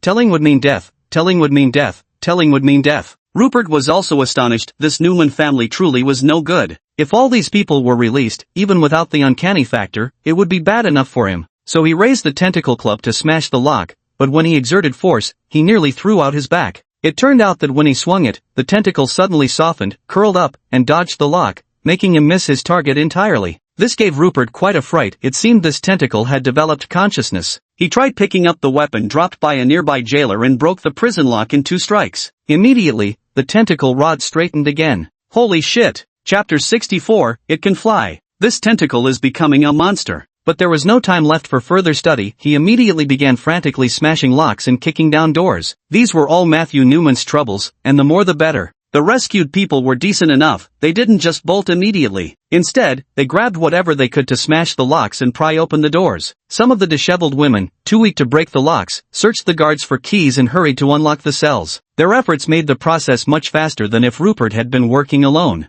Then Rupert took the lead in charging forward, finding that those blocking the way posed little threat to him if they were at level 3 or below. He took the torch and began setting fires, and the enraged prisoners followed suit, lighting blazes of their own. Rupert didn't need to run around setting fires everywhere, starting blazes along the way was enough. The goal was to make the situation explode to such proportions that Matthew Newman couldn't possibly cover it up. Then he took out the glass case containing the eerie remains and hung it right at the entrance of the Newman family's estate. Next, he smashed the vial of green blood against the front gate. The liquid oozed out, corroding the wood and metal until they smoked relentlessly, filling the air with a sickening stench. Let Matthew deal with that headache. With that, he strode away without a second glance at the prisoners, leaving them to wreak havoc as they pleased. Rupert vanished into the night, but his fury wasn't fully spent yet. He headed straight for the church, though he couldn't pull anything quite as dramatic there, since the other clergy had always treated him fairly. But at the very least, he had to make some noise to leave Father Medlov a memorable souvenir. Looking back on the road, he noticed that the sky above the Newman family's direction had already turned scarlet. Many people rushed out to watch the spectacle, and troops were beginning to gather towards that area.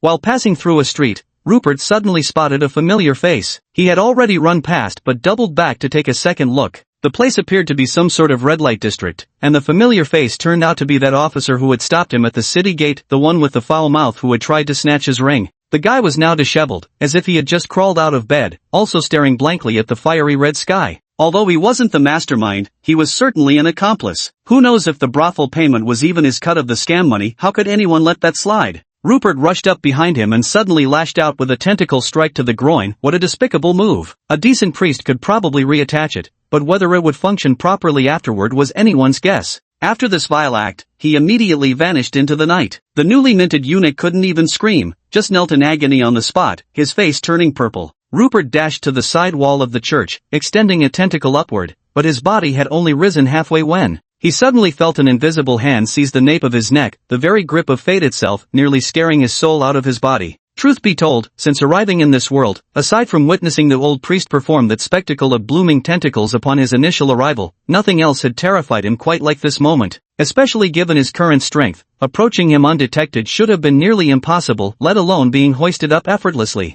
His first instinct was to unleash a storm of tentacles, launching a desperate counterattack. Yet the usually obedient tentacles paused uncharacteristically, failing to erupt immediately as commanded. Just as they were about to follow through with the original explosive command, Rupert managed to rein them in just in time, because a single whispered sentence behind his ear instantly extinguished Rupert's desire to strike. "You've got some nerve, kid. Even after reaching 8th tier, I still wouldn't dare barge into a church. Sure, some fellows deserve a beating, but I'd only dare to wait until they come outside before roughing them up." The moment Rupert heard the keyword 8th tier, he immediately calmed down. Truth be told, he'd already mentally drafted 5 or 6 versions of his epitaph. He knew exactly how vast the gap was between each tier, evident from how his skill upgrades demanded increasingly more deception points. He could barely be considered a 3rd rank, but the other was an 8th rank. There was no comparison at all. But after hearing the rest, his first thought was that the voice sounded vaguely familiar, followed by the realization that this person didn't seem to be here to cause trouble. Instinct for survival took over his body, adrenaline surged wildly, his brain kicked into overdrive, preparing to face the challenge ahead.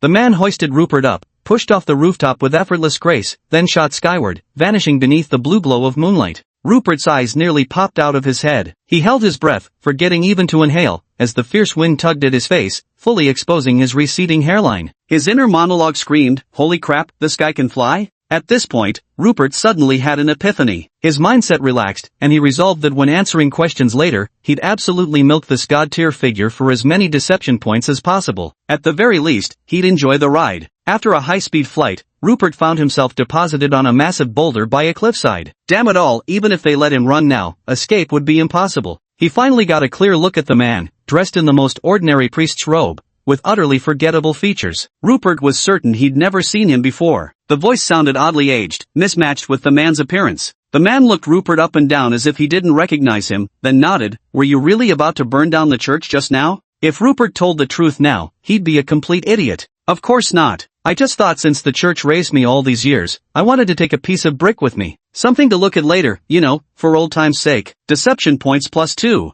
The man's eyes nearly popped out of his head as he gave Rupert a thumbs up. "You're quite something, but your approach is rather unconventional. It never would have occurred to me. When I was your age, sneaking out of the monastery to crash noble balls would leave me shaking in my boots, literally put my pants on backwards once. But you went and burned down an entire noble mansion. You've got me beat." After the jest, his expression turned grave, but don't be so quick to seek revenge. That Medlov fellow was indeed corrupt, likely took dirty money that caused all this trouble. I've already dispatched him directly to the Inquisition. You've surely heard of that place. Their reputation for severity is continent-wide, whether dealing with internal or external matters. Since Medlov has forsaken his faith, he'll face the trial he deserves. Don't let a few bad apples within the church make you think the entire institution is rotten to the core. This is an organization that has fought bitterly against demons for centuries. Tens of thousands have given their lives, and even today, in unseen corners of the continent, these battles continue. They are all sustained by noble faith. It's just that years of unchecked expansion and comfortable living have made some members less pure. We simply need to prune a few crooked branches now. Rupert listened earnestly, responding with a shy smile perfectly suited to his current identity and age, a far cry from the arsonist who'd burned through the Newman household like wildfire. But seeing the system prompt deception points +2 and looking at the empty stone platform around him,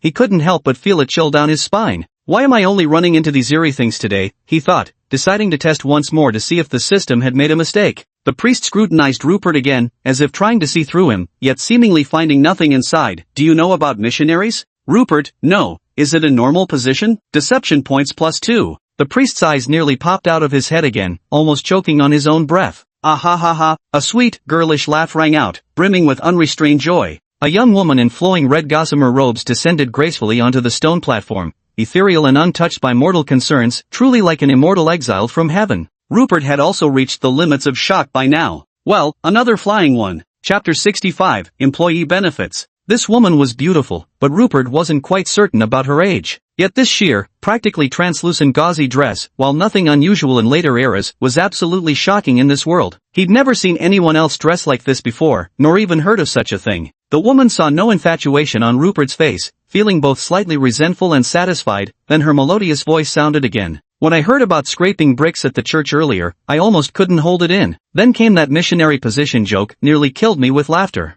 Ahem. Nearly killed this young lady. The red-clad woman corrected herself, very promptly. The woman in red continued berating the priest. Why are you dawdling like this? Well then, little Rupert, old. I mean, this young lady has taken a liking to you. You're just my type, become my apprentice. After all, that useless church has already kicked you out anyway. Old man, you should have seen the spectacle at the Newman residence. It's been ages since I've had this much fun. First, many prisoners were rescued, creating a scene of reunions all around. Several wealthy merchants and minor nobles, who had been clinking glasses with Matthew just an hour earlier, now stood in shock as they discovered their long-missing daughters and nieces imprisoned in Newman's dungeon. Awkward doesn't even begin to describe it. What followed was a collective outcry against the Newman family. Their crimes were not only morally bankrupt but also so numerous that listing them all would take 3 days and nights. Then there's old Medlov getting beaten up. Well, perhaps we shouldn't discuss that. Anyway, your dim-witted apprentice Hoffman ended up representing the church at the scene. Wearing a disgusted expression, according to reports, the Newman family has been secretly using live humans to feed supernatural entities. Now, the evidence is smeared all over the Newman family's front door, so much so that it can't be washed away immediately. The prisoners have also collectively testified to this fact. Given the eroding nature of supernatural corruption,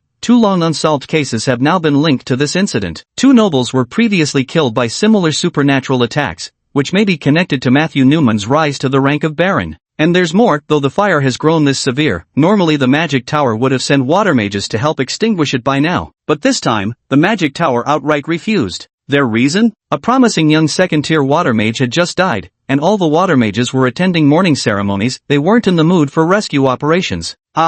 This is gonna be the death of me. That dead mage named Lou or whatever was killed by the Newman family, and now karma's come around to bite them. The Newman estate is still burning. Even if Matthew Newman isn't stripped of his title this time, he'll have nowhere left to live. He'll probably have to sleep in a tree, assuming there are any trees left. Oh man, ha ha ha ha. The priest listened attentively to the red-clad woman's story and quickly spoke up. Who said I was being slow? It's all because you interrupted me. Rupert was recruited by our organization, he's ours, and don't even think about poaching him. If you've got the guts, go talk to the boss yourself and see if he agrees. The woman in red rolled her eyes and muttered under her breath, what a stingy jerk. She finished with a glance at Rupert, tossing him a suggestive eyebrow raise and wink. You handled this beautifully, just my taste. And you're so amusing, not like those old fuddy-duddies. I'll come visit you when I'm free. Then she shot straight into the sky, leaving only a lingering trace of fragrance behind. The priest had barely started with, don't take her too seriously, that woman, when a voice floated from afar, you old fossil. If you dare spill my age, I swear I'll storm your house. The priest ducked his head and cleared his throat twice to hide his embarrassment. That woman is a good person. Now where were we? The missionary position, damn it.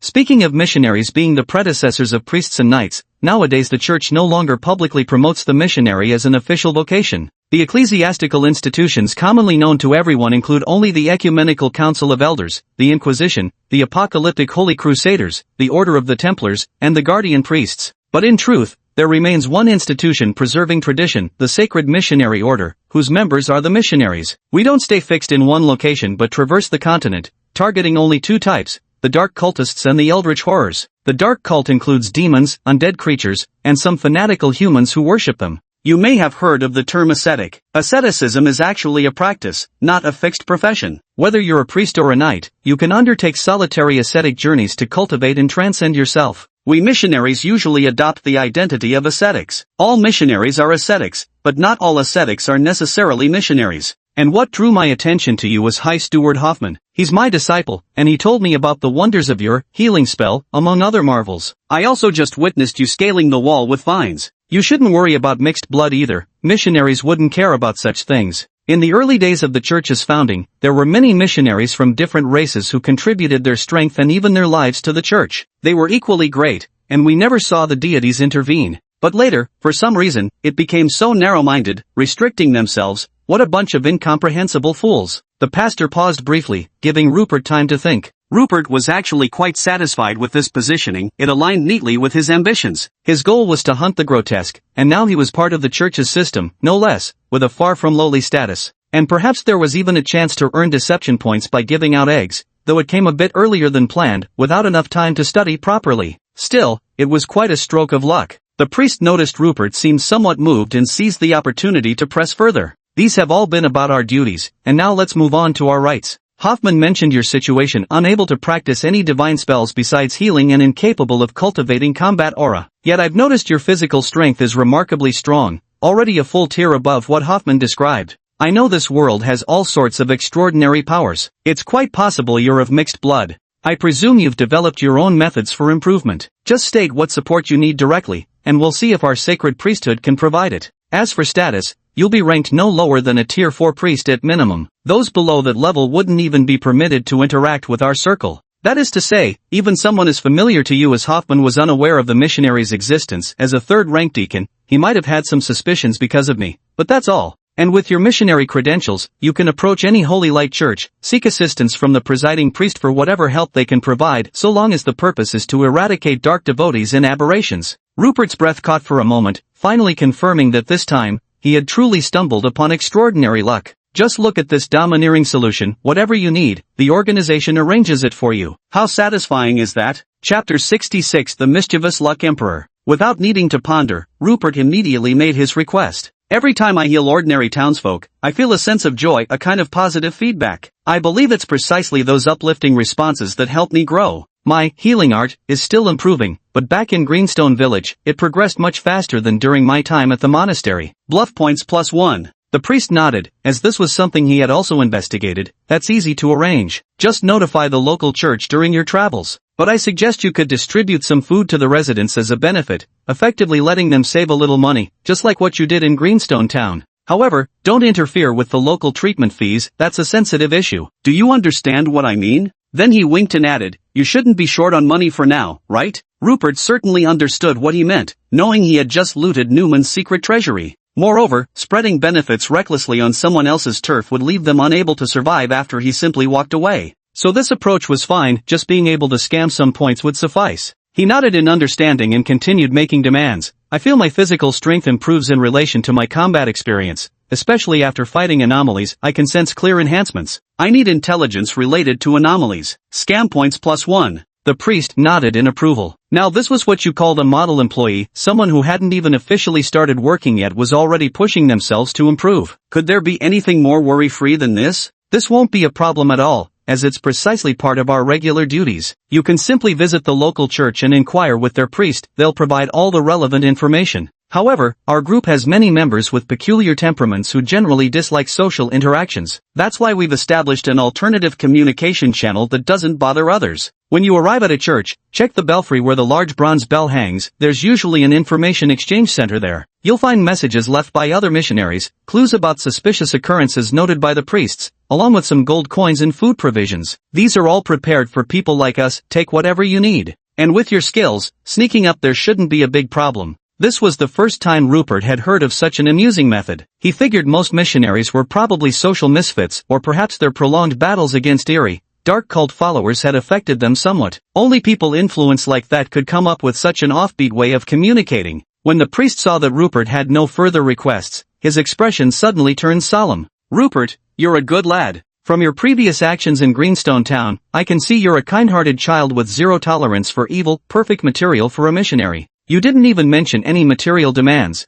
displaying more nobility and purity than the vast majority of people I've ever met. That's why I've kept nothing from you, even sharing some secrets normally reserved for ordained missionaries already. Now comes the formal question, Rupert, do you willingly choose to become a missionary of the Holy Light Church? Our path is destined to be fraught with danger, and our names may never be remembered. The only record might be you returning to the empty bell tower after completing the mission, marking a cross on the priest's documents to signify the anomaly has been eradicated. Until one day in the future, you die in battle against the anomaly, unnoticed and unmourned. Are you willing? Holy hell, the sudden seriousness sent a shiver down Rupert's spine, from his back to the nape of his neck, every hair standing on end. To be honest, he initially just wanted to earn some deception points and kill monsters to gain skills, purely to strengthen himself, never imagined it would elevate to such noble heights. But now he feels that missionaries are like nameless warriors silently guarding humanity, and an epic sense of grandeur inexplicably welled up within him. He might not fully agree, but he deeply respected them, answering solemnly, yes, I am willing to become a missionary, for the faith. Deception points +1. He initially didn't intend to earn this deception point, but it seemed old habits die hard. He couldn't change his ways immediately. The priest came over and patted his shoulder with a satisfied nod. Then you're officially a missionary now. In our line of work, we eventually earn our own code name. Our real names become unimportant. Mine is Lucky King, you can call me that. As for your code name, you'll probably need to earn that yourself. Rupert was astonished. The god of luck? How dare you use such a shameless title? Aren't you afraid such an imposing name might curse you to death? The god of luck priest frowned, seeming somewhat troubled. Logically speaking, I should be your teacher, but I realized I haven't actually taught you much, just served as a guide. How about you just call me mentor instead? As for your rank, judging by conventional standards isn't really feasible. Let's base it on your combat achievements. This time, you managed to kill several Tier 3 enemies, so we'll classify you as Tier 3. That means you'd be either a curate in the priest path or a black iron paladin at this level. At this early stage, no tasks will be assigned to you yet. You'll have time to grow, and this world is wide open for you to explore, rather than wasting your entire life in such a remote little chapel. Then the lucky mentor handed Rupert a badge, serving as proof of his missionary identity. Circular in shape and about half the size of a palm, the material was unknown but felt thick and pleasantly warm to the touch, its color a deep gold. One side bore a circular holy light emblem, while the other was adorned with some unfamiliar runic markings. Rupert carefully stored it away, signifying his official employment. Though the position came with no fixed salary, it offered the invaluable benefit of great freedom. Finally, the priest of fortune gave an ambiguous smile. You'd better stop thinking about that little girlfriend of yours, Sophia, for now. She's not strong enough yet. Going out to adventure would do no good, neither for her nor for you. I'll arrange for her to study in a bigger city. She already knows you're safe, and she was even planning to run away to chase after you. She's a loyal and affectionate girl. Rupert let out a long sigh. There didn't seem to be anything left here worth lingering over. But calling her his girlfriend, wasn't that a bit too hasty? Where did that idea even come from? The lucky Emperor mentor handles things meticulously, and he probably notified everyone else too. Grand Steward Hoffman undoubtedly knows by now, so Knight Alonso should be informed as well. Sophia can also tell Lilith, and it seems there aren't many others left to notify. Counting it up this way, there really aren't many people he can talk to. Could it be that he's too reclusive? The enemies he's killed outnumber his friends, destined to be a lonely man. TSK, why are you still grabbing people by the scruff of their necks like this? Are we colleagues now? Then why are you still carrying me like a plastic shopping bag? The lucky Emperor mentor once again gripped Rupert by the scruff of his neck and soared on the wind, teasing, this time, we shouldn't need to go back to the church to pry loose their bricks, right? Ha ha ha. TCH. Chapter 67, The Bear Child Crosses the Forest. At this moment, Sophia was tossing and turning restlessly on her small bed, her little face flushed red as if she'd been drinking, feeling both somewhat happy and a little sad. Her flushed face was because some random female rogue in red gauze had groped her chest earlier. She'd been packing her things at the time, preparing to go after Rupert. But suddenly this stunning woman in red appeared beside her, first pointing at the crimson-lit northeastern sky, claiming it was the doing of her little boyfriend Rupert, that she'd already taken revenge, and that he'd been taken away by high-ranking church officials for special training. Sophia needn't chase after him anymore.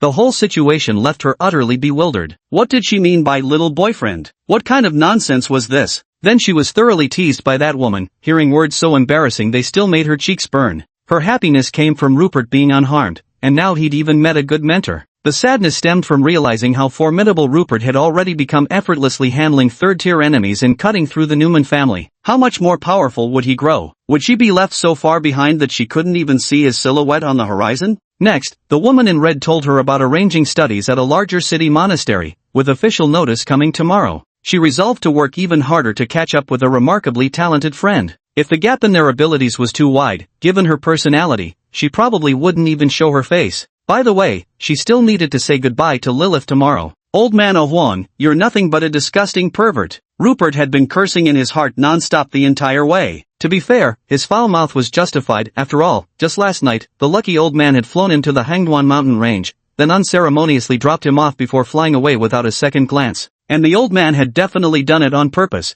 tossing him right next to a snake den. No sooner had Rupert turned around, still muttering curses, than he found himself face to face with over a dozen raised serpent heads. For a moment, both sides froze in mutual awkwardness. At that time, these snakes were coiled into a massive serpentine ball the size of a human embrace, likely engaged in some communal mating activity, when Rupert rudely interrupted their amorous pursuits. Under the blue moonlight, the snakes' eyes began glowing crimson red. As their forked tongues flickered, a sweetly putrid scent filled the air, making it abundantly clear they weren't in a negotiating mood. Without giving Rupert any chance to explain himself, the snakes surged toward him in a sudden attack. Rupert initially fled some distance. Upon realizing the old lucky bastard wasn't present, 11 writhing tentacles erupted violently from his body. Naturally, there was no surprise as the tentacles grabbed these spicy strips and began shaking them vigorously, rattling these guys until they nearly fell apart. Then it flung them far away in different directions, ensuring these fellows wouldn't meet again. Just a bunch of long worms. What's there to be so cocky about? Indeed, humankind's mischievous tastes are universally shared. There's no fundamental difference between what he did and what the lucky old man would do. Both rely on brute strength to help others find a new starting point. Alright, to be honest, Rupert understood the lucky old man's intentions perfectly well. With this move, even if other nobles of Phoebusburg wanted revenge later, they'd have no way to track Rupert's location, because there's a massive blank space in the middle. No one would know where he went. But isn't this distance a bit too far? The old man must be used to flying. What felt like a short flight to him would be an arduous journey on foot. Eventually, Rupert simply began traveling entirely by swinging with his tentacles, moving much like Spider-Man does between buildings. After crashing into trees 7 times, he learned to use multiple tentacles to change direction midair, moving vastly faster than walking on the ground. His movement looked rather peculiar, like a gelatinous mass of writhing tentacles pulsating through the forest canopy. Another downside was that he'd attracted a whole procession of various primate creatures following behind him, all hooting and howling. Rupert! By the next day when the sun was already high, Rupert wasn't swinging through the trees but walking on the ground, gnawing on a large chunk of honeycomb. Perched on his shoulder was a little golden-furred monkey, similarly munching on its own small piece of honeycomb.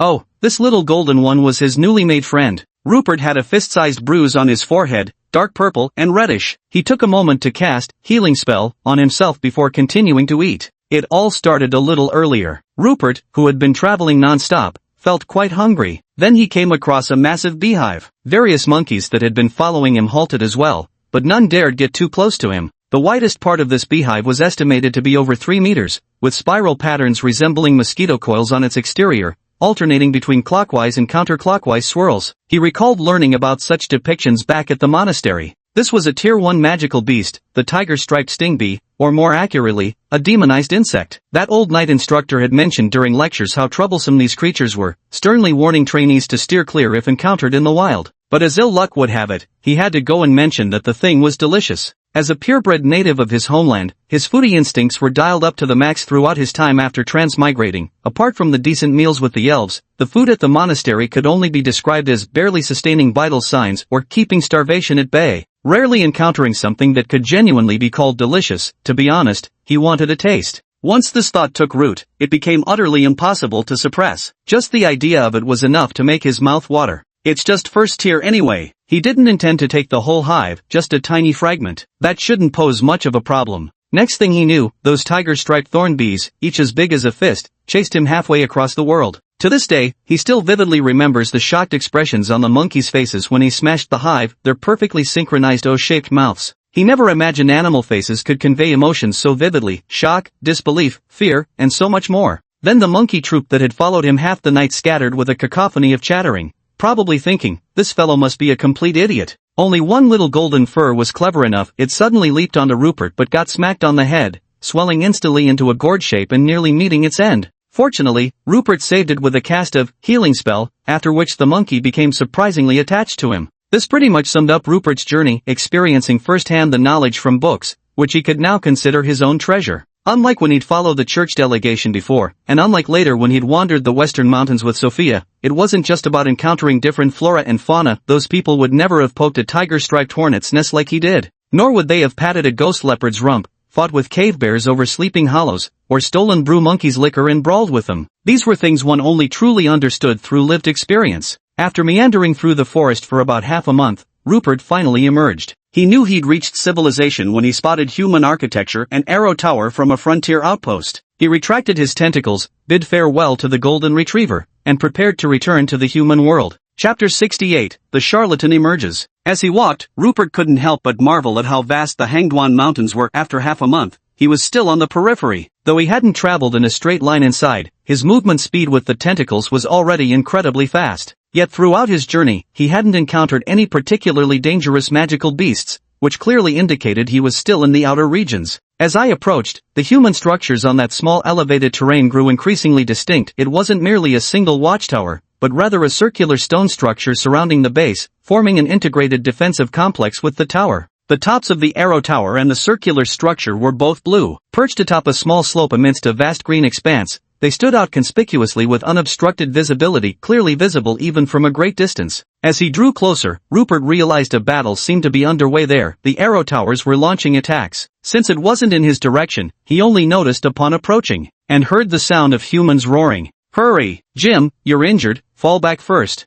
Brothers in the watchtower, give it your best shot, take these beasts down. Help me, quick, help me, I don't want to die." After not seeing a living soul for half a month, Rupert was getting a bit emotional. If it hadn't been for his constant chatter with the little blonde, he feared he might have lost his ability to speak entirely. His remaining bluff points were stuck stubbornly at 5,199 without budging, and he hadn't encountered even a single eerie encounter. Now, running into any living soul who could speak felt strangely heartwarming. Rupert dashed forward, swiftly closing the distance. After rounding the watchtower, the battlefield situation finally became clear to him. A 5-member mercenary squad was fighting while retreating, steadily pulling back toward the outpost. The sentry's arrow tower was covering them, firing at the monstrous beasts across the way. The ones attacking them were 7 or 8 brewer apes. Their defining features were their reddened faces and eyes. Standing no taller than 1.5 meters, they always carried the scent of alcohol on their bodies. Despite their small stature, they possessed immense strength, ranking as Tier 2 magical beasts with relatively high intelligence among their kind. But these brewing apes were a tad too nimble, and they didn't venture too close to the arrow towers, especially after one of them got shot. They became even more reluctant to approach. They roared defiantly at the periphery, grabbing objects from the ground to hurl at the mercenaries. One particularly shameless offender even took things a step further mid-action, spinning in circles as it hurled its weapons, playing disgustingly dirty.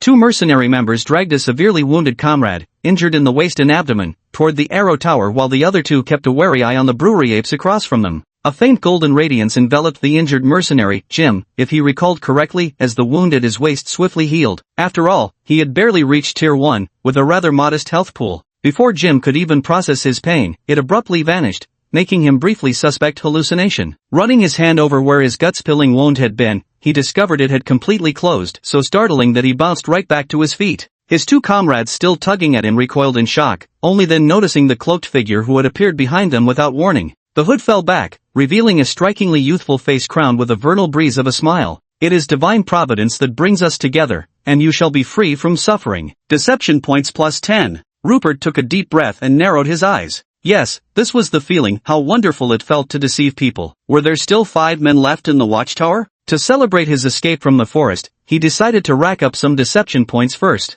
At this moment, the brewing monkeys that had been clamoring on the periphery suddenly fell silent. They stopped hurling feces and turned tail to flee. Rupert was slightly stunned. Not long ago, he had beaten up a group of brewing monkeys, but judging by the distance, these couldn't be the same ones. Why were they running away? It probably wasn't because of him, right? Surely his infamy hadn't already spread throughout the surrounding magical beast community? I am a professional priest, choosing an ascetic path to cultivate and wandering here. I will take away your sickness and injuries. Deception points plus 10. If you feel lost and uncertain about the future, you may confide in me. I will relay your words to the divine, and K shall guide the direction of your heart. Deception points plus 10. If you have committed mistakes in the past, do not fear. You may also confide in me, and I will convey your repentance to the divine. K shall grant you forgiveness. Deception points plus 10. Rupert finally felt at ease. After uttering so many words in one breath, his sanctimonious smile grew even more amiable. Indeed, human society suited him best. Pretentiously, he went to examine Jim's injuries. Meanwhile, among the mercenaries excluding the wounded Jim, a few exchanged subtle glances. They didn't seem particularly grateful for Rupert's life-saving act and even appeared to resent his meddling. Finally, one of the more presentable-looking mercenaries approached Rupert,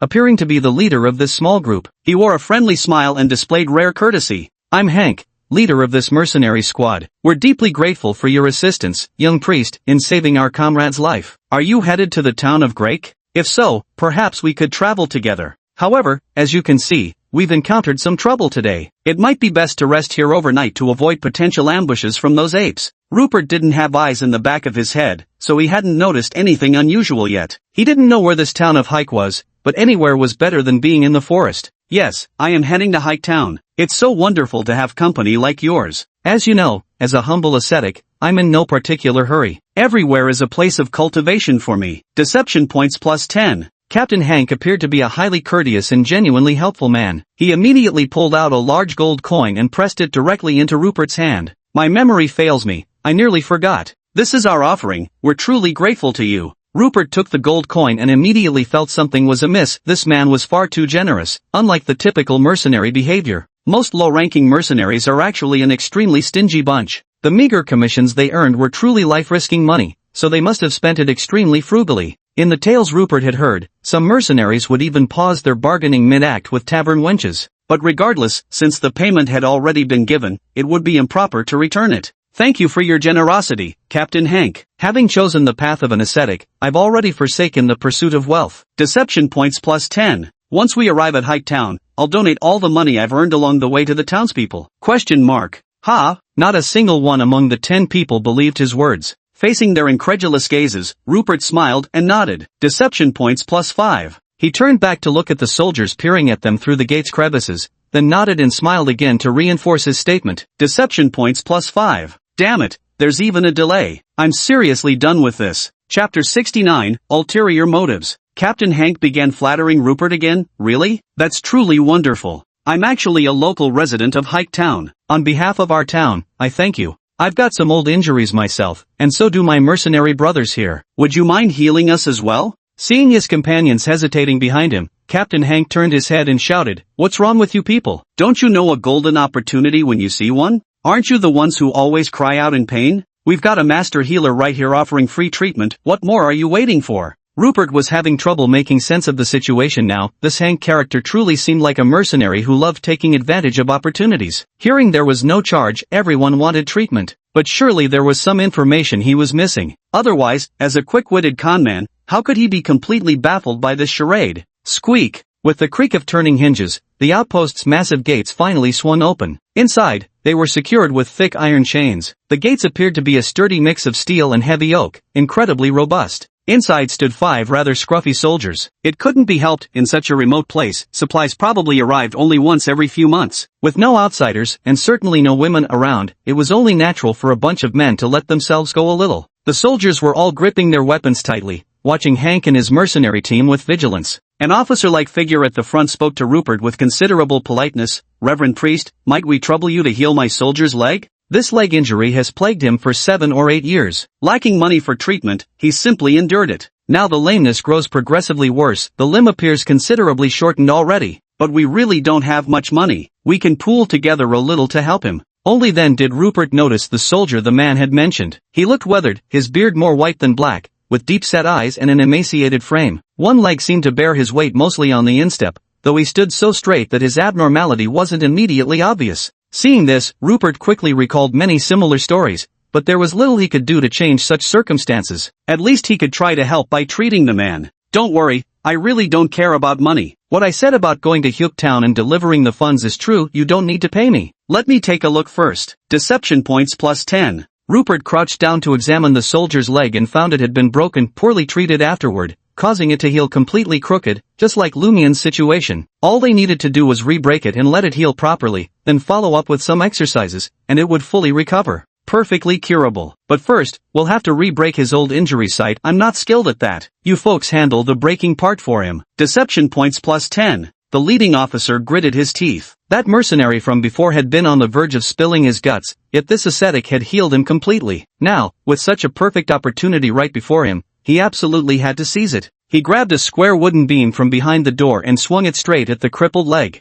Rupert immediately began the healing process. Everyone's attention was inevitably drawn to such a spectacle. Two mercenaries exchanged meaningful glances with Captain Hank, but he shook his head, signaling them not to act rashly. Everything he had said and done earlier was to make the sentry soldiers lower their guard. The original plan was to use the mercenaries' injuries as a deception to trick their way through the gates. But with these soldiers, plus this ascetic's healing spells appearing quite impressive, likely a second-tier priest at such a young age, taking action now would introduce too many variables. Best to wait a bit longer. Moreover, delivering a living priest back would surely please Lord Yustin. Taking advantage of Rupert being occupied with healing, he immediately began hamming it up. We'll spend the night here. Fetch some dry firewood, we'll roast the meat and pitch the tents. As he spoke, he retrieved various utensils from his spatial ring. The mercenaries under his command sprang into action. Some began setting up tents near the watchtower while others went to gather firewood nearby. The sentry commander witnessed his comrade's lame leg being restored to health with his own eyes, and was extremely moved. At the same time, when he saw that the mercenaries didn't seem to harbor any ill intentions, his vigilance eased slightly. According to the outpost's routine regulations, outsiders were prohibited from approaching, let alone allowing them through the gate. These measures existed precisely to prevent malicious individuals from launching surprise attacks on the outpost. Though he had been stationed here for quite some time without encountering any warfare, he still strictly enforced these regulations as protocol demanded. But today presented a perfect opportunity to heal his comrades' old wounds, and even the most ignorant among them knew that anyone who could cast healing must be a priest from the Holy Light Church. Such individuals would never attack their outpost. Moreover, according to rumors, those mercenaries were also from the town of Hike and shouldn't pose any threat to them. This put the commanding officer much more at ease. Seeing the mercenaries were all occupied, Rupert found himself idle. Rather than twiddling his thumbs, he decided to cast healing on all the soldiers present. +5, +5, +5. The points kept rolling in without pause, finally letting him indulge in the satisfaction of spamming the system.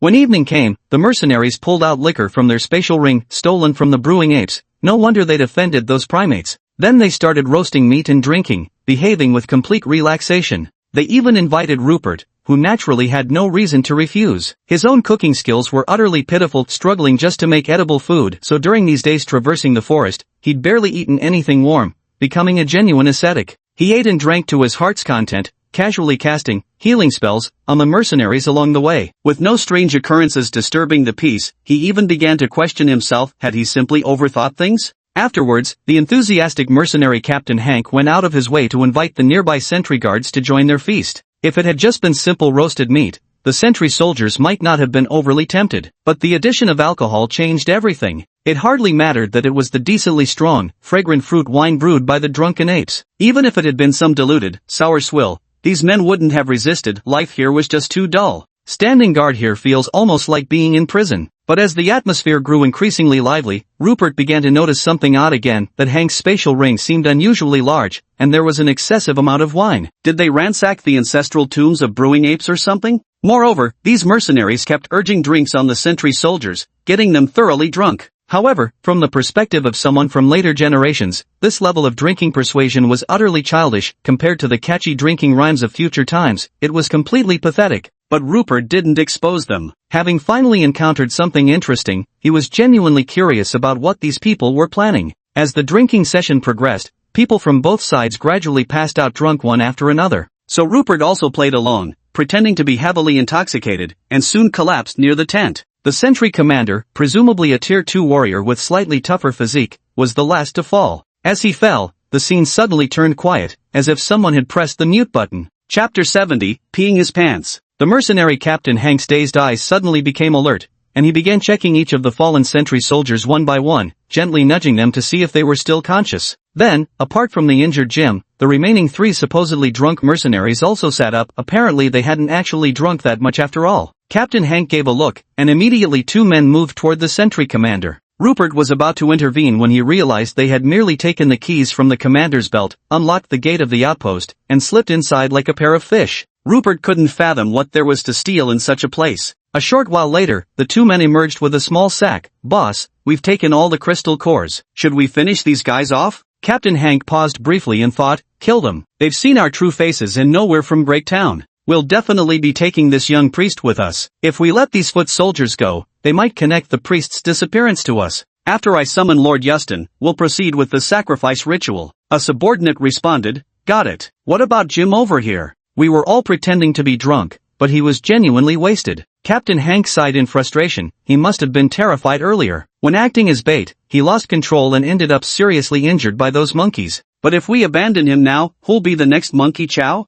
Honestly, can't you use your brain for once? The subordinate hastily nodded and bowed. Yes, let me help you set up the sacrificial ceremony. But, Boss Hank, do you really think Lord Justin is more powerful than the church's god? What if killing a priest truly angers the church's deity and Lord Justin can't protect us? At this moment, Captain Hank lowered his head, appearing to be deep in thought. But if anyone could see his eyes, they would notice they were emitting a faint emerald glow, and even his voice had grown somewhat hoarse. "How dare you doubt Lord Justin? Speak another word, and I will kill you, I swear it." At that moment, a golden radiance descended upon his head. Even Rupert was a bit surprised. Why was it the number plus 255 that floated up? There was no black mist emerging, nor any agonizing screams. Could he have guessed wrong? Was this not an eerie contamination? The remaining 3 mercenaries were utterly stunned by this scene. Why hadn't this priest fallen drunk? That meant he must have heard everything they'd said earlier. The reputation of the church remained terrifying. The only solution they could think of was to silence the witness. This priest absolutely couldn't be allowed to live. Drawing their respective sabers, they charged at Rupert with bloodshot eyes. With his mind in complete disarray, Rupert couldn't make sense of the current situation. He decided to handle it at his own pace. After all, these weren't good people to begin with. Whatever that nonsense about Lord Yustin and sacrificial rites had been, their hands were doubtless stained with countless lives. In an instant, tendrils filled the sky. Just 4 of them, and their strength was pathetic. 2 second-tier warriors and 2 first-tier fighters, plus Jimmy, who had barely reached the threshold of first tier. 11 tentacles shot out, 2 for each person, yet there still weren't enough to go around, leaving one unclaimed. The empty-handed one was pacing restlessly, picking up stones from the ground and tossing them into the fire, clearly furious. But those other bastards had been too damned quick. It had hesitated for just a moment, wanting to pick one it liked, and ended up with nothing. So, damn, mad. Rupert broke into a cold sweat at the sight, feeling himself becoming more and more uncanny by the minute. He glanced at the unconscious sentry soldiers lying around, considering that the upcoming scene might be a bit too intense. If any of them happened to wake up midway and open their eyes, they'd probably piss themselves in fright. So he simply led those 5 mercenaries straight down the slope into the pitch-black forest. Except for Lucky Jim, the other 4, including Hank, felt their eyes bulge to the point of explosion, desperate to scream for help but utterly unable to make a sound. The tentacles coiled around them far too tight. No matter how hard they racked their brains, they simply couldn't comprehend the nightmare they'd stumbled into. How did the little white rabbit transform into a vicious dragon in the blink of an eye? Just moments ago, he was an adorable creature who'd cry out in pain at the slightest tightening of a rope, yet suddenly, he had them all bound with some strange contraption. Then, something even more terrifying occurred. Above the demonic priest's head, a massive brain abruptly appeared. Yes, an actual brain, pulsing rhythmically as if breathing. Everyone involuntarily gulped hard. Rupert frowned, catching the pungent scent of urine. He quickly identified its source, one of the mercenaries. Not that he needed to spot any visible wet patches under the moonlight to confirm it. Instead, the 2 tentacles wrapped around him began coiling upwards toward his upper body, deliberately avoiding the lower regions, clearly trying to steer clear of the excrement below. Rupert pressed a hand to his forehead. Lately, things had been getting more and more bizarre. His temper was flaring up. Speak up. Who is this so-called Lord Yustin? If you perform well, I might consider releasing him. Even terrified to this extent, they still haven't broken down? That's quite some resilience. Then the tentacles tightened around the terrified mercenary's body. Wisps of mental energy from omniscient brain drifted over, enveloping his mind as fragmented memories began transferring to Rupert, then moved on to the next target. Except for Hank, the mercenary captain, information from all 4 men had been transmitted. Rupert closed his eyes and began sifting through the images. Countless scenes of slaughter. These men were clearly vile individuals, living sacrificial rituals involving heart and brain extraction. No wonder they were so familiar with brains. Most ordinary people wouldn't even know what a brain truly looks like. Kneeling in front of a huge tree? Are there really this many people around? Has practically the entire town come? What about the church people? Aren't they going to do something about this? The rest were all things too intense to be shown, things that couldn't be broadcasted. For a woman to fall into these people's hands, death might just be the best outcome. These people weren't corrupted by the supernatural, yet they somehow seemed more savage than the supernatural itself. Rupert stared at Hank. That guy was clearly the ringleader. In so many of those scenes, he had been there. Rupert withdrew the tendrils covering Hank's mouth. Hank seemed to have completely passed the initial stage of panic. His eyes turned green as he stared at Rupert like a wolf, and even after his mouth was freed, he didn't scream for help. Instead, he laughed silently, his facial expression wild and unrestrained. Rupert looked at this guy speechlessly. Trying to scare him with this kindergarten-level horror was truly aiming too high, as if he hadn't dealt with far worse creatures before. Though he did notice the guy's tonsils were visibly swollen and inflamed, clearly suffering from some internal heat. Hank probably felt slightly awkward because his performance wasn't working. His green eyes flashed once more. Killing us won't matter. We'll be taken up to heaven, while you'll be cursed by Lord Yustin. No matter where you flee, the curse can never be lifted. You'll drown in suffering. Chapter 71, Great Town. Rupert remained unmoved by these uninspired curses. He was practically falling asleep listening to them, finding it utterly boring. It neither affected ancestors above nor threatened descendants below, nor made any friendship plus relationship proposals to close female relatives in between. This counts as a curse? What kind of bullshit is this? And I thought he was some crucial character, brewing up this grand moment just to feed me this crap? Moreover, watching the idle 9 tentacles around languidly flopping limp on the side, swinging lazily, they looked exactly like myself counting down to clock out, yet too spineless to leave for pocket change. At this moment, if the boss wanted to hold a meeting, he probably wouldn't hesitate to stab him to death. So to avoid becoming such a person, better end it early, he tightened his tentacles. Hank was like a crazed fanatic possessed by evil, not corrupted by eldritch forces, which was why his healing spell had no effect. But what exactly that Yustin thing was, well, that was harder to say. He desperately needed skills now. Even if not for the sake of those townsfolk, he had to go check it out. What if it actually was an eldritch horror? Finally, he also received Hank's vividly striking images, but the rapid flashes of images nearly made Rupert vomit, utterly devoid of logic or coherence, monotonous in color yet intensely jarring. There was simply no deciphering what any of it was. Rupert hastily retreated and immediately doubled over, dry heaving. The brain flower overhead seemed unaffected, even appearing baffled by Rupert's fragility, as if saying, asterisk, not my fault. He asked for it himself, asterisk. The invisible tendrils of psionic energy fluttered about even more cheerfully, now intrigued by the dazed little bird in a nearby nest, tempted to go poke at it. Rupert vomited, and those tentacles that had been lying on the ground playing dead suddenly all retreated behind him. But perhaps sensing that this made their disgust too obvious, one cheeky little tentacle stretched over and secretly patted Rupert's back, helping him settle his breathing. Rupert! He was already numb. At some point, these tentacles had grown increasingly clever, and he had even somewhat gotten used to it. What else could he do? Once Rupert had regained his composure, he ordered the tentacles to dig a pit, a large one, to bury these mercenaries. Their deaths had nothing to do with him, the innocent and guileless ascetic. Meanwhile, he began searching the bodies for anything useful, making sure to pocket the money. As expected, inside Hank's ring, besides alcohol and coins, there were also some strange objects, a complete dried fetus, a tangle of black thread soaked in blood, probably hair, or something similar, along with animal bones, demon statues, and a whole heap of miscellaneous items. Unlike any ordinary weirdness, this was definitely something sinister. Based on his studies and knowledge from the monastery, it most likely had ties to some kind of demon worship or cult of a dark god.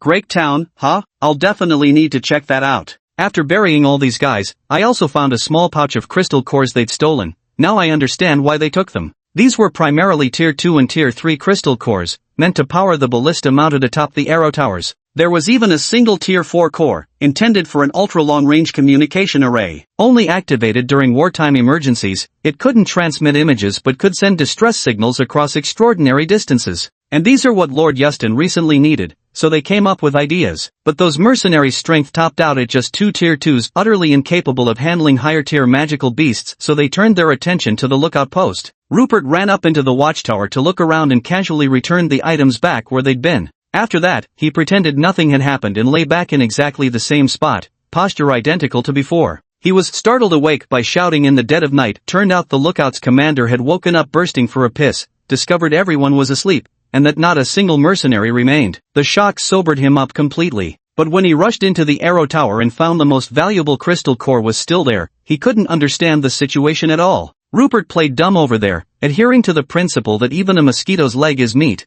and harvested another wave of deception points. I was drunk too, no idea what happened. Deception points +5. Right? I think they must have left, probably had something urgent. Deception points +5. They said they'd take me to Great Town, but they're in such a hurry. I should catch up with them now, I can probably still make it. Deception points +5. Goodbye, everyone. I'll treat you all to a meal when there's a chance, no need to see me off. Go back, go back. Deception points +5. Once out of sight of the outpost, Rupert dropped his cheerful demeanor and sped off southward, heading straight for Great Town. On the road, he ate the dried rations he'd obtained from the mercenaries when hungry and drank sparingly from his alcohol supply when thirsty. After 6 days of travel, he finally arrived in Great Town. From a distance, the town appeared slightly larger than Greenstone Village, but only by a marginal degree. Perhaps it was the fading daylight, but everything felt rather gloomy. Reflecting on the scene of all those townspeople kneeling in unison, it was clear there was something terribly off about this entire town. Rupert wrapped himself entirely in his cloak and walked down the village path. Everyone who saw him paused their work to stare intently at him.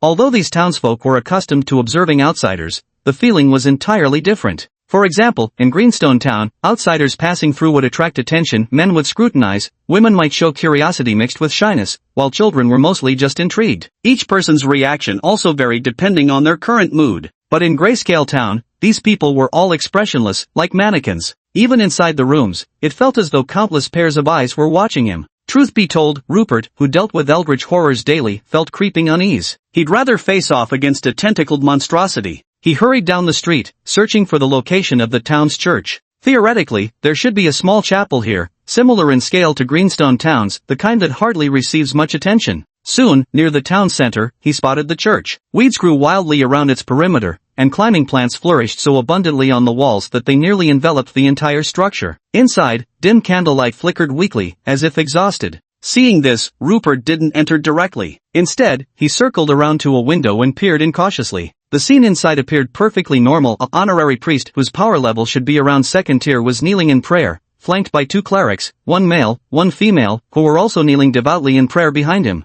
As an industry insider, Rupert immediately noticed something amiss. These people's bodies were trembling during prayer. While one wouldn't necessarily describe prayer as physically comfortable, at least the spirit should be at peace, not shaking like this. Rupert continued his observation when suddenly his pupils contracted sharply. Directly ahead was the church's holy light emblem. That part was normal. But upon the lectern stood a stark black figurine, clearly not human in form. It appeared to be a horned demon statue. Chapter 72: The Horned Demon. Just recently, Rupert had seen an identical statue, exactly the same as the one found in Hank's ring. From Rupert's perspective, the horned demon statue sat almost perfectly within the halo of holy light. If viewed directly, as it would be from the vantage point of those kneeling, the statue would appear precisely at the center of the radiant ring. So these people weren't praying to a deity of the Holy Light Church at all, but to a demon. Rupert didn't charge in recklessly, but instead left the town directly, heading toward the outskirts on the other side. It was better to go straight to meet the mastermind. At the same time, he recalled the knowledge taught at the monastery, especially about horned demons. The horned demons represented an extremely vast lineage among demons. Many ordinary people even believed that all demons looked like horned demons, but this wasn't true. It was simply because horned demons were the most numerous and deeply ingrained image that led to this misconception.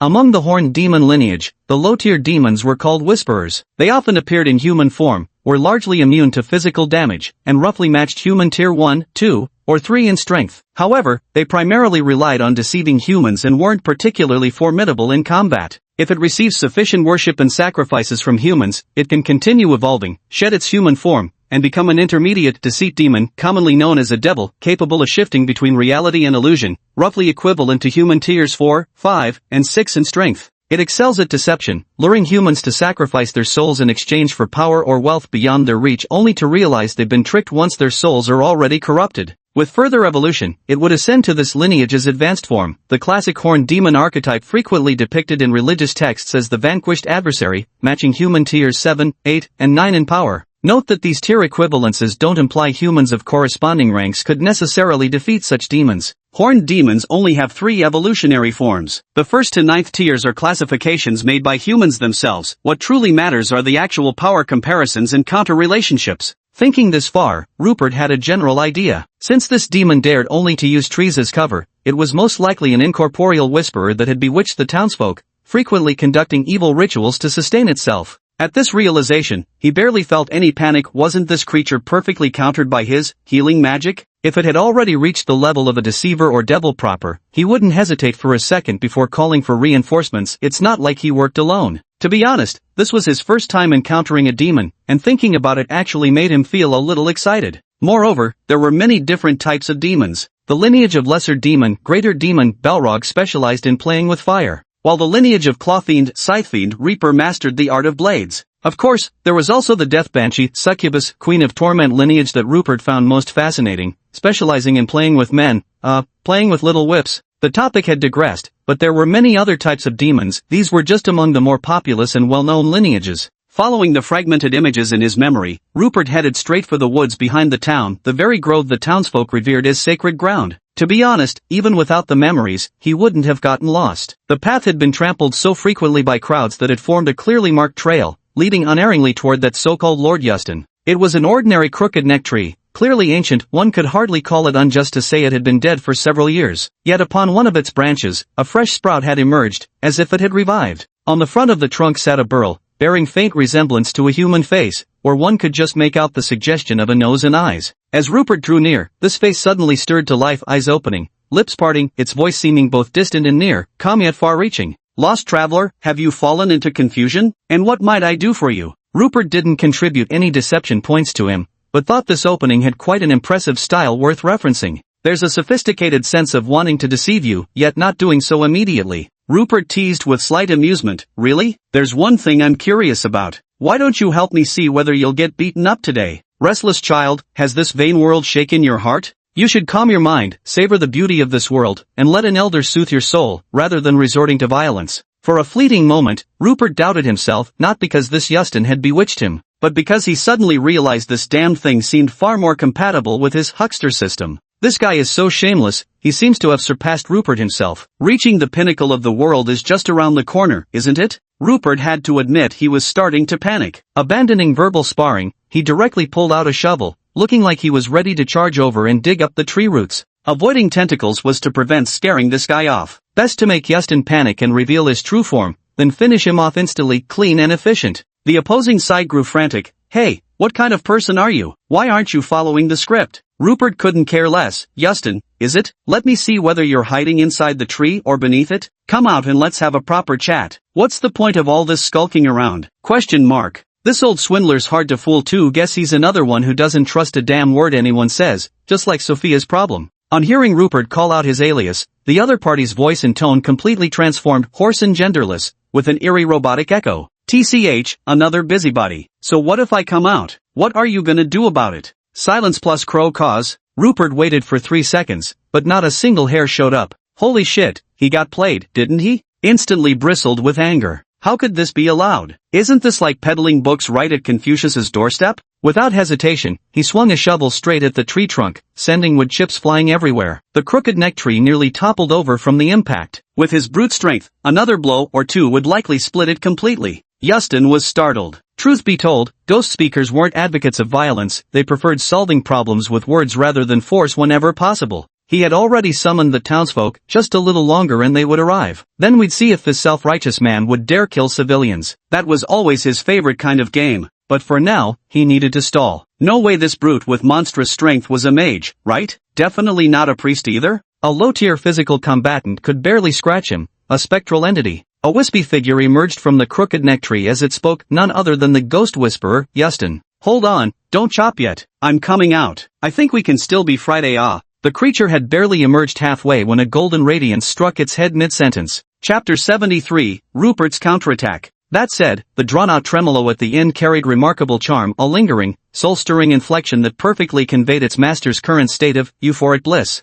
But this outcome shocked both Rupert the ambusher and Justin the victim. Because from Rupert's perspective, a plus 255 floated above the phantom's head. To be honest, he felt as if the sky had fallen. Wasn't Justin supposed to be a demon, a creature of darkness, naturally vulnerable to his healing skill? All priests can inflict harm on demons, that's common knowledge. So why does his healing spell actually heal demons? He immediately checked the description of healing spell on his status panel, heals injuries of ordinary units and deals double the healing amount as damage to abominations. Wait, demons count as ordinary units? This is some next level bullshit. No, this is an outright cosmic scam. What should we do now? Is there still time to run? Rupert was on the verge of a breakdown, but Justin was even more at a loss. As a purebred demon and such a promising ghost speaker, this was the first time in his life he'd ever been healed by healing magic. Just this one experience was enough for him to brag about it forever. That soul-deep euphoria made him almost fall in love with the sensation. He glanced hesitantly at Rupert, who was lost in thought, unable to bring himself to attack. This was a treasure worth keeping and playing with slowly. He quickly signaled the townsfolk to stay back. What if they damaged his new toy?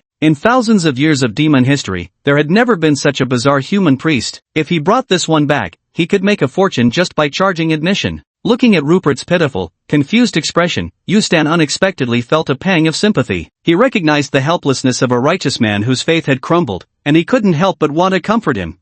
But before he could finish speaking, Rupert had already adjusted and fired off a rotting venom thong, only for it to pass straight through the intangible body of the opposing Justin and vanish into the distance without any effect. In that case, the tentacles would surely be even more useless. He had hoped the rot poison carried by the fangs might deal some damage, but who could have known it would be completely ineffective? There was simply nothing substantial to infect within that void. That left only one final move. Giving up was not an option. Never in this lifetime would he give up. Only then did he begin to observe this Justin closely. The thing resembled a middle-aged nobleman, dressed in formal attire, pretending to be scholarly, complete with a simulated monocle fastened to his lapel by a chain. His upper body was slightly plump and relatively clear, but the outline of his lower half was indistinct. The entire figure resembled nothing more than a faint mist-like form. No wonder physical attacks had no effect on him. Justin noticed Rupert wasn't launching another attack, just staring at him dumbfounded. I thought Rupert had completely given up. Now this priest of the Holy Light Church seemed utterly lost,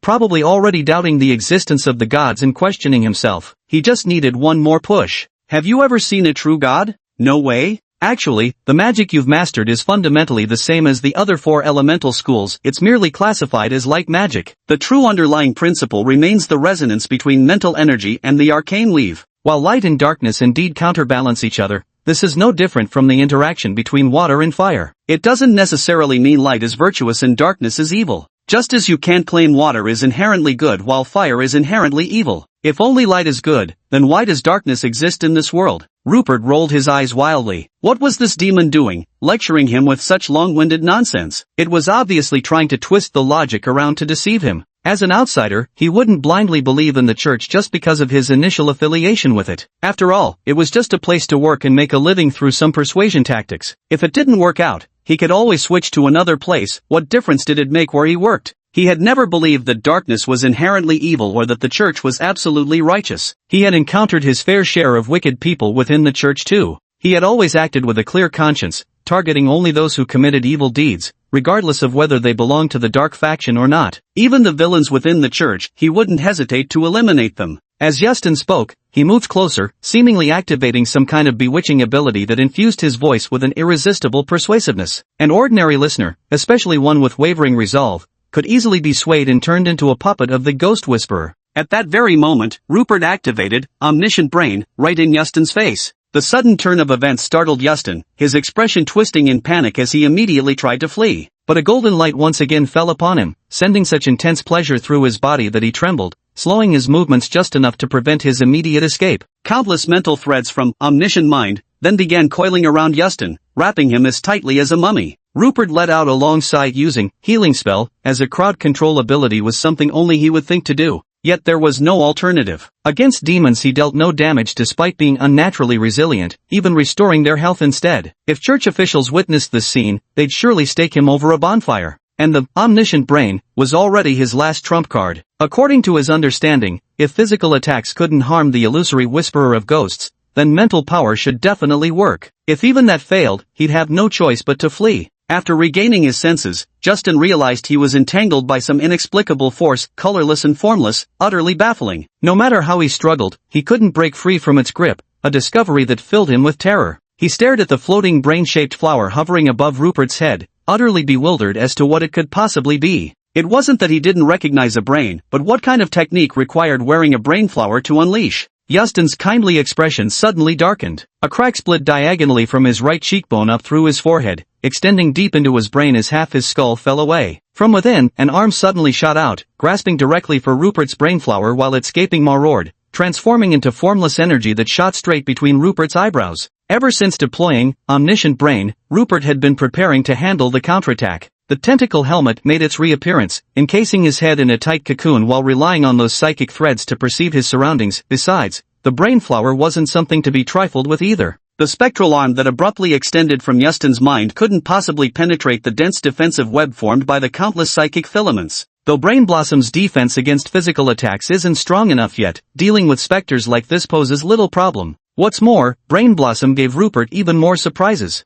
The psychic threads at the periphery began pulling and slicing through Yustin's body, those faint wisps of mist gradually drawn away before vanishing entirely. Yet Rupert couldn't shake the feeling that the grand cerebral bloom had secretly absorbed them, since some rather stimulating images were simultaneously transmitted back to him. Chapter 74 Miracle. By this point, Justin had no time left to attack Rupert. He began writhing in agony, his soul-rending screams echoing through the air as nearby insects and birds dropped dead on the spot. His body was being devoured bit by the brain flower. Rupert was casting healing spells on his own tentacles while dramatically monologuing in his mind. Go ahead and scream if you want. Scream your lungs out, your so-called broken throat won't come save you. You dare challenge the supernatural, demon? Seems like you're way out of your league. All hail the mighty brain flower. While others cultivate with 3 flowers converging at the crown or 5 chi returning to origin, today this young master will rely on his single flower crown convergence to beat the crap out of you, old fraud. Clearly, Rupert's getting flustered. Today's bizarre incident with healing spell must have scared the daylights out of him.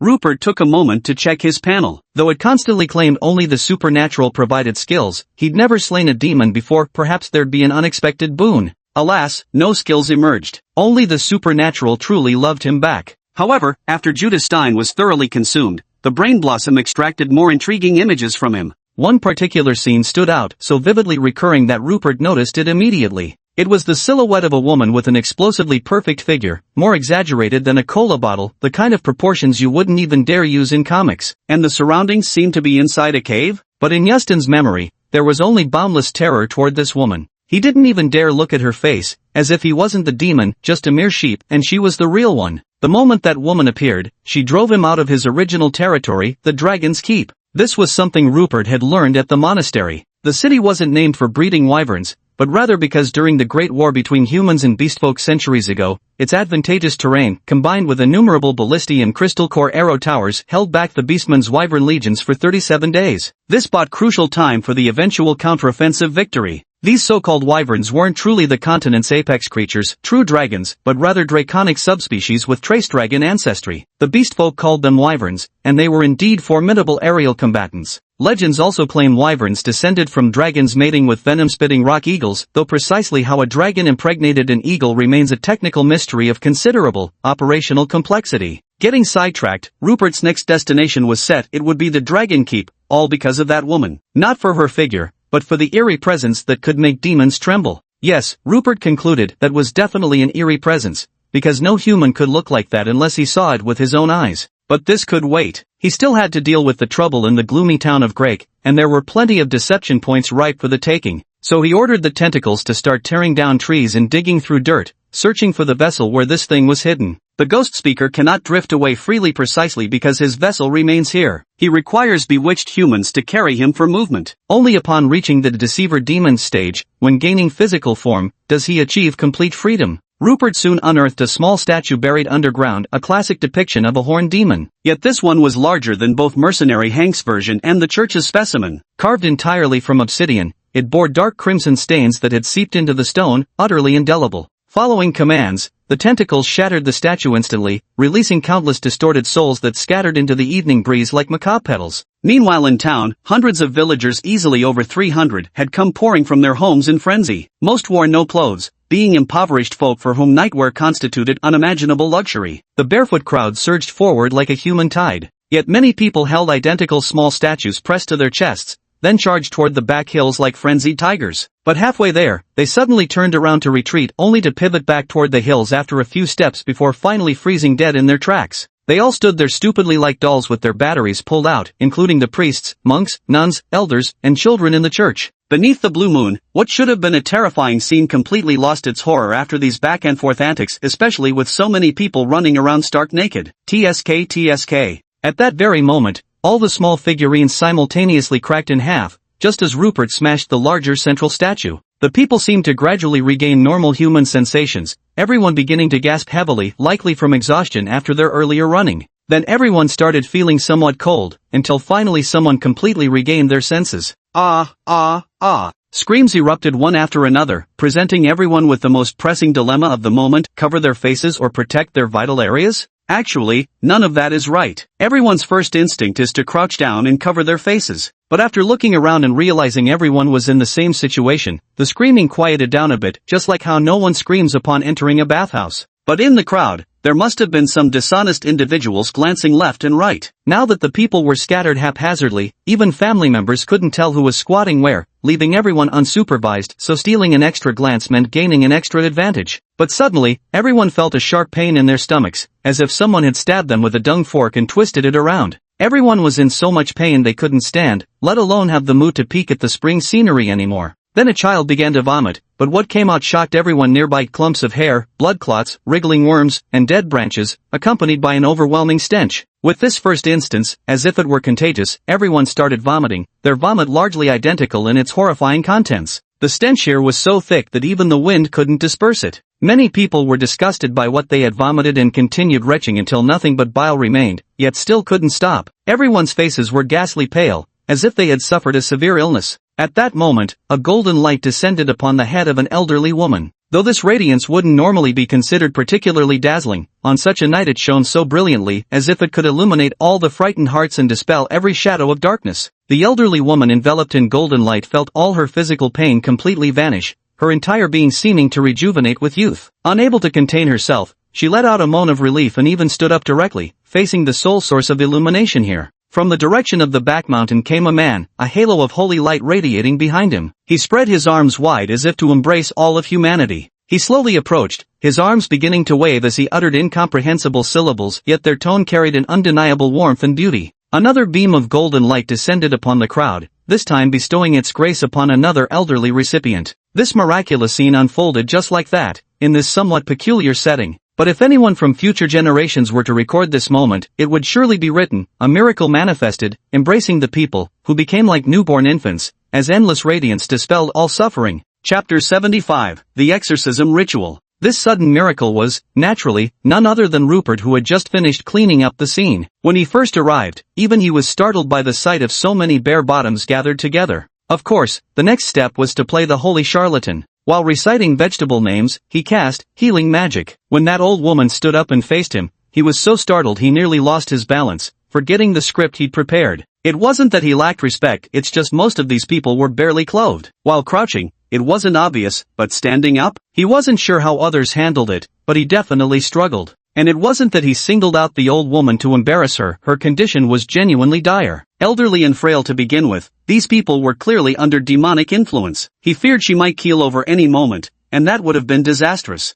At this moment, he cursed the system for not granting him any magic skills. If he could just cast something like holy light and pump up some epic background music, wouldn't he instantly create the same grandeur as Moses parting the Red Sea? At least it wouldn't look so crude now. The halo behind his back was something he rigged up himself. A tiny tentacle, extending just a short length, held up a torch. The torch was ready-made. Hank the mercenary's ring had plenty. But the flame was unstable, swaying violently in the wind, stripping away any semblance of mystery or majesty in an instant. As he approached the crowd, the little tentacle quickly extinguished the torch, tucked it away, and vanished itself. Adjusting his demeanor, Rupert got down to business. I am a wandering ascetic of the church who happened to pass by and noticed something peculiar about all of you. Deception points plus 374. Ah, that familiar sensation, it had returned. Rupert felt as though his very soul had been redeemed. Thus, after great effort, I've uncovered traces of an evil deity's mischief. Deception points plus 374. He took the shattered demon statue from someone's hand and raised it high for all to see. Only then did many people notice they too held identical statues in their hands. No one knew when they'd grasped them, and hurriedly threw them away. In the end, guided by divine will, I discovered its dwelling place, that withered tree behind the mountain. Deception points plus 374. Though battling an evil deity was difficult, justice ultimately prevails over wickedness. The dark god was utterly annihilated by holy light, which is why you've all returned to normal. Deception points plus 374. At this moment, everyone finally understood what had happened. Their fragmented memories began to align. Many recalled scenes of worshipping the withered tree and the statue. This control wasn't absolute domination over everyone, but rather a subtle influence on their daily words and actions, while still preserving some memories. Though Rupert was exhilarated by harvesting deception points, the current situation left him genuinely awkward. If all these townspeople recovered only to catch colds again after his departure, it would truly be a sin. Unlike later eras, a simple cold in this age could actually prove fatal. So he devised a plan. Now everyone should return home, put on proper clothing, then gather at the town's church. I'll perform another exorcism ritual for you all. Deception points plus 374. Everyone believed his words, but not a single person acted. Rupert thought fast. All the men turn your heads my way first. All the women go home and get dressed first. The men here are stronger, bear with waiting a little longer before leaving. Remember to regroup afterwards. The demon's influence hasn't been completely cleansed yet. It'll be troublesome for you to handle if I leave now. Deception points plus 374. Even Rupert turned his head away. He genuinely wasn't planning to look. At this moment, no one moved yet. A timid female voice spoke up. Honorable priest, does the exorcism ceremony require payment? If it does, then our family will just send our younger brother alone. The rest of us should be fine. Rupert's heart trembled, his chest tightening slightly. He had to exhale deeply before he could speak. As you can see, I'm an ascetic. Ascetics don't care about money, and neither do I. The exorcism ritual requires no payment, not a single copper coin. Everyone must attend. If there are infants in the household, they must be brought along as well. Go quickly. Lie points plus 374. Rupert heard the sound of kowtowing behind him, and then all the women departed together. If it's just women, it's not so embarrassing after all. A clever solution. Rupert still very much enjoyed helping people. Even though he secretly earned some lie points, it didn't affect the purity of his heart. After waiting a while longer, he dismissed the men as well. The night chill was too harsh. No ordinary person could stand being exposed like that. But one person remained, refusing to leave, the priest of the small chapel. He was dressed in his priestly robes, yet he knelt on the ground with his forehead pressed to the floor. He had maintained this posture ever since spouting that nonsensical gibberish. At one point, he lifted his head just enough to glance at Rupert. Upon confirming it was an authentic, healing spell, possibly even more legitimate than his own, he resumed his prostration without another word. He was atoning for his sins. He possessed enough knowledge to discern what had manipulated him, yet the things he had done now became painfully clear. From dealing with remote communications inspections by superiors to directly conducting sinister rituals right in the church, deceiving townsfolk who came seeking help, turning them into fellow worshippers of demons, even assisting Hank's mercenaries with handling stolen goods and performing rituals. His heart had completely abandoned his faith, even trampled upon it. Though not completely conscious of his actions at the time, some deeds, once done, cannot be undone. Ordinary folk might overlook such things, but he could not. With a hoarse voice, he spoke, "Allow me to join you in helping these townspeople. Afterward, I will report the true situation here to the church, then I shall choose to return to the Lord's embrace, to end my sins." Rupert sighed, unsure how to define this issue. He couldn't judge this person but also didn't intend to stop the man from pursuing his own thoughts. Rupert went straight back to the town's church, where a crowd had already gathered. The entire town was illuminated with candles and torches. He wondered if even the harvest festival had ever been this lively. All traces of the previous eerie atmosphere had completely vanished. When Rupert appeared, the crowd automatically parted, allowing him to smoothly ascend the small church's steps. As soon as he began speaking, the murmurs below immediately ceased. He didn't need to raise his voice for everyone to hear him clearly. Before the gods, all are equal. One at a time, no need to rush. I assure every soul shall receive their exorcism right. Deception points plus 374. Time was tight and the task was urgent, so Rupert immediately began casting healing magic on everyone. At first, everything was quite normal, everyone was holding back, and the pleasurable sensation brought by healing magic elicited only subdued, discreet moans. But after realizing that everyone was roughly the same, the situation spiraled completely out of control. Those at the back even began moaning in a thoroughly relaxed state, with groans rising and falling more brazenly by the moment. Some young girls even deliberately called out cheerfully at Rupert, adding their own dramatic flair to the scene. Chapter 76, The Staff Monk. What was supposed to be a solemn exorcism ritual had completely changed its tone, as if they'd entered a succubus hunting ground with a whole crowd of people who had absolutely no sense of shame. By the end, even Rupert's face had turned red, but having boasted so much about it, he had to see the ceremony through. He was genuinely afraid these people might fall seriously ill. It could easily cost someone their life. Fortunately, the local priest joined the healing efforts, instantly doubling the speed. But the difference was strikingly obvious. The local priest's healing spell was far from Rupert's overpowered effects, being just the ordinary version, while Rupert's could be described as a divine plus addition. Eventually, the women all preferred to come to Rupert for treatment, leaving only the men to be handled by the local priest. Yet, some men still came to Rupert instead. Who knows what they were thinking, with everyone watching. Hearing men moan like that, even Rupert himself felt a bit embarrassed. Although the process was beyond words, Rupert finally racked up his deception points to his heart's content. Despite the chaotic scene later on, with some healed people leaving early, he still surpassed 5,000 points. Combined with his remaining balance of 5,329, his total deception points now reached 10,600. This meant that if he acquired 2 new skills now, he wouldn't be far from breaking through to Tier 4. Once that happened, his power would undergo earth-shaking changes, shattering the limitations of the beginner tier and officially entering the intermediate stage. It was precisely this goal that kept Rupert motivated to rise early after working late into the night. He slept in a room within the small chapel and secretly checked the backyard. There were no signs of disturbance, which was good and reassuring. The next morning, the priest, monks, and nuns here were all unusually quiet, seemingly afraid to meet Rupert's gaze. Rupert discreetly observed the local priest reporting the situation to the upper church, but what he witnessed completely shattered his worldview. A deacon actually suggested having this faltering priest with questionable faith hold on a little longer, until they could find a replacement honorary priest to properly hand over the duties. This arrangement left the poor priest speechless, even draining whatever resolve he'd mustered for self-termination. When Rupert walked out, he began to ponder this issue. The small chapel in Greenstone Town where he was stationed was no exception. A priest had been replaced by something sinister for so long without anyone noticing. Even when the chapel's deity was changed and a demonic statue was placed there, no one had a clue.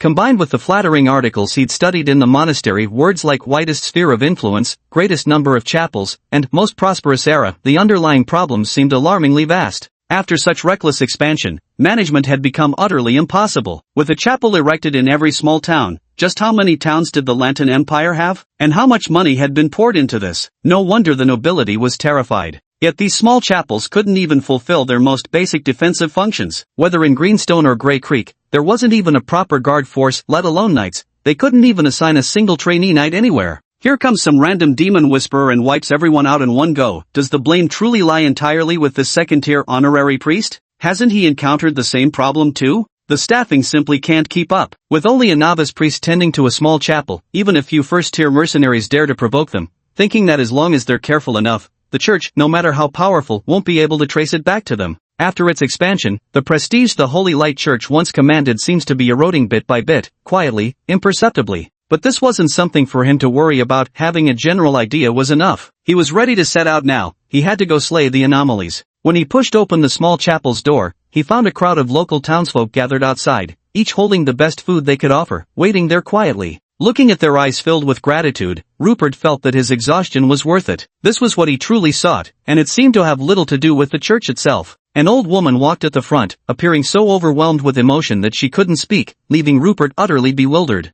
Until someone nearby added that she was the first one to undergo the exorcism yesterday, Rupert suddenly realized the truth. Yesterday, the clothes, that thing. I didn't recognize you, sorry. Faced with such sincere gratitude, the simplest and most heartfelt kind, Rupert had no choice but to graciously accept it. I'm about to set off now. As an ascetic, my purpose is to travel the land and spread divine blessings. Deception points plus 147. With great politeness, he accepted each offering with both hands: eggs, sausages, some kind of roasted seeds, and fruit still glistening with morning dew. It was the gods who brought us together here. I've received your gratitude, and I truly enjoy all these gifts of food. You may return now. Deception points plus 149. Feeling the weight of the moment, Rupert finally broke through the crowd's encircling blockade and departed Greyktown. To his surprise, a sense of profound contentment washed over him, carrying away even the slightest discontent with the wind. The townsfolk continued waving behind him, reluctant to see him go for the longest time. The further south he traveled, the more noticeably the scenery transformed. The dense forests and endless rolling hills gradually dwindled, yielding to vast stretches of open plains as the road began to smooth out beneath his feet. One drawback was that he couldn't use his tentacles for rapid movement anymore. Without any cover, he could be seen from afar, occasionally encountering caravans and travelers, leaving walking as his only option.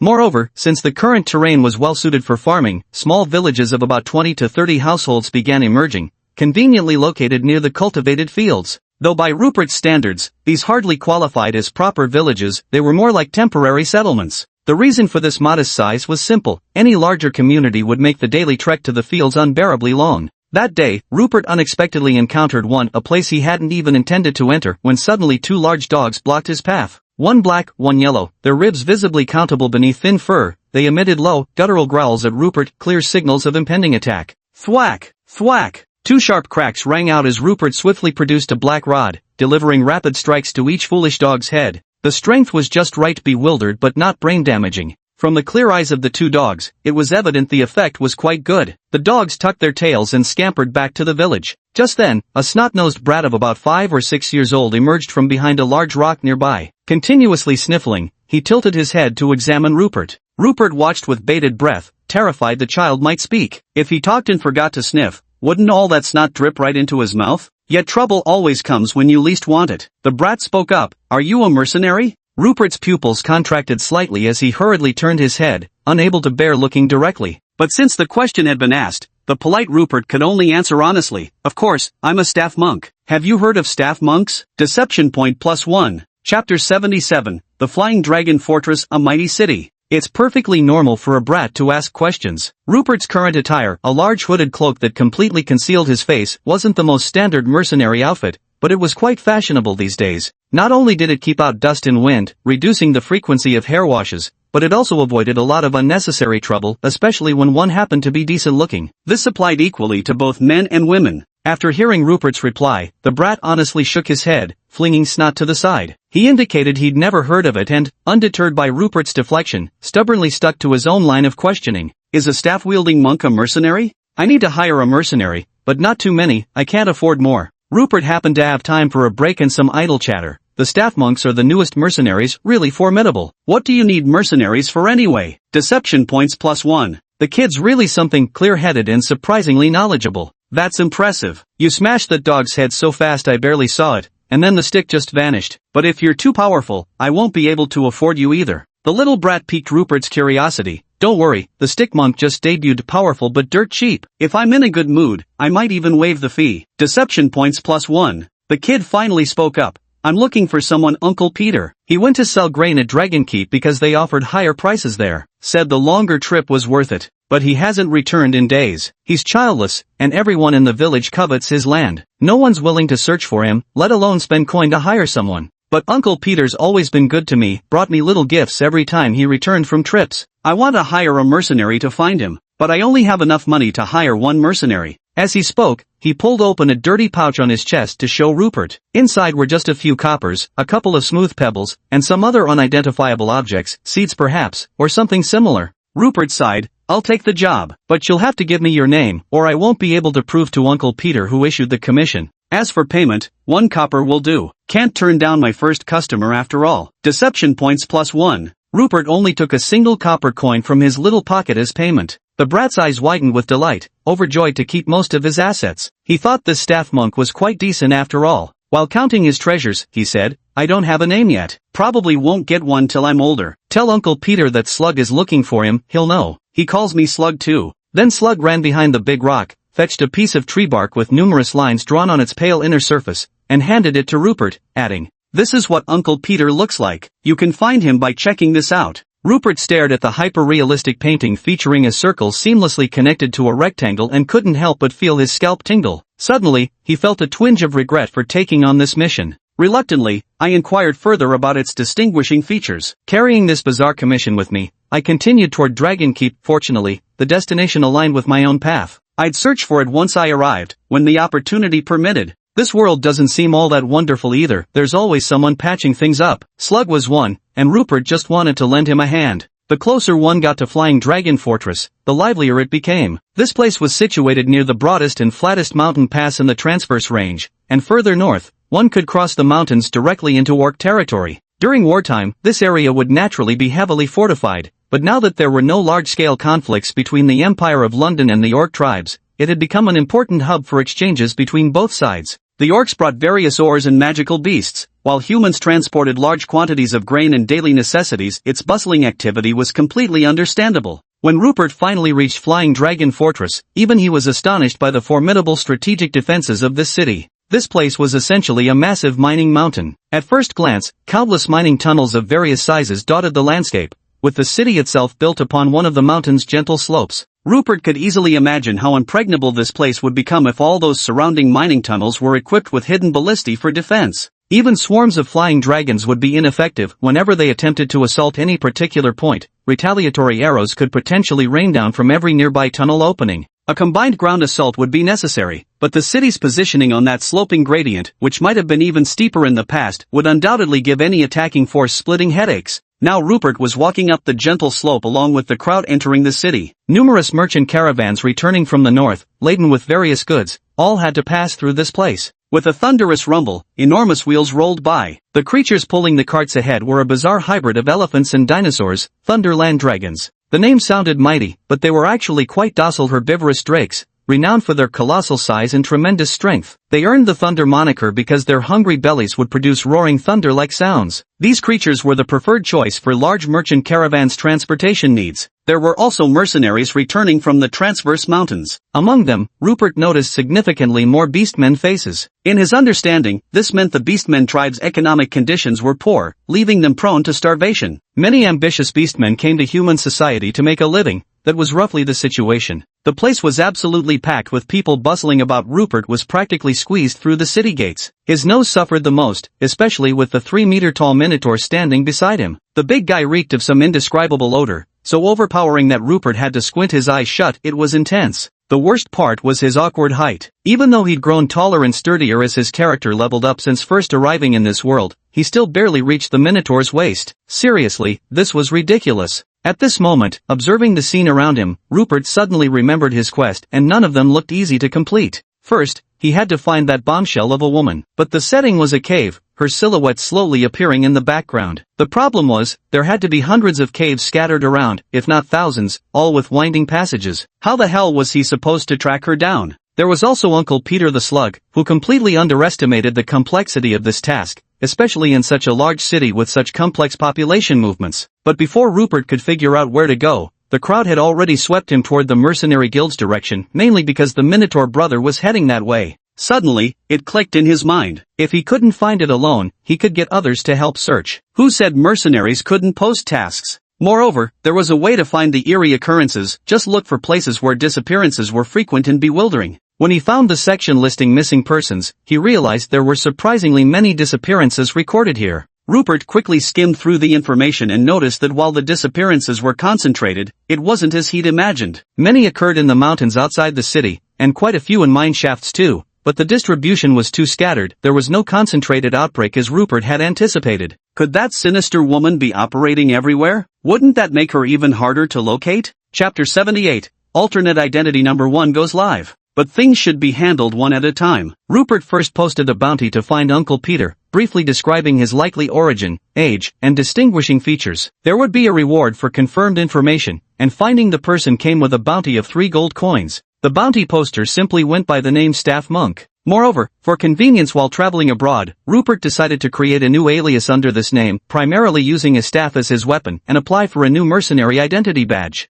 No sooner said than done. He pushed through the crowd and decided to first give himself some disguise. After all, he couldn't go around wearing a hood all day. The streets were lined with all manner of peculiar shops. He wandered through them all before finally settling on adding 2 slender mustaches to his face, giving him a much more mature appearance. He quickly squeezed his way to the front desk of the Mercenary Guild, where the receptionist was also a middle-aged woman with sausage fingers squeezed by rings. Rupert couldn't help wondering if she was the twin of the receptionist back in Phibbsfort Castle. They were so alike it was uncanny, or perhaps just divinely similar. But it was probably to speed things up. If it had been a bunch of pretty young girls or something, those mercenaries would have dragged their feet forever before getting down to business, don't you think? This time, Rupert registered himself as a 3rd-tier Iron Rod warrior under the alias Staff Monk, deliberately distinguishing it from his former character as a novice priest. Though they were all newly registered mercenary identities, the sheer quantity gave Rupert an inexplicable thrill, much like watching spy films where characters produce an entire row of passports, radiating an aura of formidable capability. After leaving the Mercenary Guild, Rupert headed next for the tavern. Rumor had it that bartenders there could provide information, sometimes more effectively than the public bulletin hall, with the key advantage being faster response times. As he walked, Rupert found himself captivated by the diverse characters around him. This, he thought, was the true essence of another world. Soon he spotted a group of dwarves, each about 1.2 meters tall. Every one of them sported thick, well-groomed beards, predominantly brown or sandy blonde, intricately braided into various styles. If I'm not mistaken, that figure with pectoral muscles threatening to burst through her armor was a female dwarf, but that was definitely a beard. unless she'd somehow braided her hair onto her chin. Rupert slowed his pace, scarcely believing his eyes, but quickly averted his gaze out of politeness. The exquisite half-plate armor, pauldrons, and bracers were likely forged by their own hands. The dwarf company was pushing 3 enormous oak barrels forward, loudly clearing the way through the crowd until they stopped before a tavern door, where they began unloading the casks. The dwarves were not tall, but their stocky builds brimmed with strength. Just 2 of them could lift massive oak wine barrels and carry them toward the back door. Dwarves excelled at forging and brewing. Their ale was as widespread across the continent as their smithies. Though hot-tempered, they weren't particularly fond of war and were warmly welcomed wherever they went. Rupert followed them inside without hesitation, not even glancing at the tavern's name. These dwarves were advertisement enough. But even so, as a first-time visitor, Rupert was instantly overwhelmed by the tavern's boisterous atmosphere. A wave of heat mingled with the stench of cheap tobacco, cheap cosmetics, and foul feet slapped him across the face, almost shoving him back out the door. I didn't expect it to be this lively during the day. A casual glance revealed clusters of mercenaries everywhere, but everyone's eyes weren't fixed on what was in front of them. Instead, they kept darting around. Any newcomer would instantly draw all their attention. Rupert went straight to the counter, apparently looking for a menu or something similar. The bartender inside was a middle-aged human man who immediately noticed Rupert's behavior. Sensing he must be new, the kindly man intervened. "Our freshly brewed dwarf ale is excellent, just 30 copper coins a mug, and well worth the price." Rupert knew there was no point pretending to be a regular. Cutting straight to the chase, he nodded in thanks, then produced a large gold coin, tapping it lightly on the counter before setting it down. "A mug of ale, looking for an ordinary farmer named Uncle Peter who once helped me. He went missing a week ago while selling grain at Dragonfort. Accurate information earns 1 gold coin, 3 gold coins if you find him directly. Deception points plus 37. The sound of gold coins was utterly captivating, drawing nearly everyone's attention. The bartender frowned in thought, as if trying to recall whether he'd heard such news, or perhaps disapproving of this brash newcomer's recklessness. Flashing wealth in such a place was never wise. Sure enough, just as Rupert reached for his ale, a massive hand like a palm leaf fan shot out from beside him. Its knuckles were calloused as brass knuckles, the forearm thick with dense hair, reaching straight for the gold coins before Rupert. His breath reeked of alcohol as he slurred, "I know where Belial is." Rupert was speechless. This idiot hadn't even heard the name clearly but claimed to know? Bullshit. Without even turning around, he drove his elbow straight into the man's chest. Rupert hadn't used much force, no ribs were broken, but the blow was far from gentle. The burly man staggered back 3 steps before collapsing onto his rear, gasping for air as he struggled to recover. The onlookers murmured in surprise. This fair-skinned youth dared to wander alone. No ordinary feat. He must be either a noble's bastard or some aristocratic lady's pampered boy toy, yet he clearly had some skill. The bartender didn't touch the beautiful large gold coin but made his position clear. "We'll take this job,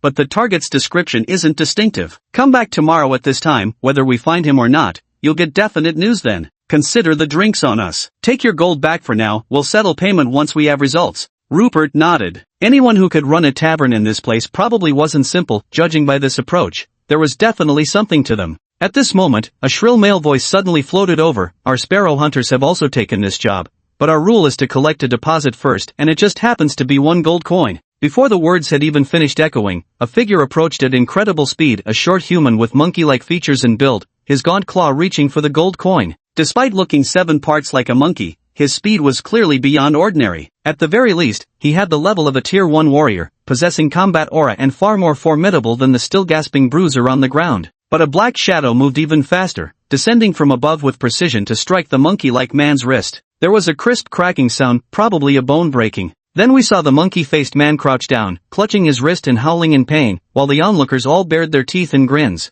Partly because this must have genuinely hurt, but mostly because this newcomer kid had serious guts, daring to strike someone from the sparrow hunting gang. That sparrow hunting gang was just a bunch of shameless thugs, as despicable as the sparrow hunting birds they were named after. The sparrowhawks are shameless birds that feast on wheat in the fields, driven away only to return, making every farmer loathe them yet remain powerless. But these past 2 years, no one knows what powerful backers the Sparrowhawk gang has aligned with. Their influence has exploded, and they've grown increasingly ruthless. Though the bartender was stunned by the newcomer's skills and that fleeting glimpse of a black staff, he now had a headache. Their local gang played by the rules and wanted no trouble with the rising Sparrowhawk gang. Chapter 79, The Delight Elixir. The one who suddenly threw punches just now was naturally Rupert's tentacle staff. What was he working so hard to improve his strength for? Putting aside any lofty ideals for now, shouldn't the bare minimum be not getting bullied by others? Otherwise, what would be the point of running around so desperately hunting monsters and earning deception points? This monkey-faced man was clearly committing robbery.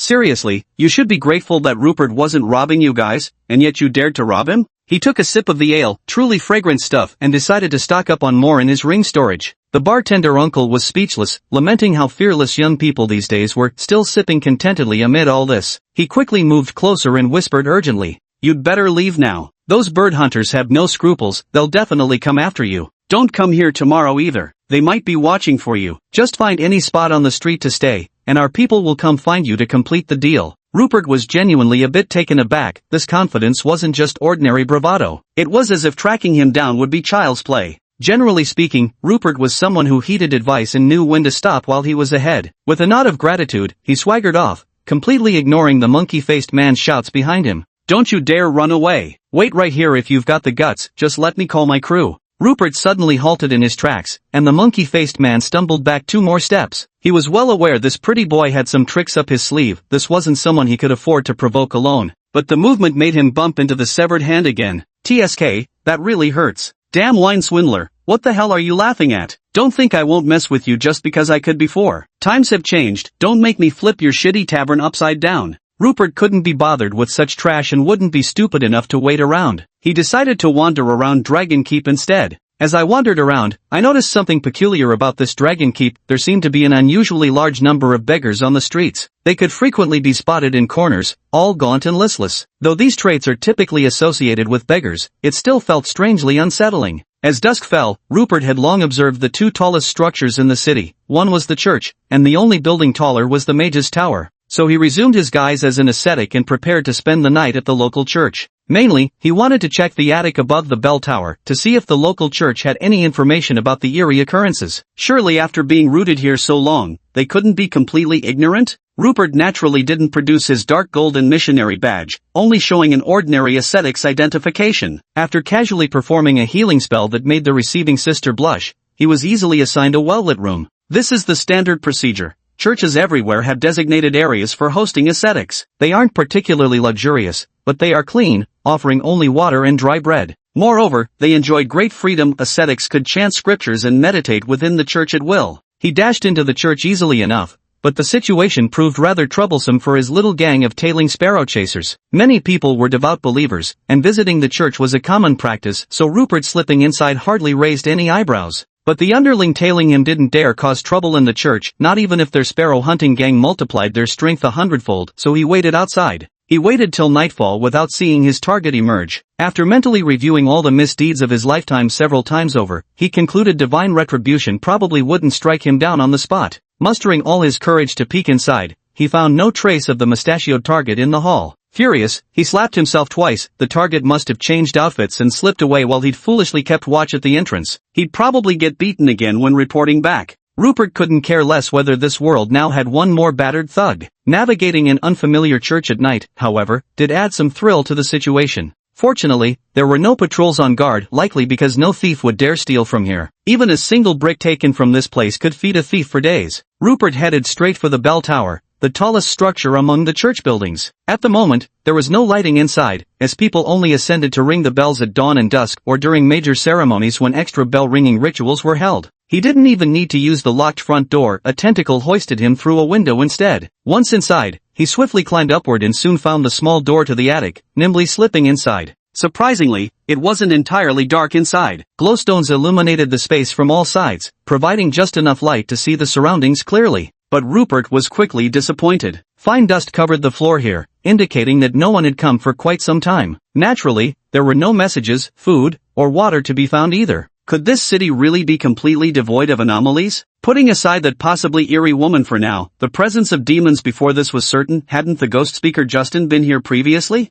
Rupert refused to believe that old fraudster had been dutifully chanting scriptures and living abstemiously here. It seems the church isn't all it's cracked up to be, far less glorious than its outward appearance suggests. Rupert returned disappointed, having no choice but to wait until tomorrow to deal with Uncle Peter's matter first. If that proved reliable, perhaps it would be better to directly inquire with these local power brokers. They might prove more useful than the church. Not far from the church stood an ordinary noble manor. At this hour, its nightlife disinclined owner appeared to have already retired, leaving the premises quiet. Yet beneath this very location existed a massive underground space, now brilliantly illuminated like an alchemist's laboratory, filled with countless flasks and vessels. The finished pink glass bottles lined the entire wall. Large cauldrons billowed with steam, their boiling solutions bubbling as workers continuously added new ingredients. While this scene might still seem somewhat normal, the adjacent room was utterly horrifying. For there, the materials being processed were human heads, primarily adult males, their frozen faces twisted into eerie grins, as if they'd all climaxed in their final moments. Now, expressionless workers methodically split them open to extract the brains within. The brain was carefully ground into powder, then sent back to that previous room to be added into those cauldrons, bubbling away together until the mixture grew increasingly closer to pink. The remaining heads were tossed into a cast iron container filled with crimson liquid. After bobbing up and down twice, everything, including hair and teeth, completely dissolved, leaving nothing behind but the solution slightly darker in hue. In another dimly lit room, several figures clad in identical black hooded cloaks, though their hoods were unusually elongated and sharply pointed, were conversing. Their featureless pure black masks distorted their voices, rendering even close acquaintances unrecognizable. This batch is exceptionally pure. I believe we should establish long-term supply arrangements with Rose since we've heard nothing from Yustin for ages anyway. We can't possibly pass up such excellent business partners just for excessive caution. I concur. This batch of ecstasy potions produced is quite remarkable. While previous versions also had aphrodisiac effects, the related outcomes from this production are exceptionally good. You know Lord Meyer, that old man? A complete lecher. This time he overdid it and ended up dying right on top of the woman. Chapter 80, Secret Cult. Ha, he. Their laughter was very restrained, more like a form of etiquette than genuine amusement. If no one objects, let's proceed as planned. We'll continue cooperating with Rose, we provide the bodies to fill their quota, they cleanse them for us, then send back the processed minds. Everyone knows how infamous the Dark Church was in the past and how severely it was suppressed. Don't let word leak out. From now on, we'll still call ourselves a secret cult to avoid unnecessary trouble. Also, don't handle the procurement yourselves anymore. A small number here and there won't raise alarms, and doing it once or twice won't matter. But if large numbers of people go missing, none of us will be able to cover it up. If I find out anyone stupidly screws this up, forget waiting for the fanatics of the Holy Light Church to come knocking, I'll dissolve them myself first. This man was clearly the leader. His gaze swept around as if he could see through the masks to discern the faces beneath, and his words dripped with menace. Let me emphasize one final thing, the pleasure potion is crucial to our sect's current operation. Don't you dare screw this up. When the time comes, it won't matter if you hide in castles or manors. Even if you crawl under the skirts of the Sacred Light Church's saintess or into the Pope's own bed,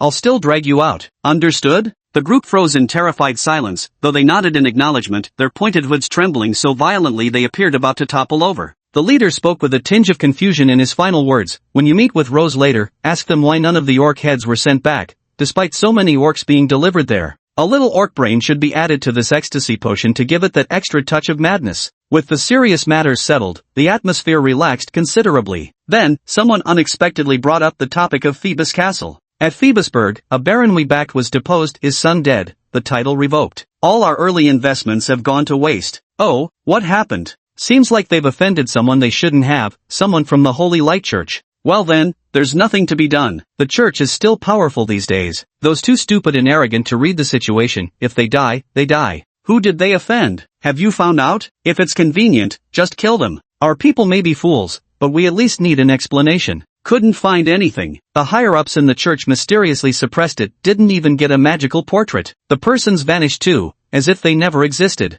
Forget it then. Phobos Fort's too remote anyway. The elves there are all shut-ins, and foot traffic's terrible. Can't even get materials for producing ecstasy. Just prop up someone else as long as they give the city some semblance of presence. Yes. The terrifying meeting adjourned. Blindfolded, the cloaked figures exited through separate exits without knowing each other, ensuring no single exposure could compromise them all. This underground facility is located near the Dragon Keep Cathedral of the Holy Light Church. Who would have thought these Dark Church followers would be so bold? Many years ago, the Dark Church could still preach openly across the continent. While their eccentric behavior was tolerated, their shifting stance during the demon invasions made the populace completely lose faith in them. The Holy Light Church seized this opportunity to rise to power, branding them as heretics and launching decades of purges. In those days, the scent of roasting meat in any city square meant Dark Church followers were being executed. They became universally reviled outcasts. But now it seems there's been another turn of events. While the Holy Light Church appears flourishing, some keen observers have noticed troubling signs, a sense that its peak might precede decline.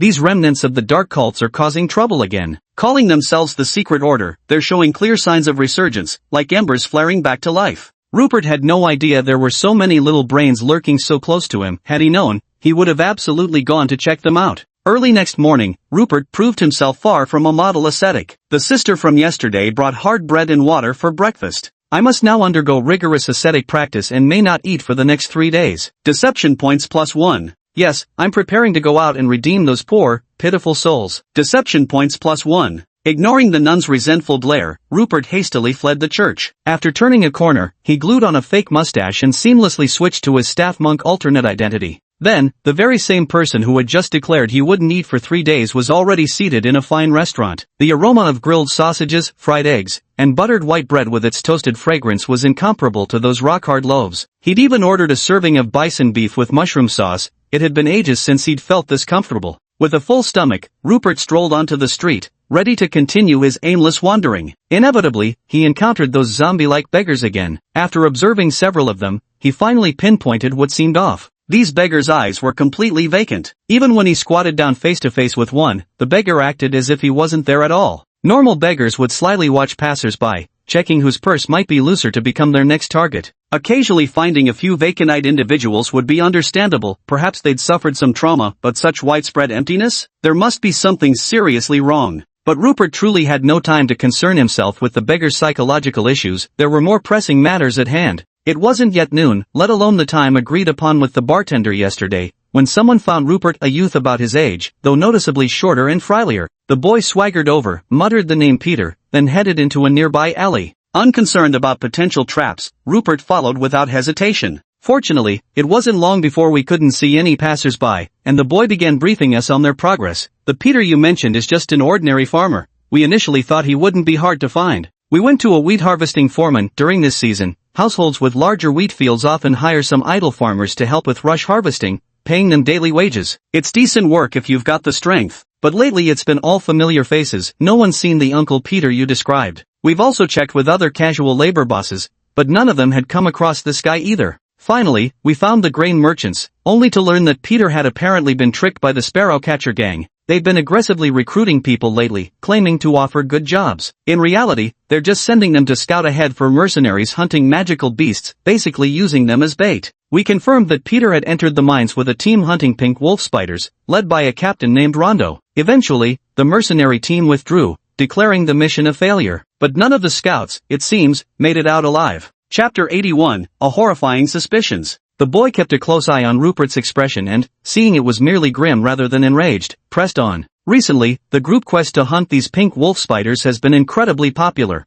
offering the highest bounty. Rumor has it the nobles in the city love using its silk for underwear. Forget the beast core, just harvesting one silk sack is worth 3 gold crowns, more valuable than its core. Plenty of folks are willing to take the gamble. Rupert saw that the young man had no more information to offer, so he handed him a large gold coin and prepared to leave. The other party had already done quite well with the intel, it was worth the price. But just as he turned to leave, that kid called out to him. Actually, according to our assessment, your benefactor should already be dead. Consider this next piece of information our gift to you. Don't dig too deep into those mining cave hunting parties. The waters there run too dark. Farewell, generous staff-wielding monk. Rupert was certain that this highly disciplined local organization must know something, but simply couldn't disclose it to him outright. Getting even this much of a hint was already quite fortunate. Using the current currency of the Landon Empire as conversion standard, 1 gold crown exchanges for 100 silver pieces, and 1 silver piece converts to 100 copper coins. Rates fluctuate slightly, but the margins remain narrow. A Tier 1 magic core carries a value around 50 silver pieces. Since Tier 1 magical beasts aren't particularly difficult to hunt, a few ordinary people with proper preparations could accomplish such captures. Tier 2 cores typically range between 1 to 2 gold crowns in value,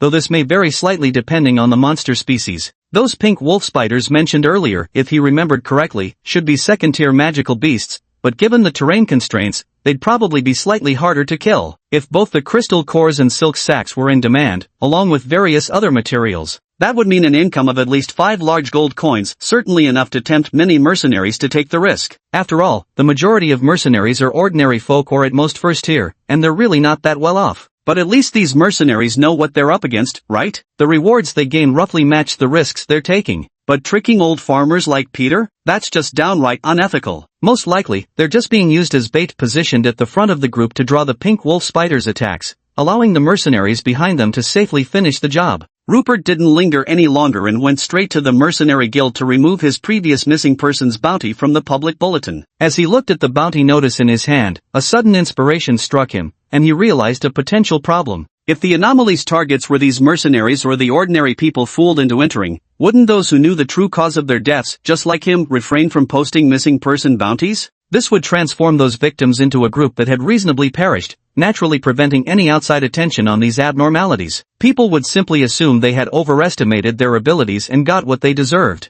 If enough people entered, wouldn't the anomalies inside be absolutely delighted? Everyday food gets delivered right to my door, I don't even have to pay, and there's no risk of exposure. Rupert shuddered at his own wild imagination. Compared to the supernatural creatures he'd faced, like old priest Hyman, the Titan Black Python, Blood Wolf mercenary leader Boarwolf, or even that brain tumor thing, none had seemed particularly intelligent. Is this supernatural creature really that powerful? Just thinking about it made that silhouette of the woman with explosive curves pop back into Rupert's mind like a persistent virus pop-up ad he couldn't close. Damn creepy. So Rupert, lacking confidence in his heart, decided it would be best not to go alone with just his own bravado. He absolutely needed to find some trustworthy companions to go with him. He immediately wandered to the busiest part of the market, where the clamor of shouts filled the air. Looking for people to gather heather outside the city, experience unnecessary, those with combat aura preferred. Team forming to hunt pink wolf spiders, need a shield-bearing warrior, profit shares counted as 2 shares. Team hunting pink tarantulas, need a main tank, experience not required, high DPS team,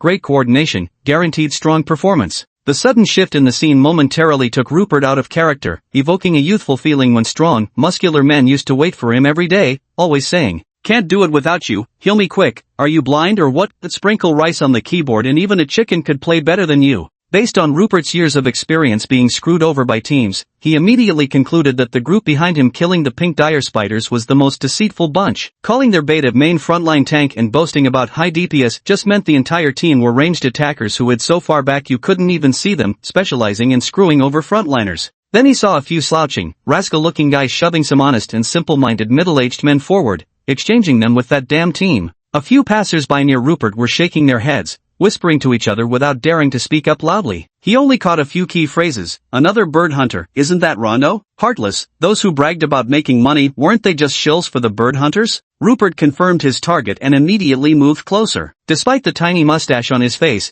his appearance screamed rookie freshness, all pink-cheeked and painfully green. "Captain, I'm a first-tier warrior and I'd like to join the team. Deception points +7. The captain was a tall man, around 30 years old, rugged yet with a certain masculine charm. He glanced sideways at Rupert with disdain, curling his lips into a contemptuous sneer, then jerked his chin toward a large stone placed nearby. "Pick that one up. It's not like you can declare it a tier 1 just because you say so." Rupert naturally agreed. After testing it out, he realized the armor roughly matched upper-middle first-tier physical strength approximately equivalent to his own level 7. Making a level 30 like himself appear convincing in it would be quite a challenge. So Rupert channeled his inner drama queen, holding his breath to flush his face slightly red, adding a touch of trembling as well. He lifted the massive stone as slowly as possible, performing the act with exaggerated difficulty. He had intended to put it down slowly, but couldn't hold on, accidentally dropping it halfway, which sent a ring of dust flying up as it hit the ground. He then looked up, slightly embarrassed, and peeked at the surroundings.